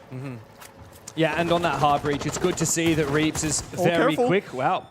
Get away from that Rotero before it blows. It's good to see that Reaps is very comfy on the Maverick on account of the double hard breach ban. We could see a third come out from EP in a couple of rounds' time, but for now, they'll have to focus on Weibo encroaching on the bomb site. And yeah, you're right. Fisher has been down. He gets picked up again. Not sure exactly how that happened. Must have been some kind of angle, perhaps through Con. The Reaps, he snuck into IT. Weibo are looming just on the proximity of the bomb site. So Weibo's got the first step here, but you got to attack from 2 or 3 different angles to be successful here on top floor attack. So they're going to go Cowercrafters. That's the normal thing. The second is, are they going to go for Connector backside or for Aqua? It's a great drone here from Speakeasy that sees, you know what? The bomb site's pretty damn clear. Just one player inside of Aqua/Fish. If they can clear that player, they have that second angle in towards the bomb site, and that's going to be the way forward. Mind you, Hoven downstairs also on the buck has a bit of verticality. So Weibo Gaming, tons of different avenues to utilize here. Yeah, that's the real benefit here for Weibo. A very multifaceted attack. Bappin's trying to be the spoiler, going down below, but he gets ripped apart by Hoven. And it's a perfect attack now from Weibo Gaming. Relays on the clash, the last one. Standing, and his shield will be destroyed. He'll find a consolation pick onto Speakeasy. But the rest of this round will be far from easy. 1v4. He's trapped in a corner. They know exactly where he is. Plants down. Tries to bait out a shoulder peek. And Turtsa says, I'll have none of that. Thank you very much. The Southeast Asian roster easily breaks into the game with the first round. And just smart from Weibo, right? They see where Clash and say, you know what, we're not going to go where Clash is, let's go opposite direction. The block downs there, successful. Timing quite unfortunate there from Enterprise. I think Bappin turned right on the corner, went for a gunfire, and Hoven just walked away at the exact perfect moment and avoided all of those bullets. So, small details. Often how it goes. And for Weibo, if you're attacking here and you are allowed to execute on the bomb site 5v5, you'll happily take that. Enterprise likely had to opt for a game plan here that is disrupting Weibo from getting there, perhaps getting a bit more aggressive earlier in the round. Yeah, that's right. I want to see an active defense from EP. Otherwise, Weibo will be able to get the boots in the building. They'll be able to coordinate those executes. You're dead right about that. They'll just keep changing up bomb sites, though. Yeah. Feel out the way that Weibo want to attack on these different sites. Basement is a complicated one. It allows you to roam a lot, but you're also vulnerable to those site rushes, so you have to kind of balance how you want to set that up, how much you want to invest into the roam, how much you want to stack util on site. Those bulletproof cameras are going to be really important for EP. Fisho Guy and Tuhan have brought two to the table to prevent a rush, make sure that they can peer through smokes. Plays a bit like Clubhouse basement, right? The whole like, you gotta go for a roam game, but falling back through the staircase can be kind of difficult. The bomb site rush is possible, roam clear is possible. For Weibo, I mean, we gotta look at it here, right? Blitz and Finger. This is gonna be in-your-face kind of performance. Gonna be, we pick an area, we go for it fast, but Feature Guy finds both players. He That's wants the to aggression get shut down. their face. He finds two early picks. Trade almost comes through. Meanwhile, Ape's Stick found corner. one. Good pick, though, from Hoven. They team up together, and they quickly find the advantage back again. Reeves actually snuck into sight for his kill on Tuhan as well. It'll now need to be a retake on the roam game from Bappin. He finds his one, but he's all alone. 1v2 as Reeves and Hoven can focus up and execute onto the side. Bulletproof camera taken down. Bappin is starved for information. 2 whole minutes to play with for Weibo on the attack. And Bappin has just about no utility to get this done. No impacts left. On Grismot won't be a lot of use as Hoffen forces down that plant. Reeks has to cover. The Chinese player is infamous for being so untouchable, unkillable in the duels, and he confirms it. Back-to-back rounds for Weibo. That's what I really like about Weibo, though. They full commit to a very simple strategy. Often we'll see a team throw in the Finger, the Blitz on the offense, just jumping through a window and getting in the face of the roamers. And then the other 3 attackers, they're droning, they're breaching, they're holding passive angles. No, everyone gets in the action, and because of that, Weibo might lose the first 2 players, but they have backup there to strike back and actually get into a numbers advantage quite quickly afterwards. Enterprise, they did, I would say, almost everything correctly, right? They had roamers top floor, first floor, and a person by the bomb site. They played actively. They did. They just lost their gunfights. Sometimes it can be that simple. I don't think EP should change much around for this one. It's more about the mental game, right? Yeah. Understand that, guys, we did the right thing. We lost the gunfights, whatever, go next. Don't dwell too much on that previous round. We'll go back top floor and stay with quite a different lineup. Vigil and Bappen getting very active here as well. Valkyrie cameras too for information. This feels like to me that EP, they have this game plan and they're sticking to it. They want to be proactive. Yeah, you need to weather the storm of a few rounds that don't go your way and be able to come back on the attacking side in the second half. EP should expect good results on defense, and they should expect good results out of this map in general. It is, firstly, their map pick. Actually, no, the graphics says it's Weibo's. I thought it was... Sorry, the graphics says it's theirs. I thought it was Weibo's. Yeah, it is, in fact, Weibo's map pick, according to my stats. You can get double-check confirmation of that. Because EP chose defense style, right? That's what you mentioned earlier. Exactly. But what I was going to get to there is that we actually have seen these teams play this map recently. It was over on in PAX, and EP won at 6-8. So Weibo are the ones who, I guess, have seen that they have lost to it before, to EP on this very map. Oh, here we go. Early engagement. Is Holven going to be keen here?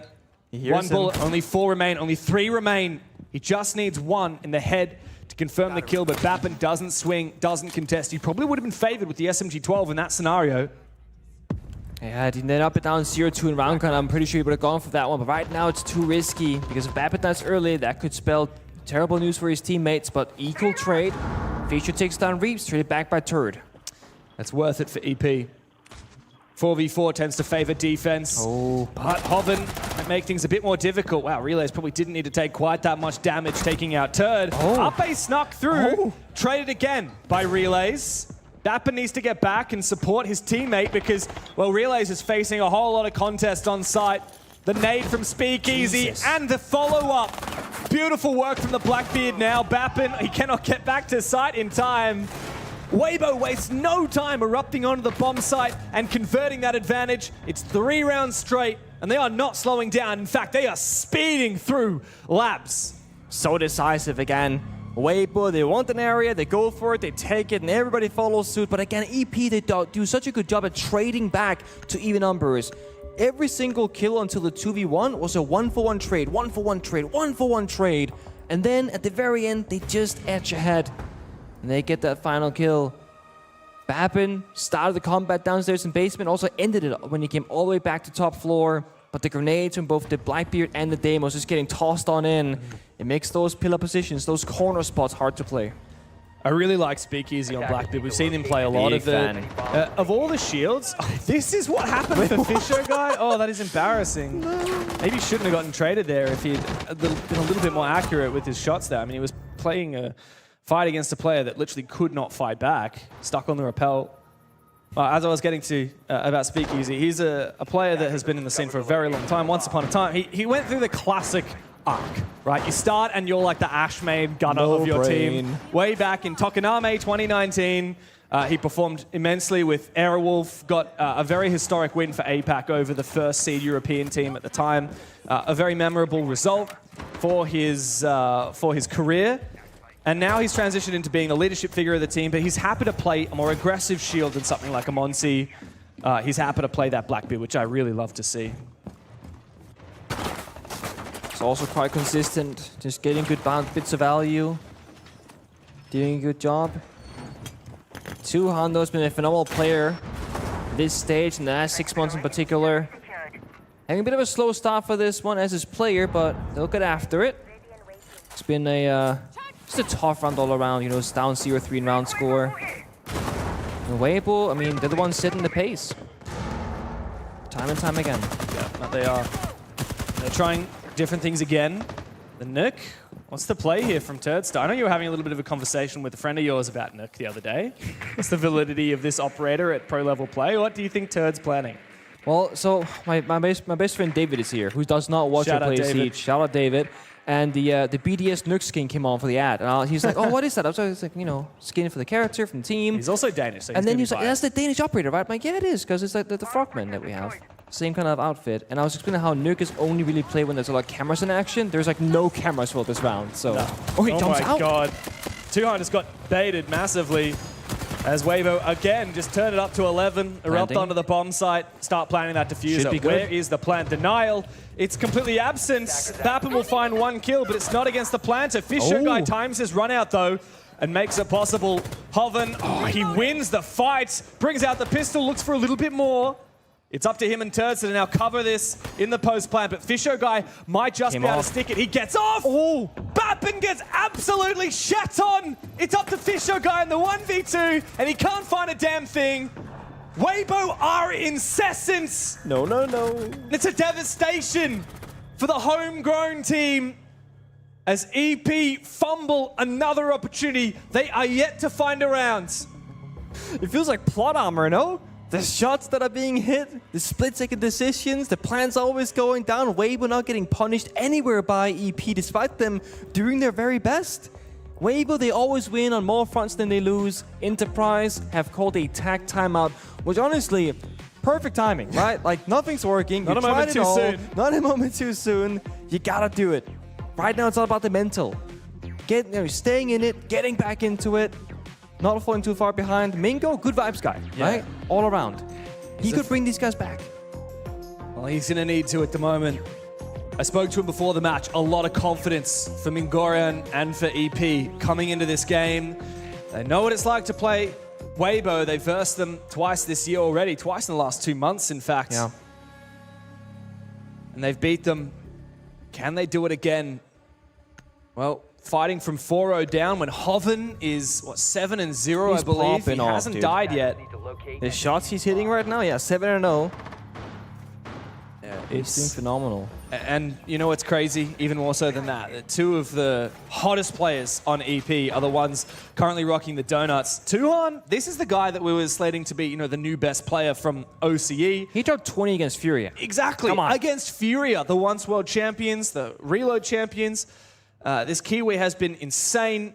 And player, I mean, he's been an upcoming talent, right? Ever since he joined this roster about halfway through stage 1. Yeah. He's been a name that we've been shouting aplenty. Both of them yet to find their way onto the scoreboard today. That's going to have to change. Otherwise, it will be a very swift exit for EP. Remembering that this is their map pick after all. I feel like it's actually... Oh, it's not. I'm so... I give up. I surrender. You know, when Fisher Guy is the one making all the plays on defense right now, jumping out, going for picks, trading 1-for-1, something's not quite right. No, he's meant to be the evil mastermind standing behind He is the evil them. mastermind. But we also know that if his teammates can't get it done, he will try his very best to do it instead. Because he's that kind of teammate. He's helping out. Dude, in what universe should Fisher Guy be top fragging on a roster full of players like this? No universe. Well, universe where you're down 0-4 round score. Yeah, maybe. That's the only one. Yeah. And that's no shade to him, but his role is not to do this. Of course, but he's feeling like he needs to because of Yeah. the team getting into desperate situations. Turret again, a nuke actually. I like it. He's committing to the lurk. He's just around the corner from... Ooh, is that Bappin? It is indeed. And that's a much-needed kill there for Enterprise. Fisher Guy as well. He's going to claim his own. As RP falls, the hard breach is completely gone from the round unless if Hoven can get in position to use his tin can opener. Tuhan peaks at the perfect moment to find a double. It's a matter of time before Hoven is confirmed, and this will be the first round on the board for Enterprise. Come on, boys. Make it a flawless. Get back that confidence. After attack timeout. It's going to be no help from Hoven here. It's going to be Speakeasy on his lonesome in connector. Looking for at least one exit frag. Not a good gun for this situation. That's a shotty. Oh, he lines up both of them. Thankfully, Fisher Guy will swing and reply. Or is that Tuhan, rather? Far too close for comfort, but the round is theirs for Enterprise. A second one here would be just what they need to make the second half look achievable. And it's required. They definitely got to get that second one. It's like before, like in our first match of the day. A 1-5 halves isn't good enough. It's almost impossible to come back from. It's, you know, just one mistake, it's match point, 2 mistakes, and it's over. And this is why exit frags should be a thing on the stats, right? It's Yes. a 1v5, you get 2 exit frags, you die, you lose the round, but those 2 kills, they don't matter. Yeah. So you're saying that Speakeasy is a fraud? Speakeasy is a fraud who's negative right now. He's 3-4. When in reality, on the scoreboard, he's 5-4. He's positive. He's so good. He's positive. No, he's negative. He's playing Monty, all right? Give him a break. In what universe should Speakeasy? He's not top frag actually. He's second top frag. I mean, Hoven's been farming, so yeah, he's been really good. Tell you what, though, Turdstar hasn't found a lot of success on that lurk The roll. nuke is interesting to me because they're not playing any camera operators. They're playing quite a bit of trap operators, actually, right? Like, they played the Ella, they played the Denari, they played Melusi. Nuke doesn't really do anything against those ups, and I feel like there are better tools to the job there.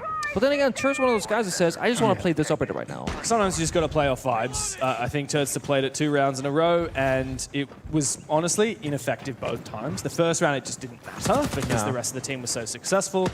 But yes, he could have played plenty of other operators. I only just cottoned on to the fact that EP banned the Blackbeard. I think that was a great choice, and that's been, what, 2 rounds now since that happened. But I'm glad that they did. It's forced Speakeasy onto a more passive shield. That said, EP going down to Kitchen, one of the worst bomb sites in the game, for this final round seems like very risky business for a team that's down 4-1 and needs so desperately to win this final round of defense. Nothing else works, to be honest. I mean, you might as well dig out a clash on top of it. Pretty much required for this one, I would argue. And I mean, I gotta praise Bappin here. He's holding on for his dear life. Runaway stake at the Monty as well. Well baited. Big value. So Speakeasy will go down. He certainly is looking negative now. And Bappin will escape with his life and 2 keeper barriers to boot. This is perfect best case scenario for Enterprise. Oh, plenty of still util remaining. Up 8. Ugh. Unfortunate that he couldn't quite thread that Candela through the bars on the floor. Now he'll look for a chance to try and utilize his utility laterally, but Bappin's created quite a fortress to play around Fisho Guy here in the lobby. I like this. Still hold on to the ground. Jump downstairs. Hip fire. Doesn't find the shot. The trade from Reaps is good, and it might just keep Weibo in the round. They are down a player, and that clash is still up. But as soon as they find the gap, they might be able to make this very much achievable. The diffuser still needs to be recollected, but they have a minute to formulate a plan here, and they still have Hoven upstairs on the vert. For EP, it's all about the clash. They're not going for a flank upstairs. They're playing horizontally fully. So they need clash information, maybe some pulse scanner action, and just work off of that. Weibo, on the other hand, they gotta find a way in towards the bomb site. Either that window jump in, a hatch drop, or just walk down the staircase. Either of those options are all gonna suck. So EP, they hold on. They don't gotta make the first move.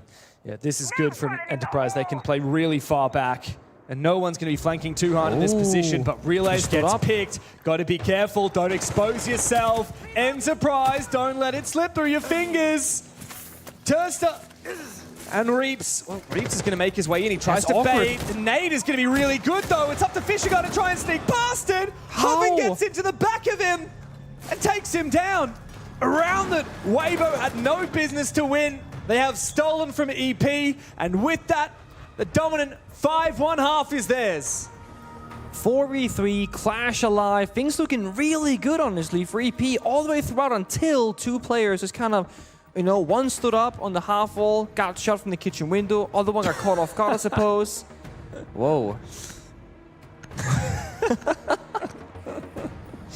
Turster and Tuhan at it again.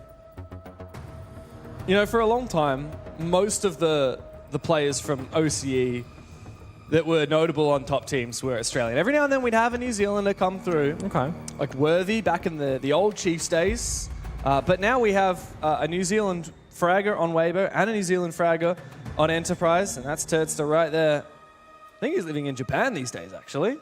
This guy's all over. He is. I can't keep track. And then they scrim in Bandung, I believe. I think so. Boot camp there. Yes. Yeah. A lot of their boot camping. Something like that. Attackers need to locate and defuse. Yeah, very much a global team is Weibo. Of course, the Brazilian coach. Yeah, Meepy's not here, I don't believe. I haven't seen him. Yeah, so Brazilian coach in Gohan. They've got their British assistant coach in Meepy. They've got Southeast Asian and, I guess Chinese players as well with Reaps. Player, no longer players. They used to have Mentalist, who was Chinese as well. True. Plus an Oceanic boy in Turster. But man, their synergy is so good. Tuhan being a little keyboard warrior, certainly not helping him at the moment. No. If you can't, play the play, you can talk the talk at least, I feel like you gotta talk smack when you're winning. There's not much point. I hate it. My pet peeve. Here's my pet peeve. Okay. My ick, if you will, is when players that are playing really badly, they try and talk smack, but they're just complaining about how they lost. So they'll say, it was just a lucky shot or whatever. Like, if you're going to talk smack while you're losing, I don't know, at least make it personal. Make it really raw. You know what You're I like, love? no, your parents never loved you. That kind of stuff.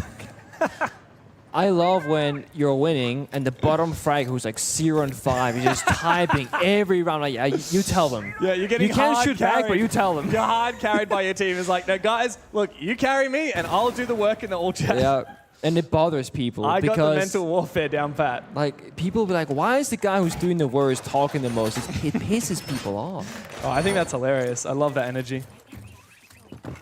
What EP needs, though, is a bit more action in the server to back up those words of Tuhans, because right now, again, on the attacking side, favorable side, stronger side, statistically better side, yada, yada, yada. This is where it should be a turning point. It should get a couple of rounds on the board now, ideally comfortably. We gotta have player get his first kill. That would be nice. That'd be nice. Certainly, like, get that first kill before the map is over. Yeah, just get the, you don't want to start a second map if you, oh my god, I dropped the donut, I let my team down, I let myself down. I don't know. Get a couple of kills. Even just 1 or 2 kills, even if the result of this map is not what EP were hoping for. Oh my god, there you go. First kill of the game for player, and it's a 1-tap on a turd. Exactly what the doctor ordered, but it's not without some price, as Fisho Guy's gone down. The diffuser is also locked up on the top of mezzanine now. Very much a split push from EP. Yeah. As he should connect the pressure and Coward as well. Got the hot destruction on the rafter position. 2-1 finds a second play into Reaps as well. EP just peeking these pings snuck apart. through. There's no way. How has Ape managed to get here? He's so confused though. There's a player around the corner and Bappen will fall. Ape doubles up and now he's retaking control. Pressure alleviated from Weibo. It's up to Relays and Duhan to spring into action on the bomb site. Focus up on Hovland's position. Relays has done just that. Now a 1v2. After Ape's heroics, he will need to continue delivering for Weibo to win this round and claim map point. Relays will confirm that plant. Bit of info spotted. Nice, I like that play. Stuns out the position, but Relays puts the team on his back. Enterprise have a second round on the board, and they start their attack in peak form. A player on Relays really stepping up there. The opening in the 3K. Starting it and finishing it. Looking pretty comfortable as well, like they needed to. Maybe it was just a story of defense not being it for EP today. Maybe they just needed to get onto that attacking side. Start mounting that pressure. I mean, the only reason that round looked even mildly achievable for Weibo was because of this heroic play from Ape. Nice to see a bit of conviction out of these EP guys who have been quiet. Players like, well, Player and Relays, like you said. Particularly Relays. I mean, he did not hesitate. As soon as Ape made the play over on Connector, Relays said, all right, I guess if no one else is going to do it, it's going to have to be me. So Weibo go basement instead. Get active on the roam top floor. Mirror windows by the side. Again, plays a bit like Clubhouse basement in that all 3 floors are very relevant. Side rush is possible as is the roam clear. It's all about where you think the gap is gonna be or where you brute force it. EP will opt for the Monty on Fisho Guy. That's a classic Fisho operator, you know? Yeah. Him and Monty go hand in hand. He has been tempted to play a lot of the Blackbeard recently, though, which I like. Because Fisho Guy, over the last year, I would say, since basically forming this EP roster, compared to that old Bliss team, he does seem like he's happy to get amongst the action. Oh, definitely. That's all he's been doing this game. Which is awesome. I love that. But yeah, he's a little bit more toothless with that Monty, and it's going to rely on the rest of the team to not hesitate. When he feeds them information, they have to swing. They can't like hold back because he doesn't have that rifle to utilize for them. And Blackbeard was spent away by Weibo, so it's either Blitz, Fuse, or the Monty. Yeah, definitely the Monty is the one you want to go for. Definitely. A solid C4 though. They know it's pre-placed somewhere in this area. Gotta be a bit mindful of it. Do have a bunch of secondary MPs in pocket. Can of course be utilized to stop the C4, the cameras from seeing. It's mango time. It's mango time. Oh! Nice QE. Reese's mechanics never to be underestimated. The timing just off there to catch Fisho Guy. And Reeps will be traded back. So it is a bit of a frustration to lose Tuhan early, but if they can take down Reeps, maybe it's worth it. Just have to make sure not to miss Turdster here, who's in a bit of a cheeky spot. I think they will catch him, surely. There's no way they miss him here. I feel like they have an idea. Fisho Guy Relays, no way, he finds one. Bappen should be able to trade. Fisho Guy misses that EMP. There's actually 2 players here. Speakeasy is supporting. This could be the round-determining play from Turdster and Speakeasy deciding to fall on back, but Fisho Guy, he's unafraid. Even without the rifle, without the Blackbeard, he will make things work with the pistol, and Bappen has snuck in from behind. With Ape trading him back, it's into a 2v2 as EP try and pick up the pieces of this tattered round. Player coming in from the rear side. He will need to be the hammer to Fisho Guy's anvil, as the 2 players from Enterprise remaining are separated. Quite an even round here, but there is no C4 from Ape, only 1 Toxic Babe from Hoven. So again, it all comes down to Fisho Guy. He should have so much control here for free in the server to get information, to walk where he pleases. No real counterplay, but he has to enable player to get those kills. Like you said, the hammer to his anvil, push them away and get the kills. Good flash. Last one remaining for player. Doesn't have any more verticality available. Here is the drop, and it's masked by the sound of elsewhere. What's going on? And that will enable the pick for player. A much needed round to be won, to be locked in. Good plan. In the 2v1 for Enterprise. And Fisho Guy confirming that plan can get that shield back in front of his face. A nigh impossible retake for Ape as player is finally on the scoreboard and making waves for EP. A third round confirmed by the Oceanic roster. They are closing the gap to Weibo. The one thing they could not, have any sort of was hesitation, and there was none to be found. Player, flashbang, drops down, gets the kill. Fisher walks in, gets down that diffuser, round secured. Even in a 1v1 with Monty, Fisher guy should win that every single time. But it's wind back the roam clear. Who got the kill up top for an Aqua? Fisher guy, holding right click with the Monty. Just fight third in the 1v1. He's a new man. That's the moment where the entire round shifts, by the way. He's a madman. I love it. It's so refreshing. After seeing Fisher guy for the longest time, develop from being a player who was kind of memed on for being addicted to FPS Osu, one of those aim training apps. He used to post on Twitter all the time, and he is cracked when it comes to the mechanics, which is funny because he's a support player, but he never gets to use it because he's always distracted making calls and thinking about the strategy and util of the round. I don't know how many years he's into his career now, 5, 6, 7, 8 years. But he's finally realized, you know what, guys, if my players aren't going to do it, I'm going to get around it. I'm going to shoot. I don't care if I've only got a pistol. I will make things happen, even if I'm on the shields. Obviously, a lot of the quote-unquote smart players, the IGLs, the captains, they often play what we call the numbers game of Siege, where you play statistics, right? Should I take this gunfight that is not in my favor, like a 40-60? And they often will just say, no, I'm not going to do it. The fraggers, they will take any gunfight given to them because they have instinctively feeling the server. It feels like from the outside in, Fisher guy cares less in a good way. Yeah. He's not less risk adverse. Yeah, he's not hung with his small details like, oh my god, if I take this risk and we lose, it's a bad thing. It's like, no, I have to take this gunfight. I will take this gunfight, and I believe in that play as well. I mean, he's even 7-7. He's playmaking on defense, getting kills with Intri and Monty. He's matching the other top fragger on his team of relays. Exactly. And Hoven, who was 7-0, is now 7-3. He's kind of falling behind. Bomb detected. IQ. Perhaps this will be one of the last tournaments that we get to see a lot of usage of the IQ with the new Thatcher rework coming into competitive play very shortly and being, arguably better than IQ. Unironically. Relays is just waiting though. If Hoven peeks him, Relay should surely win this fight. The superior weapon.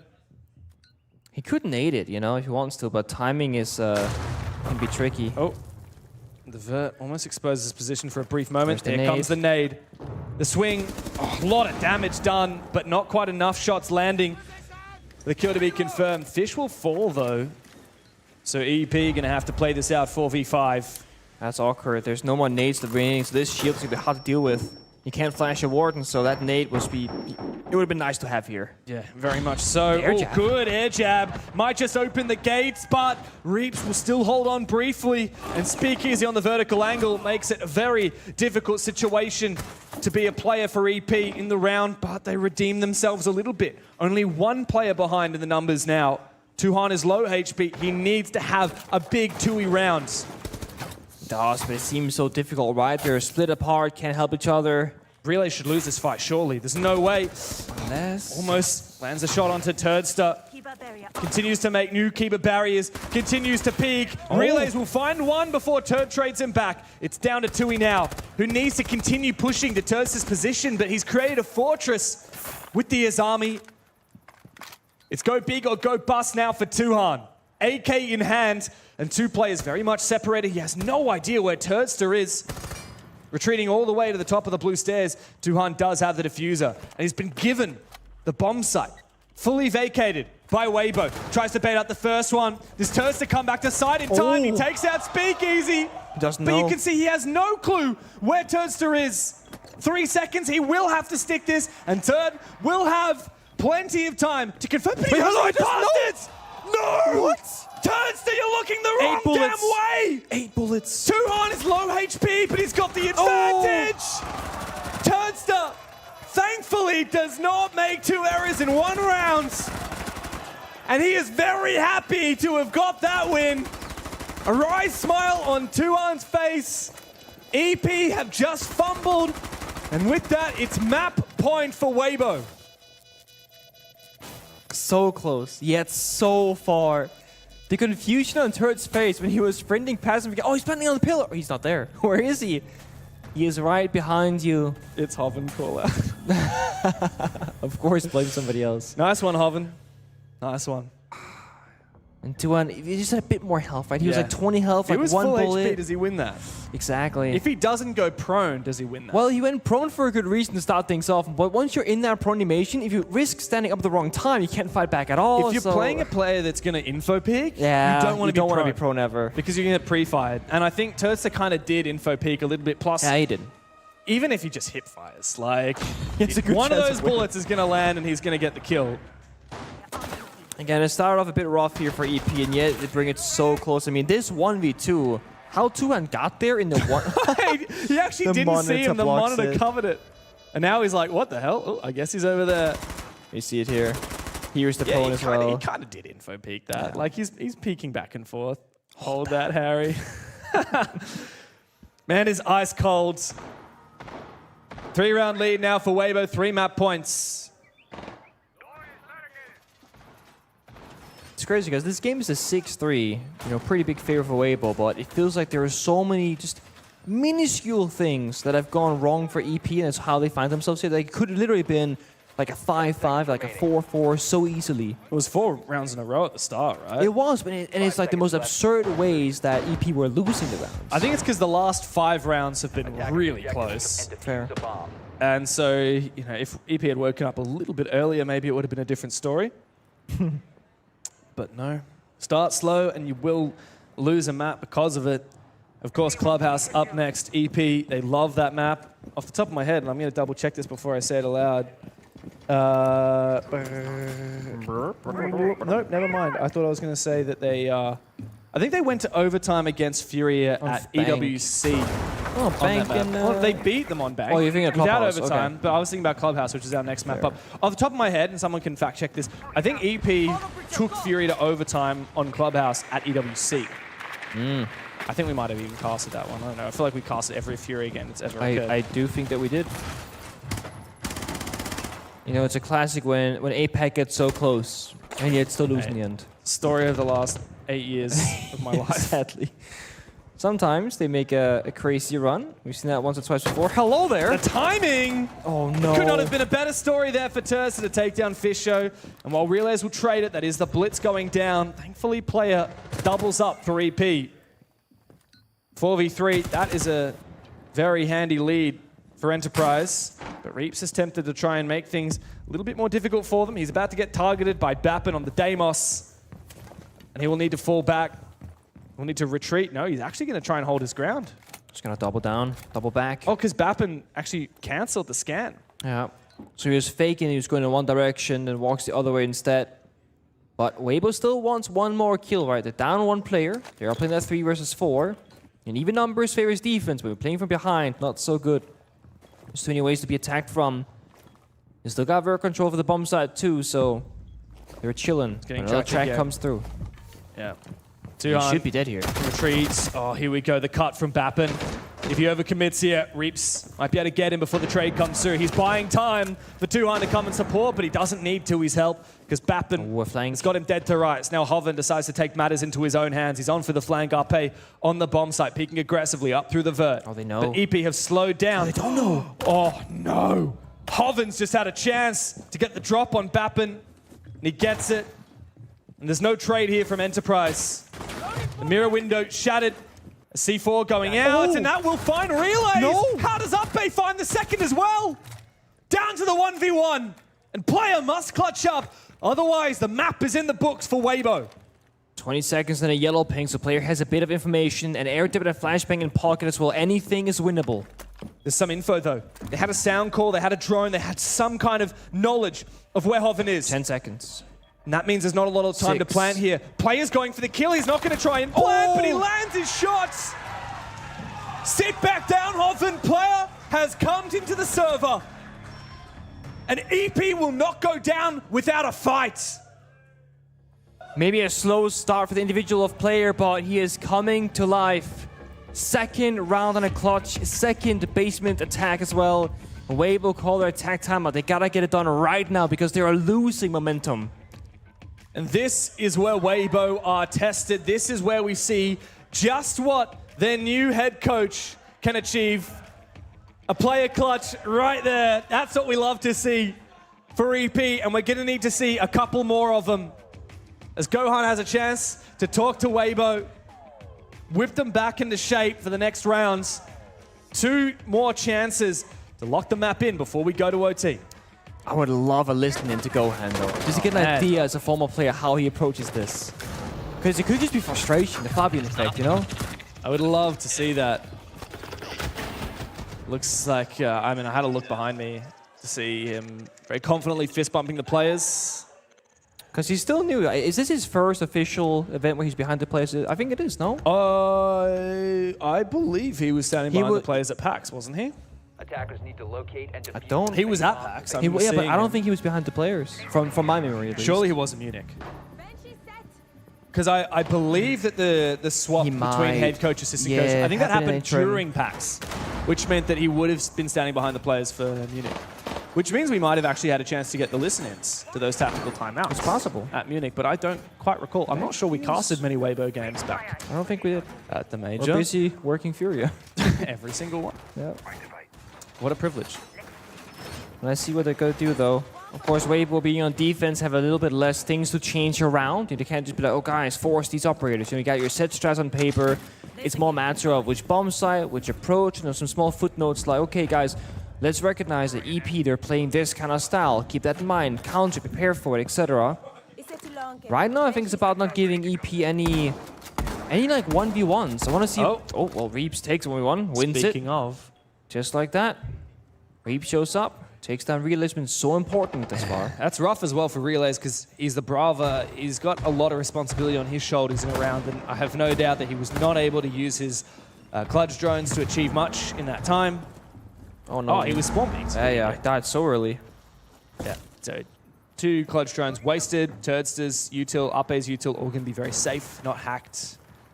And we're really not going to see the repercussions of that until the end round when EP try and execute and have all these Banshees and Dreadmines to deal with. Oh, the head. See his head. That's going to be a freebie for player. And with that, that's 2 picks for EP.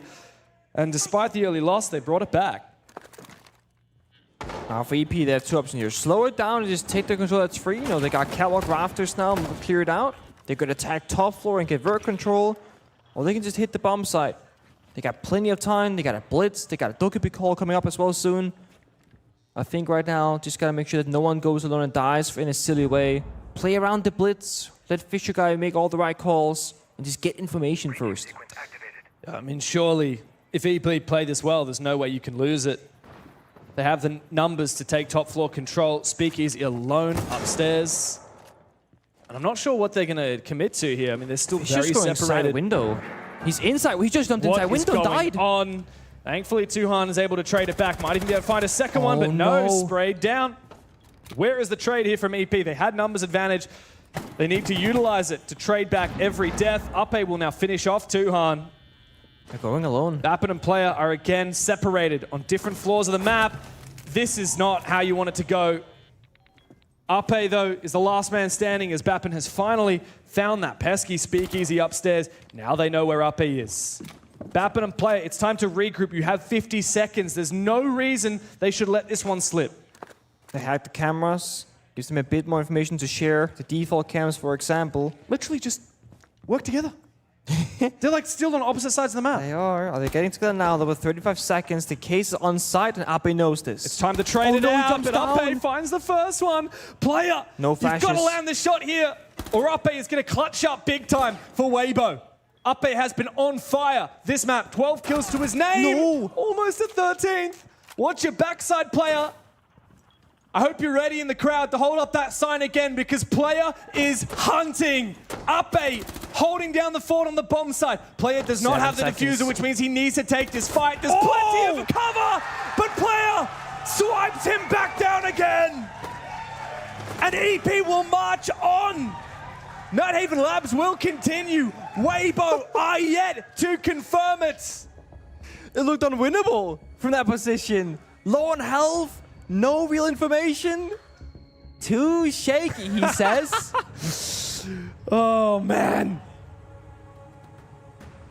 Ape has been so good, and yet he couldn't lock in a favored gunfight. He had the favor there. There's no doubt about it. By far. Are you kidding me?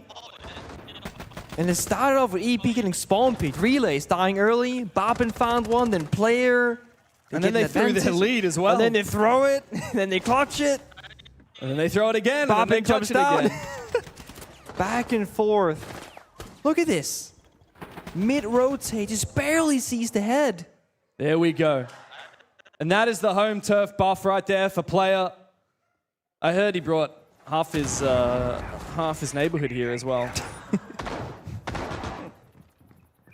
10 seconds. One more of those, and it's OT, baby. Need I remind you, last time these teams played labs against each other, it was an OT, and Enterprise won it. Attackers are moving. I mean, they're getting that momentum. That's for damn sure. You can tell they're getting that confidence back and how they're taking these fights. Let's remember, it was a 5-1 first half for Weibo. Hard to believe. Crazy. Also, like last round, like Fisher just jumped in the side window with Blitz, gets just punched by Reese. Didn't check the corner, and I'm thinking that's a set way to lose the map after a comeback attempt, but they win that round in the end. I love the whiplash out. We're just like, Fisher guy, I love that he's taking these risks, he's getting aggressive, and then we're like, dude, why are you trolling? Can't have it both ways. No, but it's like, yeah, I do love it. It was one of those silly ones, you know? They had plenty of drones, but they were in a hurry. EP hard to predict, and that's, I think, the special sauce that you have to take against a team like Weibo. Weibo know how to play the default so well, and have some of the best fraggers in APAC to clutch up those unwinnable scenarios. So you need to throw something their way that they're not expecting. This is great. Clears the BP, gets a bit of information as well. I really just think that opening kill is going to be so important. You know, getting that first pick, getting that last bit of momentum in the server. And of course, if Weibo lose somebody early, we know what they're going to do. They're going to lash out and keep being more aggressive. That gives EP a chance of getting easy kills, just holding those passive angles in return, expecting it. Weibo's falling back though. They reinforce the catwalk walls. They're also playing a lot of traps right now, right? Aruni Gates, Ella Mines. There's a Banshee, or Melusi rather, on the board. Fenrir. They just want to weaken Enterprise in the 1v1 engagements and go for kills. And yet this has been pretty much the slowest round we've seen so far from EP on their attacking side. All that Weibo needs to do is win this defensive round, and the map is over. We go to Clubhouse. Gotta get those EMPs over here. They are jammed up on the walls. Where are those EPs? Relays has them, but here they come. That's there one. You go. Finally, new jammer disabled, and the breach is opened. Gaping hole on the bump site. Oh, there's here a we swing. go. Speakeasy. Oh, come on. Got to commit to the second one. Out comes the util. Looks for a little bit more, but the rest of the team come through big time. Not like this. Double kill for him. Tuhan with a measly attempt. It's a flawless finish for Weibo. After dawdling a bit in the middle of that match, they finish it off in style. And a big map win for the Southeast Asian roster, as EP will now have to respond on Clubhouse after this little break. It's gonna get personal. Don't give me this. Don't give me this. That's what you get when you act this way. You're gonna get reloaded. Better watch your back. It's gonna get personal.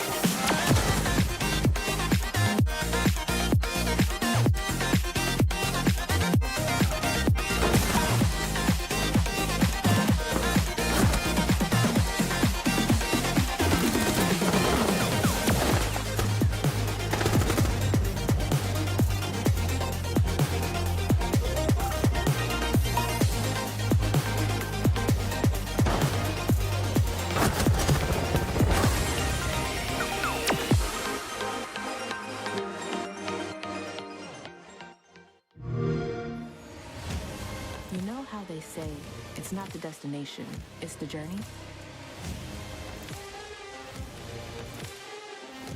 And the journey of 1,000 miles begins with a single step. And you know what?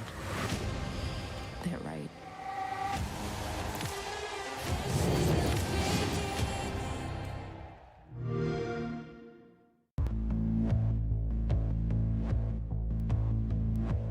Hello everyone, I'm Rips96 and I play for Weibo Gaming in APL. Hello, I'm Speakeasy and I compete in the APL for Weibo Gaming. Hi, I'm Turd. I play in the APL and the Asia subdivision for Weibo Gaming. I think what makes us good is that internally, our trust and I think just friendship in the team is what helps, I guess. Like through conflicts and stuff, we just talk it out and there's really no beef in between us. It's just trust. For me, I want to usher win an event, STL event. I think everyone is the same. We as a team want to win STL event and prove that we are not bad in this game. I think going into stage 1, we wanted to test ourselves and see what we were capable of. So getting top 8 at our first event together was just a good sign for the year to come, really. Just like really proves to us kind of what we already knew from scrims and stuff like that, that we have potential to be the best. When we play EWC, we didn't expect we will get top 8 at first. Yeah, because it's the first big event and the team just formed 3 months, so we just think, oh, we should do our best to prove ourselves, and it ended up top 8, which is, I think, it's a good result for us. Faced EU and NA both in BO3s and 1 BO3s. I think it was like BO3 experience internationally, and it's 2 different regions, and obviously winning them was nice. But yeah, since our league is like all BO1s and then BO3s in the playoffs, and we just verse other APAC teams. It's not the best experience, so getting a lot of good reps. You know, we played 4 maps against international teams in BO3s. It was really nice and prepared us for, you know, major play, SI play and stuff like that. Individually and for me, I think we have the potential to make it further, and hopefully with the new changes we made and the new prac with the new coach and stuff, like we hope that if we do met with the same challenges, we have new answers for it now. We lost to Secret, which is the EWC champion, so I think it's really good event for us. Yeah, definitely working a lot harder this year than in the previous 2 years. Having a good org like Weibo to support us as well really helps. Just let us focus on the game fully, which is really nice. And apart from that, I think our floor is also higher than most of the other APAC teams' floors. So even if we're playing a bad tournament, I think we're still going to perform better than most of the other APAC teams unless they have a live event. We're set up for success. For me personally, I say there's no challenge. I say if we just play our best, I don't think any team in APAC will stop us. Let's bring me CG again. Let's have a rematch. Obviously, CAG's going to be a hard match. We're probably expecting to verse them in the grand final, so that'll be something to look forward to. Like everyone else, we're probably just going to cruise past. I would say we just need to lock in, and we've just tried to play our best in the SA. So we use up everything we've learned throughout the year. And yeah, I think we are aiming for top 1 for this event. I want to get to the main stage of SI, so top 6. I've never played at the main stage of SI before. I think it'd be amazing to play there. And even if we don't get there, I just want our games to be competitive. You know, I don't want anyone to look back at our games and think, oh, you know, Weibo didn't have a chance at winning that game. We have to go all out, have to put 200% in order to make it in SI. So yeah.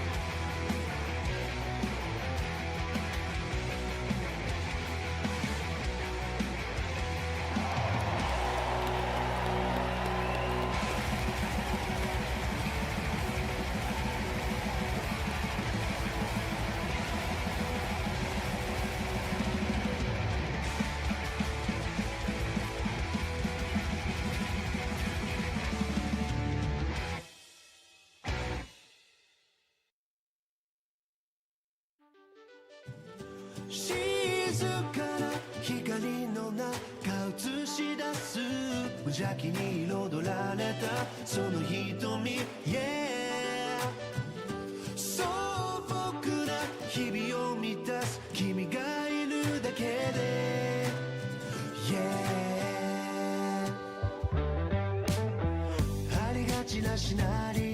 頭の中駆け巡らせて流行る気持ちを洗い飛ばして君が歌う声に耳を澄まして、yeah、悪くはないまるで絵本のような世界正義も悪もいなくて月と星がダンスして響き合う静かな光の中映し出す無邪気に彩られたその瞳 Yeah 素朴な日々を満たす君がいるだけで Yeah 鏡越しに映る空の青さに見とれてカラフルな地図を描いてみたくて小さな君の手を重ね合わせて、yeah、悪くはないまるで絵本のような世界正義も悪もいなくて月と星がダンスして響き合う静かな光の中映し出す無邪気に彩られたその瞳 Yeah 素朴な日々を満たす君がいるだけで Yeah 答えのない日々戸惑うこともたまにはあってそんな時さえ愛しく思える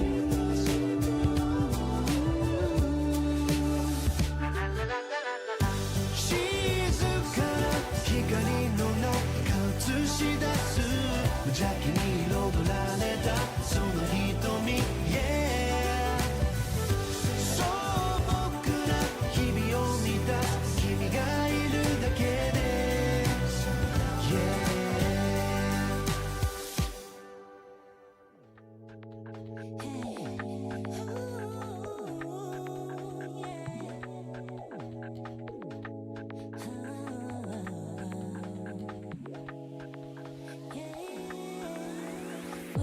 네 앞에서 no way 날 기억하고 맡길 수 없는 걸 Yeah you are the only thing I need I can feel 뭐라고 해도 여기 you and I You're my world 모두 다 스쳐갔던 난 영원한 your generation 너는 나의 미래 너를 닮은 내일 No It's your generation 새로운 generation It's your generation 새로운 generation It's your generation 나로 나의 긴 시간 어제와 내일 또 지나 어디까지 갈까 한계치 몰라 무한한 의머 열린 꿈 미래를 꿰뚫어 view 다른 의미 you're my rule 다시 펼쳐보는 데서부터까지 feel so good 난 여기 you and I You're my world 모두 다 스쳐갔던 난 영원한 your generation 너는 나의 미래 너를 닮은 내일 No It's your generation Despite EP firing up toward the end, they cannot get it across the line. Not for the lack of trying, though. Some heroics from player with I don't think I've ever heard a crowd so loud in Australia for a single individual. I've heard something like 28 members are out there cheering for him right now, Oda. Yeah, I heard he bought 28 tickets, actually. I did. I heard he personally bought and paid for all Ubers to come down. But I think that there's a pretty big learning curve here, which is be very careful where you let Weibo go. They looked really comfortable in that first half, Vinny, but obviously, still all things being said, EP, I don't know whether to commend them or whether to just kind of be like, hey, was that good enough? You know, like, where do you see? What camp are you in? Yeah, I'm not really sure. I think those attacks, especially towards the start of these rounds, were just so fast. Weibo taking so much map control, really relying on the Blackbeard to take a lot of map control early. The Flores, I think we saw Ying quite early as well. Just really putting the pressure onto EP on their defenses. And yeah, Weibo looked super comfortable on these attacks. As you said, a few heroics towards the end by player to salvage a few of their own rounds. But realistically, I mean, this should have been a Weibo closeout. How'd you go there, mate? You want to try that one again? Nah, that's all right. We won't make you try that one again. But I think there are some good signs here. However, we were pretty concerned. The first 5 rounds, I think it was, were just very, very confident. And then in the second half, obviously, we start to see a bit of life back. Is that par for the course on Nighthaven Labs for you in your eyes, Oda? Well, I think when you have Fisho fragging, it's not a good sign. No. So if you want to look towards other signs. So you see it towards the back of that game, like players started to step up, like player. So I just think, you know, in these early rounds or at the start of the game, they really just need to rock out, really, because towards the end of that game, they were bringing it back and playing more together. So they just need to switch on early. Yeah. I mean, if you look at the... God, Turd just instantly on the keyboard every single time. I mean, if you consider the fact that that could have been clutch as well, this could very well have been 5-5 almost by the time that we actually blinked. And this game could have been turned on its head. However, there we go. That's what we love to see. We love to see little moments in the sun. And I mean, there was another one that followed it up very soon after. I think what's really important as well is the context of the conversation around what happens from here on out. Because with this game going as close as it has, it now means that this second map is really quite vital for Enterprise. Whether they win or lose, yes, it always matters to win. You're always trying to win. That's a stupid comment to even think about.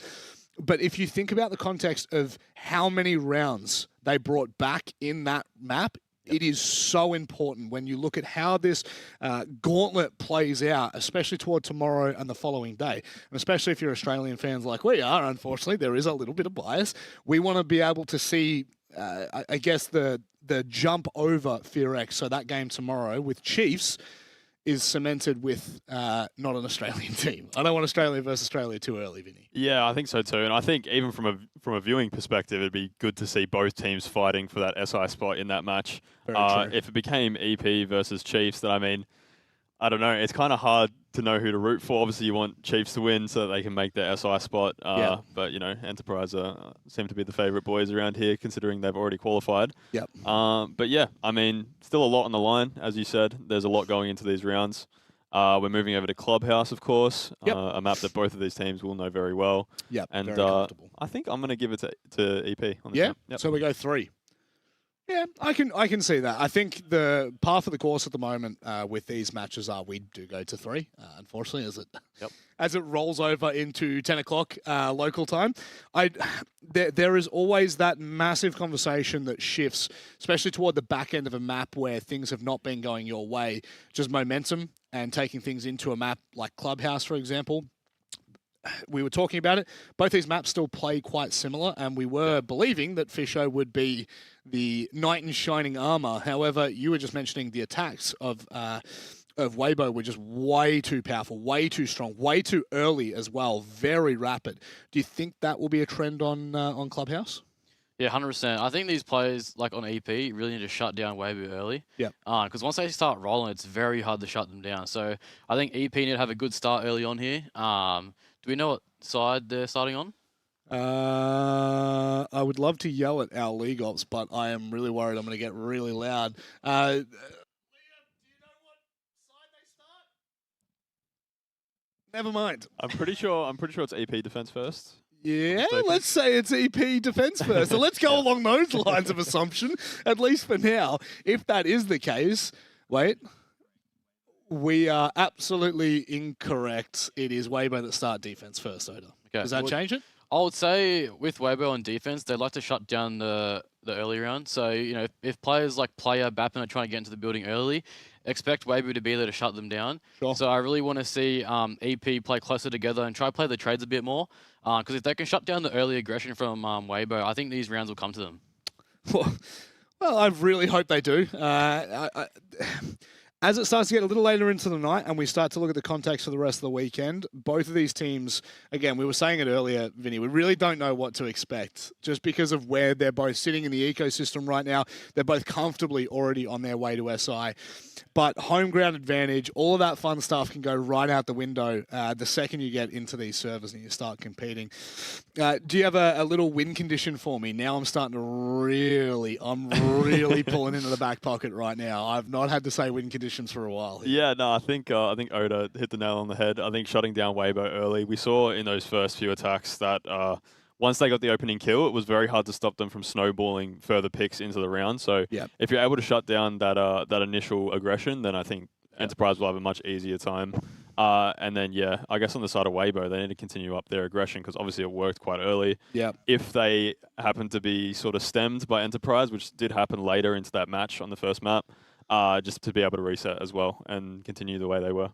Well, EP, backs against the wall in a certain kind of, I guess, perspective. Right now, the big conversation is who will verse Chiefs. FearX are currently in the lower bracket, but because of the way the seeding works, we need to figure out the round difference between who will lose in Weibo and EP. There is what is being coined the worst and best losers of the upper bracket. It is time for us to head into Clubhouse, however, and I'm sure our casters can competently tell you a lot more than what I can. No doubt about it, Rob. I will have nothing to add, but thankfully we have a washed-up ex-champion to my left here. Nicholas, what can you tell me about Clubhouse? Oh, I thought you were going to mention Oda here for a second as well. No, Clubhouse is my favorite map. Yes. That's what I can add. I know that for a fact. Like, I am so sure that I love this map. Yeah. Why is it? Is it because of the beautiful hard breach ability? No. Is it because of the execute potential? No. Is it because of the roam game? No. Then tell me. It's a great map to play Bandit. I love Bandit. Well, I'm a man. Well, Bandit's banned, so I'm having no fun anymore. Can't play Bandit because they banned it. Damn, they banned the Bandit? They banned they it. banned the Electro Bros, actually. Kite and Bandit. Broed it up. Double time for EP. And the guys on the couch were talking plenty about the best loser, the worst loser, who's going to play Chiefs and who's going to play FearX in the lower bracket. But I don't care about that. I want to know who's playing Elevate in the upper bracket. I want to know which of these teams is getting one step closer to that trophy that both of them are gunning for. Let's be honest. FearX should have been upper bracket, though. Yeah. 2v2 post-plan, CEO on Consulate, they're on the repels, and they complete team flash, they bottle it, they lose the round. So it was 8-7, 8-7. I watched those maps, and then I was like, all right, I'm going to go for a walk, get a coffee, I'll arrive at the studio, see the last few rounds, it'll probably go 8-7 again. I arrive here at the arena, and it was 6-0. Yep. It was disaster of a third map. Yeah, not a good look. And of course, the Korean representative from APAC North, they're the only Koreans here, aside from Mingoran. I was going to say, yeah. Coach of EP. Good catch. I was talking to him about FearX. While they lost, he was not very impressed by them. Oh. And he was proclaiming himself as the GOAT of Korea. That sounds like a very Mingo thing to say. Yes, it is. But, well, it looks like Relays has fallen very early. That is a cheeky spawn peek for Reaps. Yeah, gnarly. I mean, this angle is so devastating because you don't need to break the door at all. Hello. What's going on here for Tuhan? He's dueling two players, and guess what? Death from above. Turzda upstairs, and, well, a lot of action going down. Weibo have maintained control, but if Turzda is able to be traded back here by Bappen, maybe it won't look too hot for Weibo. OMG comes out in the chat from Upe, and it's a debate. Player will trade 1v3. That's not happening, is it?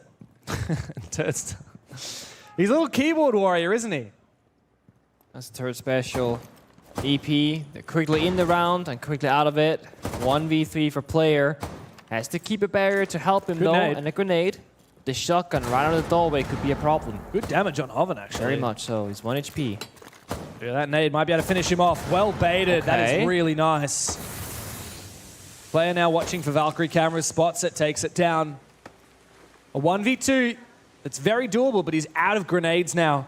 And there's plenty of util for Reaps with the smoke babes.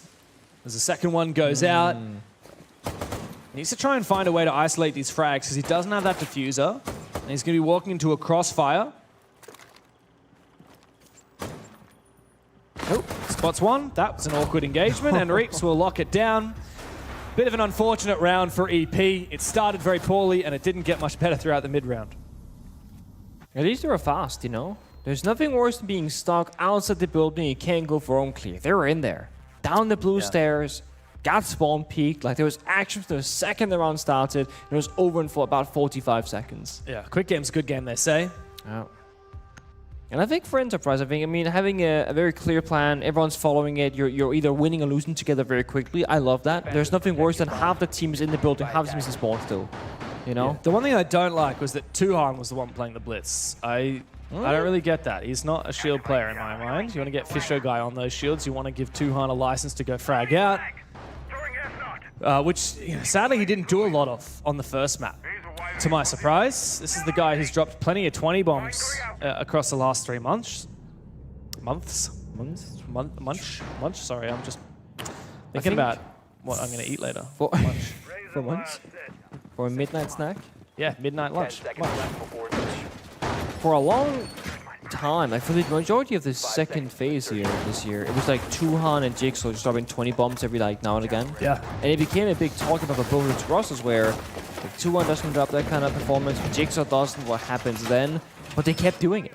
And then they go international for Enterprise, right? I mean, Tuhan Tui doesn't still have did it. Fury yet. Yeah. He still did it. And I guess it's just how EP they play. And Tuhan just keeps showing up. The one thing I will say for EP is that while Tuhan does sometimes have these life games, the team isn't structured around it. Yeah, it's a big difference. I for think Jiggy. the way that Chiefs play is often they are structuring themselves around that kind of 4+1 setup and Jigsaw finding gaps. Whereas Tuhan is often not playing a 4+1. He's a hard breacher very often. He's doing that right now. He's on the ace. He's working with the team to try and take ground. This Fisher guy is doing just that on this Monty at the moment. Working together with Tuhan. There's a lot of presence over on this cache and red stairs side of the map that they're going to have to clear on out. It's a bit awkward when you got this kind of situation here. Gotta jump in the window. Fisher will choose that. Gotta clear the top red player of Tursta first at the early C4 goes out. Creates a pathway, actually, for the attackers behind the Monty. They swing on out, though. Question from Weibo punished, but traded back by Reaps. All right, here's a run out from Reaps. Down 2-1. Yeah, he hasn't confirmed the kill as of yet. How much is going to be able to be baited amongst the chaos? Well, Fisher guy aims down sights, and that gives the opportunity for Hoven to find 1v1. one. I can't even catch the action as so much is going down. You're right. It's a 1v1 with 2 players on the ground. Hoven gets revived. Everybody's low HP. Relay should be able to pick Tui back up as well. Again, fast to start the round, almost fast to finish it, but a full reset for both teams. Pretty much dead even in health. Actually, I think basically dead even. Evil Eyes, though, can be a bit tricky to deal with. Only like 4 or 5 saps will kill an injured player, so Tuhan has to be very cautious. Yeah, that's the thing. Tick damage here is going to be a menace for Tuhan, and even Relays for Yeah, that planting matter. is not going to be a thing, I swear. I mean, they have 1 frag grenade. Actually, they don't have a frag grenade, so they can't really destroy the Evil Eyes. How the hell? And there's also an Evil Eye still up inside a cache as well. This is going to be awkward. This could be a Maestro round. We've seen Echo rounds a couple of times, but a Maestro one, they can get both kills easily. Yeah, there's just very little way. I mean, you look at the Reaps, Turdsta, and Speakeasy just watching these Evil Eyes. Oh, here we go. Hoven up and aggressive. If Relays spots him, this could certainly become difficult. Relays comes in from the backside. It's all up to Ape now, but he can't afford to be on those Evil Eyes. They know where he is. He hoses down the both of them. Weibo clutched the round thanks to this man right here. The Indonesian goes big with the LMG. No Evil Eyes needed. He will hose them down one by one. Tui says the gun is too OP. The plot armor for Weibo continues. They keep finding these clutch moments in the rounds time and time again. They're stopping the pushes, stopping the rush, and in the end also winning out in a 1 versus 2 fashion. One of the best guns in the game for it. So many bullets in the magazine. For someone who's low HP, yeah, it's a very good gun to have. And here we go. All it took was just a spray and a spray. Tuhan almost traded him back as well. Big, big round for Ape. And with that, 2-0 lead for Weibo. But it's close. Both of those first 2 rounds, very, very close. The CCTV, one of the worst, maybe the worst bomb site here right now. You got no wall denial at all. You know, Capital is open. Yeah. Monty is open. Glass is open. There's so many powerful operators to deal with catwalk rafters. I feel like EP have no excuse to lose this round. Exactly. This is their round to win, 100%. Attackers are moving to defuse a bomb. Thermite will make, the lack of thermite will make this a little bit difficult though, so they're not going to have a big breach on the wall. I don't see any people ace trick anymore. You can still do that though, right? Like that's not Ace patched. trick? Yeah. No, you should still do it. Yeah. I wonder if he'll do that to try and get a larger breach. It's risky though. Here it would make sense, but as you said, it's a bit more tricky to line up, I would argue. And also, you can't do it after this event. So for these players, maybe they don't want to crouch mechanics that don't work anymore. Mate. Come on. Missed opportunities. Come on. Oven. Toes. Walk forward just a little bit. Perfect. Yep. Oh, no, wait, stay wait, there. wait. Stay Oh, there. no. No. Just hold on. Tuhan's kicking himself. He's like, dude, I could have killed this guy 5 times now. Could have done some damage at least, yeah. Oh, the impact's going to come on through. Is Tuhan going to be watching the angle? Oven impacts it. He's going to try and bait this. He goes for a second one and baits him perfectly. That is very nice from Tuhan. Exactly what we needed to see. Plenty of value out of the ace. Now there knows a glass as well on the board. That first smoke that has been spin to clear out the keeper barriers. Second smoke likely to walk on and try and go for a pick. They have grenades in the pocket of both Relays and Bappen. I mean, again, EP have all the right tools, all the right solutions here. And Reed's also injured. What is this positioning from Ape down below? He's got a little bit of cover. He misses his chance, and Reeps is going to get hunted down, finished off there. That said, Speakeasy's got an aggressive look at this from Speakeasy. Out of the breach.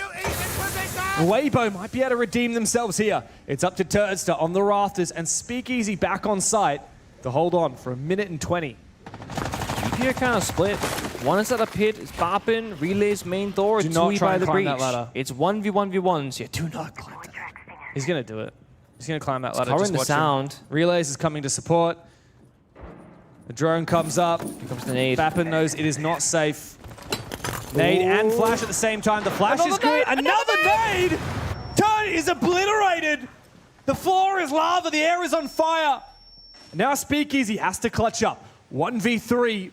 He's about to meet the first one, entering in from Garage. Relays ready to receive. Big round from EP, and they're first on the board on Clubhouse. 3 frag grenades. The benefit of playing Striker, that recruit operators, you can get any any set of secondary utility, whether it's flashbang, smokes, can openers, CMPs, whatever. He had frag grenades. As they gridlock, they just toss them on out. Nowhere was safe. They get that kill confirmed. And EP, they've been playing pretty pacey here in Clubhouse. Very much faster pace than usual. But I like it. 1, 2, and 3.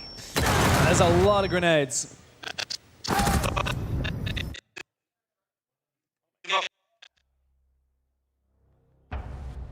They finally get their first round.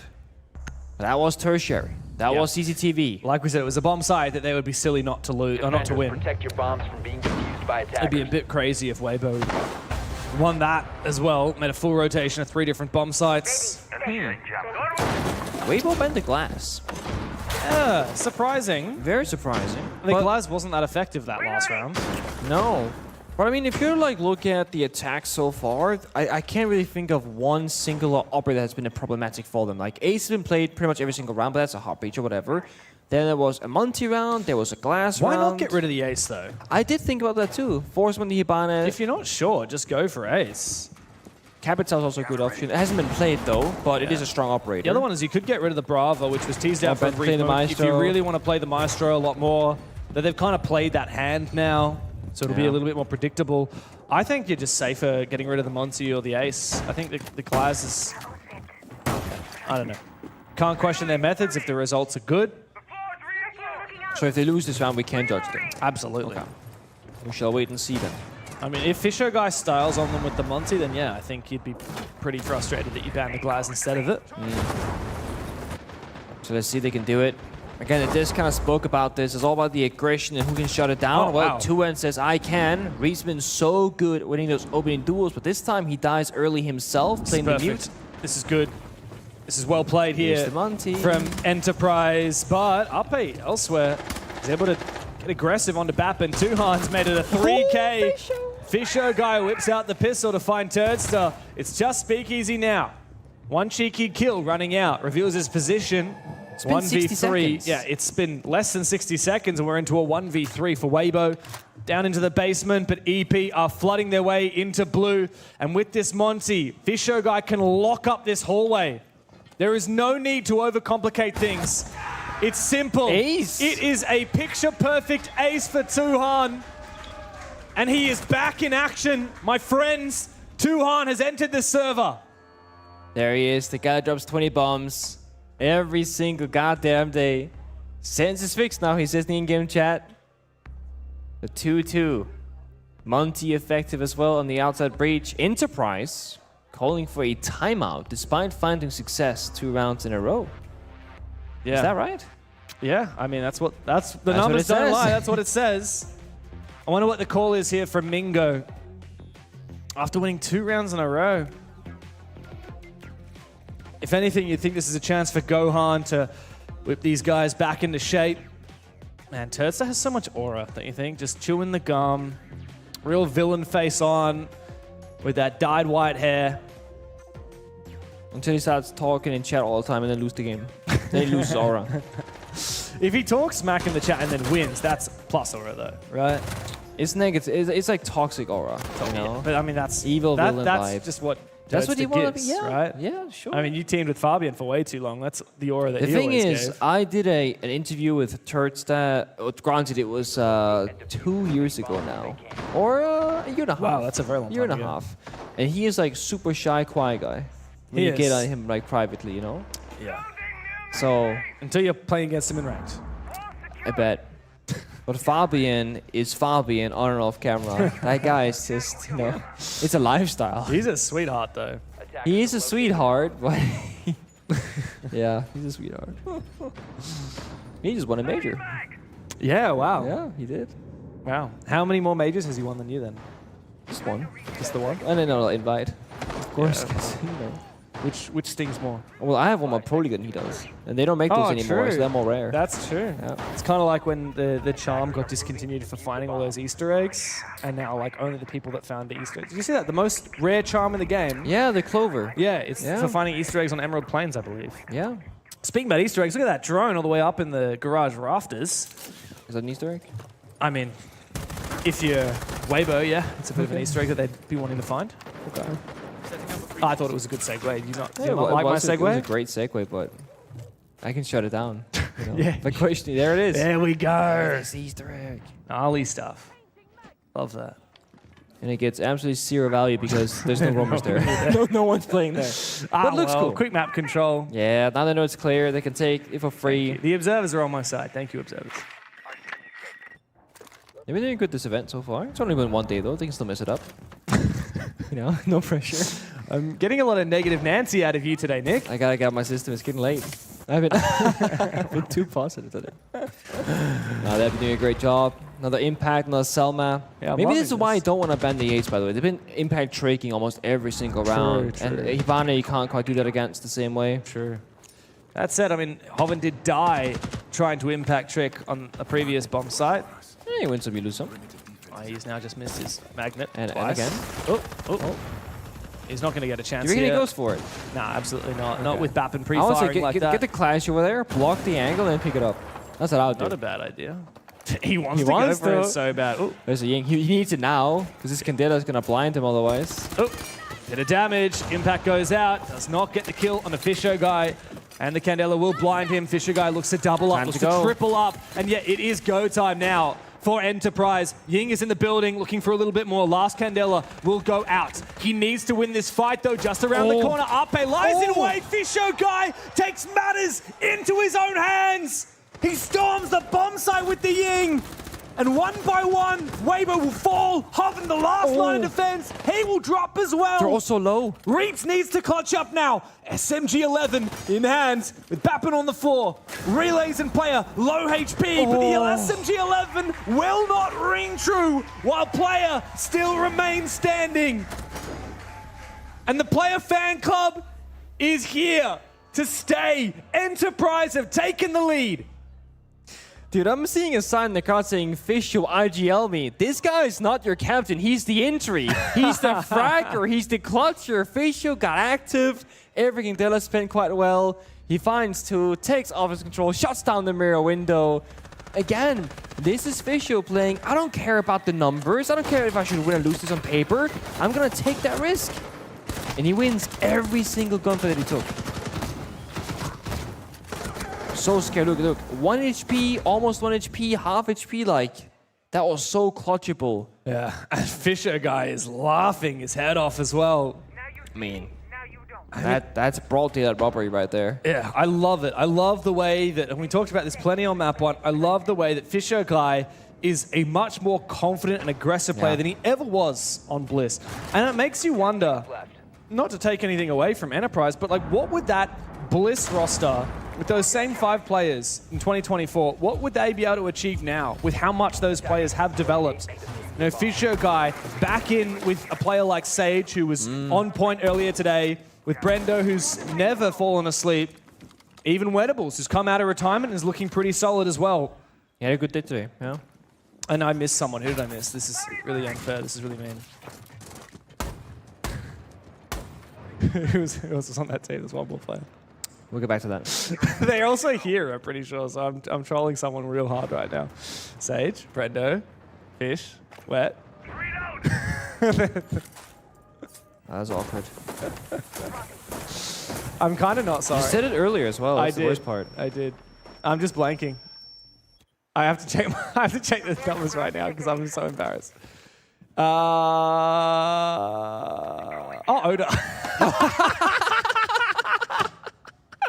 That's awesome. That is so troll. We literally said this like 2 hours ago as well. 3 hours ago. Dude retires for 5 minutes and everybody forgets who he is. He's just the desk now, dude. He sits down. Oh.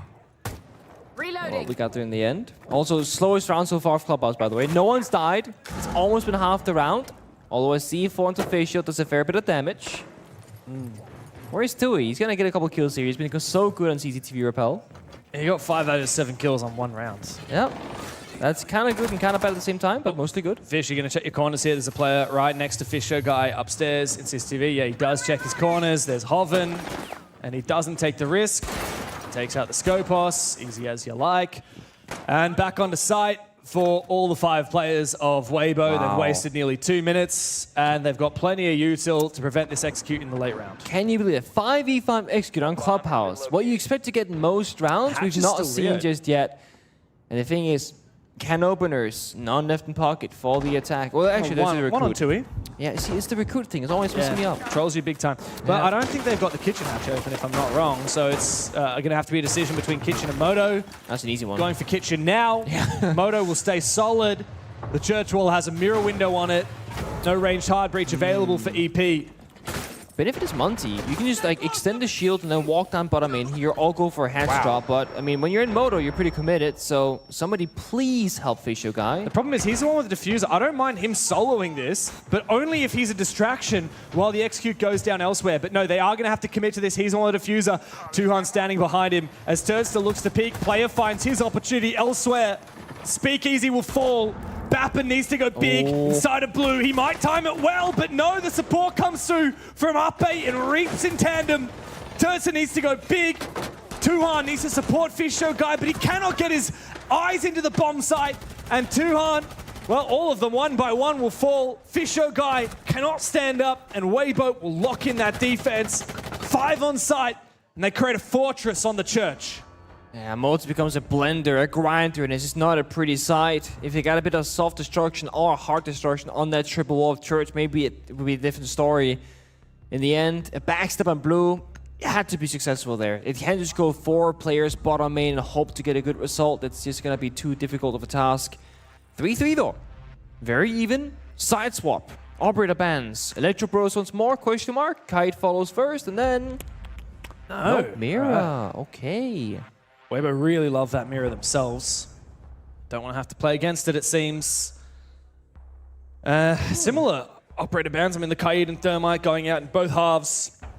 Everyone's loving these Thermite bans. I get it. Here's a question for you. Yeah. After this tournament is finished... good question. We're gonna...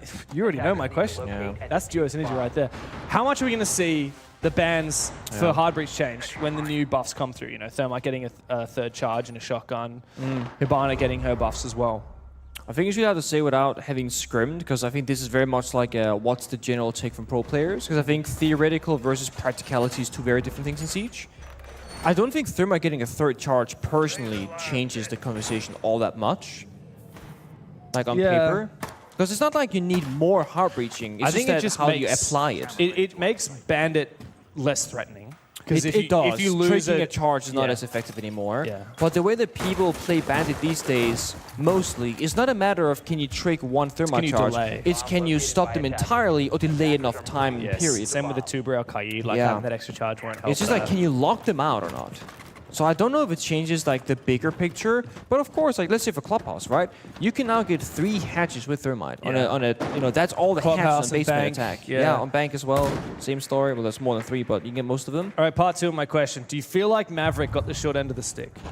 I think it was impossible to actually buff Maverick without breaking him completely, because like he counters everything in the game essentially at a risk of you can die while using the gadget. I like how they opted to make these changes for all the operators, honestly. The only thing I was a bit sad about was like Mute Jammers not countering Ace, because Mute It's no a longer buff feels to like Ace. Like, dude, Ace did not need a buff. It just feels like one of those things where, you know, all hard breachings pretty much works the same, with the exception of Maverick, because like you don't have like a, you're just a torch. Yeah. But whatever, you know, we'll see how it plays out. Also, Grim doesn't get stopped by Mute anymore, and I've known that there's some people on Reddit and Twitter that have been like, how does that work? Mechanically speaking, you know? You can't stop the signal, but there's a signal, so... Realism, bro. Yeah, I don't know, man. But anyway, I'm pretty excited for change in general. I think small changes are necessary, especially when the game in other areas like maps aren't changing a whole lot. By changing hard breaches, which are crucial, you change the maps because operators affect the map. So overall, pretty excited. Next episode of the Pengu podcast comes to you next week. Tomorrow. Tomorrow. Actually, we're casting tomorrow. Also, it's another 5v5. Like, we're getting some slower pace rounds right now on the side swap. First attack here from Weibo. But what's EP different? have not been roaming that offensive. They're playing Walter now, right? They're playing Bandit on basement. Yeah. Quite rare to see. Yeah, but you suggested that maybe Weibo would be banning it. They did not. So it has opened the avenue for Enterprise to make that fortress out of the band of batteries. A blind C4 doesn't find its target. This army still up and still with keeper barriers remaining. It's a tricky nade, by the way. Is he gonna land? Just kind of... He's got it. He cleared one bad battery with a spare in pocket, so here comes. Can trick it. Perfect. He Oh, won't be able to get the off. second one. Dursa has found the opening kill, though, and here comes that Blackbeard. Relays is about to find himself in a world of hurt, and Speakeasy will claim his life. Tuhan finds his first, but is locked out by the smoke from Fisher Guy, who is himself completely obliterated as he tries to get back into the bomb site. Reaps will hunt down Tuhan, the last man standing, and Weibo on their attack are off to a flying start to the second half. And then it's more like how you gotta attack that base and bomb site if you want to go for a church execute, right? All the hatches opened up, they walk in the bomb site, but they get that triple breach open, so there's so much pressure on the few side players from EP. They're looking in so many different directions. There's a sense wall distracting on kitchen hatch drop. Again, it wasn't really predictable what the attack was gonna be. If you go back to the round before that one, when Enterprise attacked it, it was 4 people walking in a singular doorway without hard destruction on that triple wall. All of a sudden, it's very predictable. So, small things make a huge difference. Weibo on the more, let's say, aggressive attacks, very much like let's just attack 3 to 1 every angle at once. EP a bit more from the same side, saying let's play close together. But again, it's predictable.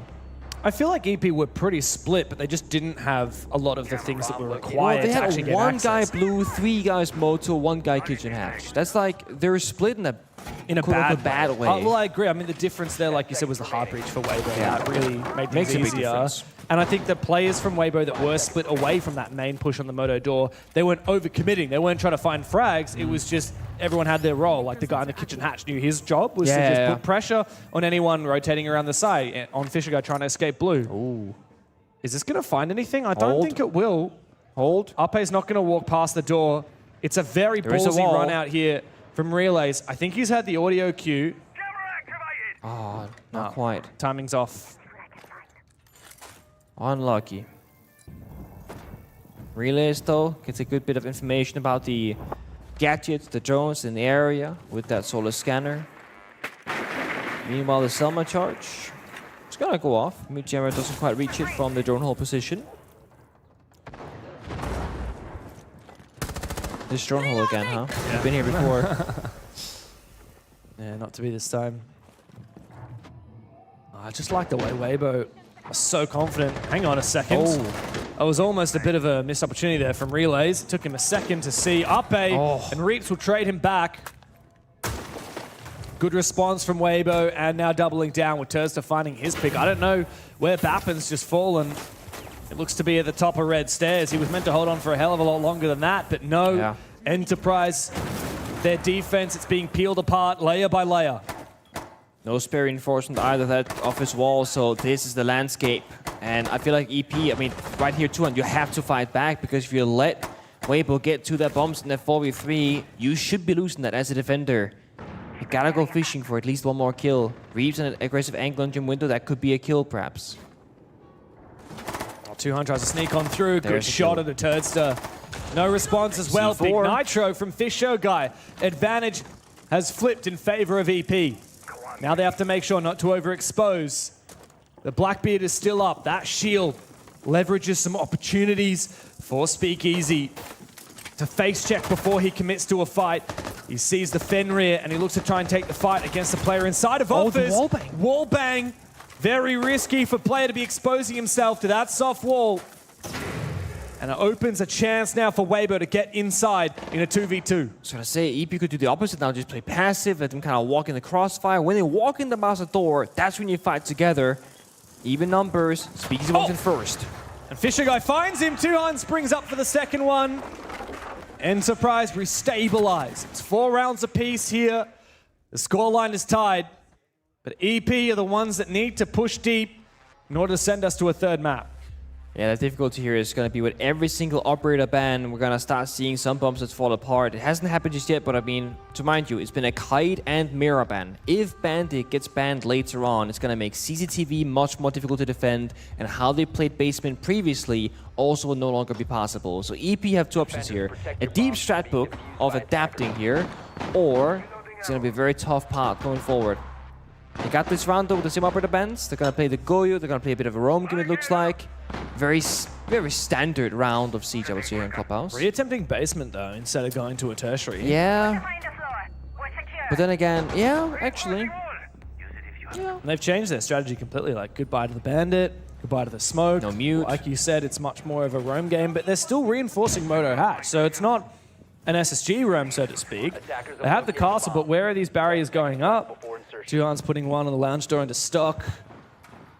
Where are the rest of them going down? Main door? Oh, okay. Interesting. Lobby external. Yeah, it stops the long angle from main door to blue. But I mean, that's going to die straight away, surely. Okay. This is good, though. So it's just going to really try and fortify lounge as much as possible. 3 castle barricades committed, 4 castle barricades committed to protecting secret and lounge. Okay. So you're closing off 1/2 bait, or 1/3, I should say, because you got like dirt, you got blue, you got main stairs / kitchen hatch, right? That's like the 3 areas that are like closely together. So 1 player can lock down 1/3. You have people roaming top floor verticality, and you have 2 people by the bomb site. So this means EP have quote-unquote full map coverage. But player died. Yeah. On Catwalk Rafters, I mean, believe. he was solo, yeah. Bappen was meant to be the one supporting him from inside of CCTV, but no, he fell back. Now Tuhan feels the need to get aggressive, but Ape is just falling back and droning. Tuhan's not likely to get gifted anything for free here. Unless he jumps on out. It'd be a gamble to take it, though. And Hoven's found a second one. I think there might be a chance, though. The Tuhan finds a free kill. Perfect. A knife on a speakeasy. What he doesn't know yet is there's a second there. He realizes, but it's too late, and Arpe takes the long angle. The shotgun will not be enough for Tuhan. Thankfully, EP have found their 2 frags, and dismantling that Blackbeard makes this a little bit easier, but Bappen is so far from the bomb site. I don't know if he's going to be able to get back safely with Turdstar watching the flank. It leaves Fisher Guy all alone on the bomb site. Should no way back. Turtles are 2 Twitch drones in pocket. You just put them down for information game, and it definitely can watch it, but again, now they have side control. Bappen for the retake. Round done. There's no way that Bappen clutches this up. Turds is watching him. And a 5th round for Weibo means they are just 2 away from sending Enterprise into the lower bracket. Again, very pacey rounds from both sides, really. So there the operator bans. I'm curious if the Bandit will survive this or not, because it will affect the most amount of bombs as the Bandit going away. Who was BB? I mean, Tuhan, maybe just don't talk smack when you guys just got absolutely obliterated and you're 2 rounds away from getting knocked into the low bracket. Yeah, there's the Bandit. I love how he's talking smack to the Blackbeard and then they ban it. He's like, you can't do that again. So, as it stands at the moment, if this is a 2-0 in favor of Weibo, then that means that FearX actually put up a better fight to elevate than Enterprise did to Weibo, which means that Enterprise will be the quote-unquote worse loser, and they will get seeded against the other Oceanic team of the Chiefs in the lower bracket. And FearX will be waiting for the winner of that match. So a lot rides on this. If EP are able to push the distance to a 3rd map, then there's a chance they could skip an entire best of 3. That's pretty good. And it would be FearX that plays the Chiefs. But if EP lose here on Clubhouse, then it means that we're going to knock out one Oceanic team in our match tomorrow. Nah, man, it's too soon. Potentially knock out both Oceanic teams tomorrow. Too soon. We got more days to play Siege. Did you see Speak Easy's one line in the chat? I gotta stay humble so I won't fumble. I like it. That's such a Speak Easy thing, though. Yeah, it is. He's the happiest guy ever. Like when they had those grueling long day. Because Weibo played Chiefs until like 3 in the morning. Yeah, the day before PAX. Broadcast day ever. And we said, who's having fun? Kind of ironically, sarcastically. Speakeasy did not miss the beat. He said, I'm having fun. I'm having the most fun out of everybody. Loves Siege. Dude loves his job. He's never worked a day in his life.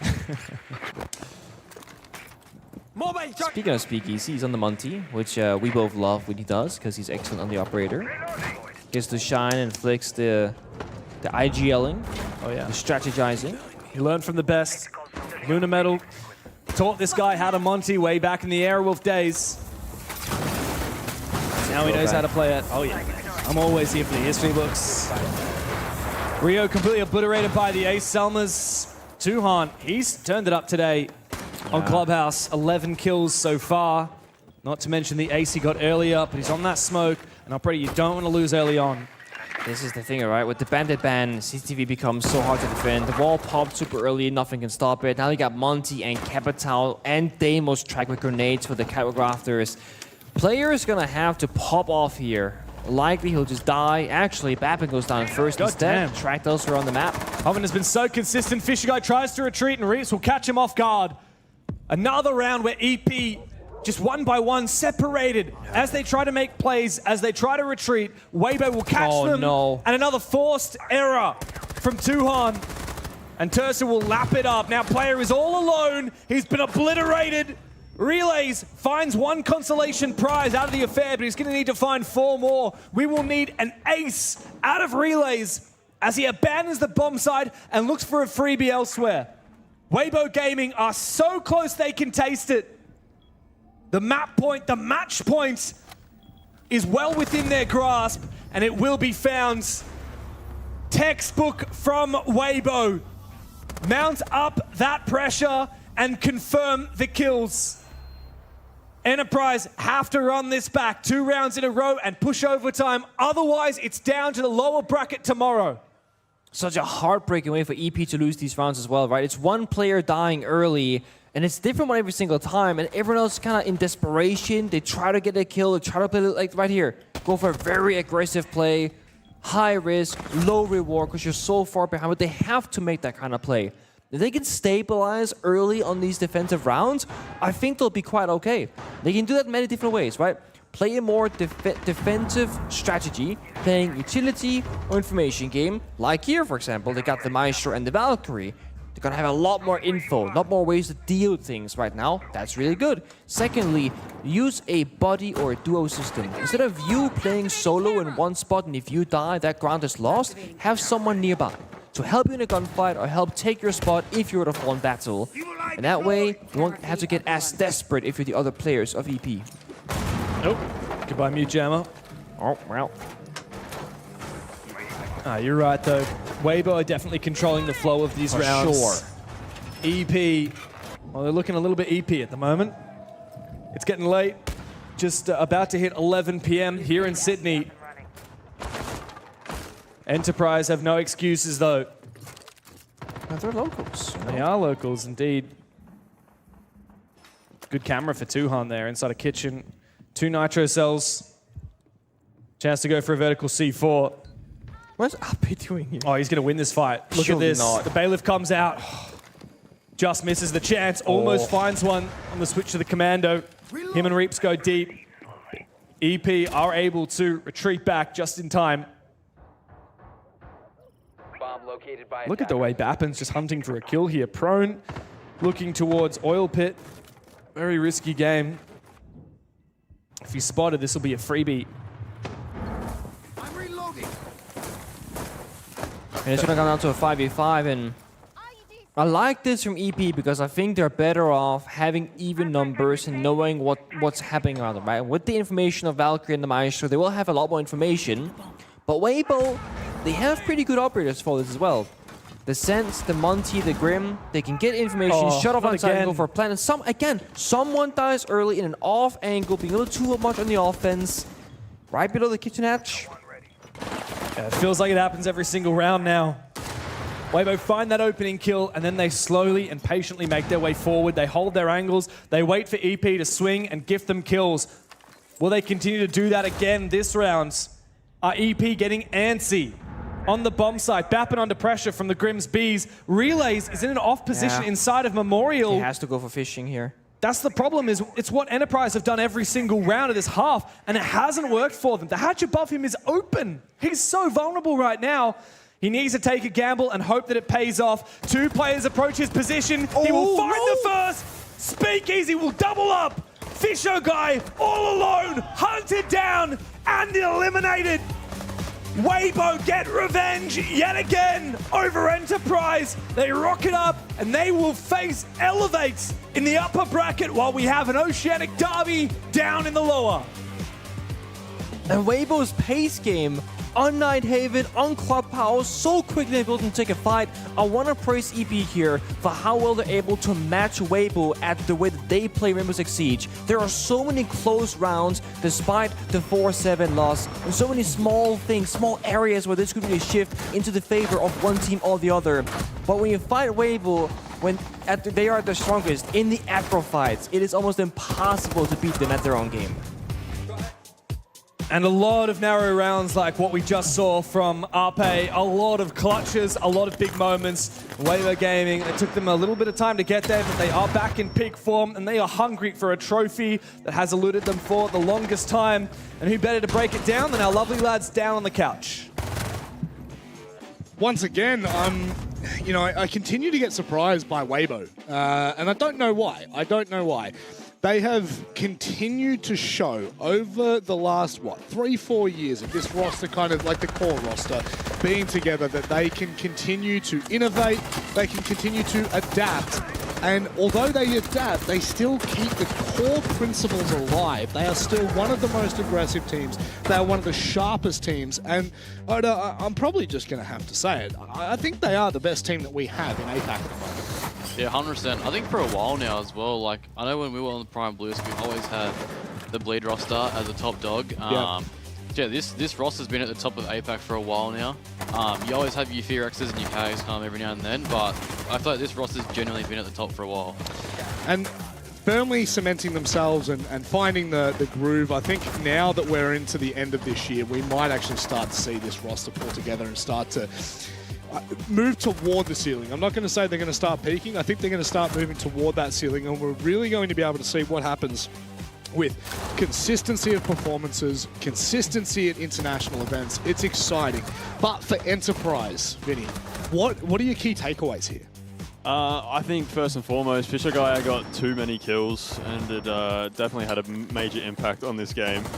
He said that the other team is in a bit of trouble if he's fragging out, but I think it actually goes the other way, where it looks like when he's getting a lot of kills, his team seems to struggle.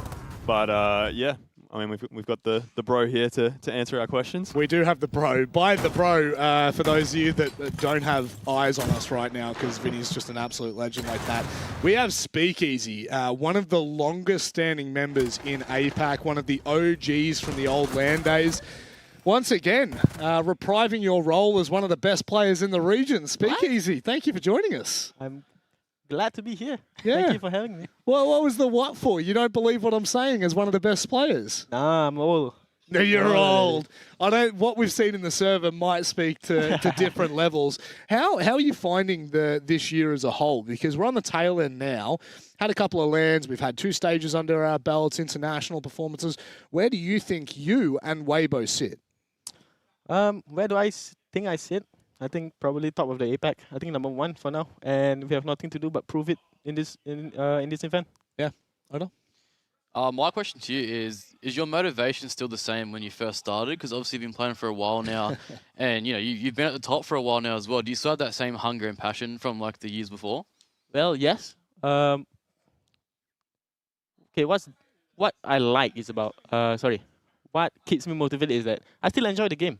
Yeah. So I still do believe playing rank, playing 10 mans, and yeah, rank right now is not the absolute best, but if you enjoy the game, or I think in life in general, if you enjoy what you're doing, it doesn't feel like a work, Yeah. It's just passion. We have a saying: if you love what you do, you never work a day in your life. Yeah. And I think that seems very true for you. I mean, the irony that these two boys have started their careers and finished their career all within the time span that you've had your entire career speaks volumes to that. But there's a couple, I mean, there's so many questions that I would love to ask. But one thing that we were talking about before the show started was around the involvement of Gohan and the changes that have been made to the leadership of Weibo. How have you seen his interaction coming in? Do you feel like the team's changed and reshaped? Oh, absolutely. I think having Gohan in the team, obviously we have swapped the head coach around. Yep. Is basically because having Gohan as a Brazilian coach, it brings a lot of more strategic depth. Yeah. Yep. And also allowing maybe to focus on the analysts and stuff like that. I know he is doing a very good job.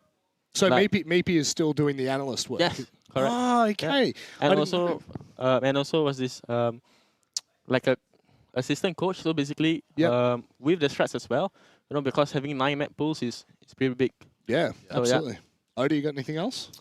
I was wanting to know if anyone in your team has like a game day routine that you bring to like every game. You're doing meditation, or do you guys just muck around in 10 mans, or like is there any pre-game routine? The only pre-game routine we have is just to spam free-for-all with comps.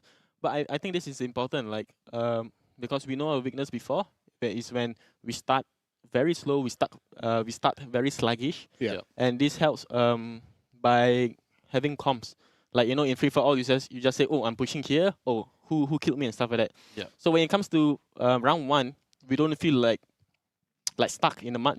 It's already like we are already moving as a team. Yeah, that's wonderful to hear. I think that it's shown today, especially. Yeah. So I guess the final comment and the final question I have for you is, how do you see this event going?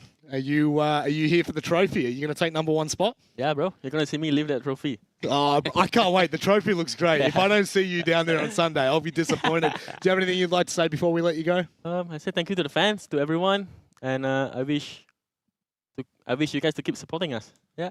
Keep it simple, mate. Thank you for joining us, Thank Speakeasy. We'll chat with you soon, Thank mate. you. And for everyone at home, this is now the kind of cap off of the first night of the APL regional finals here in Sydney.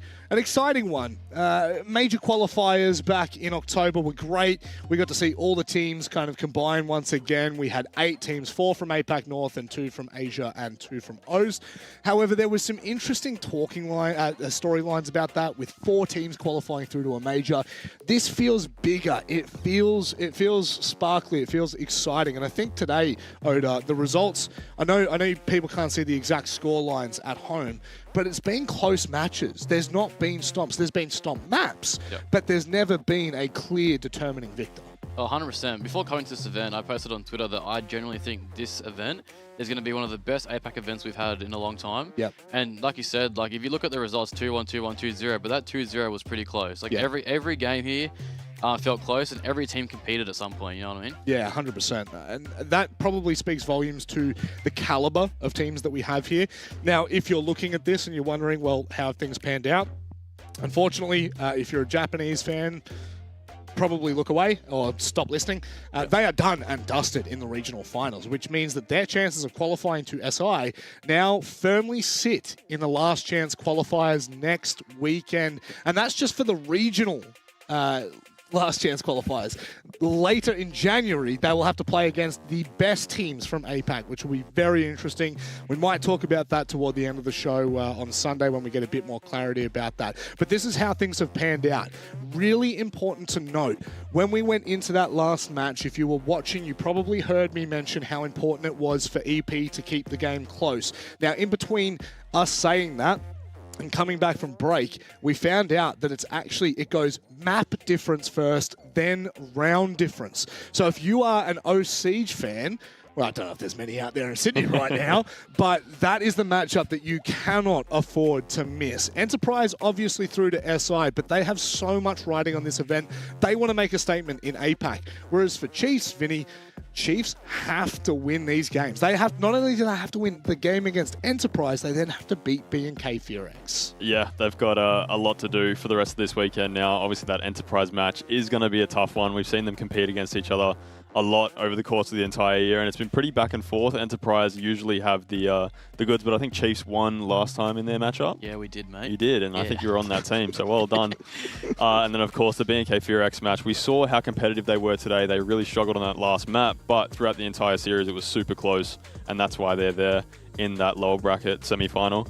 And, yeah, I mean, for Chiefs, their backs are against the wall, but we've seen them fight time and time again, and they need to do that today. And also, just to talk about CAG in particular. Please. It's very sad to see them go, but it's very exciting to see the quality, as you said before, of the region as a whole if a team like CAG is going home in the first match. Yeah. Also, sucks that they were playing in a single elimination bracket down the bottom there, but that's just what happens when we've got only 6 teams that go to regional finals. You are going to inevitably have a team that has to start in a position of a disadvantage, and that's just what happened for them. Anything to recap from you, Oda? I know me and Vinny had a good waffle then. I think tomorrow is very important for EP as well. Even though they've already qualified, I think they want to kind of redeem themselves from that game. I think they started slow, so I think tomorrow they're going to rock up and try to win, try to start early. One game we didn't even get to talk about either is the Weibo and Elevate matchup. Now, they skip tomorrow entirely, and they look forward to their game on Saturday. So that one will be an interesting game nonetheless. However, that's all we have time for here in our first day of the regional finals for the APL. Only one team has been sent home, but tomorrow we determine 2 more. You don't want to miss it. 4 p.m. Australian Eastern Daylight Time is when we kick off, so please make sure you are tuning in. However, please take care, stay safe, and do you know what it is? Good night. Oh, good night. Regional finals kicks off here. Every win. And now. Bit of fresh set of eyes. It's time to dive into our first match here in the regional finals for the Asia Pacific League. Shurito elsewhere has done damage. Anatin knows exactly where Wet Tables is, and he's been eliminated. The round is over, and so is the map. All he needs to do is deny the diffuser, but he takes down Arkuli first. There's no chance now for Anatin. His only opportunity is to take the kill, and the time will be on Brendo's side. He will likely fall. He's still just hiding, spraying with the shotgun. Oh, that's a bit toxic, Mingo. The one to grab the lifeline and keep CHE in the tournament. as Jigsaw ticks it once, twice, and Sage is there to cover! And they are marching their way through this gauntlet. Wow. We would all love to see that. It's upside down, my friend. Position over towards CO. Wookie holding reception really nicely. Finds the kill onto Step and then Raps falls as well. There's a third indeed. Wookie does it again. It's either Wookie or Conan, one or the other. Wookie the boogeyman. And as we enter the red time, the drop now comes through. Resets into Piano. Wookie makes contact. Don't forget, he's got a nitrous cell. The flank. The push and the flank from Mephi. He collects them all. It's Ion who's got no time left. Mephi out of nowhere gets 3. Nighthaven Labs. Size, very large. Importance, incredibly large. But Fisher guy might just be able to stick it. He gets off. Oh, Bappen gets absolutely shat on. He will have to stick this, and Turn will have plenty of time to confirm. But he bastards! No! What? Turnster, you're looking the wrong damn way! 8 bullets. 2 on his low HP, but he's got the advantage! Ape holding down the fort on the bomb side. Player does not have the diffuser, which means he needs to take this fight. There's plenty of cover, but Player swipes him back down again. EP. Well, we're looking a little bit EP at the moment. Who's on that team? We'll get back to that. They're also here, I'm pretty sure. So I'm trolling someone real hard right now. I have to check the numbers right now because I'm so embarrassed. Oda.